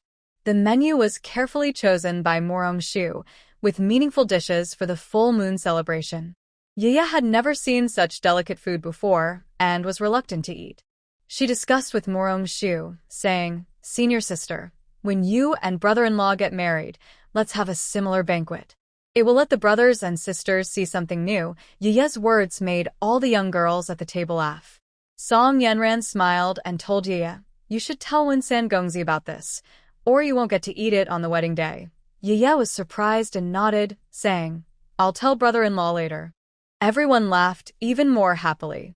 That night, Wen Jing was asked by Ye about the wedding banquet. Wen Jing was a bit amused and could only agree with tears in his eyes. He also told his sister-in-law about it, who teased him a little. A few days later, at Mount Tianmen, the merchant caravan entered Mount Tianmen's territory as quickly as possible, but was stopped at the foot of the mountain. Usually, outsiders couldn't enter Mount Tianmen. This area is off-limits. Merchant caravan, please go around. Mount Tianmen is here, and without a token, you can't enter, warned the mountain guard. Although the gift was sent by old Master Rong's merchant team, the Mu family also sent people to accompany them. The leader was the same person who came last time with General Mu to pick up Morong's shoe. "We understand Mount Tianmen's rules. We're not trying to pass through here. We are delivering gifts on behalf of our two young ladies. Please inform us." The leader respectfully bowed to the mountain guard. "Mount Tianmen has a rule against accepting gifts. Please go back." The guard remembered the rules and showed no intention of letting them pass. Since the junior sister had secretly gone to the capital, the senior brother was in a bad mood. Letting anyone in easily would risk punishment. Seeing they were refused, the leader was not angry. He thought Ye had been thoughtful. Before leaving, she had given him a token, which made things easier. He took the token from his pocket and handed it to the guard, saying, "Junior Master, please check if this can help us get through." When the disciple from Shoshan was about to say there was nothing, he suddenly realized that the leader was handing over the pass token of the senior brother. Surprised, he asked, "How do you have our senior brother's pass? Who is your young lady?" "I am a servant of the Mu family in the capital. Our 5th and 6th young ladies are from Tianmen Mountain. The things on the carriage were specially sent by my young lady. Miss Ye specifically instructed that some food should be eaten early and not delayed." The leader's explanation made the disciple from Shoshan understand. Miss Ye is the little junior sister, and the other young lady should be the senior sister. Excited, he asked, "Did the senior sister send all these things?" "Yes, the young lady asked us to deliver them quickly." "Please kindly make an exception," the leader said, bowing again. "Since these gifts are from the junior sister and senior sister, they're family. The carriage can only go a little further. The stairs behind are inaccessible. Junior brother, go back to the mountain and tell everyone to come down and help carry the gifts." The disciple from Shoshan was very happy. Not only did he let the caravan pass, but he also personally led the way forward. Before leaving, he made sure to send his younger brother back to inform everyone. The young disciple who was told to go back and deliver the message was lively and energetic. When he heard that the gifts were from the senior sister and junior sister, he couldn't hold back. Now, after hearing the senior brother's order, he ran off quickly. "Senior brother, don't worry, I will go and tell everyone right away." Before the leader could react, the young disciple had already run off, disappearing from sight. The leader couldn't help but think to himself that Tianmen Mountain truly hides talented people. Even the guards are so impressive. At this moment on Tianmen Mountain, today is the last day of the annual assessment. Everyone is gathered, including the 3 masters who had been in seclusion for a long time. The assessment was in full swing, and all the disciples were on high alert, afraid of being reprimanded if they performed poorly. Suddenly, a surprised and anxious voice broke the serious atmosphere. "Master, senior brother, senior sister, and junior sister have come to give us gifts. There are many carriages." The young disciple from earlier ran in excitedly, but then saw everyone was busy with the assessment. He wanted to speak, but realized it was too late to stop, and he forgot to react. The 3rd uncle was the most excited. Having received so many treasures from Yaya, he was overwhelmed with joy. Seeing the young disciple stunned, he asked excitedly, "Who did you say sent the gifts?" The young disciple finally found his voice and carefully replied, "It's senior sister and junior sister. They brought many carriages." Senior brother asked me to tell everyone to help carry the things. Everyone was excited when they heard it was gifts from senior sister and junior sister. The whole testing area suddenly became lively. I knew junior sister wouldn't forget us. Senior sister and junior sister brought us gifts. I'm so happy. Master, let's go carry the things first. The test can wait until the afternoon. Yes, master. If we don't go help now, they might get upset. Exactly, third senior brother is right. Everyone started talking excitedly, full of anticipation. The valley monk also wanted to know if his obedient disciple had sent him a gift. He cleared his throat and said, since Shuer and Ye brought the gifts specially, everyone should go help carry them. It's also part of your test. But be careful when moving them, don't break anything. Right, we must handle them gently. If anything gets broken, the whole test will be scored 0, the third uncle warned worriedly. Master, don't worry. We will be very careful, the disciples happily promised. All right, everyone, go with the senior brother now. The Green Mountain monk saw how eager the disciples were to fly down the mountain and waved his hand to send them off. Yes, Uncle Master, Master, or Uncle. All the disciples saluted and flew down the mountain with the senior brother. After everyone left, the third uncle muttered angrily, if those two naughty girls give bad gifts, I won't forgive them. One is about to get married soon, and the other took away so many of my treasures. Relax, little brother. Junior, the senior brother, brought back lots of herbs. If Yaya finds out you're bossing her senior brother around, she might pull your beard, the valley monk joked with his younger brother.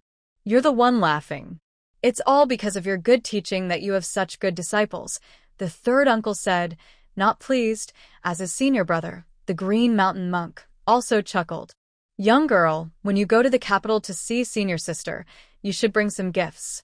Our Tianmen Mountain's disciple is good at making these nice things. If she doesn't like yours, who else would she like? The Green Mountain monk said with a smile, showing they had a very good relationship.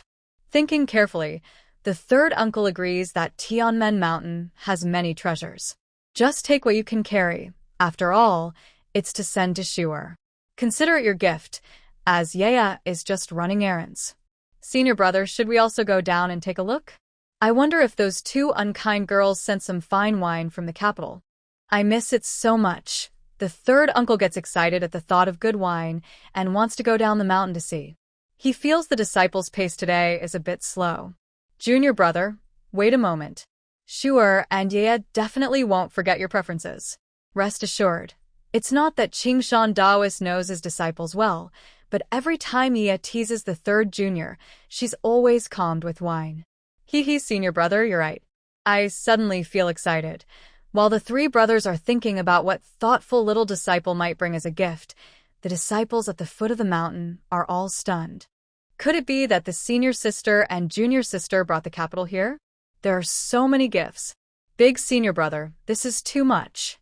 Did the junior sisters strike it rich?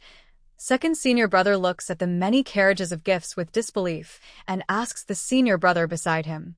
Nonsense, hurry up and move the gifts. Master, uncle, and the senior are still waiting on the mountain. Actually, the senior brother is eager to see what Yaya and the junior sisters have brought. The leader sees so many people coming down at once and is momentarily stunned. The disciple guarding the mountain, noticing his dazed look, reminds him, the one in white is our senior brother. You can go directly to him. Senior brother, over here. The mountain guard sees the senior brother's group approaching and quickly waves to greet them. Senior brother, let's go over there. The third junior pulls the senior brother to walk toward the mountain guard. Please thank the junior sisters for sending things to Tianmen Mountain. The senior brother bows to the leader, showing respect even to the servant from the junior sister's household. Greetings, young Master Pei. I've been sent by Miss Fifth and Miss Sixth to deliver gifts. Here are letters from Miss Fifth and Miss Sixth written specifically for young Master Pei. The leader hands the letters written by Morong Shu and Yaya to the senior brother. Senior brother, open and see what the junior sisters wrote, the sixth senior urges him. But the senior brother simply puts the letters into his sleeve pocket. Let's start moving the gifts first. Big senior brother is so stingy. Maybe the junior sisters also miss us, the fourth senior brother muttered softly. Big senior brother acted as if he hadn't heard. He couldn't share the letter from the junior sisters. He wanted to keep it to read slowly later. He asked the leader, "Do the junior sisters have anything else to pass on?" "Yes, yes. The items on the first cart are gifts specially prepared by Miss Fifth and Miss Sixth for everyone. Each gift is individual and marked. Please arrange for someone careful to carry them. Young Master Pei," the leader replied, remembering his own young lady's instructions. "Third senior brother, did you hear that? The junior sisters also prepared gifts just for us. I knew they wouldn't forget us," the fourth senior brother said happily. "Thank you. Hurry up and go get your gifts. Be careful not to damage the master's presents," big senior brother said after thanking the leader, then sent the younger brothers to collect their gifts. "Big senior brother, this is your gift. It has your name on it," sixth senior brother said, handing him a present with his name. Big senior brother's eyes lit up with surprise. Receiving gifts from the junior sisters made him very happy. "Fourth senior brother, this one is yours. Open it quickly. This one is for third uncle. It looks like fine wine."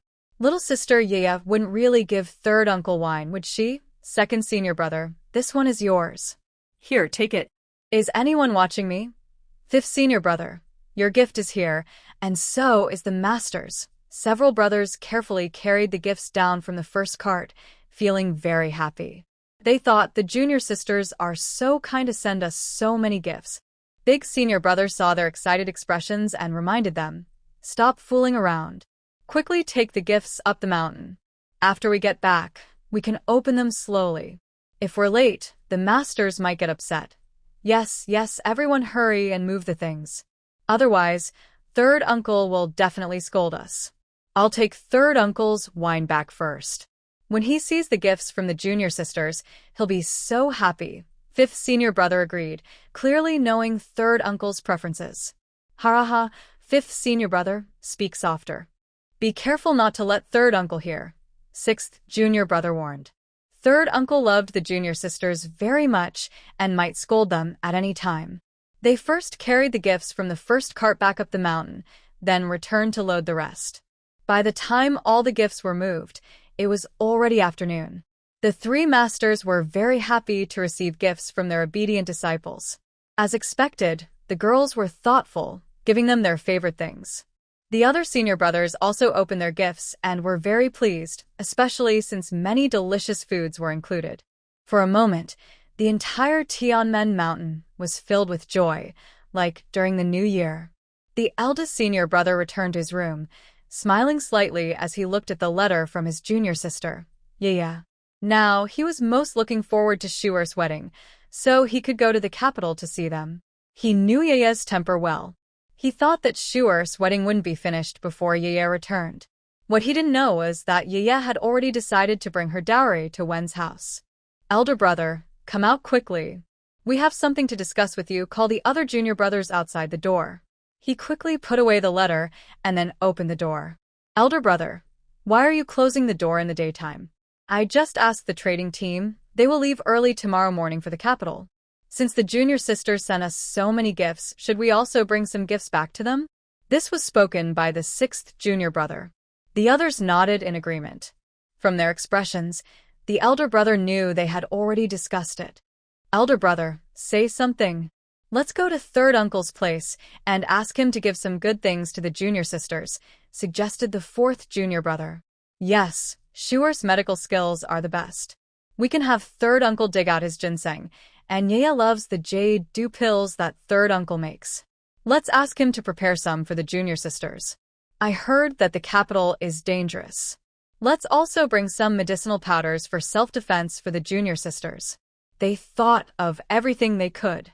Although Yaya was very skilled in martial arts, Shuer was not. These gifts would still be useful. "Let's go." Without hesitation, the elder brother agreed and led everyone out first. The reasons they had prepared to persuade him hadn't worked, and they were a little surprised. They went straight to third uncle's courtyard. The third uncle, who was tasting fine wine, was persuaded by their repeated pleas. Not only did he agree to let them take the ginseng, but he also gave them a bunch of his latest research treasures. He specifically asked them to pass on his message to Morong Shu and Yaya. After the new year, he would go to the capital. He wanted them to prepare more of the fine wine he had sent this time.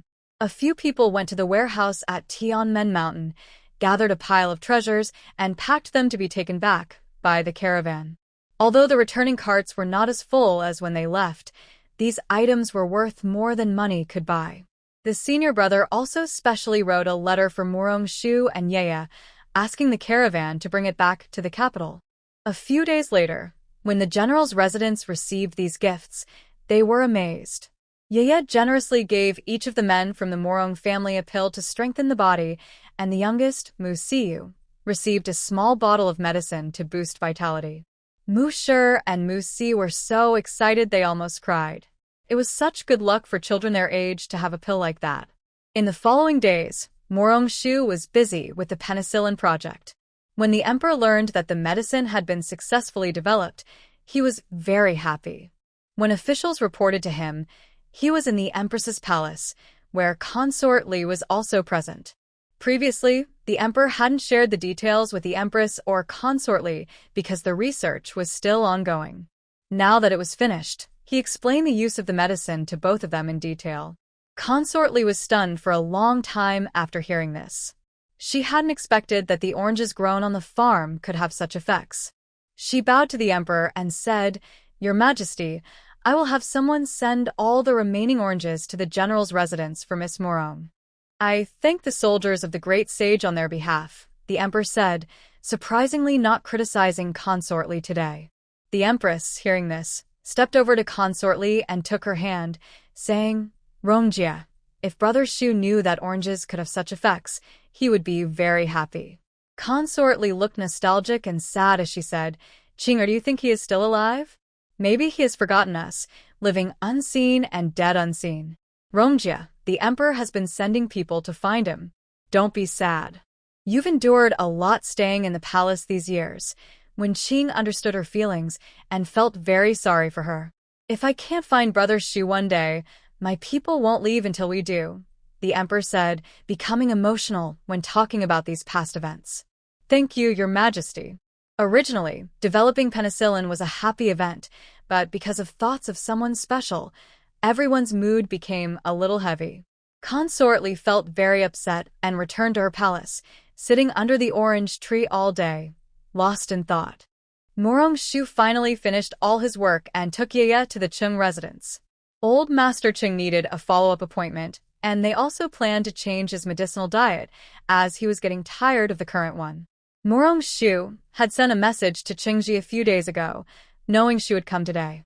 Chung Lao deliberately stayed at home, waiting for her. Morong-shu personally checked Chung Lao's pulse, adjusted the medicine, and asked about his preferences to prepare a suitable medicinal meal. Chung family members were very grateful. In the past, Chung Lao couldn't eat anything, but since taking Morong-shu's prescriptions and medicinal meals, he now eats happily every day. When he sees and hears Jing, he always praises Morong-shu. Chung Lao liked Morong-shu very much, and was also very pleased with his future son-in-law, Mu Siyuan. Although their families hadn't officially arranged the marriage, the Mu and Chung families had exchanged tokens privately, so the marriage was almost certain. After leaving Chung Lao's courtyard, Chengji took Morong-shu to her own yard. Along the way, Chengji wanted to speak several times but didn't. Seeing Chengji's hesitation, Morong-shu thought she was facing a problem and asked kindly, "Jir, is something bothering you?" Chengji hesitated and said, "Sure, it's like this. My uncle's eldest cousin's wife has been married to him for over 2 years, but they have no children. When she saw the princess give birth to twins, she heard it was because of your help, so she asked my mother for help." She didn't finish her sentence, but Morong-shu understood what she meant. She then asked, "Would you like me to help check if it's true?" Chengji nodded first, then shook her head, explaining, "My mother hasn't agreed yet, so she asked me to see if you're willing." Morong-shu smiled and took Chengji's hand, saying, "I am willing." Jir, don't worry. I enjoy helping people with their health. That's what a doctor does. You can set a time with your sister-in-law. Hearing that Morong-shu was willing, Chengji was very excited. "Thank you, Shuer. Can we do it today? Sister Shuer, come to my yard for tea and rest. I'll ask someone to invite your sister-in-law here." Murong-shu was originally here today to see Qing-lao and also to strengthen her relationship with her future sister-in-law. She was happy to agree. She smiled and said, "Of course. But please, Jir, ask someone to bring the yam and osmanthus cake we had last time." Yaya loved it so much, she kept thinking about it. Cheng-ji was surprised and then happily said, "I already arranged for it this morning. Last time, Yaya liked it so much that I asked the kitchen to make more today." "Thank you, Jir." Yaya was very happy when she heard she could eat yam and osmanthus cake. Toshiba, go to mother's yard and tell her. Ask sister-in-law to come to the house, Cheng-ji instructed the maid beside her. "Yes, miss." "I'll go right away," the young girl said eagerly and ran quickly toward Madame Cheng's yard. In Madame Cheng's yard, after Yaya finished her second plate of yam and osmanthus cake, sister-in-law arrived. They all greeted each other politely. Murong-shu then used a checkup as an excuse to send Cheng-ji and Yaya out. When only the two women were left, sister-in-law looked a bit nervous. Murong-shu knew how to talk to patients, so after a while, sister-in-law relaxed. Only then did Murong-shu begin the real checkup. After feeling her pulse, Murong-shu gave sister-in-law a prescription and shared some small tips for helping with pregnancy. Sister-in-law's face turned red from embarrassment. When she left Cheng-ji's yard with the prescription, she seemed eager to escape. Back in Madame Cheng's yard, when her mother-in-law asked about the results, sister-in-law hesitated and couldn't give a clear answer. In the end, she said, "Miss Morong is very skilled. This time, it will definitely work." Her mother-in-law wanted to ask more, but Madame Cheng stopped her. "Older sister-in-law, I trust you. Let's wait 3 months and see." "Sister, you know I was just too anxious. I trust Miss Morong. If she says 3 months, it will surely work," Madame Cheng's older sister-in-law said, just a little worried about her daughter-in-law's hesitation. The two women waited after the checkup and went to get medicine. They didn't stay for lunch at the Chung house. Before leaving, Madame Chung reminded her sister-in-law to go to the Rome pharmacy to get the medicine. Madame Cheng's older sister-in-law was confused at first, but after a simple explanation from Madame Chung, she understood. They left the Chung house and went straight to the Rome pharmacy with her daughter-in-law. When the shopkeeper saw the prescription was from Miss Morong, he immediately called the chief doctor. The doctor examined the prescription and praised it highly. He asked to check the pulse again and personally prepared the medicine, carefully noting how to cook it and what to watch out for before and after taking it. At this moment, Madame Cheng's older sister-in-law and her daughter-in-law finally understood why Madame Chung insisted they come to the Rome pharmacy. What they didn't know was that Murong-shu sometimes also came to the pharmacy for consultations. When the doctors encountered difficult or special cases, they would ask Murong-shu for help. But Murong-shu kept a low profile, so most people didn't know. After collecting the medicine, Madame Cheng's older sister-in-law and her daughter-in-law happily returned home. This time, her daughter-in-law was sure she would get pregnant smoothly. Time passed quietly, and soon it was the new year again. This was Murong-shu's second new year back in the capital. Song-wei felt a strange reluctance at the thought that her daughter would marry into the Wen family after the new year. This year, the general's residence celebrated the holiday very grandly. Because of Yaya's presence, the house was livelier than last year. The men of the Morong family understood this well, so whenever they had free time, they took the two young girls out to play. Before the new year, Murong-shu received a letter from her eldest brother, who planned to come to the capital for the new year to surprise Yaya. Murong-shu was very happy about this and happily invited her elder brother. Originally, the eldest brother planned to arrive in the capital on the morning of the 30th, but he was delayed by something on the way and only arrived at dusk on New Year's Eve. When the servants announced his arrival, the whole family was very surprised. When Yaya heard that her elder brother was coming, she dropped the dumplings she was making and used her light skills to rush to the gate to greet him. When her beloved little brother appeared in front of her, her face was covered in flour. "Big brother, why didn't you write to Yaya in advance?" the little girl asked, hanging in his arms like she was on Tianmen Mountain, a bit reproachful. "I wanted to surprise Yaya." "Are you happy?" Her elder brother looked at her excited face, feeling that all his days of rushing here were worth it. I'm happy. My senior sister, mother, aunt, and father are all making dumplings. Would you like to join us? The girl finally remembered what she was doing when her brother arrived. Coming out dressed so lightly. What if he gets sick? Let's go inside first, her elder brother said, clearly worried that she had run out immediately after hearing he was here. Yaya wanted to say she wasn't cold, but then she saw her senior sister Morong Shu also come out, full of excitement, holding her cloak. Big brother, you're here. Yeah. Quickly put on your cloak. Junior sister, you look better than before. Her elder brother patted Morong Shu's head affectionately. Morong Shu had grown up on Tianmen Mountain with several senior brothers, and they had loved her since she was young. Her elder brother loved her even more like a sister. Big brother looks even more handsome now. Let's go into the house quickly. Morong Shu pulled Yaya and her elder brother toward the residence. Seeing her elder brother looking so tired from the journey, Morong Shu understood everything. She first took her elder brother to a prepared guest room to wash up. Senior sister, why didn't you take big brother to make dumplings? Yaya saw the senior brother and wanted to bring along the things she liked to be with him. Morong Shu smiled and discussed with the young girl, Yaya, senior brother has had a hard journey.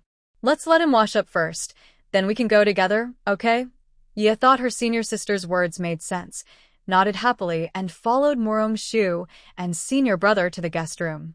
The old lady and others knew that senior brother was coming for the new year. Now that they knew he arrived safely, they finally relaxed. Songwei also told the kitchen to prepare a few extra dishes for the New Year's feast. After settling senior brother, Morong Shu went to the main courtyard to see her mother and second aunt to tell them about senior brother's situation. Before leaving, she called Yaya, but the girl refused, saying, Senior sister, Yaya wants to wait here for senior brother. Morong Shu didn't expect the girl to be so attached to senior brother. She patted her head and said, Then it will be you, Yaya. When senior brother finishes washing, he will take him to grandma's yard. Don't worry, senior sister. Yaya will definitely bring senior brother there. Senior brother loves 4 happiness meatballs. Remember to ask the kitchen to make them. The girl reminded Morong Shu to prepare his favorite dish. Don't worry, Yaya. I will arrange everything now, Morong Shu said with a smile, happy to see how close Yaya was to senior brother. Usually restless, the girl sat obediently in the guest room waiting for senior brother today. The servants were surprised. When senior brother finished washing and came out, they saw the girl sitting there with a happy face. Yeah? Senior brother gently called her name. The girl immediately ran to him and obediently called, Senior brother. His heart melted at her words. Every time she called him like that, he felt a special feeling. From the first time he saw Yaya, he had felt something different about her. Let's go. I'll take you to meet your family and Shuer's family. Sorry for bothering everyone, senior brother said as he gently patted her head and took her outside. It's not a problem at all. Mother and auntie are very kind. They welcome senior brother, Yaya quickly explained, worried that senior brother might misunderstand. Looks like you're having a good time here. Just one word from your senior brother, and I can see that, senior brother said, noticing how happy Yaya was. Everyone treats Yaya very well. Yaya likes it here, the girl said, thinking that senior brother was worried she wasn't happy here, and hurried to explain. Yaya was happy. The young girl nodded very hard, feeling like she was the luckiest person. When senior brother and Yaya arrived at the old lady's courtyard, everyone from the Mu family was already there. After greeting and introducing themselves, senior brother was warmly welcomed. The Mu family was very grateful to senior brother for taking care of their granddaughter, daughter, and sister over the years on Tianmen Mountain. Songwei loved senior brother like her own son. That evening, the whole family sat together happily, eating dinner. They celebrated New Year's Eve and also held a welcoming feast for senior brother. Songwei and the old lady kept serving him food, making him feel very warm. Seeing the peaceful family atmosphere, senior brother started to understand why little sister didn't want to go back to Tianmen Mountain. Maybe she, too, was deeply attached to this happiness.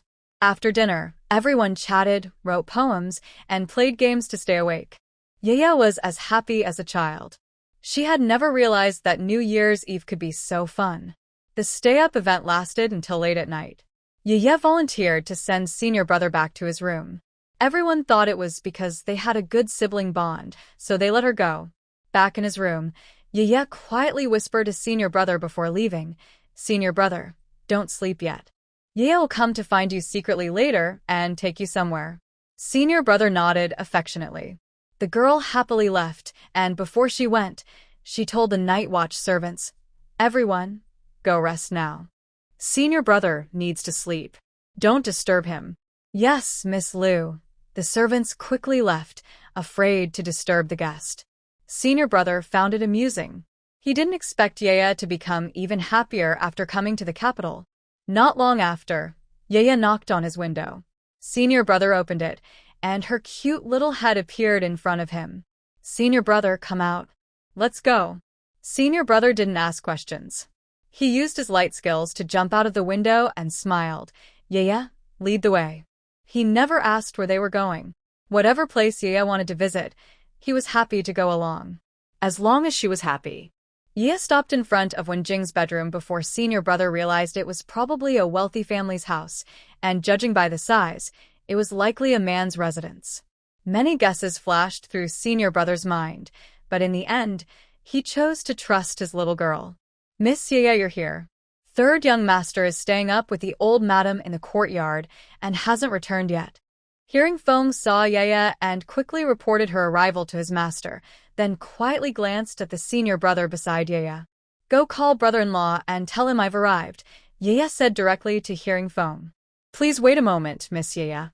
I will go right now." Hearing Feng bowed to the two and hurried to find Wenjing in the old madam's courtyard. Late at night, Miss Yeye bringing such a handsome young man to find her master might mean something urgent. Not long after Hearing Feng left, Wenjing returned. Seeing Yeye and the senior brother, Wenjing was momentarily confused about what was happening. Both looked at Yeye, hoping she would introduce them to each other. "Brother-in-law, senior brother, why are you both looking at me like that?" the girl asked curiously. From her way of addressing them, they guessed each other's identities. "I am Wenjing, Shuer's fiancé." "Nice to meet you, senior brother," Wenjing said politely to the senior brother. Shuer is about to marry him, so calling him senior brother makes sense. The senior brother had been observing Wenjing. This handsome, somewhat overly attractive man was actually the destined partner for their junior sister.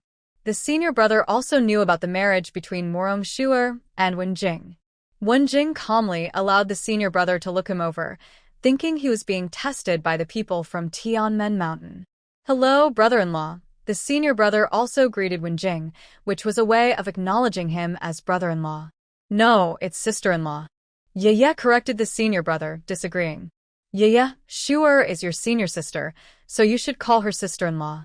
But Shuer is my junior sister, so I can't call her sister-in-law. Do you understand?" The senior brother patiently explained to the girl. "That's troublesome, I don't understand," the girl said a bit unwillingly, but she also felt that what the senior brother said made sense. "Senior brother, sixth sister, come in from the cold and have some hot tea," Wenjing said. He didn't know why these two appeared in his yard so late, but he couldn't neglect hospitality. "No, we won't go. Brother-in-law, come with us to see our senior sister. We will all live long and happy." The girl refused to go inside. Her senior sister was still waiting at the mansion. As for the phrase, "live long and happy," the senior brother roughly understood it was from Madame Mu during dinner, saying that staying up together could bring longevity. Wenjing immediately understood Yeye's meaning, but today he hesitated. Previously, he and Yeye had met, and now there was a new senior brother, who they met for the first time. Climbing over the wall into his junior sister's house on their first meeting was a bit embarrassing. The senior brother could tell at a glance that Yeye and Wenjing had done this before. He thought he should talk to the young girl about it later. Yeye noticed that Wenjing was not as obedient as before. She thought Wenjing was also afraid of the senior brother and told him, "Senior brother is very kind. He often comes to see Yeye late at night." Yeye finished speaking and looked at the senior brother with a naive expression, waiting for his reply to make Wenjing believe her words. Wenjing managed not to laugh out loud, realizing that even a fairy-like senior brother would climb walls. Suddenly, he felt relieved. The senior brother coughed a few times to hide his awkwardness in front of Ye's fiancé and said, "Let's go back quickly, or your senior sister will be asleep." Ye was indeed distracted and told Wenjing, "Like last time, let them take you." "Let's go." She led the senior brother to fly away first. Wenjing quickly called his secret guards to take him to the general's residence. Mu Rongshu had finished washing up and was preparing to rest when she heard a knocking on the window. She was a little surprised. When she opened the window and saw only Wenjing, she asked uncertainly, "Just you? Sure. Don't you want to see me? Or do you want to see someone else?" Wenjing looked at Mu Rongshu with a very pitiful expression, as if he would cry if she said he was the one. Mu Rongshu immediately gave in. "Of course I want to seize you the most. Come in quickly. Be gentle, so you don't attract Xiao Tao and the others." Her secret guards helped from below. Wenjing easily climbed in through the window. Mu Rongshu was worried he might catch a cold, so she quickly made the charcoal stove burn hotter. "In just a few hours we will meet." "Why is you here now?" Mu Rongshu's heart warmed as Wenjing held her hand. "When Ye and the senior brother came to pick me up," Wenjing replied, which surprised Mu Rongshu. "Have you already met the senior brother?" Mu Rongshu couldn't imagine how awkward it would be for two men to meet in the middle of the night. Her little disciple was truly impressive. "Yes, I have." "Sure. Do you think the senior brother will think I'm a troublemaker?" Wenjing was worried about leaving a bad impression on the people from Tianmen Mountain, since that was where Shuer grew up and her family. "It probably won't. The senior brother isn't that kind of person." "You don't worry." Mu Rongshu quickly tried to comfort Wenjing. When she thought about the gentle and elegant third young master when climbing over a wall in the middle of the night, she couldn't help but laugh. "Sure, are you laughing at me too?" Wenjing could tell from her expression that she was secretly amused. How could I? "In my heart, Ziyu will always be the best," Mu Rongshu said quickly, trying to cheer him up, while silently giving Ye a thumbs up in her mind. Wenjing pulled Mu Rongshu into his arms. At that moment, he felt as if he owned the whole world. As long as his Shuer was happy, he didn't mind climbing walls every day. "Shuer, will you marry me? Are you ready?" "Ziyu, what do you think we need to prepare for the wedding? Will there be any problems between me and your mother?" "No, I promise. My mother will treat you well." Wenjing wasn't just being confident. Since Mu Rongshu had broken the Wen family's curse, even the head of the family wouldn't dare speak harshly to her. What about your sisters-in-law? "Will there be any conflicts?" "Of course not," Wenjing said. Thanks to Mu Rongshu, both his nephews were born safely. His sisters-in-law were so grateful that they treated her with great respect. "Then will you ever treat me badly?" "Never." "Then that's all that matters." Wenjing thought her words made perfect sense. Even if such problems did appear, as a man, he would handle everything himself and never let his wife face them alone. "Sure. I'll treat you well for the rest of my life."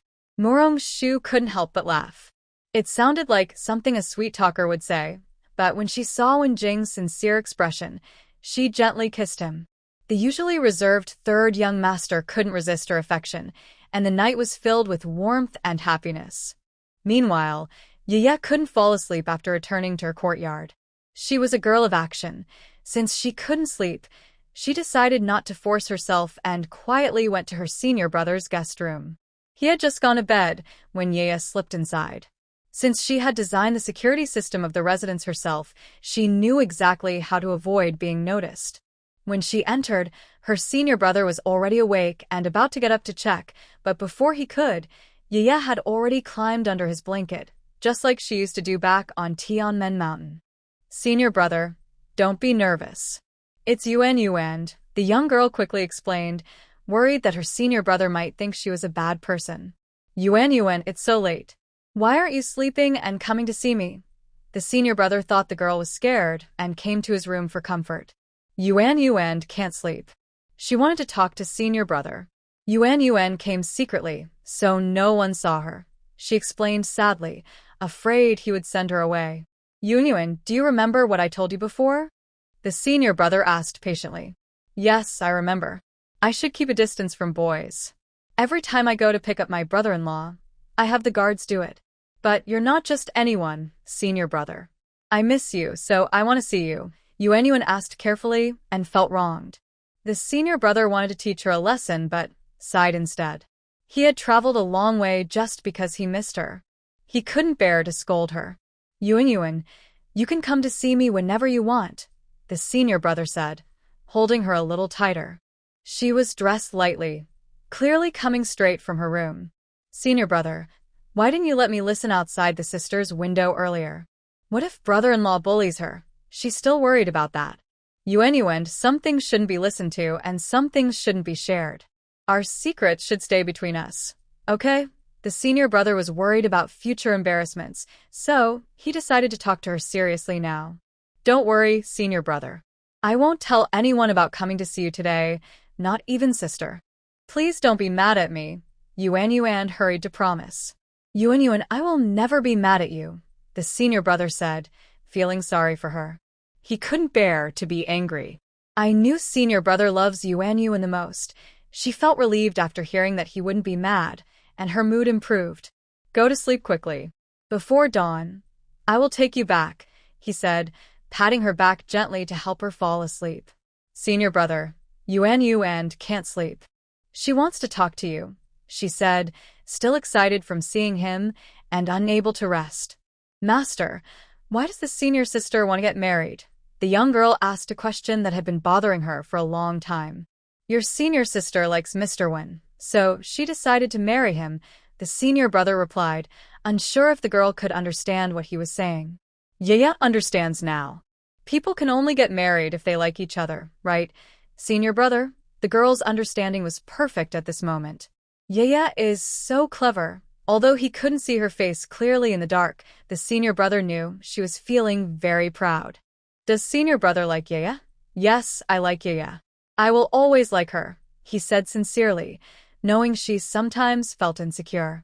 His words were honest. But then Yaya said something that surprised him. Yaya also likes senior brother. Since we both like each other, why don't we get married? The senior brother calmed down and explained, because Yaya is still young.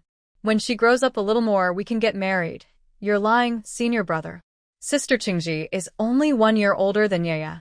I heard from my aunt and mother that she will marry third brother next year, the girl said with her own understanding. Does senior brother think Yaya is not good enough, so he doesn't want to marry her? The girl suddenly looked very sad. Hearing her voice trembling with tears, the senior brother quickly comforted her softly. No, Yaya is the best girl. I will marry Yaya. Give me some time, okay? Yes, Yaya believes in senior brother. The girl snuggled closer into his arms. Senior brother, Yaya has a gift for you, she said mysteriously. The senior brother was very curious. She had a gift for him. He was looking forward to it. What kind of gift does Yaya have for me? Senior brother, close your eyes first, she begged him softly. It's so dark. Even if I don't close my eyes, I can't see anything. Yaya can take out the gift now. I've already closed my eyes, he said, trying to make her happy, and closed his eyes. Finally, a shy kiss landed on his lips. He opened his eyes in surprise and asked in a muffled voice, Yaya, who did you learn that from? Senior brother, are you unhappy? When I saw second brother kiss second sister, she looked very happy. Yaya thought she must have done something wrong when she kissed him, which made the senior brother unhappy. So she kissed him a few more times. Before the senior brother could recover from his initial surprise, she kissed him again. After the girl finished, she was still worried if she had done something wrong. At this moment, the senior brother's reason completely collapsed. Yeah, is it okay if the senior brother teaches you? Before she could agree, the senior brother pressed her down and gave her a gentle, slightly teasing kiss. At first, the girl was forced to accept, but gradually she took the lead. In the end, she learned well, which made the senior brother feel defeated by her quick learning ability. Why did the senior brother stop? Yaya still wants to learn. The girl was clearly unhappy with the previous kisses. Someone who was almost overwhelmed by the teasing held her in his arms and whispered, Be good, Yaya. Don't move around. Let the senior brother hold you for a while, okay? All right. Since the senior brother is tired today, We can practice again tomorrow. The senior brother should eat more regularly so he can become very strong, the girl said reluctantly, which completely stimulated the senior brother. Then her voice was drowned out, and by the time she had a chance to speak, her lips were slightly swollen from the kisses. The senior brother proved how impressive he was through his actions. As dawn approached, the senior brother finally sent the girl back home. After returning, he couldn't sleep anymore. Yaya was everything to him. But thinking about how the girl had lost her memory and not knowing what obstacles they might face in the future, the all-powerful senior brother felt confused about what lay ahead for the first time. The first day of the Lunar New Year is a good day to wake up early. Yaya, despite going to bed late yesterday, was full of energy. This was her first New Year in the capital, and her favorite senior brother was with her. She was the first to wake up in the general's residence. Although she had just parted from the senior brother, she was the first to go to his courtyard. After he finished getting ready, they went together to the returning home courtyard. When Jing stayed at Morong-shu's place until almost the fourth watch of the night before leaving. Morong-shu barely slept and got up early. The whole family was waiting for him on the first day of the new year. Seeing the senior brother and Yaya come to find him, Morong-shu was very happy. Happy New Year, senior brother. Happy New Year, junior sister. Here's your New Year's gift. In the past, the senior brothers on Tianmen Mountain would give Morong-shu red envelopes every year. These warm memories stayed in Morong-shu's mind. Thank you, senior brother. Sure thought you had forgotten about us. Morong-shu happily accepted the New Year's money handed to her by her senior brother. Senior brother, why didn't you give Yaya any? The little girl looked upset because her senior brother only gave her sister the New Year's money. Yaya's is right here. Yaya saw her senior brother magically produce a bag of New Year's money for her. The little girl was immediately happy and sweetly said, "Thank you, senior brother." Morong-shu tidied up and went with everyone to visit the old lady's courtyard to celebrate the new year. Yaya was very happy to hear she could receive New Year's money and looked cheerful everywhere she went. On the way to the main courtyard, Morong-shu asked her senior brother, "Senior brother, have you already decided that Yaya is the one?" Her senior brother didn't expect her to ask this question, but didn't plan to hide it. He looked at the carefree little girl ahead and replied, "Sure, I have already chosen Yaya. It will only be her. Then you have to work hard." Senior brother, Morong-shu said playfully, making her senior brother pause in surprise. He asked uncertainly, "Sure, do you support me?" Does senior brother think Shua would oppose? Morong-shu was surprised this time. "Sure, don't misunderstand. I didn't mean that. I thought you might oppose it. Yaya is still young." Her senior brother's favoritism for Yaya was obvious, but no one else ever thought about it. Today, with her support for herself and Yaya, her senior brother felt warm inside. "Senior brother, don't worry about us at Tianmen Mountain. Shua will take good care of Yaya and won't let anyone take her away," Morong-shu said playfully, winking. Her senior brother patted her head happily. "Senior sister, why are you and senior brother so slow? Hurry up and go to Grandma's courtyard to celebrate the new year.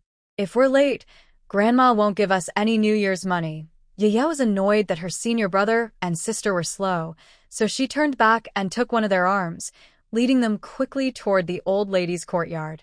Although they woke up early, everyone else had already arrived at Grandma's courtyard. Her senior brother felt a little embarrassed, but seeing that the elders didn't seem upset, he relaxed. What moved her senior brother most was that the elders of the Morong family also prepared New Year's money for him. Holding the money in his hand, he felt very warm inside. After the New Year greetings, the old lady sent the young people out to play in the street. Before they even left, they ran into Wen Jing, who came to pay his New Year respects.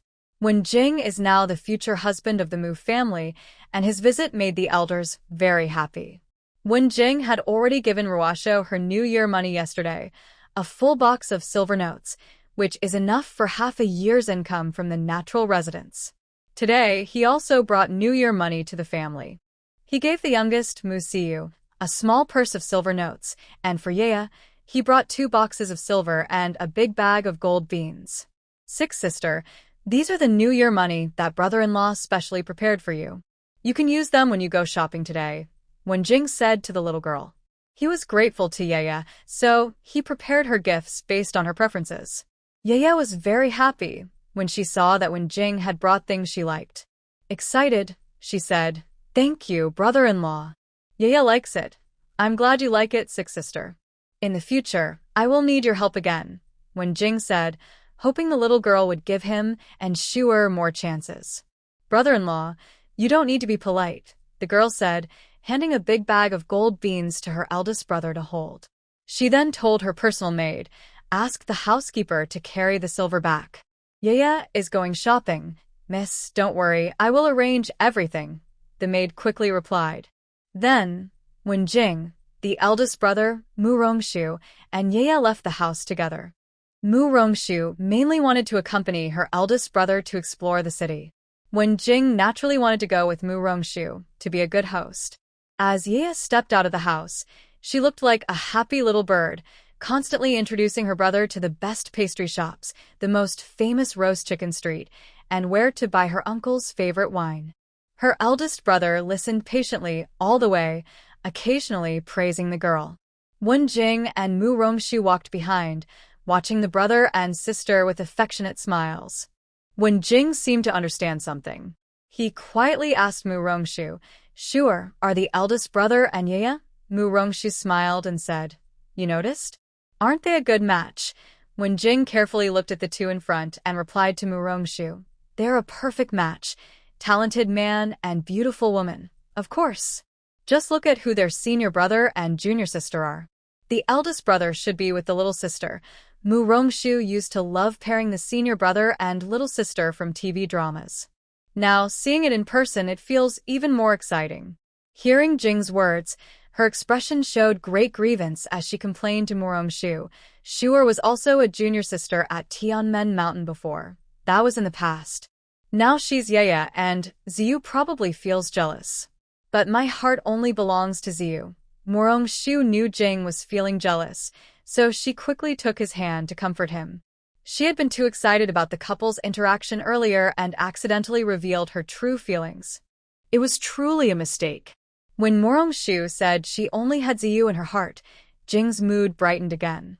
His smile was so charming that it captivated Mu Rongshu. To her, Ziyu was the most handsome young man. Seeing Mu Rongshu staring at him with admiration, Jing felt very happy inside. It was clear that her appearance pleased him the most. So, in the days to come, Jing, who could have easily gained Mu Rongshu's affection through his talent, had instead relied on his good looks. After walking around the street for a while, they parted ways. Fortunately, before leaving, Mu Rongshu secretly discussed with Yeya about having lunch at Tianranju. The senior brother noticed that Mu Rongshu and Jing weren't with him and Yeya and grew anxious. He suggested, "Should we go back and find your senior sister and brother-in-law?" Yeya was having so much fun that she didn't want to go back. She explained, "Yeya doesn't want to go back.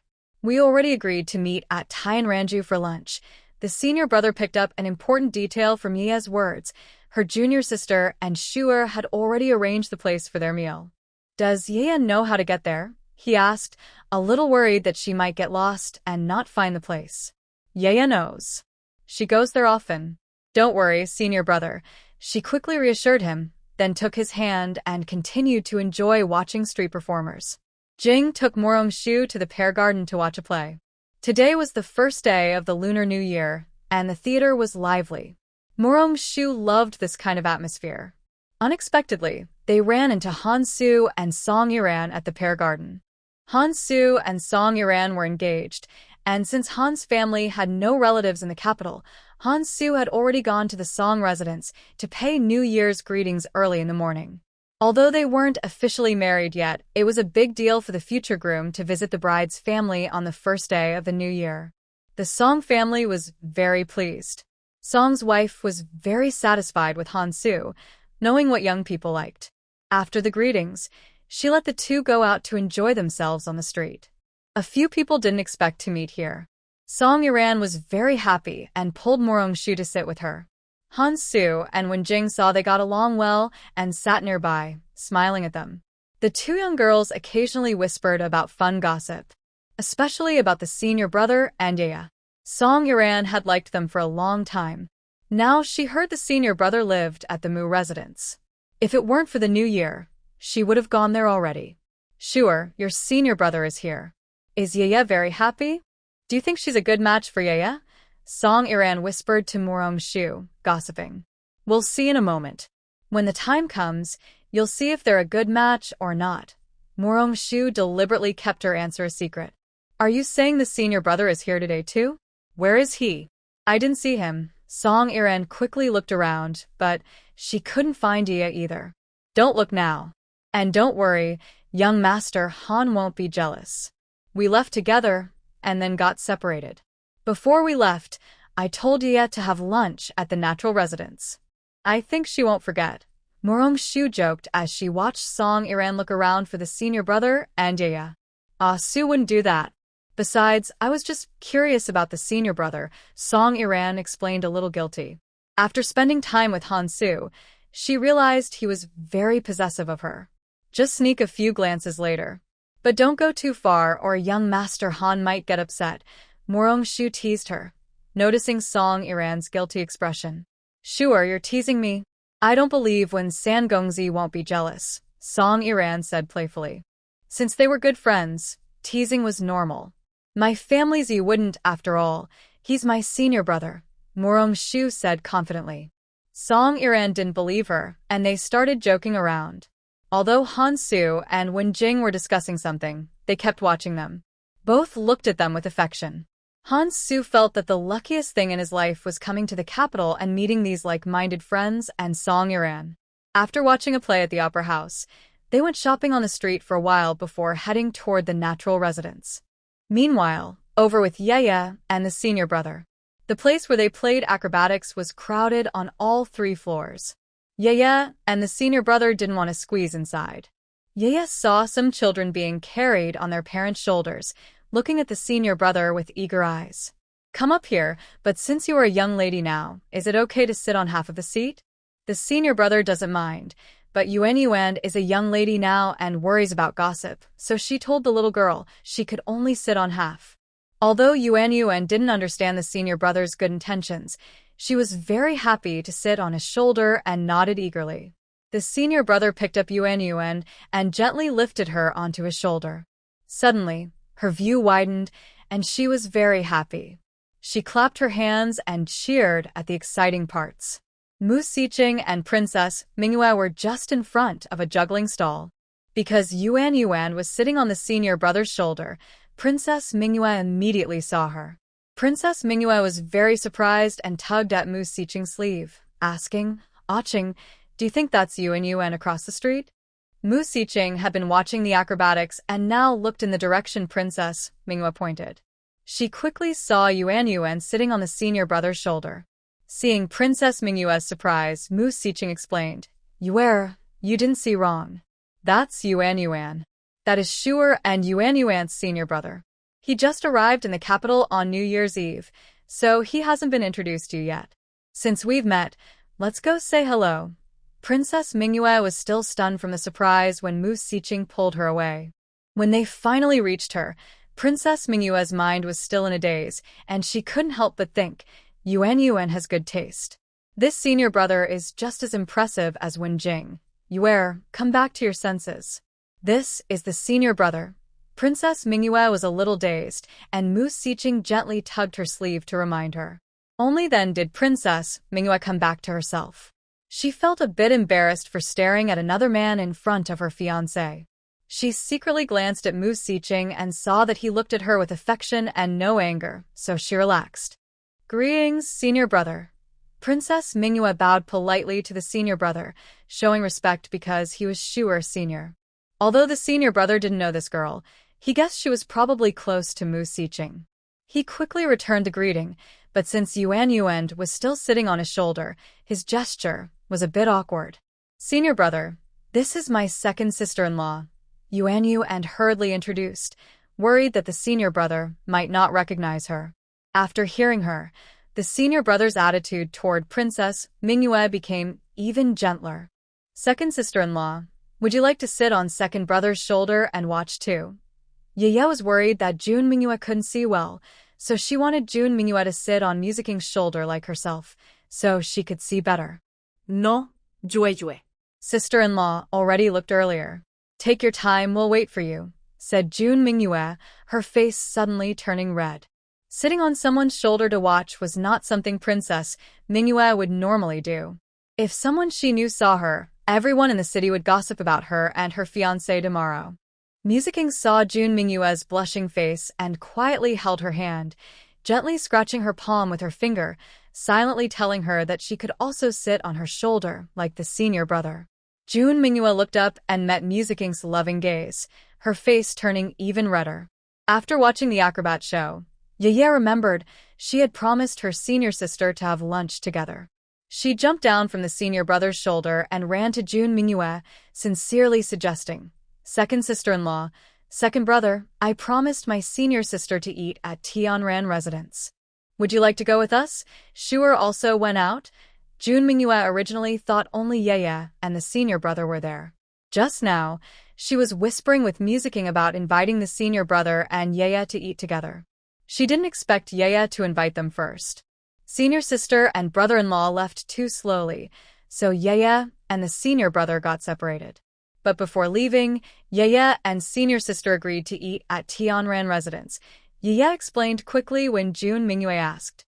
June Mingyue was happy to agree. She wanted to see what the senior brother and Yeye were up to, and also gossip with Morong-shu. Musicing didn't understand girl gossip. "Thank you for the invitation, Yeye. We'll join you," June Mingyue said with a smile, holding the little girl's hand. "No trouble. Mother said that second sister-in-law will marry second brother in the future. We're all family." The little girl remembered what Rongqing usually said and repeated it to June Mingyue in front of the senior brother. June Mingyue felt a little shy. The senior brother looked at June Mingyue and saw she was a bit embarrassed. Afraid she might say something uncontrolled, he quickly distracted her. "Yeah, let's go find your senior sister quickly so she won't worry if she can't find us." The little girl nodded. She had played for a long time and was still worried her senior sister might be waiting anxiously. She pulled June Mingyue and said, "Second sister-in-law, let's go." The two walked ahead. Yeye was lively and often told June Mingyue funny stories, making her laugh out loud. Mu Siqing and senior brother followed behind, both looking at each other with fondness, but at this moment, their thoughts were quite different.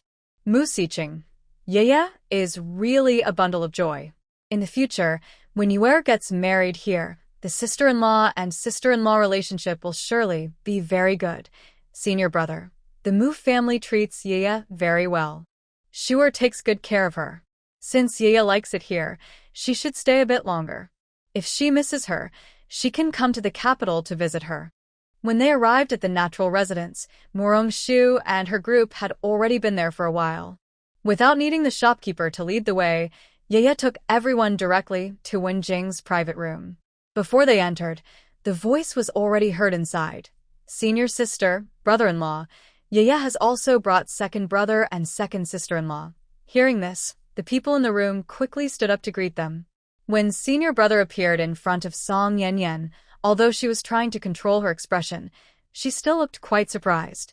Yeye noticed that Song Yanyan and June Mingyue's expressions were the same as before, and she asked curiously, "Senior sister, why do you and second sister-in-law look so strange when you see senior brother?" Ye's question made Morong-shu laugh. She took the little girl's hand and joked, "That's because our senior brother is handsome and charming." Ye didn't quite understand, so she asked, "Ye doesn't understand." Senior sister explained simply. Morong-shu smiled and explained, "It means senior brother is good-looking." "No way." Yeye blocked senior brother behind her and looked at the two with a guarded expression. June Mingyue and Song Yanyan looked confused. What's not allowed? Morong-shu was also very curious. She had never seen the little girl be so jealous before. "Second sister-in-law, senior sister, you can't praise other men for being handsome. Second brother and brother Han are your future husbands, so they are the most handsome in your hearts. Senior brother belongs to Yeye, and you are not allowed to like him." June Mingyue and Song Yanyan were stunned. They were just amazed by senior brother's looks, and they didn't expect Yeye to misunderstand. If they explained now, It would mean admitting that senior brother is more handsome than their fiancé. If they didn't explain, their fiancé was still standing right there. Senior brother's face also turned red. Moreover, the little girl was still hanging on his neck. Although the fact that senior brother belongs to Yaya made him happy, saying it out loud in this situation was a bit embarrassing. Murong-shu really wanted to laugh. She didn't expect Yaya to be so adorable. To avoid everyone feeling awkward, she quickly invited everyone to sit down. Second brother, second sister-in-law, young Master Han, and cousin, you four sit facing each other. I and senior sister will sit together. Yaya was afraid that Princess Manhwa, Song Yiran, and senior brother would sit together, so she arranged for them to sit opposite. This time, even when Jing couldn't help but laugh. Senior brother apologized politely to everyone. They all knew Yaya's personality was harmless. After this little joke, Princess Manhwa and Song Yiran felt less awkward. Song Yiran deliberately asked Yaya, "Why can Shuer sit next to senior brother, but I and the princess can't?" The little girl thought for a moment and answered simply, "Yaya only allows senior brother to be nice to senior sister. Other women are not allowed. You ungrateful little girl. We usually spoil you for nothing." Song Yiran pretended to be angry. "You already have a fiancé. You can't like senior brother anymore. Otherwise, Yaya will be angry," the girl said seriously, making everyone laugh. Senior brother's face turned even redder. He was spoiled by his family. "All right, stop making trouble. Let's order food quickly. I'm hungry." Murong-shu was worried they would keep talking and reveal Yaya and senior brother's secrets, so she quickly stopped them. "Bring out the signature dishes." "Shu loves to eat," the little girl remembered and directly repeated Wen Jing's words. She knew this was what her brother-in-law always told the shopkeeper. After she finished, she looked at Wen Jing eagerly, hoping for praise. Wen Jing, who had been watching the fun, suddenly felt embarrassed. The girl was waiting for him to praise her. He coughed lightly to hide his awkwardness and said, "Sixth sister is very impressive." Yaya was happy to hear this. Sitting opposite, Jun Mingyue and Song Yiran struggled to hold back their laughter. Han Su held Song Yiran's hand under the table, worried she might burst. Princess Mingyue looked playful and even secretly cheered in her heart when Sangongzi, "I told you to pretend every day. Now someone can deal with you, and you have to praise her obediently." Moose Siching gave her a look to remind her to behave. Yaya's gossip was indiscriminate. Fortunately, the waiter came in with the dishes, distracting Yaya. The girl focused on eating and even helped senior brother by passing him delicious food. Seeing Yaya happily eating, everyone's appetite improved. When they finished lunch and left the restaurant, the owner originally wanted to see them off. But Yaya mistakenly thought he was asking for money, so she directly said, "Charge it to my sister-in-law's account." A few people were surprised at first, then all looked at Wen Jing. Wen Jing touched his nose and said to the shopkeeper, "Remember me on the account." Then he quickly left. The shopkeeper watched his young master run away in a hurry, feeling a bit confused. After finishing lunch, they played on the street until evening before heading home. Wen Jing, confident that he and Murong-shu were almost engaged, shamelessly went to Murong's house for dinner. When the Wen family arrived for dinner, Wen Jing was not back yet. Madam Wen sent someone to ask at the gate. The third young master had left in the morning and had not returned since. Madam Wen understood this. During dinner, old Madam Wen noticed her youngest son was missing and asked her eldest daughter-in-law, "Did you send someone to call your third brother?" Madam Wen replied with a smile, "Mother, I already asked. He left in the morning and hasn't come back. I think he went to Murong's house for dinner." Old Madam Wen was not angry to hear her youngest son went to Murong's house. As long as he was safe and healthy, she was happy. She told her eldest daughter-in-law, "Have someone wait for your third brother at the door. Let's start eating." "Don't worry, mother. I already told the servants," said Madam Wen early in the morning. Even if she hadn't, no servant would dare lock her third young master outside. "You're very careful with your work," old Madam Wen said happily, very pleased with her eldest daughter-in-law. "Mother, you're too biased," Wen Yi muttered softly. But old Madam Wen, with sharp hearing, heard him and asked her second son, Was it not the same when you were young? Did I ever punish you when you was stunned for a moment, then remembered his foolish actions before and felt a bit embarrassed? Mother, it's been so long. Why do you still remember? I'm not old enough to forget, old Madam Wen said. Now you think I favor some, but do you remember who always opened the door for you in the middle of the night? She thought of her mischievous second son, who often returned late from Ye's house, making her youngest son open the door for him, and she felt like scolding him. When Yi didn't dare reply to his mother, he could only smile foolishly. When Ji and when Shofu lowered their heads and ate quietly, pretending not to hear, Madam Wen and the second madam also said nothing, clearly recalling how they and their husbands were reluctant to stay out late. Old Madam Wen didn't say anything more. Today was a good day, and she didn't want her second son to spoil the mood. The family quietly finished dinner together and returned to their own courtyard. Second madam finally couldn't help but laugh out loud. Your husband was scolded by your mother, and you still laugh at me, when Yi said, holding second madam and acting spoiled. I was just thinking about our past. I didn't mean to make fun of your husband, second madam said sincerely, recalling the happy times they once had. Back then, her husband was even more mischievous than second brother, sneaking out to climb walls in the middle of the night and getting caught by their father. Remembering these memories, when Yi also thought of those youthful, reckless days and asked, Madam, do you want to go shopping? Second madam was tempted but hesitant because she still needed to take care of her son. Husband, the child. Let the maid take care of him. It's been a long time since we went out. How about we go out today? When Yi only wanted to run away with his wife. Seeing his hopeful eyes, second madam nodded. So, the two of them, who should have been resting, sneaked out through the back door.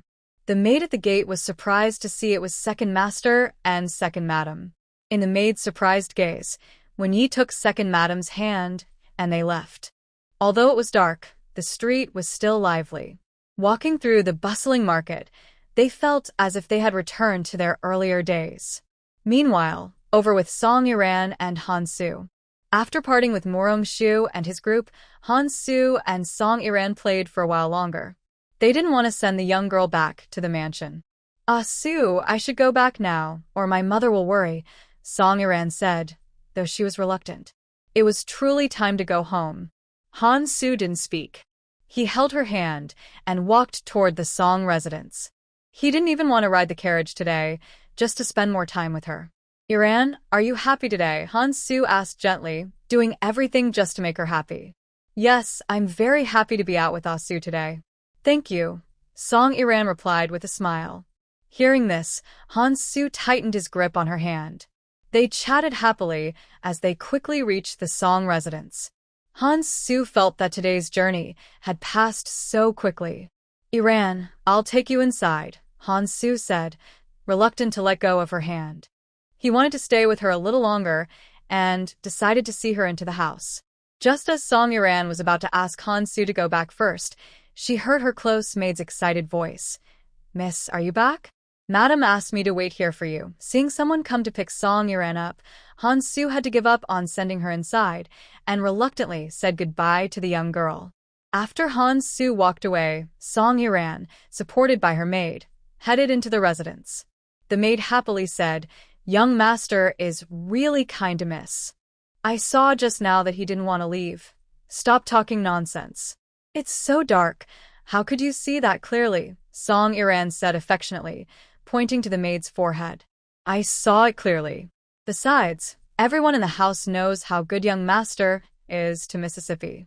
If the lady hadn't approved, how could Miss stay out so late? The maid knew very well that her mistress was pleased with Han Su. This time, Song Yiran didn't argue. She knew her mother liked Han Su as a future son-in-law, and her father also thought highly of him. Everyone was happy about their marriage. Hurry up and help your lady, I'm exhausted, Song Yiran said. She had felt happy and sweet walking with Han Su earlier, but now her feet hurt. Does Miss have a foot ache? Although it was getting dark, the maid, who had served Song Yiran for a long time, could tell she was uncomfortable. Su wanted to spend more time with me, so we walked back, Song Yiran explained a little guiltily. I'll help Miss, and when we get back, I'll prepare hot water for a foot soak and check if your foot is hurt, the maid said with concern. She knew her young lady was spoiled by her mother and shouldn't be walking so much. She helped Song Iran back to her courtyard, then asked others to bring hot water from the kitchen. She went to inform Madame Song that her daughter had returned. Madame Song, who was just casually asking questions, was relieved to hear her daughter had walked back. She quickly asked the maid to get some medicine and told her to bring it to her daughter just in case. After the maid left, Madame Song joked with Mr. Song. Iran's encounter with her future husband has made her a bit forgetful. Finding a good husband is a blessing for Iran. She's still young, just entered the Hamlin Academy recently, but she's already impressing the emperor with her work. Her future is bright. Mr. Song praised Han Su highly, and Madame Song was even happier to hear it. A good son-in-law makes a good daughter, and the most important thing is that her son-in-law dotes on her daughter. Sometimes, Madame Song even felt a bit jealous. In the next few days, Morong Shu and Yaya took senior brother on a tour around Beijing. Yaya was very happy every day. But happy days always pass quickly. On the 5th day after dinner, the senior brother said he needed to return to Tianmen Mountain. The young girl couldn't hold back her feelings at that moment. That night, she went directly to the senior brother's room and, feeling very sad, asked him, "Can we wait a few days before leaving?" "Yeah, I've been away for a long time. There are many things at Tianmen Mountain that I need to handle. Do you want to come back with me?" The senior brother also didn't want to part with her, but he had to go back to Tianmen Mountain. He was thinking of bringing Yaya with him, because he missed her so much every day. "But my senior sister is getting married. Yaya wants to stay and spend more time with her. I won't go back with you this time. When you finish your work, please come to the capital early. Yaya will be waiting for you there." Yaya refused to go back with the senior brother. She wanted to stay in the capital. Although she missed him and their master, her senior sister's wedding was also very important to her. "Then you stay obediently in the capital and wait for us. Listen to your senior sister, okay?" The senior brother gently patted her head. "Yes, senior brother.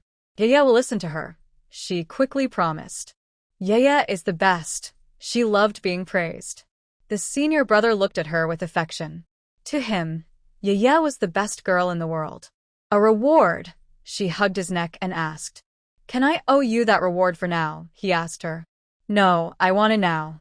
I really want it," she said, being especially clingy today, probably because she felt the senior brother would leave tomorrow. The senior brother gently stroked her head, then softly kissed her forehead and said, "Go to sleep. I need to leave early tomorrow." She nodded obediently and snuggled into his arms. Maybe she was tired from playing all day, so she quickly fell asleep. The senior brother held her close, feeling warm inside, but he was very reluctant to part with her. He decided not to send her back tonight. The next morning, knowing that the senior brother was returning to Tianmen Mountain today, Morong Shu arrived early at the courtyard where the senior brother stayed. However, Yaya was still lazily in bed. Morong Shu was surprised to find that the young girl was resting in the senior brother's courtyard. She was momentarily stunned, but then remembered Yaya's previous descriptions. She thought that similar things might have happened before at Tianmen Mountain. Instead, the senior brother felt a little shy when he saw Morong Shu. "It was too late yesterday. Yaya knew I was leaving today, so senior brother doesn't need to explain." Shaya understands. Morong Sha winked playfully. The senior brother didn't expect that his cute junior sister, since coming to the capital, had become more cheerful. They talked for a while longer. Yaya finally woke up. The little girl blinked confusedly, saw her senior sister also there and thought she was dreaming, so she closed her eyes again. Morong Shu was so charmed by the little girl early in the morning. She walked to the bed, sat down smiling and said, "If Yaya doesn't get up soon, when second uncle sees you staying overnight in the senior brother's room, he will scold you." Morong Shu's words worked perfectly. Yaya immediately woke up and hurried to get out of bed. "Take it slow. Uncle Mu hasn't come yet," the senior brother said, walking over to comfort the anxious girl. "No, I can't. Father said I shouldn't sleep in a man's room. If he sees, he might break the senior brother's leg," the girl hurriedly said, tidying her clothes and getting up. Morong-shu didn't expect that second uncle had also told Ye these words. She automatically imagined the scene of the senior brother being stopped by second uncle, such a beautiful scene she dared not think about. Clearly, the senior brother also imagined Ye's words about second uncle breaking his leg. After so many days, he had personally felt the love the Morong family had for Ye, especially second uncle, who was very protective of his daughter. The senior brother thought that if he wanted to be with Ye in the future, the first hurdle might be gaining the approval of Mu-si, her father-in-law. When everyone finished packing and went to the main courtyard to say goodbye, except for the old madam and Lu Ruyun, who was several months pregnant, all the Morong family members had arrived early, including the youngest, Mu-siu. Morong-shu actually wanted to go back to Tianmen Mountain with a senior brother, but her sister-in-law Lu Ruyun was about to give birth. Her older brother was so nervous every day that he couldn't eat or sleep well. If she left now, he might break down. Morong-shu wrote letters to her master and uncles, asked her senior brothers to bring gifts, and invited them to Beijing for her wedding. Song Wei and Rong Qing also prepared some gifts. Because time was tight, they arranged 5 or 6 carriages with dedicated people to deliver everything. The senior brother was very touched. Ye was even more heartbroken and cried sadly. The senior brother felt distressed and hugged Ye and Morong-shu before leaving. Ye cried even more sadly. Big brother, you should come to the capital earlier and send a letter in advance. When the time comes, Yuetua will go to the city gate to pick you up. The young girl reminded her senior brother to bring people from Tianmen Mountain to the capital soon. The senior brother patted the girl's head and softly comforted her. Yuetua, be good. Don't cry. After I finish my arrangements, I will bring everyone to see you, okay? Senior brother didn't lie to Yuetua. The girl looked up with red eyes, and her brother felt very sorry for her. I will make arrangements when I go back, he promised. Hearing this, the girl finally smiled happily. The senior brother refused everyone's farewell and left the Mu residence directly. He mounted his horse and rode away, afraid that if he stayed longer, he would find it hard to leave. Yuetua watched her senior brother leave like that, her eyes turning redder. Mu-si saw his beloved daughter's eyes fill with tears again and quickly went over to comfort her. Be good, girl. Let's go back and tidy up. Father will take you and Shu out to play. Father, didn't you promise this morning to help Mother plant flowers in the yard? Mu-siu challenged, looking at Mu-si. Father suddenly found that today's weather is better for going out. It's the same if we help Mother plant the flowers tomorrow, Mu-si said sweetly, trying to please Rong Qing, afraid that his wife would be angry after hearing his younger son's teasing. Second brother, didn't you promise Yuetua? Why are you still looking at your sister-in-law? Song Wei teased, seeing Mu-si flattering Rong Qing. Hee sister-in-law, I just think today's weather is better for going out. Mu-si chuckled foolishly and patted his head. Rong Qing glared at her husband. Such things shouldn't be said out loud, especially when her sister-in-law was listening. Don't worry, you can take Yuetua and Shun out. I'm going to the shop today to look around and won't have time to tend the flowers. Thank you for understanding, my lady. I will definitely help you plant flowers tomorrow, Mu-si hurriedly promised Rong Qing, acting very obedient. Yuetua was very sad at first, but seeing her father's good mood improved a lot. She told Mu-si, don't listen to mother's words. Sleep in the study. Her words made everyone else laugh, and Mu-si also smiled. He thought next time he wanted to whisper to his wife, he should hide from his precious daughter. She dares to say anything, no matter what, and he can't scold or beat her. Mu-si rolled his eyes. He knew that their father was afraid of their mother. Every time, he boasted in front of his brothers that he was the head of the family. Now, it's all exposed. Moose happily took Morong-shu, Ye, and Miziu to ride horses in the western suburbs, while the others each had their own tasks to do. Musisha stayed at the mansion to keep company with Lu Ruyun. Recently, he was almost always by Lu Ruyun's side, which made Morong-shu tease him for a long time and tell him to relax. Musicking had plans to go out with June Mingyue today. They had arranged to meet on the first day of the new month. After seeing off the senior brother, Musicking greeted Rongqing and then left. Mi Ziyuan had an appointment with Cheng Xian, the eldest son of the Cheng family.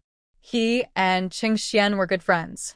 When they were young, Cheng Xian often boasted about his sister to Mi Ziyuan. Once, he even secretly took his sister out to meet Mi Ziyuan, but they almost lost her. Back at the mansion, Cheng Xian was scolded by his mother, Cheng Foren, but he didn't reveal anything about Mi Ziyuan. Over the years, Mi Ziyuan had been traveling and studying, and they often exchanged letters. Cheng Xian knew about the Cheng family's plan to marry into the Mu family. He believed Mi Ziyuan's true interest was not in the marriage, but in his sister, Cheng Ji. After accepting Mi Ziyuan's invitation, Cheng Xian asked his mother for permission and took his sister to meet Mi Ziyuan.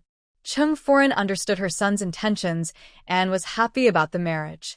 She had already discussed it with Song Wei, so she thought it would be good for the children to get to know each other. Plus, with her eldest son accompanying them, she felt very at ease. Today, Muzi went to visit a classmate at the Confucius house, so he didn't go riding in the western suburbs with his father and sisters. Rongqing said she went to the shop mainly to give Muzi an excuse, which Song Wei understood well. So, she took Rongqing to her courtyard to help prepare Morongshu's dowry.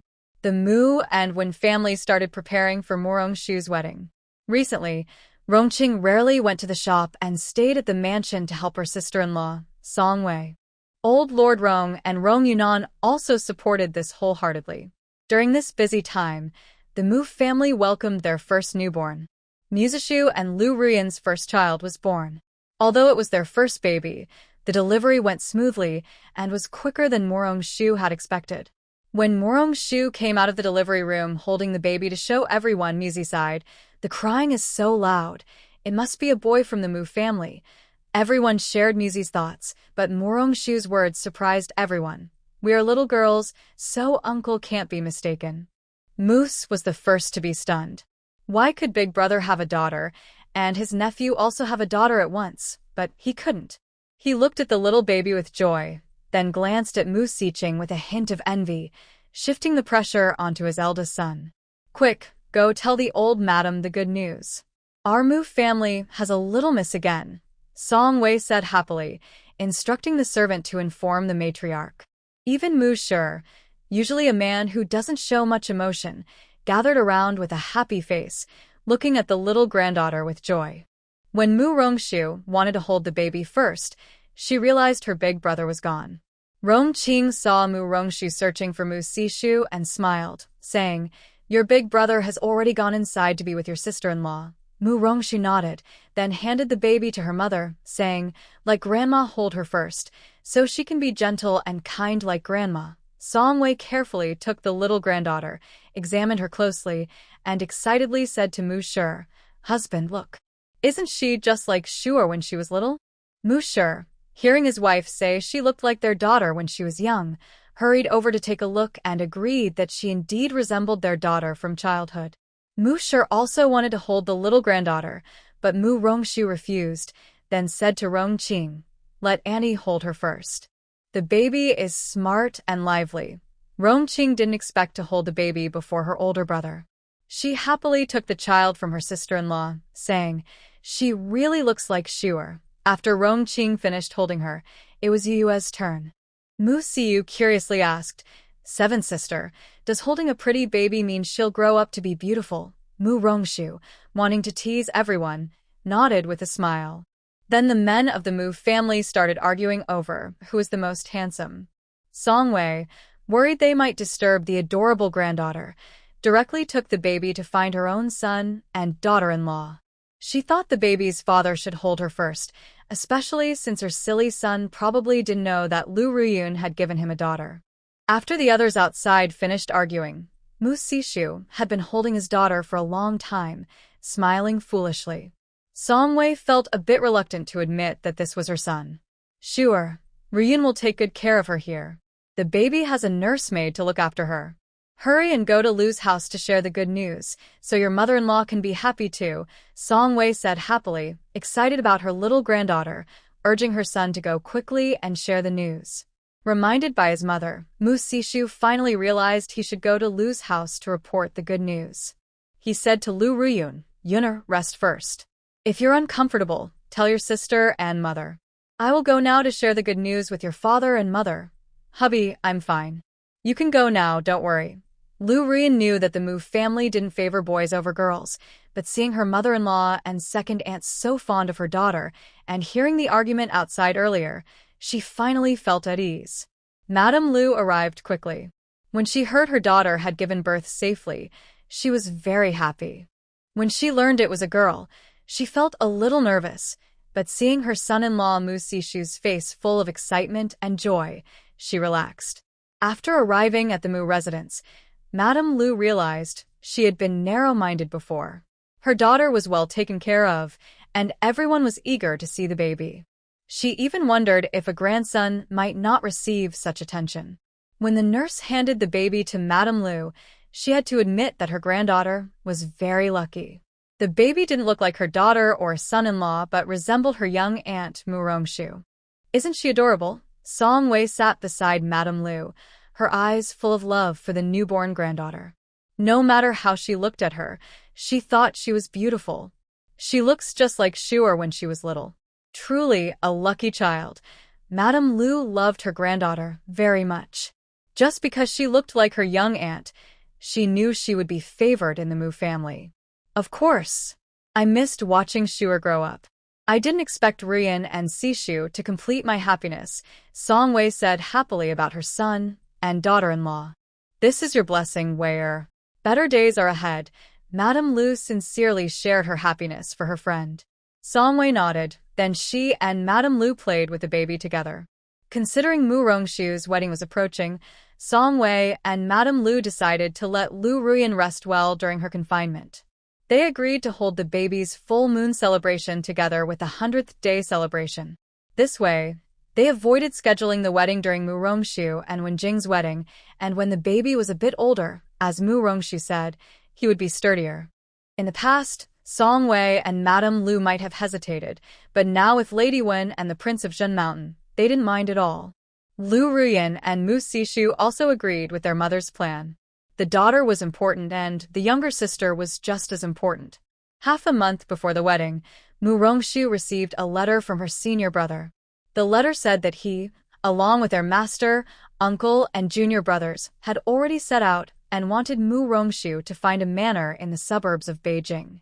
Although Mu Rongshu didn't know why her senior brother wanted to find a manor, she still asked her mother for one and arranged everything in advance at the manor, planning to send someone to meet them at the city gate early. After the senior brother and his group arrived, he first took a few people to visit the village, then went to the general's residence.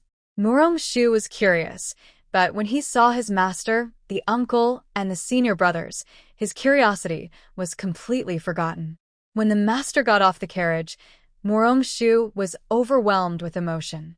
He saw that the Valley Daoist and his modern grandfather looked exactly the same. Mu Rongshu couldn't hold back his feelings anymore. At the gate of the general's residence, he hugged the Valley Daoist and cried uncontrollably. People from Mount Tianmen felt very sorry for him. Even the Valley Daoist didn't expect his little disciple, who he hasn't seen in 2 years, to become so clingy, he said, gently patting Mu Rongshu's head. You're about to get married. Why are you still crying? With a tearful voice, Mu Rongshu pouted and said, If I get married, I can't cry to my master anymore. Then Shuer won't get married. Nonsense. You and Lord Wen are destined to be together. You can't be so stubborn, the Valley Daoist said kindly. You're my favorite little disciple, and your fate is connected with Lord Wen's. You can't live without each other. Senior brother, why are you so harsh? Little Shuer is so sad. If she doesn't want to marry, then she won't. We can just take her back to Mount Tianmen. Seeing how upset Mu Rongshu was, the third uncle felt that his little disciple, whom he had spoiled since childhood, was crying so sadly. He couldn't help but speak up for her. Yes, she won't marry. We'll take her back to Mount Tianmen. No one can bully her, the second senior brother said, also upset. If she's crying so much, she must be hurt. Little sister, did Lord Wen bully you? Third senior brother will go teach him a lesson. The third senior brother automatically assumed that Mu Rongshu was unhappy with the marriage, ignoring everything else. We'll go too. The other senior brothers gathered around, looking at Morong-shu with concern, as if they would fight Lord Wen immediately if she nodded. Stop making trouble. Your sister just cares too much about her master, the Valley Daoist said, feeling pleased to see his disciples willing to risk everything for Shu'er. But he was also worried they might act impulsively without knowing the truth. Morong-shu finally realized that he had mistaken his master for his grandfather earlier, which caused his emotions to get out of control. He tried to calm himself down. Everyone saw that Morong-shu was silent and thought, just as the Valley Daoist said, that he cared too much about his master. The third uncle gently tugged at Morong-shu's sleeve and asked, Shu'er only wants her senior brother. Doesn't she miss her third uncle? I think about Lil Shu every day. This time, I even brought a special gift just for her. Seeing the over 50-year-old third uncle acting spoiled, Morong-shu couldn't help but laugh out loud. He is truly adorable. Of course I miss you, third uncle, Shu'er replied. I was just too excited earlier. Please don't be upset. I've prepared some fine wine for you, she whispered so only they could hear. Ha ha ha, no wonder you're the favorite of third uncle, he said happily, stroking his beard with a satisfied look. Junior sister, we also brought you gifts. The senior brothers hurriedly crowded around Morong-shu, each showing their presents, making the scene lively. The Morong family members stared in shock at everything happening before them. They knew Morong-shu was well cared for on Tianmen Mountain, but they never expected her to be so loved. Today was the first time they learned how close Morong-shu was with the Valley Daoist. Since returning home, she had been cheerful and optimistic. Seeing her cry so sadly today made the Morong family reflect. Had they been neglecting Shu'er's feelings? The Valley Daoist had just been comforted by Morong-shu after she cried in his arms. After greeting the Morong family, he and the others were invited into the residence. The Valley Daoist and Mu Shi led the way at the front. Morong-shu and Yaya walked arm in arm with the third uncle, joking as they went. The cheerful laughter from behind lifted everyone's spirits. Song-wei had already arranged a separate courtyard for the people from Tianmen Mountain. Considering their tiredness from traveling, she let Morong-shu and Yaya take everyone to rest first, planning to host a welcoming dinner in the evening. Morong-shu and Yaya happily led everyone to their private courtyard. When Song-wei was preparing the rooms, she specifically asked for Morong-shu and Yaya's opinions to make sure everyone would be comfortable. Yaya and Morong-shu put a lot of thought into the arrangements, decorating the rooms according to everyone's preferences. When they entered the courtyard, everyone felt warm and at home, as if they had returned. Isn't it wonderful? Yaya and I arranged everything just for you, Yaya said proudly, her proud little expression earning many compliments. Hearing everyone praise herself and her senior sister, Yaya felt even happier. She took out a piece of paper from her pocket and said, Now we will assign the rooms. Everyone come up in order of your names. Little junior sister, you prepared this? You're getting more and more capable, the senior brothers sincerely praised. Morong-shu suddenly understood why Yaya was so innocent. The senior brothers were just doting on her without thinking, their eyes full of admiration, all saying, My junior sister is amazing. This is something my senior sister and I stayed up all night writing yesterday. When your name is called, go find your room. Don't get confused, the girl carefully reminded before calling out names, worried the brothers might get lost. Morong-shu first took her master and her uncle to their special rooms. The eldest senior brother stayed behind to help Yaya with the room assignments. All the senior brothers loved Yaya and Morong-shu. Whatever they said, they did. The reason the eldest senior brother stayed was not to help, but because he hadn't seen the little girl in a long time and enjoyed being with her. That night, the Morong residence was very lively, with 3 big tables set up. Besides Lu Ruyan, who was resting after giving birth, everyone from the Morong family was there. Lu Ruyan also heard about Morong-shu crying at the gate of the house earlier that day, holding her master, Shangu Daoren. As the big sister-in-law, she felt a bit guilty. This year, she was busy with pregnancy and childbirth, neglecting Morong-shu. As her confinement was about to end, Morong-shu was about to marry into the Wen family. Lu Ruyan felt a sense of separation for the first time. That evening, Morong Sishu came back and saw she was unhappy. He thought she was upset because he had a little drink. After asking carefully, he learned it was because her sister was about to get married.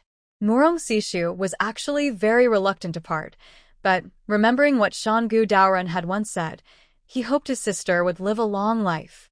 Even if she married into the Wen family, she would still be his sister. Yaya was like a happy little butterfly, running from table to table, surrounded by her loved ones.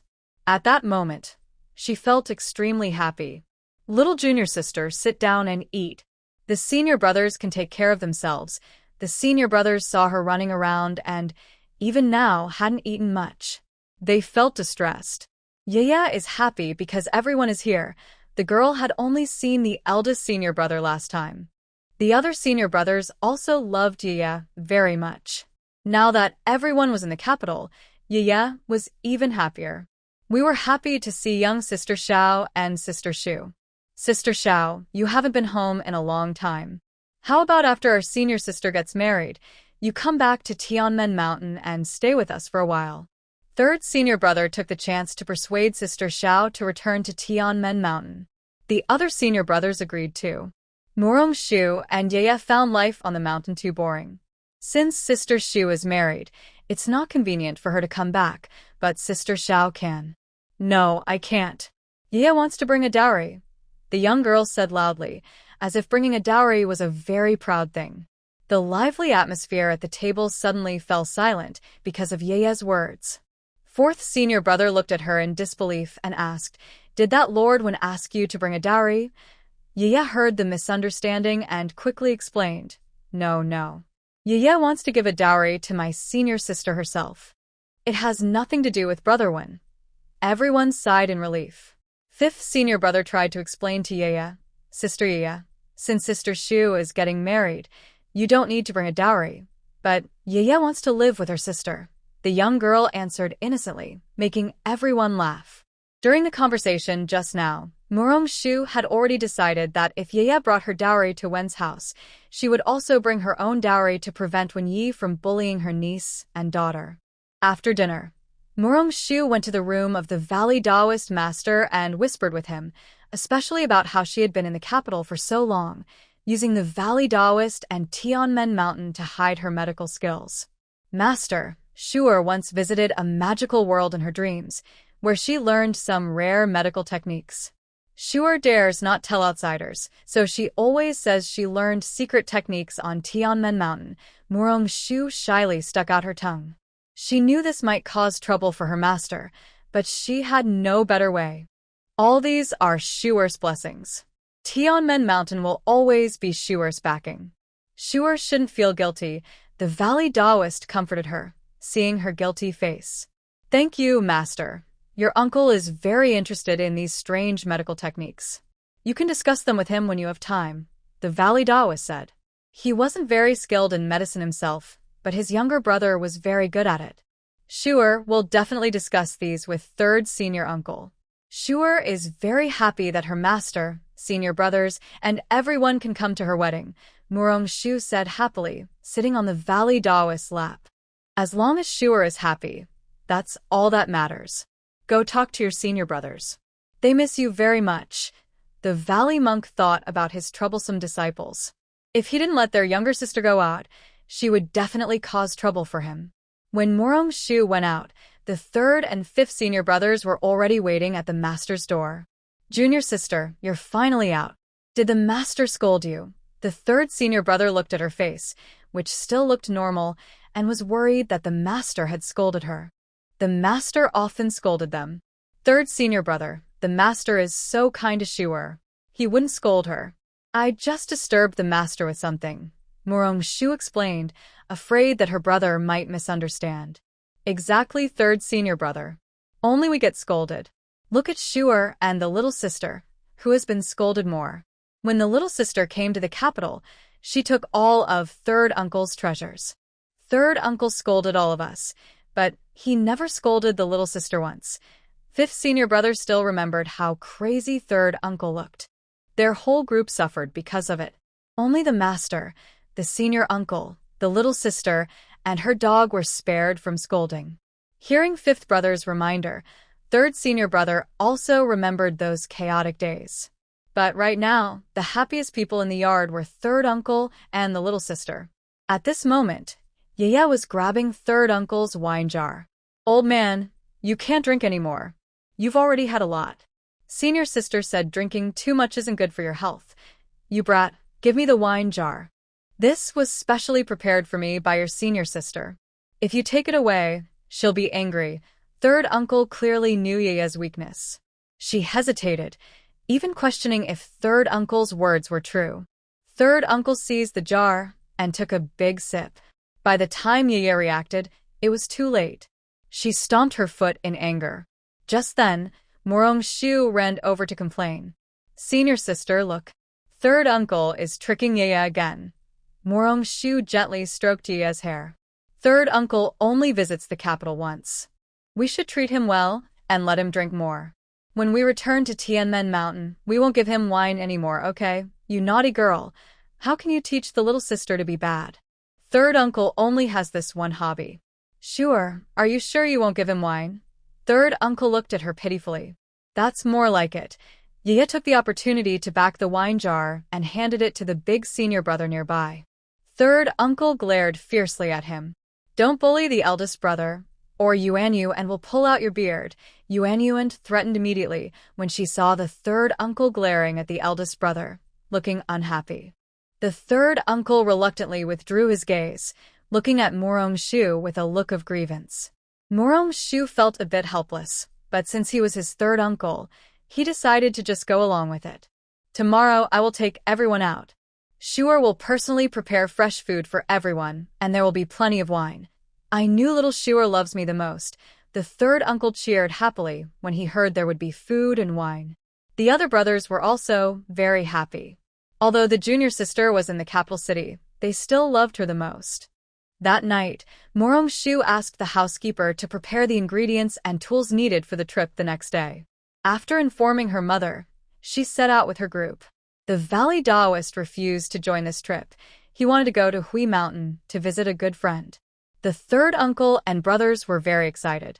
Seeing Morong-shu bringing so many things, they all eagerly offered to help. "Shuer, tell your brothers what you want to eat later. They will cook for you." Everyone already knew they would go on a trip to the Western Mountain. The brothers were eager, thinking Western Mountain was like Tianmen Mountain, with everything they could want. "Shuer supplies will be useful once we reach Western Mountain. As for the ingredients she brought, not many, so the brothers will have to gather food on the spot. Otherwise, we might go hungry." Morong-shu knew her brother's skills. Her words were a playful joke.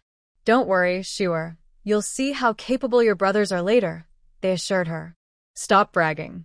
If you can't catch anything later, don't say it's because of us from Tianmen Mountain," the third uncle warned, watching his disciples gather around Morong-shu, worried they might disturb her peace. "Third uncle, we will have a contest with our brothers later." The third brother, who loved to watch the fun, deliberately provoked the third uncle, hoping he would join in. "You won't slack off, or else you won't eat lunch if you don't hunt well in Western Mountain." The third uncle refused to be fooled. "Third uncle, you work hard all the time. Today, let us, your brothers and sisters, show you some filial piety." Morong-shu liked her third uncle very much.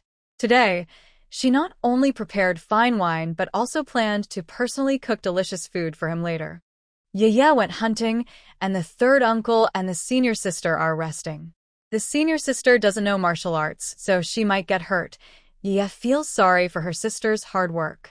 Still such a caring young girl. The third uncle is very happy to see Yaya and Morong-shu comforting each other. The group heads west toward the mountain. After about an hour, they arrive at the mountain. Morong-shu gets off the carriage first and chooses a good spot for a barbecue. She asks her senior brothers to help carry the things from the carriage to the spot she picked. Everyone except the third uncle goes out hunting. "Little Shu, you really didn't bring any ingredients? Are you just waiting for them to hunt? Will we go hungry?" The third uncle jokes when he sees Morong-shu didn't bring any food. "Third uncle, come help quickly. When the senior brothers return, we won't be able to handle everything alone." Morong-shu takes out a bunch of jars and bottles, which are for the barbecue seasonings. Third uncle is very curious. He picks up each bottle to smell or open it and asks uncertainly, "Little Shu, we're not here for a trip. Why did you bring so many strange herbs?" "Third uncle, these are not ordinary herbs. They will make the meat taste so good you'll forget everything else." "Really? Tell me more about this." The third uncle is very interested when he hears the herbs can be used for barbecue. He gathers around Morong Shu to ask questions. So, an old and a young person start grinding herbs and discussing how to mix them. Mostly, Morong Shu describes, and the third uncle imagines. Meanwhile, the third senior brother is cursing the hunters in his mind for being so slow, thinking, hunting so slowly. When they get back to Tianmen Mountain, I'll give them extra training. At this moment, the people hunting in the mountains suddenly sneeze. They think Yaya is talking about them, so they speed up their work. Over here, Morong Shu. The barbecue spot is by a small creek. Today, Morong Shu brought Xiao Tao along. After the old man finishes grinding the seasonings, Xiao Tao has already washed everything he brought. "Miss, there are fish in this creek. Let's catch a few, then grill them later.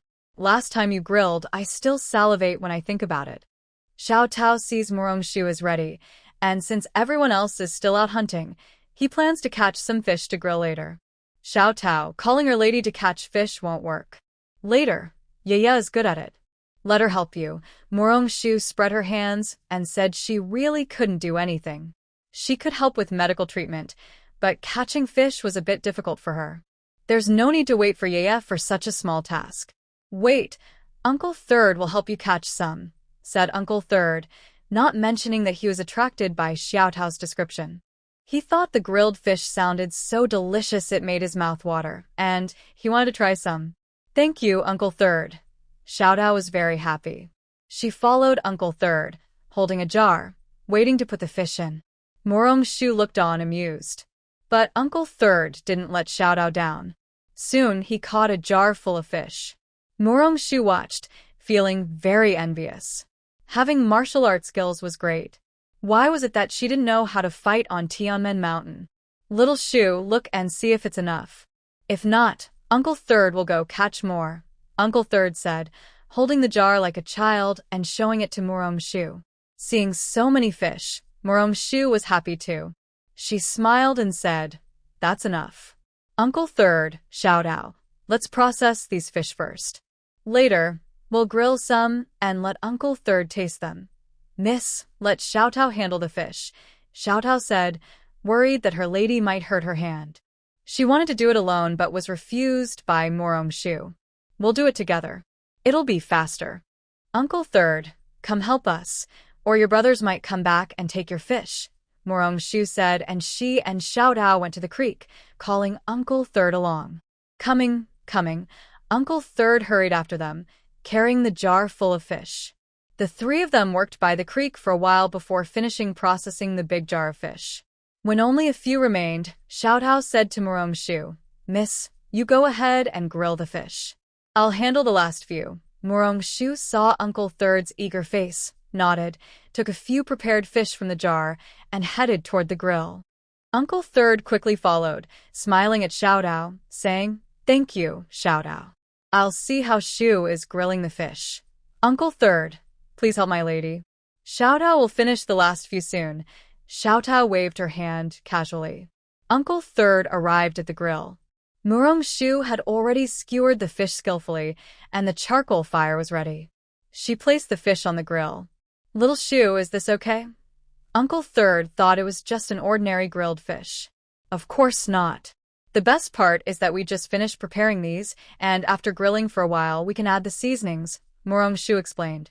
While turning the fish, Morong Shu explained to the third uncle. Seeing that he was very interested, she gave him a fish to grill. Then an old and a young person happily busied themselves with the task. When the first batch of seasoning was sprinkled on the fish, the third uncle was overwhelmed by the delicious smell and finally understood what Xiao Tao meant by the tempting aroma that made his mouth water. Yaya and her senior brothers hadn't reached the creek yet when they caught the scent of grilled fish. It must be the senior sister's cooking. Yaya will go ahead. The girl threw the prey in her hand directly to the eldest senior brother, then ran ahead, leaving her brothers behind. They called after her, "Little sister, wait for us." Hearing this, Yaya ran even faster. Everyone's footsteps quickened, and the craving in their stomachs was awakened by the smell.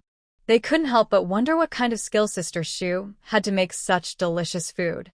Senior sister, third uncle, Xiaodao Yaya is here. What are you eating?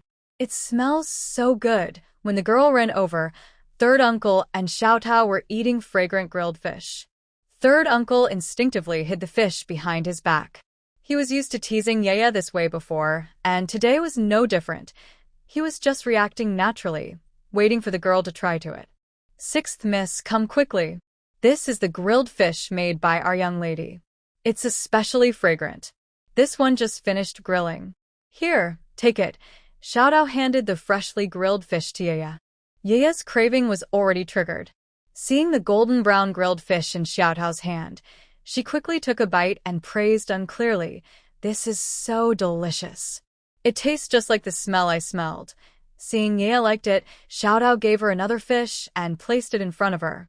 She knew Yaya loved to eat, so Yaya was very happy and thanked Xiaodao. Xiaodao had taken this fish from third uncle. He immediately looked displeased. "Xiaodao, how can you bully the elders?" After half a day of interaction, Xiaodao had basically figured out third uncle's temper. She smiled and said, "Third uncle, you should eat less. Otherwise, if the young lady makes other delicacies later, you might regret not being able to eat them. You little girl, don't think you can fool me." "Nothing is more delicious than grilled fish," third uncle said while eating the fish and rolling his eyes. He thought Xiaodao was lying to him. "There are many more. Grilled prawns, beef skewers, lamb skewers, grilled meat, hot pot, grilled squid." Xiaodao listed a long string of dishes, most of which third uncle had never tried. Suddenly, the third uncle felt that the grilled fish in his hand was not as fragrant anymore. After finishing the last bite, he said, "Since you speak so highly of it, I will save my appetite and wait." Yaya also stopped. The dishes Xiao Tao mentioned sounded delicious. She finished her own fish and decided not to eat more now, waiting for something tastier later. "Junior sister, little junior sister, the third uncle and I are back. Big senior brother is so amazing, he caught many rabbits. Second senior brother is also great, he caught a wild chicken. Sixth junior brother is the best, he even caught a deer." The group happily shared their hunting achievements for the day. Morong Shu quickly went over and saw that the senior brothers had caught many things. It seemed they had enough ingredients for today. "Where's the little wild boar I caught?" Yaya squeezed in and looked around. When she saw her own little wild boar was missing, she asked anxiously. "Big senior brother is helping you drag it. He'll be back soon," the third senior brother explained quickly, noticing her worry. "Senior sister, we're going to eat roasted piglet." The little girl was happy when she saw her little piglet hadn't run away.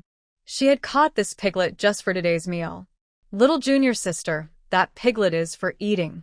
We thought you wanted to raise it, so big senior brother carefully brought it back for you. If you had told us earlier, we would have just knocked it out and carried it back." Fourth senior brother thought about how carefully their big senior brother was dragging the piglet and couldn't help but smile. "Brothers, put down the prey first.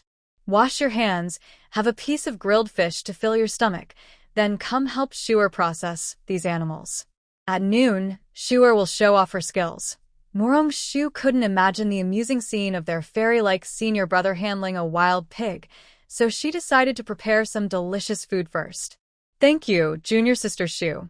We were so hungry that we almost lost our minds. We didn't expect to eat so soon after returning. I'm starving. I'll eat first." "Wow, what is this divine delicacy? It's so delicious." Hearing this, the other senior brothers quickly started eating and exclaimed in surprise. They finished the grilled fish quickly and praised Morong Shu enthusiastically. "Brothers, there's even more delicious food later. But first, we need to deal with these prey." Morong Shu pointed to the animals they brought back. "Don't worry, junior sister Shu. We'll handle these prey. You go rest first. Later, we might need your help to make more delicious food." Everyone heard that there would be even tastier food later, so they quickly let Morong Shu rest for a while. They eagerly continued their cooking, reminiscing about the delicious grilled fish they had just enjoyed. Their hands moved faster with excitement. Yaya soon brought back the senior brother and her little wild pig, placing the pig in front of Murong-shu. Senior sister, can you make roast suckling pig with this? Yaya brought it back, so of course you can. Senior sister will prepare it for you soon, okay? The little wild pig was just the right size, and Murong-shu was very happy. Thinking about the taste of roast suckling pig made her even more motivated. Yaya was thrilled to hear that the little wild pig could be roasted. She first went to eat the grilled fish with the senior brother, then pulled him over to help prepare the pig. Murong-shu remembered she still had some cumin in her space hospital, so she took out a packet and handed it to the third uncle. Sorry to trouble you, third uncle. Otherwise, the flavor of the lamb skewers won't be good. Knowing that the third uncle loved lamb the most, Murong-shu believed he could grind the cumin into powder. How he did it didn't matter to her. Under Murong-shu's guidance, everyone quickly processed the prey. They followed her instructions to place the prepared meat on skewers or cut it into pieces or chunks. Everyone found it very interesting, and the scene became lively for a while. Murong-shu went to the carriage secretly, took out some things she had bought earlier from her space laboratory, and stored them in ancient containers before coming down. Senior sister's carriage is like a treasure chest, able to hold so many things. Yaya asked curiously after seeing her take out so much. These were all prepared by the steward yesterday. Yaya, work hard, and sister will make you the best roast suckling pig. Murong-shu quickly changed the subject, afraid that the girl might say something surprising again. Hearing about roast suckling pig, Yaya was very happy and coquettishly said, Senior sister is so good to Yaya. Yaya wants to stay with senior sister forever. The senior brother smiled affectionately upon hearing this. He thought to himself, even if Yaya wanted to be with Shua every day, when Jing might not agree. Men can get very jealous. Okay, as long as Yaya is happy, senior sister will cook delicious food for you every day, Murong-shu said while skewering large shrimp, secretly glancing at the senior brother's face. Seeing that he was not angry, she relaxed. Once all the ingredients were prepared, Murong-shu started grilling. Xiaotao had helped before, so she knew how to do it now. Others also wanted to learn, so Murong-shu explained while she worked. The senior brothers were very interested in the new way of grilling, so they all helped out. Murong-shu occasionally gave instructions, making the scene lively. 2 or 3 senior brothers sat together around a pile of burning charcoal. Fortunately, Murong-shu had asked the housekeeper to prepare enough tools, so they had just enough to share. At Murong-shu's request, everyone first placed the skewers of deer and lamb on the iron grill. The lamb was prepared by the housekeeper today. When the lamb and deer skewers were brushed with oil and sprinkled with cumin and chili, the delicious smell of grilling filled the air. Everyone nearby couldn't wait to take a bite. But Murong-shu didn't say they could eat yet. Everyone kept salivating while grilling, which looked quite funny. The third uncle, who was waiting to eat, couldn't hold back anymore. He went over to Murong-shu, Yaya, and Xiaotao and joined them. Third uncle, it will be ready soon. You should rest for a bit. Murong-shu was teaching Yaya how to grill lamb when he came over, thinking he was hungry. I want to learn too, so I can grill and eat myself later. The third uncle wouldn't tell them that he couldn't resist the tempting smell. Early spring was still a little cold, but standing by the grill, they could feel the warmth from the charcoal.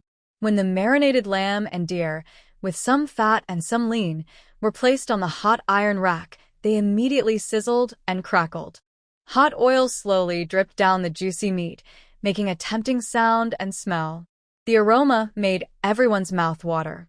Senior sister, this smells so good, even better than the grilled fish earlier. Yaya can't wait anymore.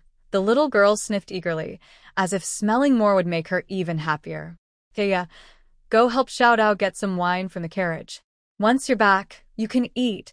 Murong-shu told the girl to fetch the wine because her eager look made her seem like she couldn't wait. I'll go too. When she heard there was wine, the third uncle perked up. The grilled skewers looked like they would go perfectly with good wine. The old and young happily went to the carriage to get the wine. Seeing them leave, the other senior brothers, except those helping with the meat, also went to lend a hand. Little Tao watched many people go over to help, while she stayed behind to help Morong-shu with the barbecue. When Yaya and her group returned with drinks, the skewers were ready. Finally, they sprinkled cumin and chili powder on them. Morong-shu said they were done, and everyone cheered. A few senior brothers took a bite after blowing on the food and got burned, sticking out their tongues, but they didn't want to spit it out because it was so delicious. The meat was tender and smooth, crispy on the outside, salty and fresh, with a spicy kick. All these flavors danced in their mouths at once. It was not greasy or gamey, with a crispy outside and tender inside, and the meat was very tasty. It was a new taste they had never experienced before. Junior sister, this lamb skewer is so delicious. This deer meat skewer is also great. Everyone try it. Pair it with some good wine, and it's like heaven. Everyone's voices became excited and a little unclear from talking so fast. They were all amazed. Soon, all the first batch of grilled food was eaten. With previous experience, this time, Morong-shu didn't need to guide them, and everyone eagerly started grilling. With many people, they could do a lot quickly. The senior brothers learned to take turns grilling. They ate and played happily together. The eldest senior brother took over from Yaya and Morong-shu, bringing a plate of grilled lamb skewers and saying, "Sure, junior sister, you've been busy for a long time. Let me do it. You can rest for a while." "Thank you, senior brother." "Does Yaya want to join?" Morong-shu was worried Yaya might get tired, so she called her to come along before leaving. "Senior sister, Yaya isn't tired. She's worried you might burn the food, so she'll come later." The young girl refused, because she loved this barbecue so much. "All right, senior sister will go first. If you're tired, come over." Morong-shu knew the girl liked to play, so she just gave a few instructions before going to find the third uncle. "Xiao Shuer, come here quickly." The third uncle saw Morong-shu walking over and waved her over. "Third uncle, drink less." Morong-shu saw him eating and drinking a lot and worried he might have trouble digesting. "Later, I'll take a digestion pill." "Don't worry, Xiao Shuer," the third uncle said, not planning to control himself today. If he ate too much, he'd just take a digestion pill. Morong-shu let him be. They sat at a low table, eating barbecue and chatting. The third uncle poured her a small cup of wine. With the barbecue, Morong-shu felt happy and closed her eyes in enjoyment. "Miss, your favorite big shrimp is here." Little Peach carried a plate of roasted shrimp over and placed it on the low table. "Thank you, Little Peach." Morong-shu loved roasted shrimp the most. Little Peach knew her mistress's favorite, so as soon as it was ready, she sent a plate to Morong-shu. "Shuer, can you eat these bugs too?" Third uncle was surprised when he saw Little Peach bringing a plate of what looked like bugs. "Third uncle, Shuer will peel one for you to try." Seeing third uncle's hesitant look, Morong-shu quickly peeled one and put it in his mouth. As soon as he tasted it, third uncle was captivated by the flavor. It was fragrant, chewy, with a hint of sweet freshness. The shrimp meat was rich, the head was crispy, and after a bite, he couldn't stop himself from eating more, peeling some himself. "Sure, I didn't expect these bugs to be so tasty. There are many in the back lake of Tianmen Mountain. Next time, third uncle will catch some to roast and eat." "Third uncle, these aren't bugs, they're large shrimp." Morong-shu thought of bugs and felt she couldn't eat them. "Hee, these large shrimp are really delicious. Third uncle likes them. Next time, you can give him some barbecue seasoning." Third uncle decided to return to Tianmen Mountain and arrange things, but only Morong-shu had the seasoning, so she offered to give him some. "No problem. When third uncle returns to Tianmen Mountain, Shuer will bring some for him," Morong-shu said generously. She had plenty of medicinal herbs in her space hospital, so she could have the herbs ground into seasoning later. Hearing that he could take these medicinal herbs as seasonings back, third uncle was very happy. As for grinding the herbs himself, he wouldn't do it. There were many disciples on Tianmen Mountain, and future assessments might include grinding seasonings. Morong-shu didn't know what third uncle was thinking, otherwise, she would feel guilty about her senior brothers. The group ate and played happily in the western suburbs all afternoon before returning to the residence. Everyone was very satisfied with this barbecue feast, and even many years later, it remained a beautiful and precious memory in everyone's hearts.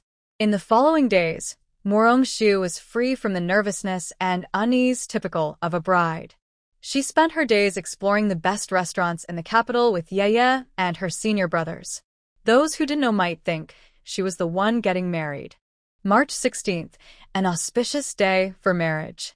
Today was Morong-shu and Wen-jing's wedding day.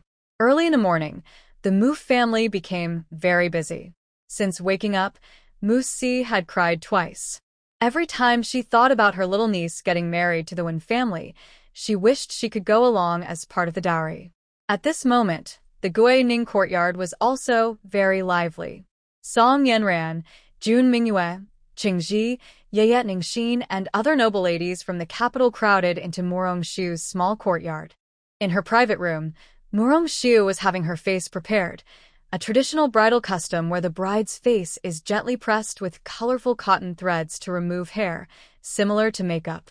Morong-shu's skin was smooth and delicate, so the bride's attendant only did a few gentle touches, saying blessings. Today, the Mu family invited the elder who would help Morong-shu with her hair, the Quan-fu elder, who was the mother of Ning Wangfei. Ning old lady kindly combed Morong-shu's hair, speaking blessings. 1 comb. Wealth and honor will come easily. 2 combs, no sickness or worries. 3 combs, many children and long life. All the women present were unmarried girls. Hearing about having many children and long life, they blushed. Morong-shu calmly accepted Ning old lady's blessings. Ning old lady was very pleased and continued combing. 1 more comb to the end. The tray and the hairpin are level. 2 more, flying together like wings. 3 more, forever united in heart. With a beginning and an end, you will share wealth and honor in this life. After finishing, Ning old lady offered sincere blessings and then left space for the noble ladies to prepare. Elder sister looks so beautiful. Ye couldn't help but praise. She thought her sister looked radiant and stunning today. Of course. I bet third young master won't be able to take his eyes off her. Yun Minggu ziehst. Yes, I'm sure brother-in-law will like her. Ye thought when Jing's gaze on her sister was gentle and loving. Today, her sister looked so beautiful that her brother-in-law would surely like her even more. Everyone laughed at Ye's words. Song Yanran led the others to take out the gifts for Morong-shu's makeup and dressing. Ye watched curiously and couldn't help but sigh. Getting married is really wonderful. Does Ye have someone she wants to marry? Chengji quietly asked Ye, not knowing about her relationship with the senior brother. Ye wants to marry the senior brother. The girl said very firmly. Ha ha ha, then the senior brother will have to work hard. Jun Minghua laughed happily. While they were happily chatting, Xiao Tao hurriedly ran in. Miss, the groom is here to pick you up. Suddenly, everyone in the room became busy and flustered. The bride quickly arranged to cover Morong-shu's head with a veil, and the others relaxed their worries. Senior sister, Ye, go see outside so the brothers won't stop the groom, said the young girl before running out. Yesterday, she overheard the brothers discussing how to test the groom.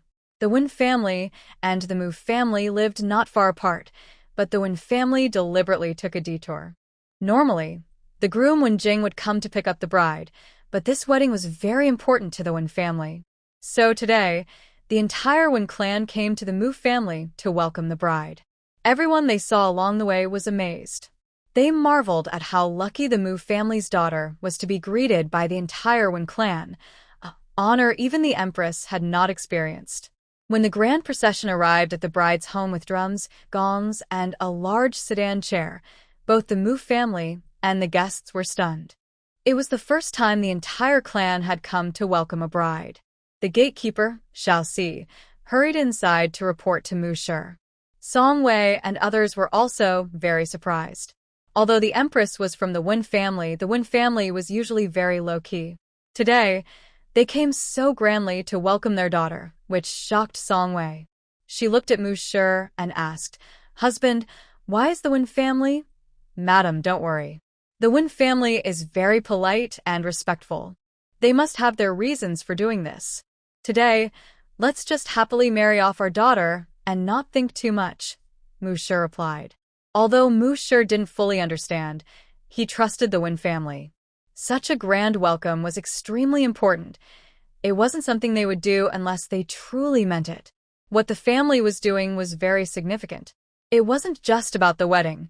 It represented continuation of the family, hope, the end of curses, and the wish for their descendants to live healthily. When Jing was smiling happily today, he couldn't hide his joy at marrying the girl he loved. Usually reserved, today he showed his happiness openly. When Jing had people carry the wedding money, and everyone who passed by received a share. The brothers and Mu family's men, who had initially tried to stop him, were all bribed. Most importantly, when Jing had already secured Ye's agreement. With her help, the wedding went very smoothly. After a series of formalities, Mu-shi bid farewell to her parents.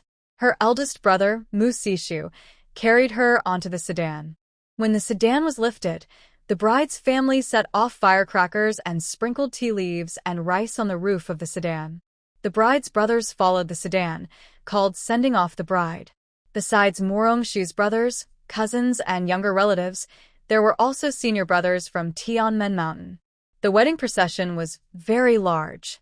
So, the team returning from the wedding was larger than when they left. The roadside was full of curious villagers. Song Wei and Rong Qing brought many baskets of coins, scattering them as they walked, making the scene very lively. During the wedding procession, they did not take a detour. On the way there, the Wen family took a longer route, but on the way back, they arrived quickly. When they reached the Wen house, a ceremony called Bowing to Heaven and Earth was held. This ceremony mainly involved paying respects to the elders of this world. The Wen family invited respected and well-known people to give blessings. The blessing leaders gave orders. First bow to heaven and earth, second bow to ancestors, third bow to elders, and then the couple bowed to each other. Next, guided by the blessing leader, the newlyweds bowed to the elders of the groom's family and then to friends and guests. Mu-shi visited the Wen family many times and was familiar with the elders. When the bride and groom bowed to the Wen family elders, the eldest uncle and the third uncle were so moved they cried openly. The Wen family's curse was finally broken, and they felt at peace. In ancient times, the purpose of the wedding bowing was to gain approval from the gods, ancestors, elders, and neighbors for the marriage. After the ceremony, Mu-shi and Wen Jing were taken to the bridal chamber, which was the same courtyard where Wen Jing usually stayed, and it was decorated again. Wen Jing looked happily at the young girl sitting on the wedding bed. His Shuer had finally married him, and she would be his for the rest of his life. He told Mu-shi a few words and asked Xiao Tao to take good care of his bride. Only then did Wen Jing go to join the guests. Before the feast, he asked his sister-in-law to bring food to Mu-shi, which made her laugh, but it was worth it for his Shuer. Wen Jing finished his socializing and immediately returned to the new room. His Shuer was waiting for him. In ancient times, hosting relatives and friends at a wedding was very important. Today, Wen Jing's cousins helped him drink many cups, but he still got a little tipsy. When Wen Jing returned to the new room, he thought he could finally relax and share his happiness with Mu-shi. But he forgot about the tradition of breaking the bridal chamber. Wen Jing had just sat down and was about to speak with Mu-shi when the playful visitors arrived.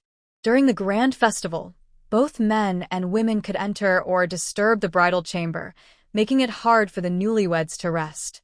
Many guests had not met the bride or groom before the wedding. This was their first time seeing each other in the bridal chamber. The playful activities helped the newlyweds lose their shyness and also ease their fears and nervousness about the wedding night. However, Mu-shi and Wen Jing had known each other for a long time. Mu-shi's nervousness about getting married in the morning had gradually calmed down after eating and drinking. When the guests teased the bride and groom, Mu-shi remained calm. In contrast, Wen Jing was very nervous. Under everyone's teasing, he carefully lifted Mu-shi's bright red veil. Everyone was amazed. The bride's skin was smooth and white, with a hint of pink, like water that could be squeezed out. Her lips were red, and her smile was gentle and charming. Her beauty was like a flower or the moon, stunning and graceful. Wenjing looked at her with surprise and happiness. His eyes were full of love and affection. It made people think that this was what love at first sight looked like. After a while, everyone left, feeling they shouldn't disturb the newlyweds. Wenjing sat on the bridal bed, holding Morong-shu's hand. It felt a little unreal. The little girl he loved was finally brought home. From now on, she was his wife, and he was her husband, forever and always. Wenjing brought the wedding wine, called Heku wine, or happiness wine. The newlyweds drank it together in the bridal chamber, symbolizing their everlasting union and harmony. Sure, it's time to drink the Heku wine, Wenjing said softly, handing her a cup filled with the wine, his face full of tenderness. Morong-shu looked up carefully at Wenjing. Today, Wenjing wore a red robe. His handsome face was radiant, more charming than usual, like a noble prince. Seeing her looking at him so carefully, Wenjing's face turned slightly red. He smiled gently and reminded her, "Sure, it's time to drink the Heku wine." Her admiring and satisfied gaze made Wenjing lose his mind. The phoenix hairpin on her head made her look noble and beautiful. Under the candlelight, her stunning face was breathtaking. When Wenjing reminded her, Morong-shu finally realized and drank the wine with him. As soon as she tasted it, she sensed that the wine was spiked. She didn't expect ancient people to be so bold. After drinking the wine, Wenjing took out scissors. He cut a lock of his hair and then gently cut a lock from Morong-shu. He tied them together as a token of their union, called heji, marriage knot. Morong-shu watched all this with interest. She didn't expect that ancient wedding ceremonies included these steps. She felt like she was experiencing it herself. On the wedding night, whether it was tying the hair or merging the hair, it symbolized that the couple's souls were forever united, never to be separated. "Sure, from now on, you are my wife, and I will never leave you." Wenjing's deep affection and sincerity moved Morong-shu very much. "Ziyu, thank you." Morong-shu passionately kissed Wenjing's lips, receiving a warm response. Finally, Wenjing gently helped Morong-shu remove her hair accessories and makeup. Originally, Morong-shu wanted to call Xiao Taoan to help, not because she didn't want to do it herself, but because she truly didn't know how. Seeing Wenjing skillfully remove her accessories, Morong-shu asked in surprise, "Ziyu, how do you know how to do this?" Wenjing smiled gently and said, "I asked Xiao Tao before, knowing that my wife isn't good at these things, so I learned myself." Morong-shu couldn't help but think to herself, what a top student. This is what you call learning and mastering quickly. Wenjing finished removing Morong-shu's accessories and makeup, then prepared a bath for her before letting the young girl go in to wash up. Sitting in the bath, Morong-shu felt her fatigue finally easing. The marriage was quite exhausting. Maybe because of the hot water, Morong-shu gradually felt a bit restless. She knew it was probably the effect of the wine she drank. Quickly, she dried herself and changed into clean night clothes before returning to the bedroom. When Wenjing saw the girl come out in her night clothes, blushing, she went to wash up. Morong-shu couldn't help but smile at the sight. Thinking of the clothes she used to prepare in the space hospital's laboratory, Morong-shu casually took out a set, quickly changed into it before Wenjing returned, and then lay in bed waiting for him. During the wait, Morong-shu felt her body grow hotter and more uncomfortable. Wenjing felt the same, and thinking of his little wife, he couldn't help but speed up his movements. Hearing a noise, Morong-shu pretended to be asleep. Wenjing quietly climbed into bed and snuggled under the covers. "Sure, your husband has finished washing up." Wenjing held Morong-shu, his face full of happiness and caution. Wenjing's body was very hot, burning Morong-shu's heart. She found it hard to pretend to sleep anymore. Turning around, she hugged Wenjing's neck and sweetly called out, "Husband." With her beloved in his arms and the effect of the aphrodisiac, Wenjing lost his usual restraint. They both sank into the moment. At first, Wenjing could control his strength, but when he unbuttoned Morong-shu's nightclothes, clothes she had never seen before, he immediately started bleeding from his nose. Morong-shu never expected this to happen. She quickly took a tissue to wipe Wenjing's nosebleed, thinking he would calm down for a while. But clearly, she was wrong. At this moment, Wenjing seemed to be stimulated and kissed more fiercely until dawn, when he finally held the young lady to sleep. Morong-shu didn't expect that Wenjing, who usually appeared gentle and refined, would lose control and become so wild, especially in intimate moments. Morong-shu fell into a deep sleep, not even wanting to move her fingers. Before sleeping, she mumbled for Wenjing to remember to wake her early tomorrow to serve tea. Wenjing, feeling tender, kissed the young lady and felt a bit guilty. He took out medicine from the drawer that he had obtained from the doctor and applied it to her. Then he held her and went to sleep.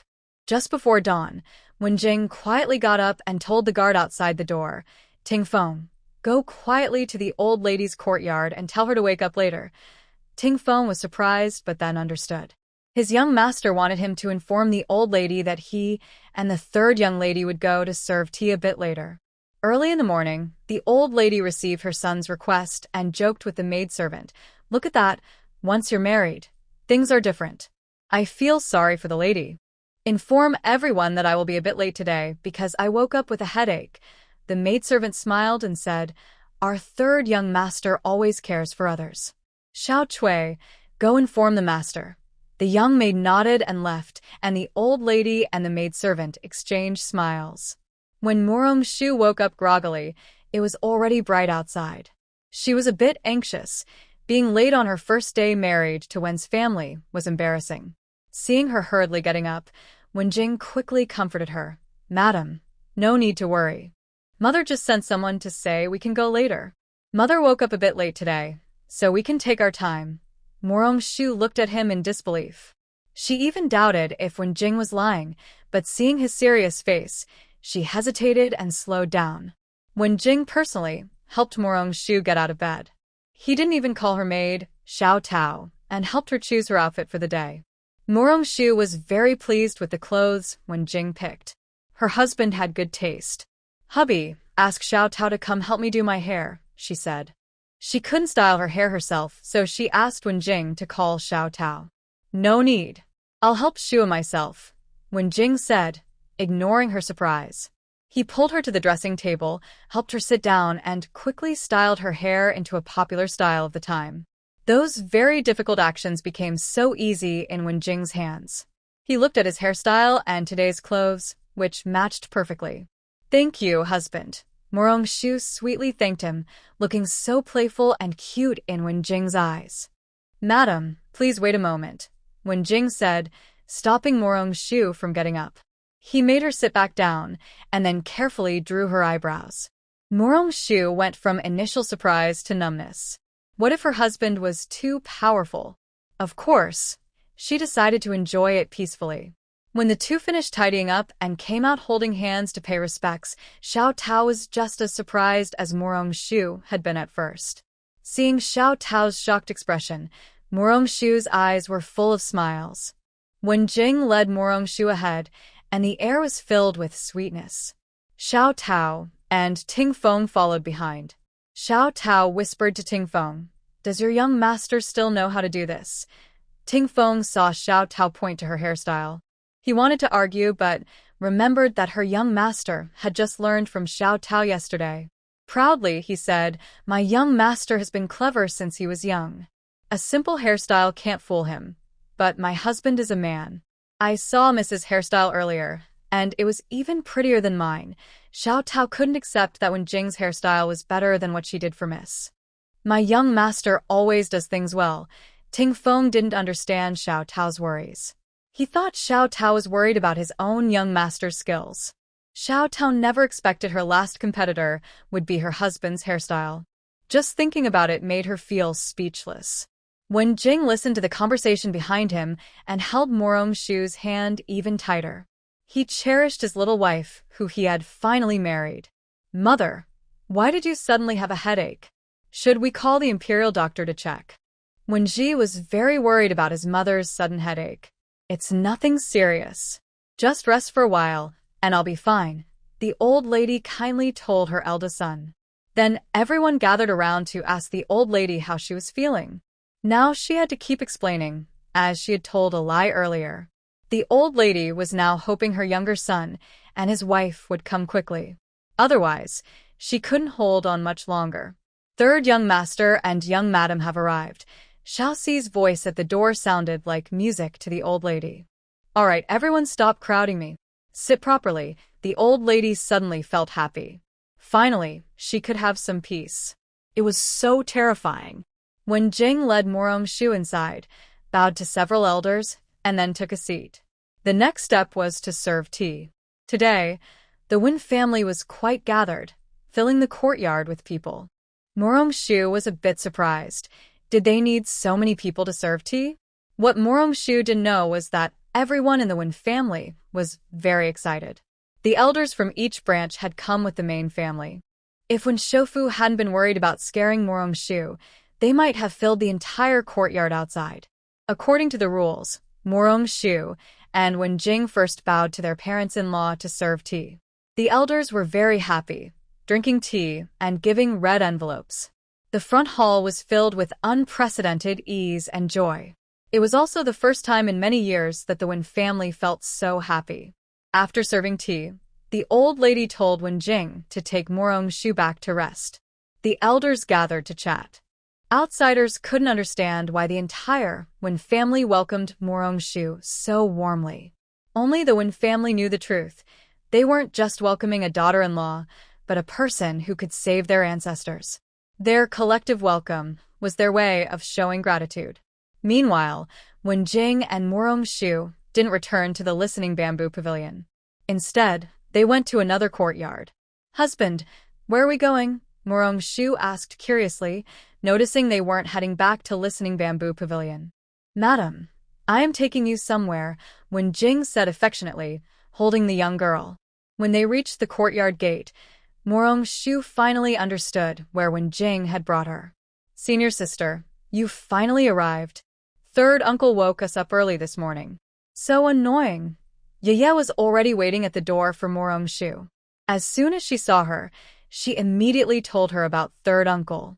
Yeye, be good. Today, I have something to do, so I might scold third uncle later, okay? Shu comforted her with a gentle smile. Yeye nodded happily and said, we only arrived at this courtyard last night. We were woken up by third uncle before we even slept. Why was it in the middle of the night? Shu asked curiously. Yeye looked annoyed and glared at Wen Jing. It's all because my brother-in-law's flying speed is too slow. When we were notified at the general's residence, it was already very late. Yeah, don't be angry. When we go back, your brother-in-law will punish them, okay? When Jing saw the little girl pouting and worried that the protectors from Tianmen Mountain might cause trouble on their wedding day, making things difficult for Shu'er. All right then, let's go inside quickly. Third uncle has been waiting anxiously and won't let us have breakfast. Yue is now full of complaints about third uncle. Sixth sister, don't worry. I've asked the kitchen to prepare a hearty breakfast. After we pay our respects with tea, we will eat. When Jing quickly reassures Yue with breakfast to calm her down. Thank you, brother-in-law. I will go inform master and the uncles. The young girl says as she runs into the inner courtyard calling out, senior sister and brother-in-law are here to pay respects with tea. Come out quickly. Shu looks at Wen Jing with gratitude. Husband, thank you. Master and the others must be very happy. Couples are one. There's no need to thank me. If anyone should be thanked, it's for the many years of your love and care, Wen Jing says, patting Shu's hand to comfort her. Yesterday, we waited until late to invite them over according to tradition. If we get scolded later, please speak a few kind words for me, Wen Jing says with a smile, bowing to Shu, making her laugh. Yue's voice is loud. When Shu and Wen Jing arrive at the front hall, Master, third uncle, and the senior brothers are all there.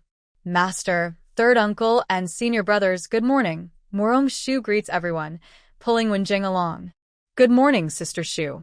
Master and third uncle have been up early waiting for your husband's tea, says the third senior brother with a smile, and the other senior brothers nod in agreement. Third uncle seems to be so excited he didn't sleep all night. Early in the morning, he got everyone up and eagerly waits for Morong Shu and Wen Jing to pay respects with tea. Little Shu, don't listen to their nonsense. It's just that they've become lazy since coming to the capital. I'm only urging them to work harder. Third uncle quickly explains to avoid misunderstandings, giving his disciple a stern look. Hee, third uncle, please sit down. Sister Shu and her husband are about to pay respects with tea. Don't keep sister waiting. Some clever senior brothers quickly divert his attention to prevent him from losing his temper. Third uncle snorts at them. Hurry up and bring the tea. Do you want your sister to do it? We'll go right now. Third uncle and sister, please sit and rest for a moment. The others quickly go to bring the tea. That's better. Sister Shu, sit down and rest for a while. Third uncle says with genuine concern, contrasting sharply with his earlier scolding of the brothers. Not long after, the senior brothers bring the tea, and the formal tea-paying ceremony begins. Morong Shu and Wen Jing knelt on the mat. First, they bowed to Master Shangu and third uncle, then they offered tea. Master, third uncle, please enjoy the tea, Morong Shu said as she raised the cup. Master Shangu nodded happily, took a sip of the tea handed to him by Morong Shu and Wen Jing, then gave a big red envelope. Third uncle gave Morong Shu a Tianshan snow lotus, which can be used directly as medicine. Morong Shu had never seen this before and felt excited. Third uncle looked proudly at Master Shangu, as if saying, "Older brother, you're too casual. Look how much little Shu loves my gift." Master Shangu smiled helplessly. His third younger brother was good at everything, but he had a stubborn personality. "Here, this is for you. I think your body needs good care, so you can soon help us have a little descendant on Tianmen Mountain," third uncle said, handing Wen Jing a bottle of pills. Morong Shu almost couldn't hold back her laughter. Third uncle seemed like a nagging old woman. She had checked her husband's health and found no problems. That porcelain bottle of pills was truly. "Thank you, third uncle. Ziyu will work hard," Wen Jing said confidently. He dared to accept and thank openly. The senior brothers present admired Wen Jing's courage. No wonder he could marry the junior sister. When it comes to shamelessness, Wen Sangongzi is the best. Third uncle paused for a moment, surprised that Wen Jing was so bold. He cleared his throat awkwardly. Just work hard. Seeing that Master Shangu and third uncle had brought gifts, the senior brothers quickly took out their presents for Wen Jing. Wen Jing was momentarily stunned. He didn't expect these people to prepare gifts for him. The people of Tianmen Mountain truly treat Shu'er like family. They love him as well. Wen Jing felt very happy and more convinced that inviting them to Wen's house to accept tea from him and Morong Shu was the right choice. "Here, this is for you," Yaya said, pulling a bag of copper coins from her pocket and handing it to Wen Jing. "Thank you, little sister," Wen Jing said after a moment of surprise, thanking her. "You're welcome. In the future, you must treat senior sister well. Don't take concubines or let senior sister be sad. Otherwise, Yaya will hit you," the girl said, waving her fist in front of Wen Jing as a warning. "Don't worry, little sister. Ziyu won't do that. I hope you supervise him. The courtyard next to Zhuzhu Xian has already been tidied up to look like you like. From now on, this will also be your home." The others were touched by her words. Wen Jing was truly a caring person. He loved senior sister Shu'er and cared for the younger sister. "Thank you, brother-in-law. Yaya wants to stay here to keep her senior sister company." Yaya was very happy when she heard this place was also her home.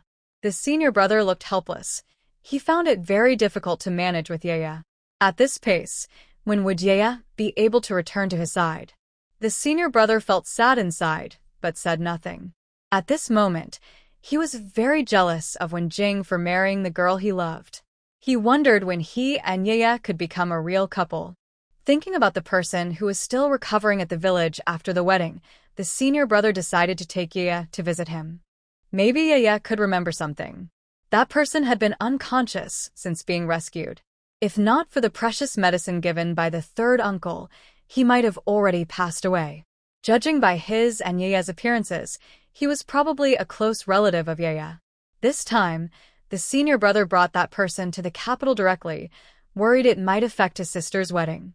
So, they arranged for him to stay at the village. They had planned to see if there was a way to treat him after the sisters' return. Sure, after finishing tea, go back and rest.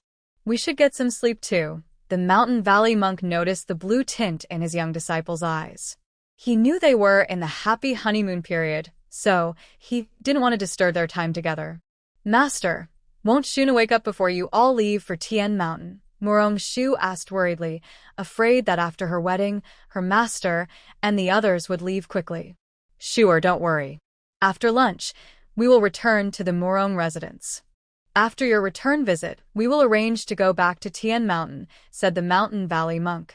He also didn't want to leave his young disciple, but many people from Tianshan Gate had come this time, so they needed to go back early.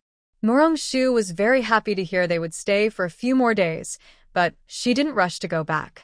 Instead, she had breakfast with everyone and then went to rest. Because they ate breakfast a bit late, Wenjing specially asked the kitchen to deliver their lunch a little later. Morong Shu fell asleep after returning home. Wenjing didn't want to disturb her, so he went to eat lunch with the Mountain Valley monk and the others. After lunch, Wenjing personally sent her back, but didn't go to the Morong house. When they reached a nearby intersection, Wenjing ordered the carriage to turn around and head back. The Mountain Valley monk and the others understood. It wasn't the right time for the newlyweds to return home alone. It was considered unlucky. Morong Shu slept until evening before waking up. She was a little confused when she opened her eyes. Wenjing, who was reading, saw that his new wife had woken up and immediately put down his book and went over to her. Hubby, why didn't you call me earlier? Morong Shu immediately knew that her master and the others should have returned to the general's residence early in the morning. Your husband sees that you are sleeping peacefully and doesn't want to disturb you. My master personally saw them off. Don't worry, madam. Would you like to sleep a little longer or get up to prepare for dinner? Wenjing gently asked as he held the little girl. Let's go to my mother's place for dinner first. It's already late after our morning greetings. If we go to dinner late again, my mother might be upset with me, Morong Shu joked as she got off the bed with Wenjing. Mother is very kind and won't blame us. Wenjing helped Morong Shu with her shoes, squatting down to put them on the little girl. In that case, we shouldn't be spoiled by favor. Please help me with a simple hairstyle, husband. Morong Shu pouted playfully, and Wenjing agreed to everything. Since their wedding days, Morong Shu and Wenjing had been staying at Listening Bamboo Pavilion every day. Old Madam Wen was always cheerful. She loved seeing her son and daughter-in-law get along well. When he wanted to visit third Aunt Morong Shu several times, but Wen's mother stopped him. Since his third brother was newly married, it wouldn't be proper to visit outsiders now. She told him to wait a few days until his third brother's holiday was over. Mother, why are you stopping me from seeing third aunt? When you asked confused. You are your third uncle and third aunt just got married. It's not suitable to see outsiders now. Wait a few days until your third uncle's holiday ends, okay? Wen's mother made up an excuse to avoid the question. When you thought there was a rule against meeting, so he felt a little disappointed but obediently listened to his mother. He only saw them when Wenjing and Morong Shu returned home after 3 days. As the head lady of the family, Wen's mother prepared a gift for Morong Shu and Wenjing early. Wenjing added some from his private treasury. Morong Shu got up early. She knew everyone in the general's residence was looking forward to her and Wenjing's return. Seeing the several carriages with gifts for the return visit, Morong Shu was very touched. Her sister-in-law had done a wonderful job. Thank you, sister-in-law, for your effort. Morong Shu bowed to Wen's mother. Although she had been married for a short time, she liked the warm family atmosphere of the Wen family, which was as harmonious as the general's residence. Don't be so polite, sister-in-law. Hurry and set off with third brother. Don't keep General Mu and his wife waiting, Wen's mother said kindly, holding Morong Shu's hand. Third aunt, Yor finally sees you. When you woke up early today, but when he hurried over, he was still late. He waited a little longer, but soon his aunt and uncle set off. Good morning, you. Why did you wake up so early today? Morong Shu gently patted Wenyu's head. He had grown a bit taller since they first met, but he was still very cute. When you whispered to Morong-shu, "Mother doesn't let me go find Auntie." His face looked sad, and Morong-shu felt sorry for him. "Can Annie spend more time playing with you in the future?" Morong-shu liked Wen very much. Seeing his sad face made him feel even more sorry. Yes, yes, yes. Wen was very happy to hear that. Auntie still treated him as kindly as before. They were happily talking when Wen-jing came over and said, "Shu, it's time for us to leave. If we are late, Dad and Mom will worry." Morong-shu was still holding Wen, and when he heard that Auntie was leaving, Wen looked very sad. Morong-shu couldn't stand seeing the little boy like that. He turned around and asked Wen Daifu, "Sister-in-law, can I take you back with us?" Wen Daifu was surprised by the question.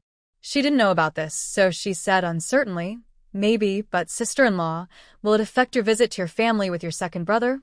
"Don't worry, sister-in-law. My seventh brother is at home. You gets along well with him. They can play together, and it won't affect my husband and me," Morong-shu quickly explained, seeing her hesitation. "Sister-in-law, just let you go with us." Wen-jing looked at his new wife and nephew with hopeful eyes. He had to speak up himself. Wen Daifu was still a bit confused. She usually agreed when Wen-jing asked for help. Seeing her nod, Morong-shu took Wen and quickly got into the carriage. "Hurry up, you. Auntie will be late. Goodbye, sister-in-law. Husband, let's go." These actions were done smoothly. By the time Wen Daifu realized what was happening, the carriage had already left. She felt a little annoyed. How did she agree so easily? When Wen-ji came to see his wife, he saw her looking a bit upset. He asked worriedly, "Madam, have third brother and sister-in-law already left? I just saw you saying he was going to see off third brother. Where is you? Let's go back first, husband. I need to tell my mother." "You and third brother are going back to visit their family," Wen Daifu said, feeling a little guilty, and hurried to her mother-in-law's courtyard. Mrs. Wen never expected her son to also go to the Mu family. She hurried to chase after her wife. When Madam Wen arrived at old Madam Wen's courtyard, the old lady was just about to have breakfast. Seeing that her eldest daughter-in-law had a light sweat on her forehead, she thought she was tired from taking care of her third son and asked kindly, "Have you eaten breakfast?" Mrs. Wen shook her head. She had been busy since morning and truly hadn't had time to eat. "Sit down and eat something with me." "Xiao Cui, go bring bowls and chopsticks for Madam Wen," she said. Her eldest daughter-in-law was well-educated and considerate, not only filial to her elders, but also kind to her younger brothers. "Thank you, mother. I'll trouble you." Mrs. Wen quickly helped her mother-in-law sit down. "Mother, you can't be biased. Your son hasn't eaten breakfast either." When Ji came in, he was surprised that his wife moved so quickly that he couldn't catch up. He felt too weak. This time, Xiao Cui, without being told, naturally went to serve food for her master. Old Madam Wen didn't expect her eldest son to skip breakfast either.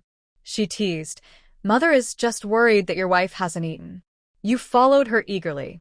Are you afraid Mother will bully her?" "Hee, it's because the breakfast here is tastier," when she was good at making old Madam Wen happy. A few words made her laugh. Seeing the couple eating at her place, old Madam Wen asked curiously, "You're all eating here. What about your mother?" "My daughter-in-law is here to talk about that." Third brother and his wife took Ewer back home, Madam Wen said, her voice getting softer towards the end. "My little grandson is loved by third aunt. That's a good thing. Harmony in the family brings prosperity. You and Jir shouldn't be jealous. In the future, the Wen family will have more people caring for Ewer." Old Madam Wen thought about her eldest son and his wife's expressions. She believed they were worried that Morong-shu might steal their son. "Mother, today is the day third brother and his wife return home. Bringing Ewer might be considered impolite." When Ji didn't expect his mother to have such a vivid imagination.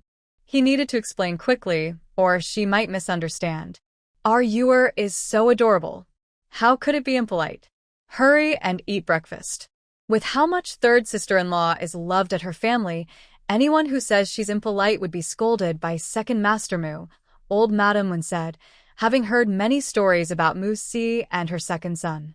She was fiercely protective. When Ji thought it over, if his third brother, his sister-in-law, and Ewer all agreed, Why worry? He relaxed, and his appetite improved. Old Madam Wen served her daughter-in-law a spring roll and said, "Eat quickly. It's been a busy morning." "Thank you, mother." After the lady of the house was guided by her mother-in-law, her appetite improved. "That's right. Eat more. Even if someone criticizes, we're not afraid. After all, your second brother is still around. He's free most days anyway." The old lady's words made Wen Ji and the lady of the house laugh. How could they forget their second brother? He's the only one in the Wen family who's quick-tongued and outspoken.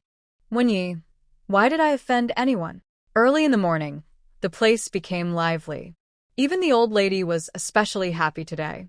It was the first time since her marriage that the new son-in-law, Wen Jing, brought Morong-shu back, commonly called a return visit or homecoming. When a woman gets married, her first visit back to her family is very important in the Great Sacred Dynasty. It symbolizes safety and good fortune. Most families might just have a simple meal, but the Morong family is a distinguished family.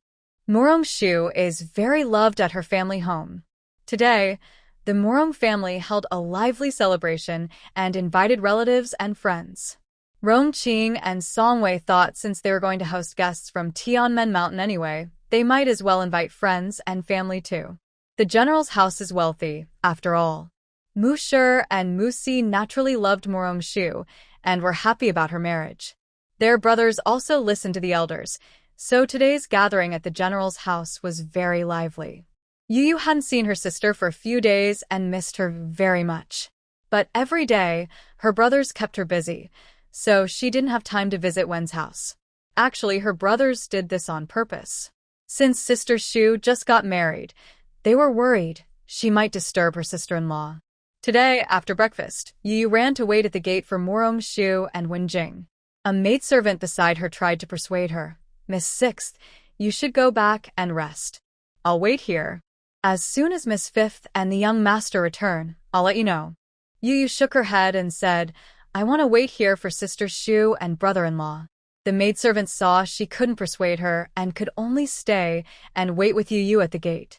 In the Great Sacred Dynasty, not only are there customs for returning visits, but even which gate the new son-in-law walks through today is significant. Families that love their daughters usually walk through the central or main gate when their daughter returns after marriage. This shows love for their daughter and respect for the son-in-law.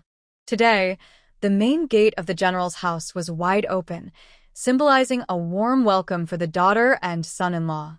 The couple's return is also a sign of respect for the elders and a way to thank their parents for raising them. When Yu Yu counted to 100 ants passing by her, Morong-shu and Wen Jing's carriage finally arrived. The young maid saw the carriage turn and excitedly shouted, "Miss Sixth, look. Miss Fifth and the young master are coming." The little girl, who was watching ants carry food, immediately perked up. "Where?" Then she looked in the direction the maid pointed, and sure enough, it was the Wen family's carriage. "Hurry and tell mother and auntie. Yuan is waiting here for her senior sister and brother-in-law," the girl said excitedly, sending the maid inside. "Yes, I'll go right now," the maid said happily and ran into the estate. As soon as the Wen family's carriage stopped, Yuan rushed over. "Senior sister, I missed you so much. You finally brought brother-in-law back." The curtain of the carriage was opened, and Yuan almost bumped into Wen Jing. "Sixth sister, be careful." Seeing that it was not her favorite senior sister, Yuan was a bit unhappy. She pushed Wen Jing aside and helped Morong-shu down from the carriage herself. "Senior sister, Yuan will help you down. I'm strong and steady," the girl said proudly. Morong-shu reached out, patted her head, and looked at her with affection. Just as Yuan was about to leave with Morong-shu, someone else came down from the carriage. Seeing the young master and Wen Jing, who looked very similar, Yuan instantly got angry. She pointed at Wen Jing, trembling. "You actually have a secret child." If Morong-shu hadn't pulled her back, she might have hit Wen Jing directly. Wen Jing asked, "Who am I?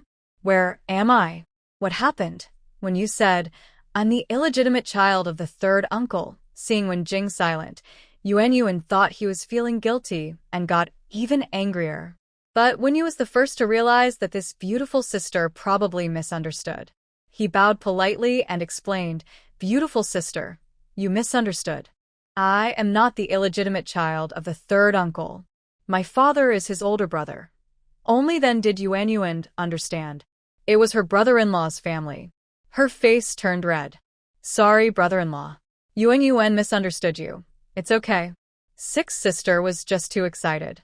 "He is Wenyu, my nephew. He calls me third uncle," Wen Jing explained, pointing at Wenyu. Wenyu also bowed to Yuanyuan. "What does he call his senior sister?" The girl remembered that he had just called her a beautiful sister. "Third aunt," Wenyu answered this time. The young girl deliberately acted like an elder, making everyone laugh. Wenyu didn't expect her third aunt's younger sister to be so cute. She obediently called out, "Aunt, good, this is for you." Yaya handed Wenyu a bottle of health tonic pills she had just received from her third uncle. There were only 3 pills inside, but that was enough. Wenyu was surprised to receive a gift. She quickly took it respectfully and said, "Thank you, Aunt Yaya." "You're welcome. We're all family. Finish eating and then ask me for more," Yaya said seriously. Wenyu thought her aunt was very kind and nodded happily. "Let's go inside. Your parents and older uncles are probably waiting anxiously." Yaya then linked arms with her older sister and headed into the house, with Wen Jing and Wenyu following behind. Wen Jing looked at the porcelain bottle in Wenyu's hand and quietly said, "Keep this safe." Wenyu didn't know what it was for, but she trusted her little uncle's words. She quickly put the porcelain bottle into her sleeve pocket. As they entered the house, her brothers and senior brothers came to greet them. "Junior sister, your brother-in-law is back." "Junior sister, we missed you so much." "Junior sister, third senior brother has been waiting for you since early morning." Third uncle's health tonic pills, which Aunt Yaya took without permission, haha. Third uncle was too fond of his little sister to scold her, so he just scolded the eldest senior brother. "Today, I was walking carefully to avoid third uncle." Everyone was chatting animatedly about recent funny stories, making the scene lively. Wenyu touched the porcelain bottle in her sleeve and looked at her third uncle. They all heard what had just happened. The bottle was originally meant for him. Wenyu's small action didn't escape Wen Jing's eyes. He quietly said, "Since Yaya gave it to you, keep it safe." Wenyu saw that her third uncle's expression was normal and not angry, which confused her a little. In the past, in such situations, her third uncle would have scolded Yaya. Today, he only told her to keep it safe and didn't blame her. Wenyu felt that her third uncle and third aunt had changed after they got married. She secretly observed Wen Jing several times along the way. Her little cousin was taking care of more things himself than the eldest brother. Wen Jing understood what Wenyu was thinking. He couldn't help but feel that she was still too young, unaware of how harsh the world could be. Only the first half of that thought was spoken aloud. The porcelain bottle Yaya took was scolded by the eldest senior brother, which said everything. Wen Jing shook his head, glanced at Wenyu, and continued walking forward.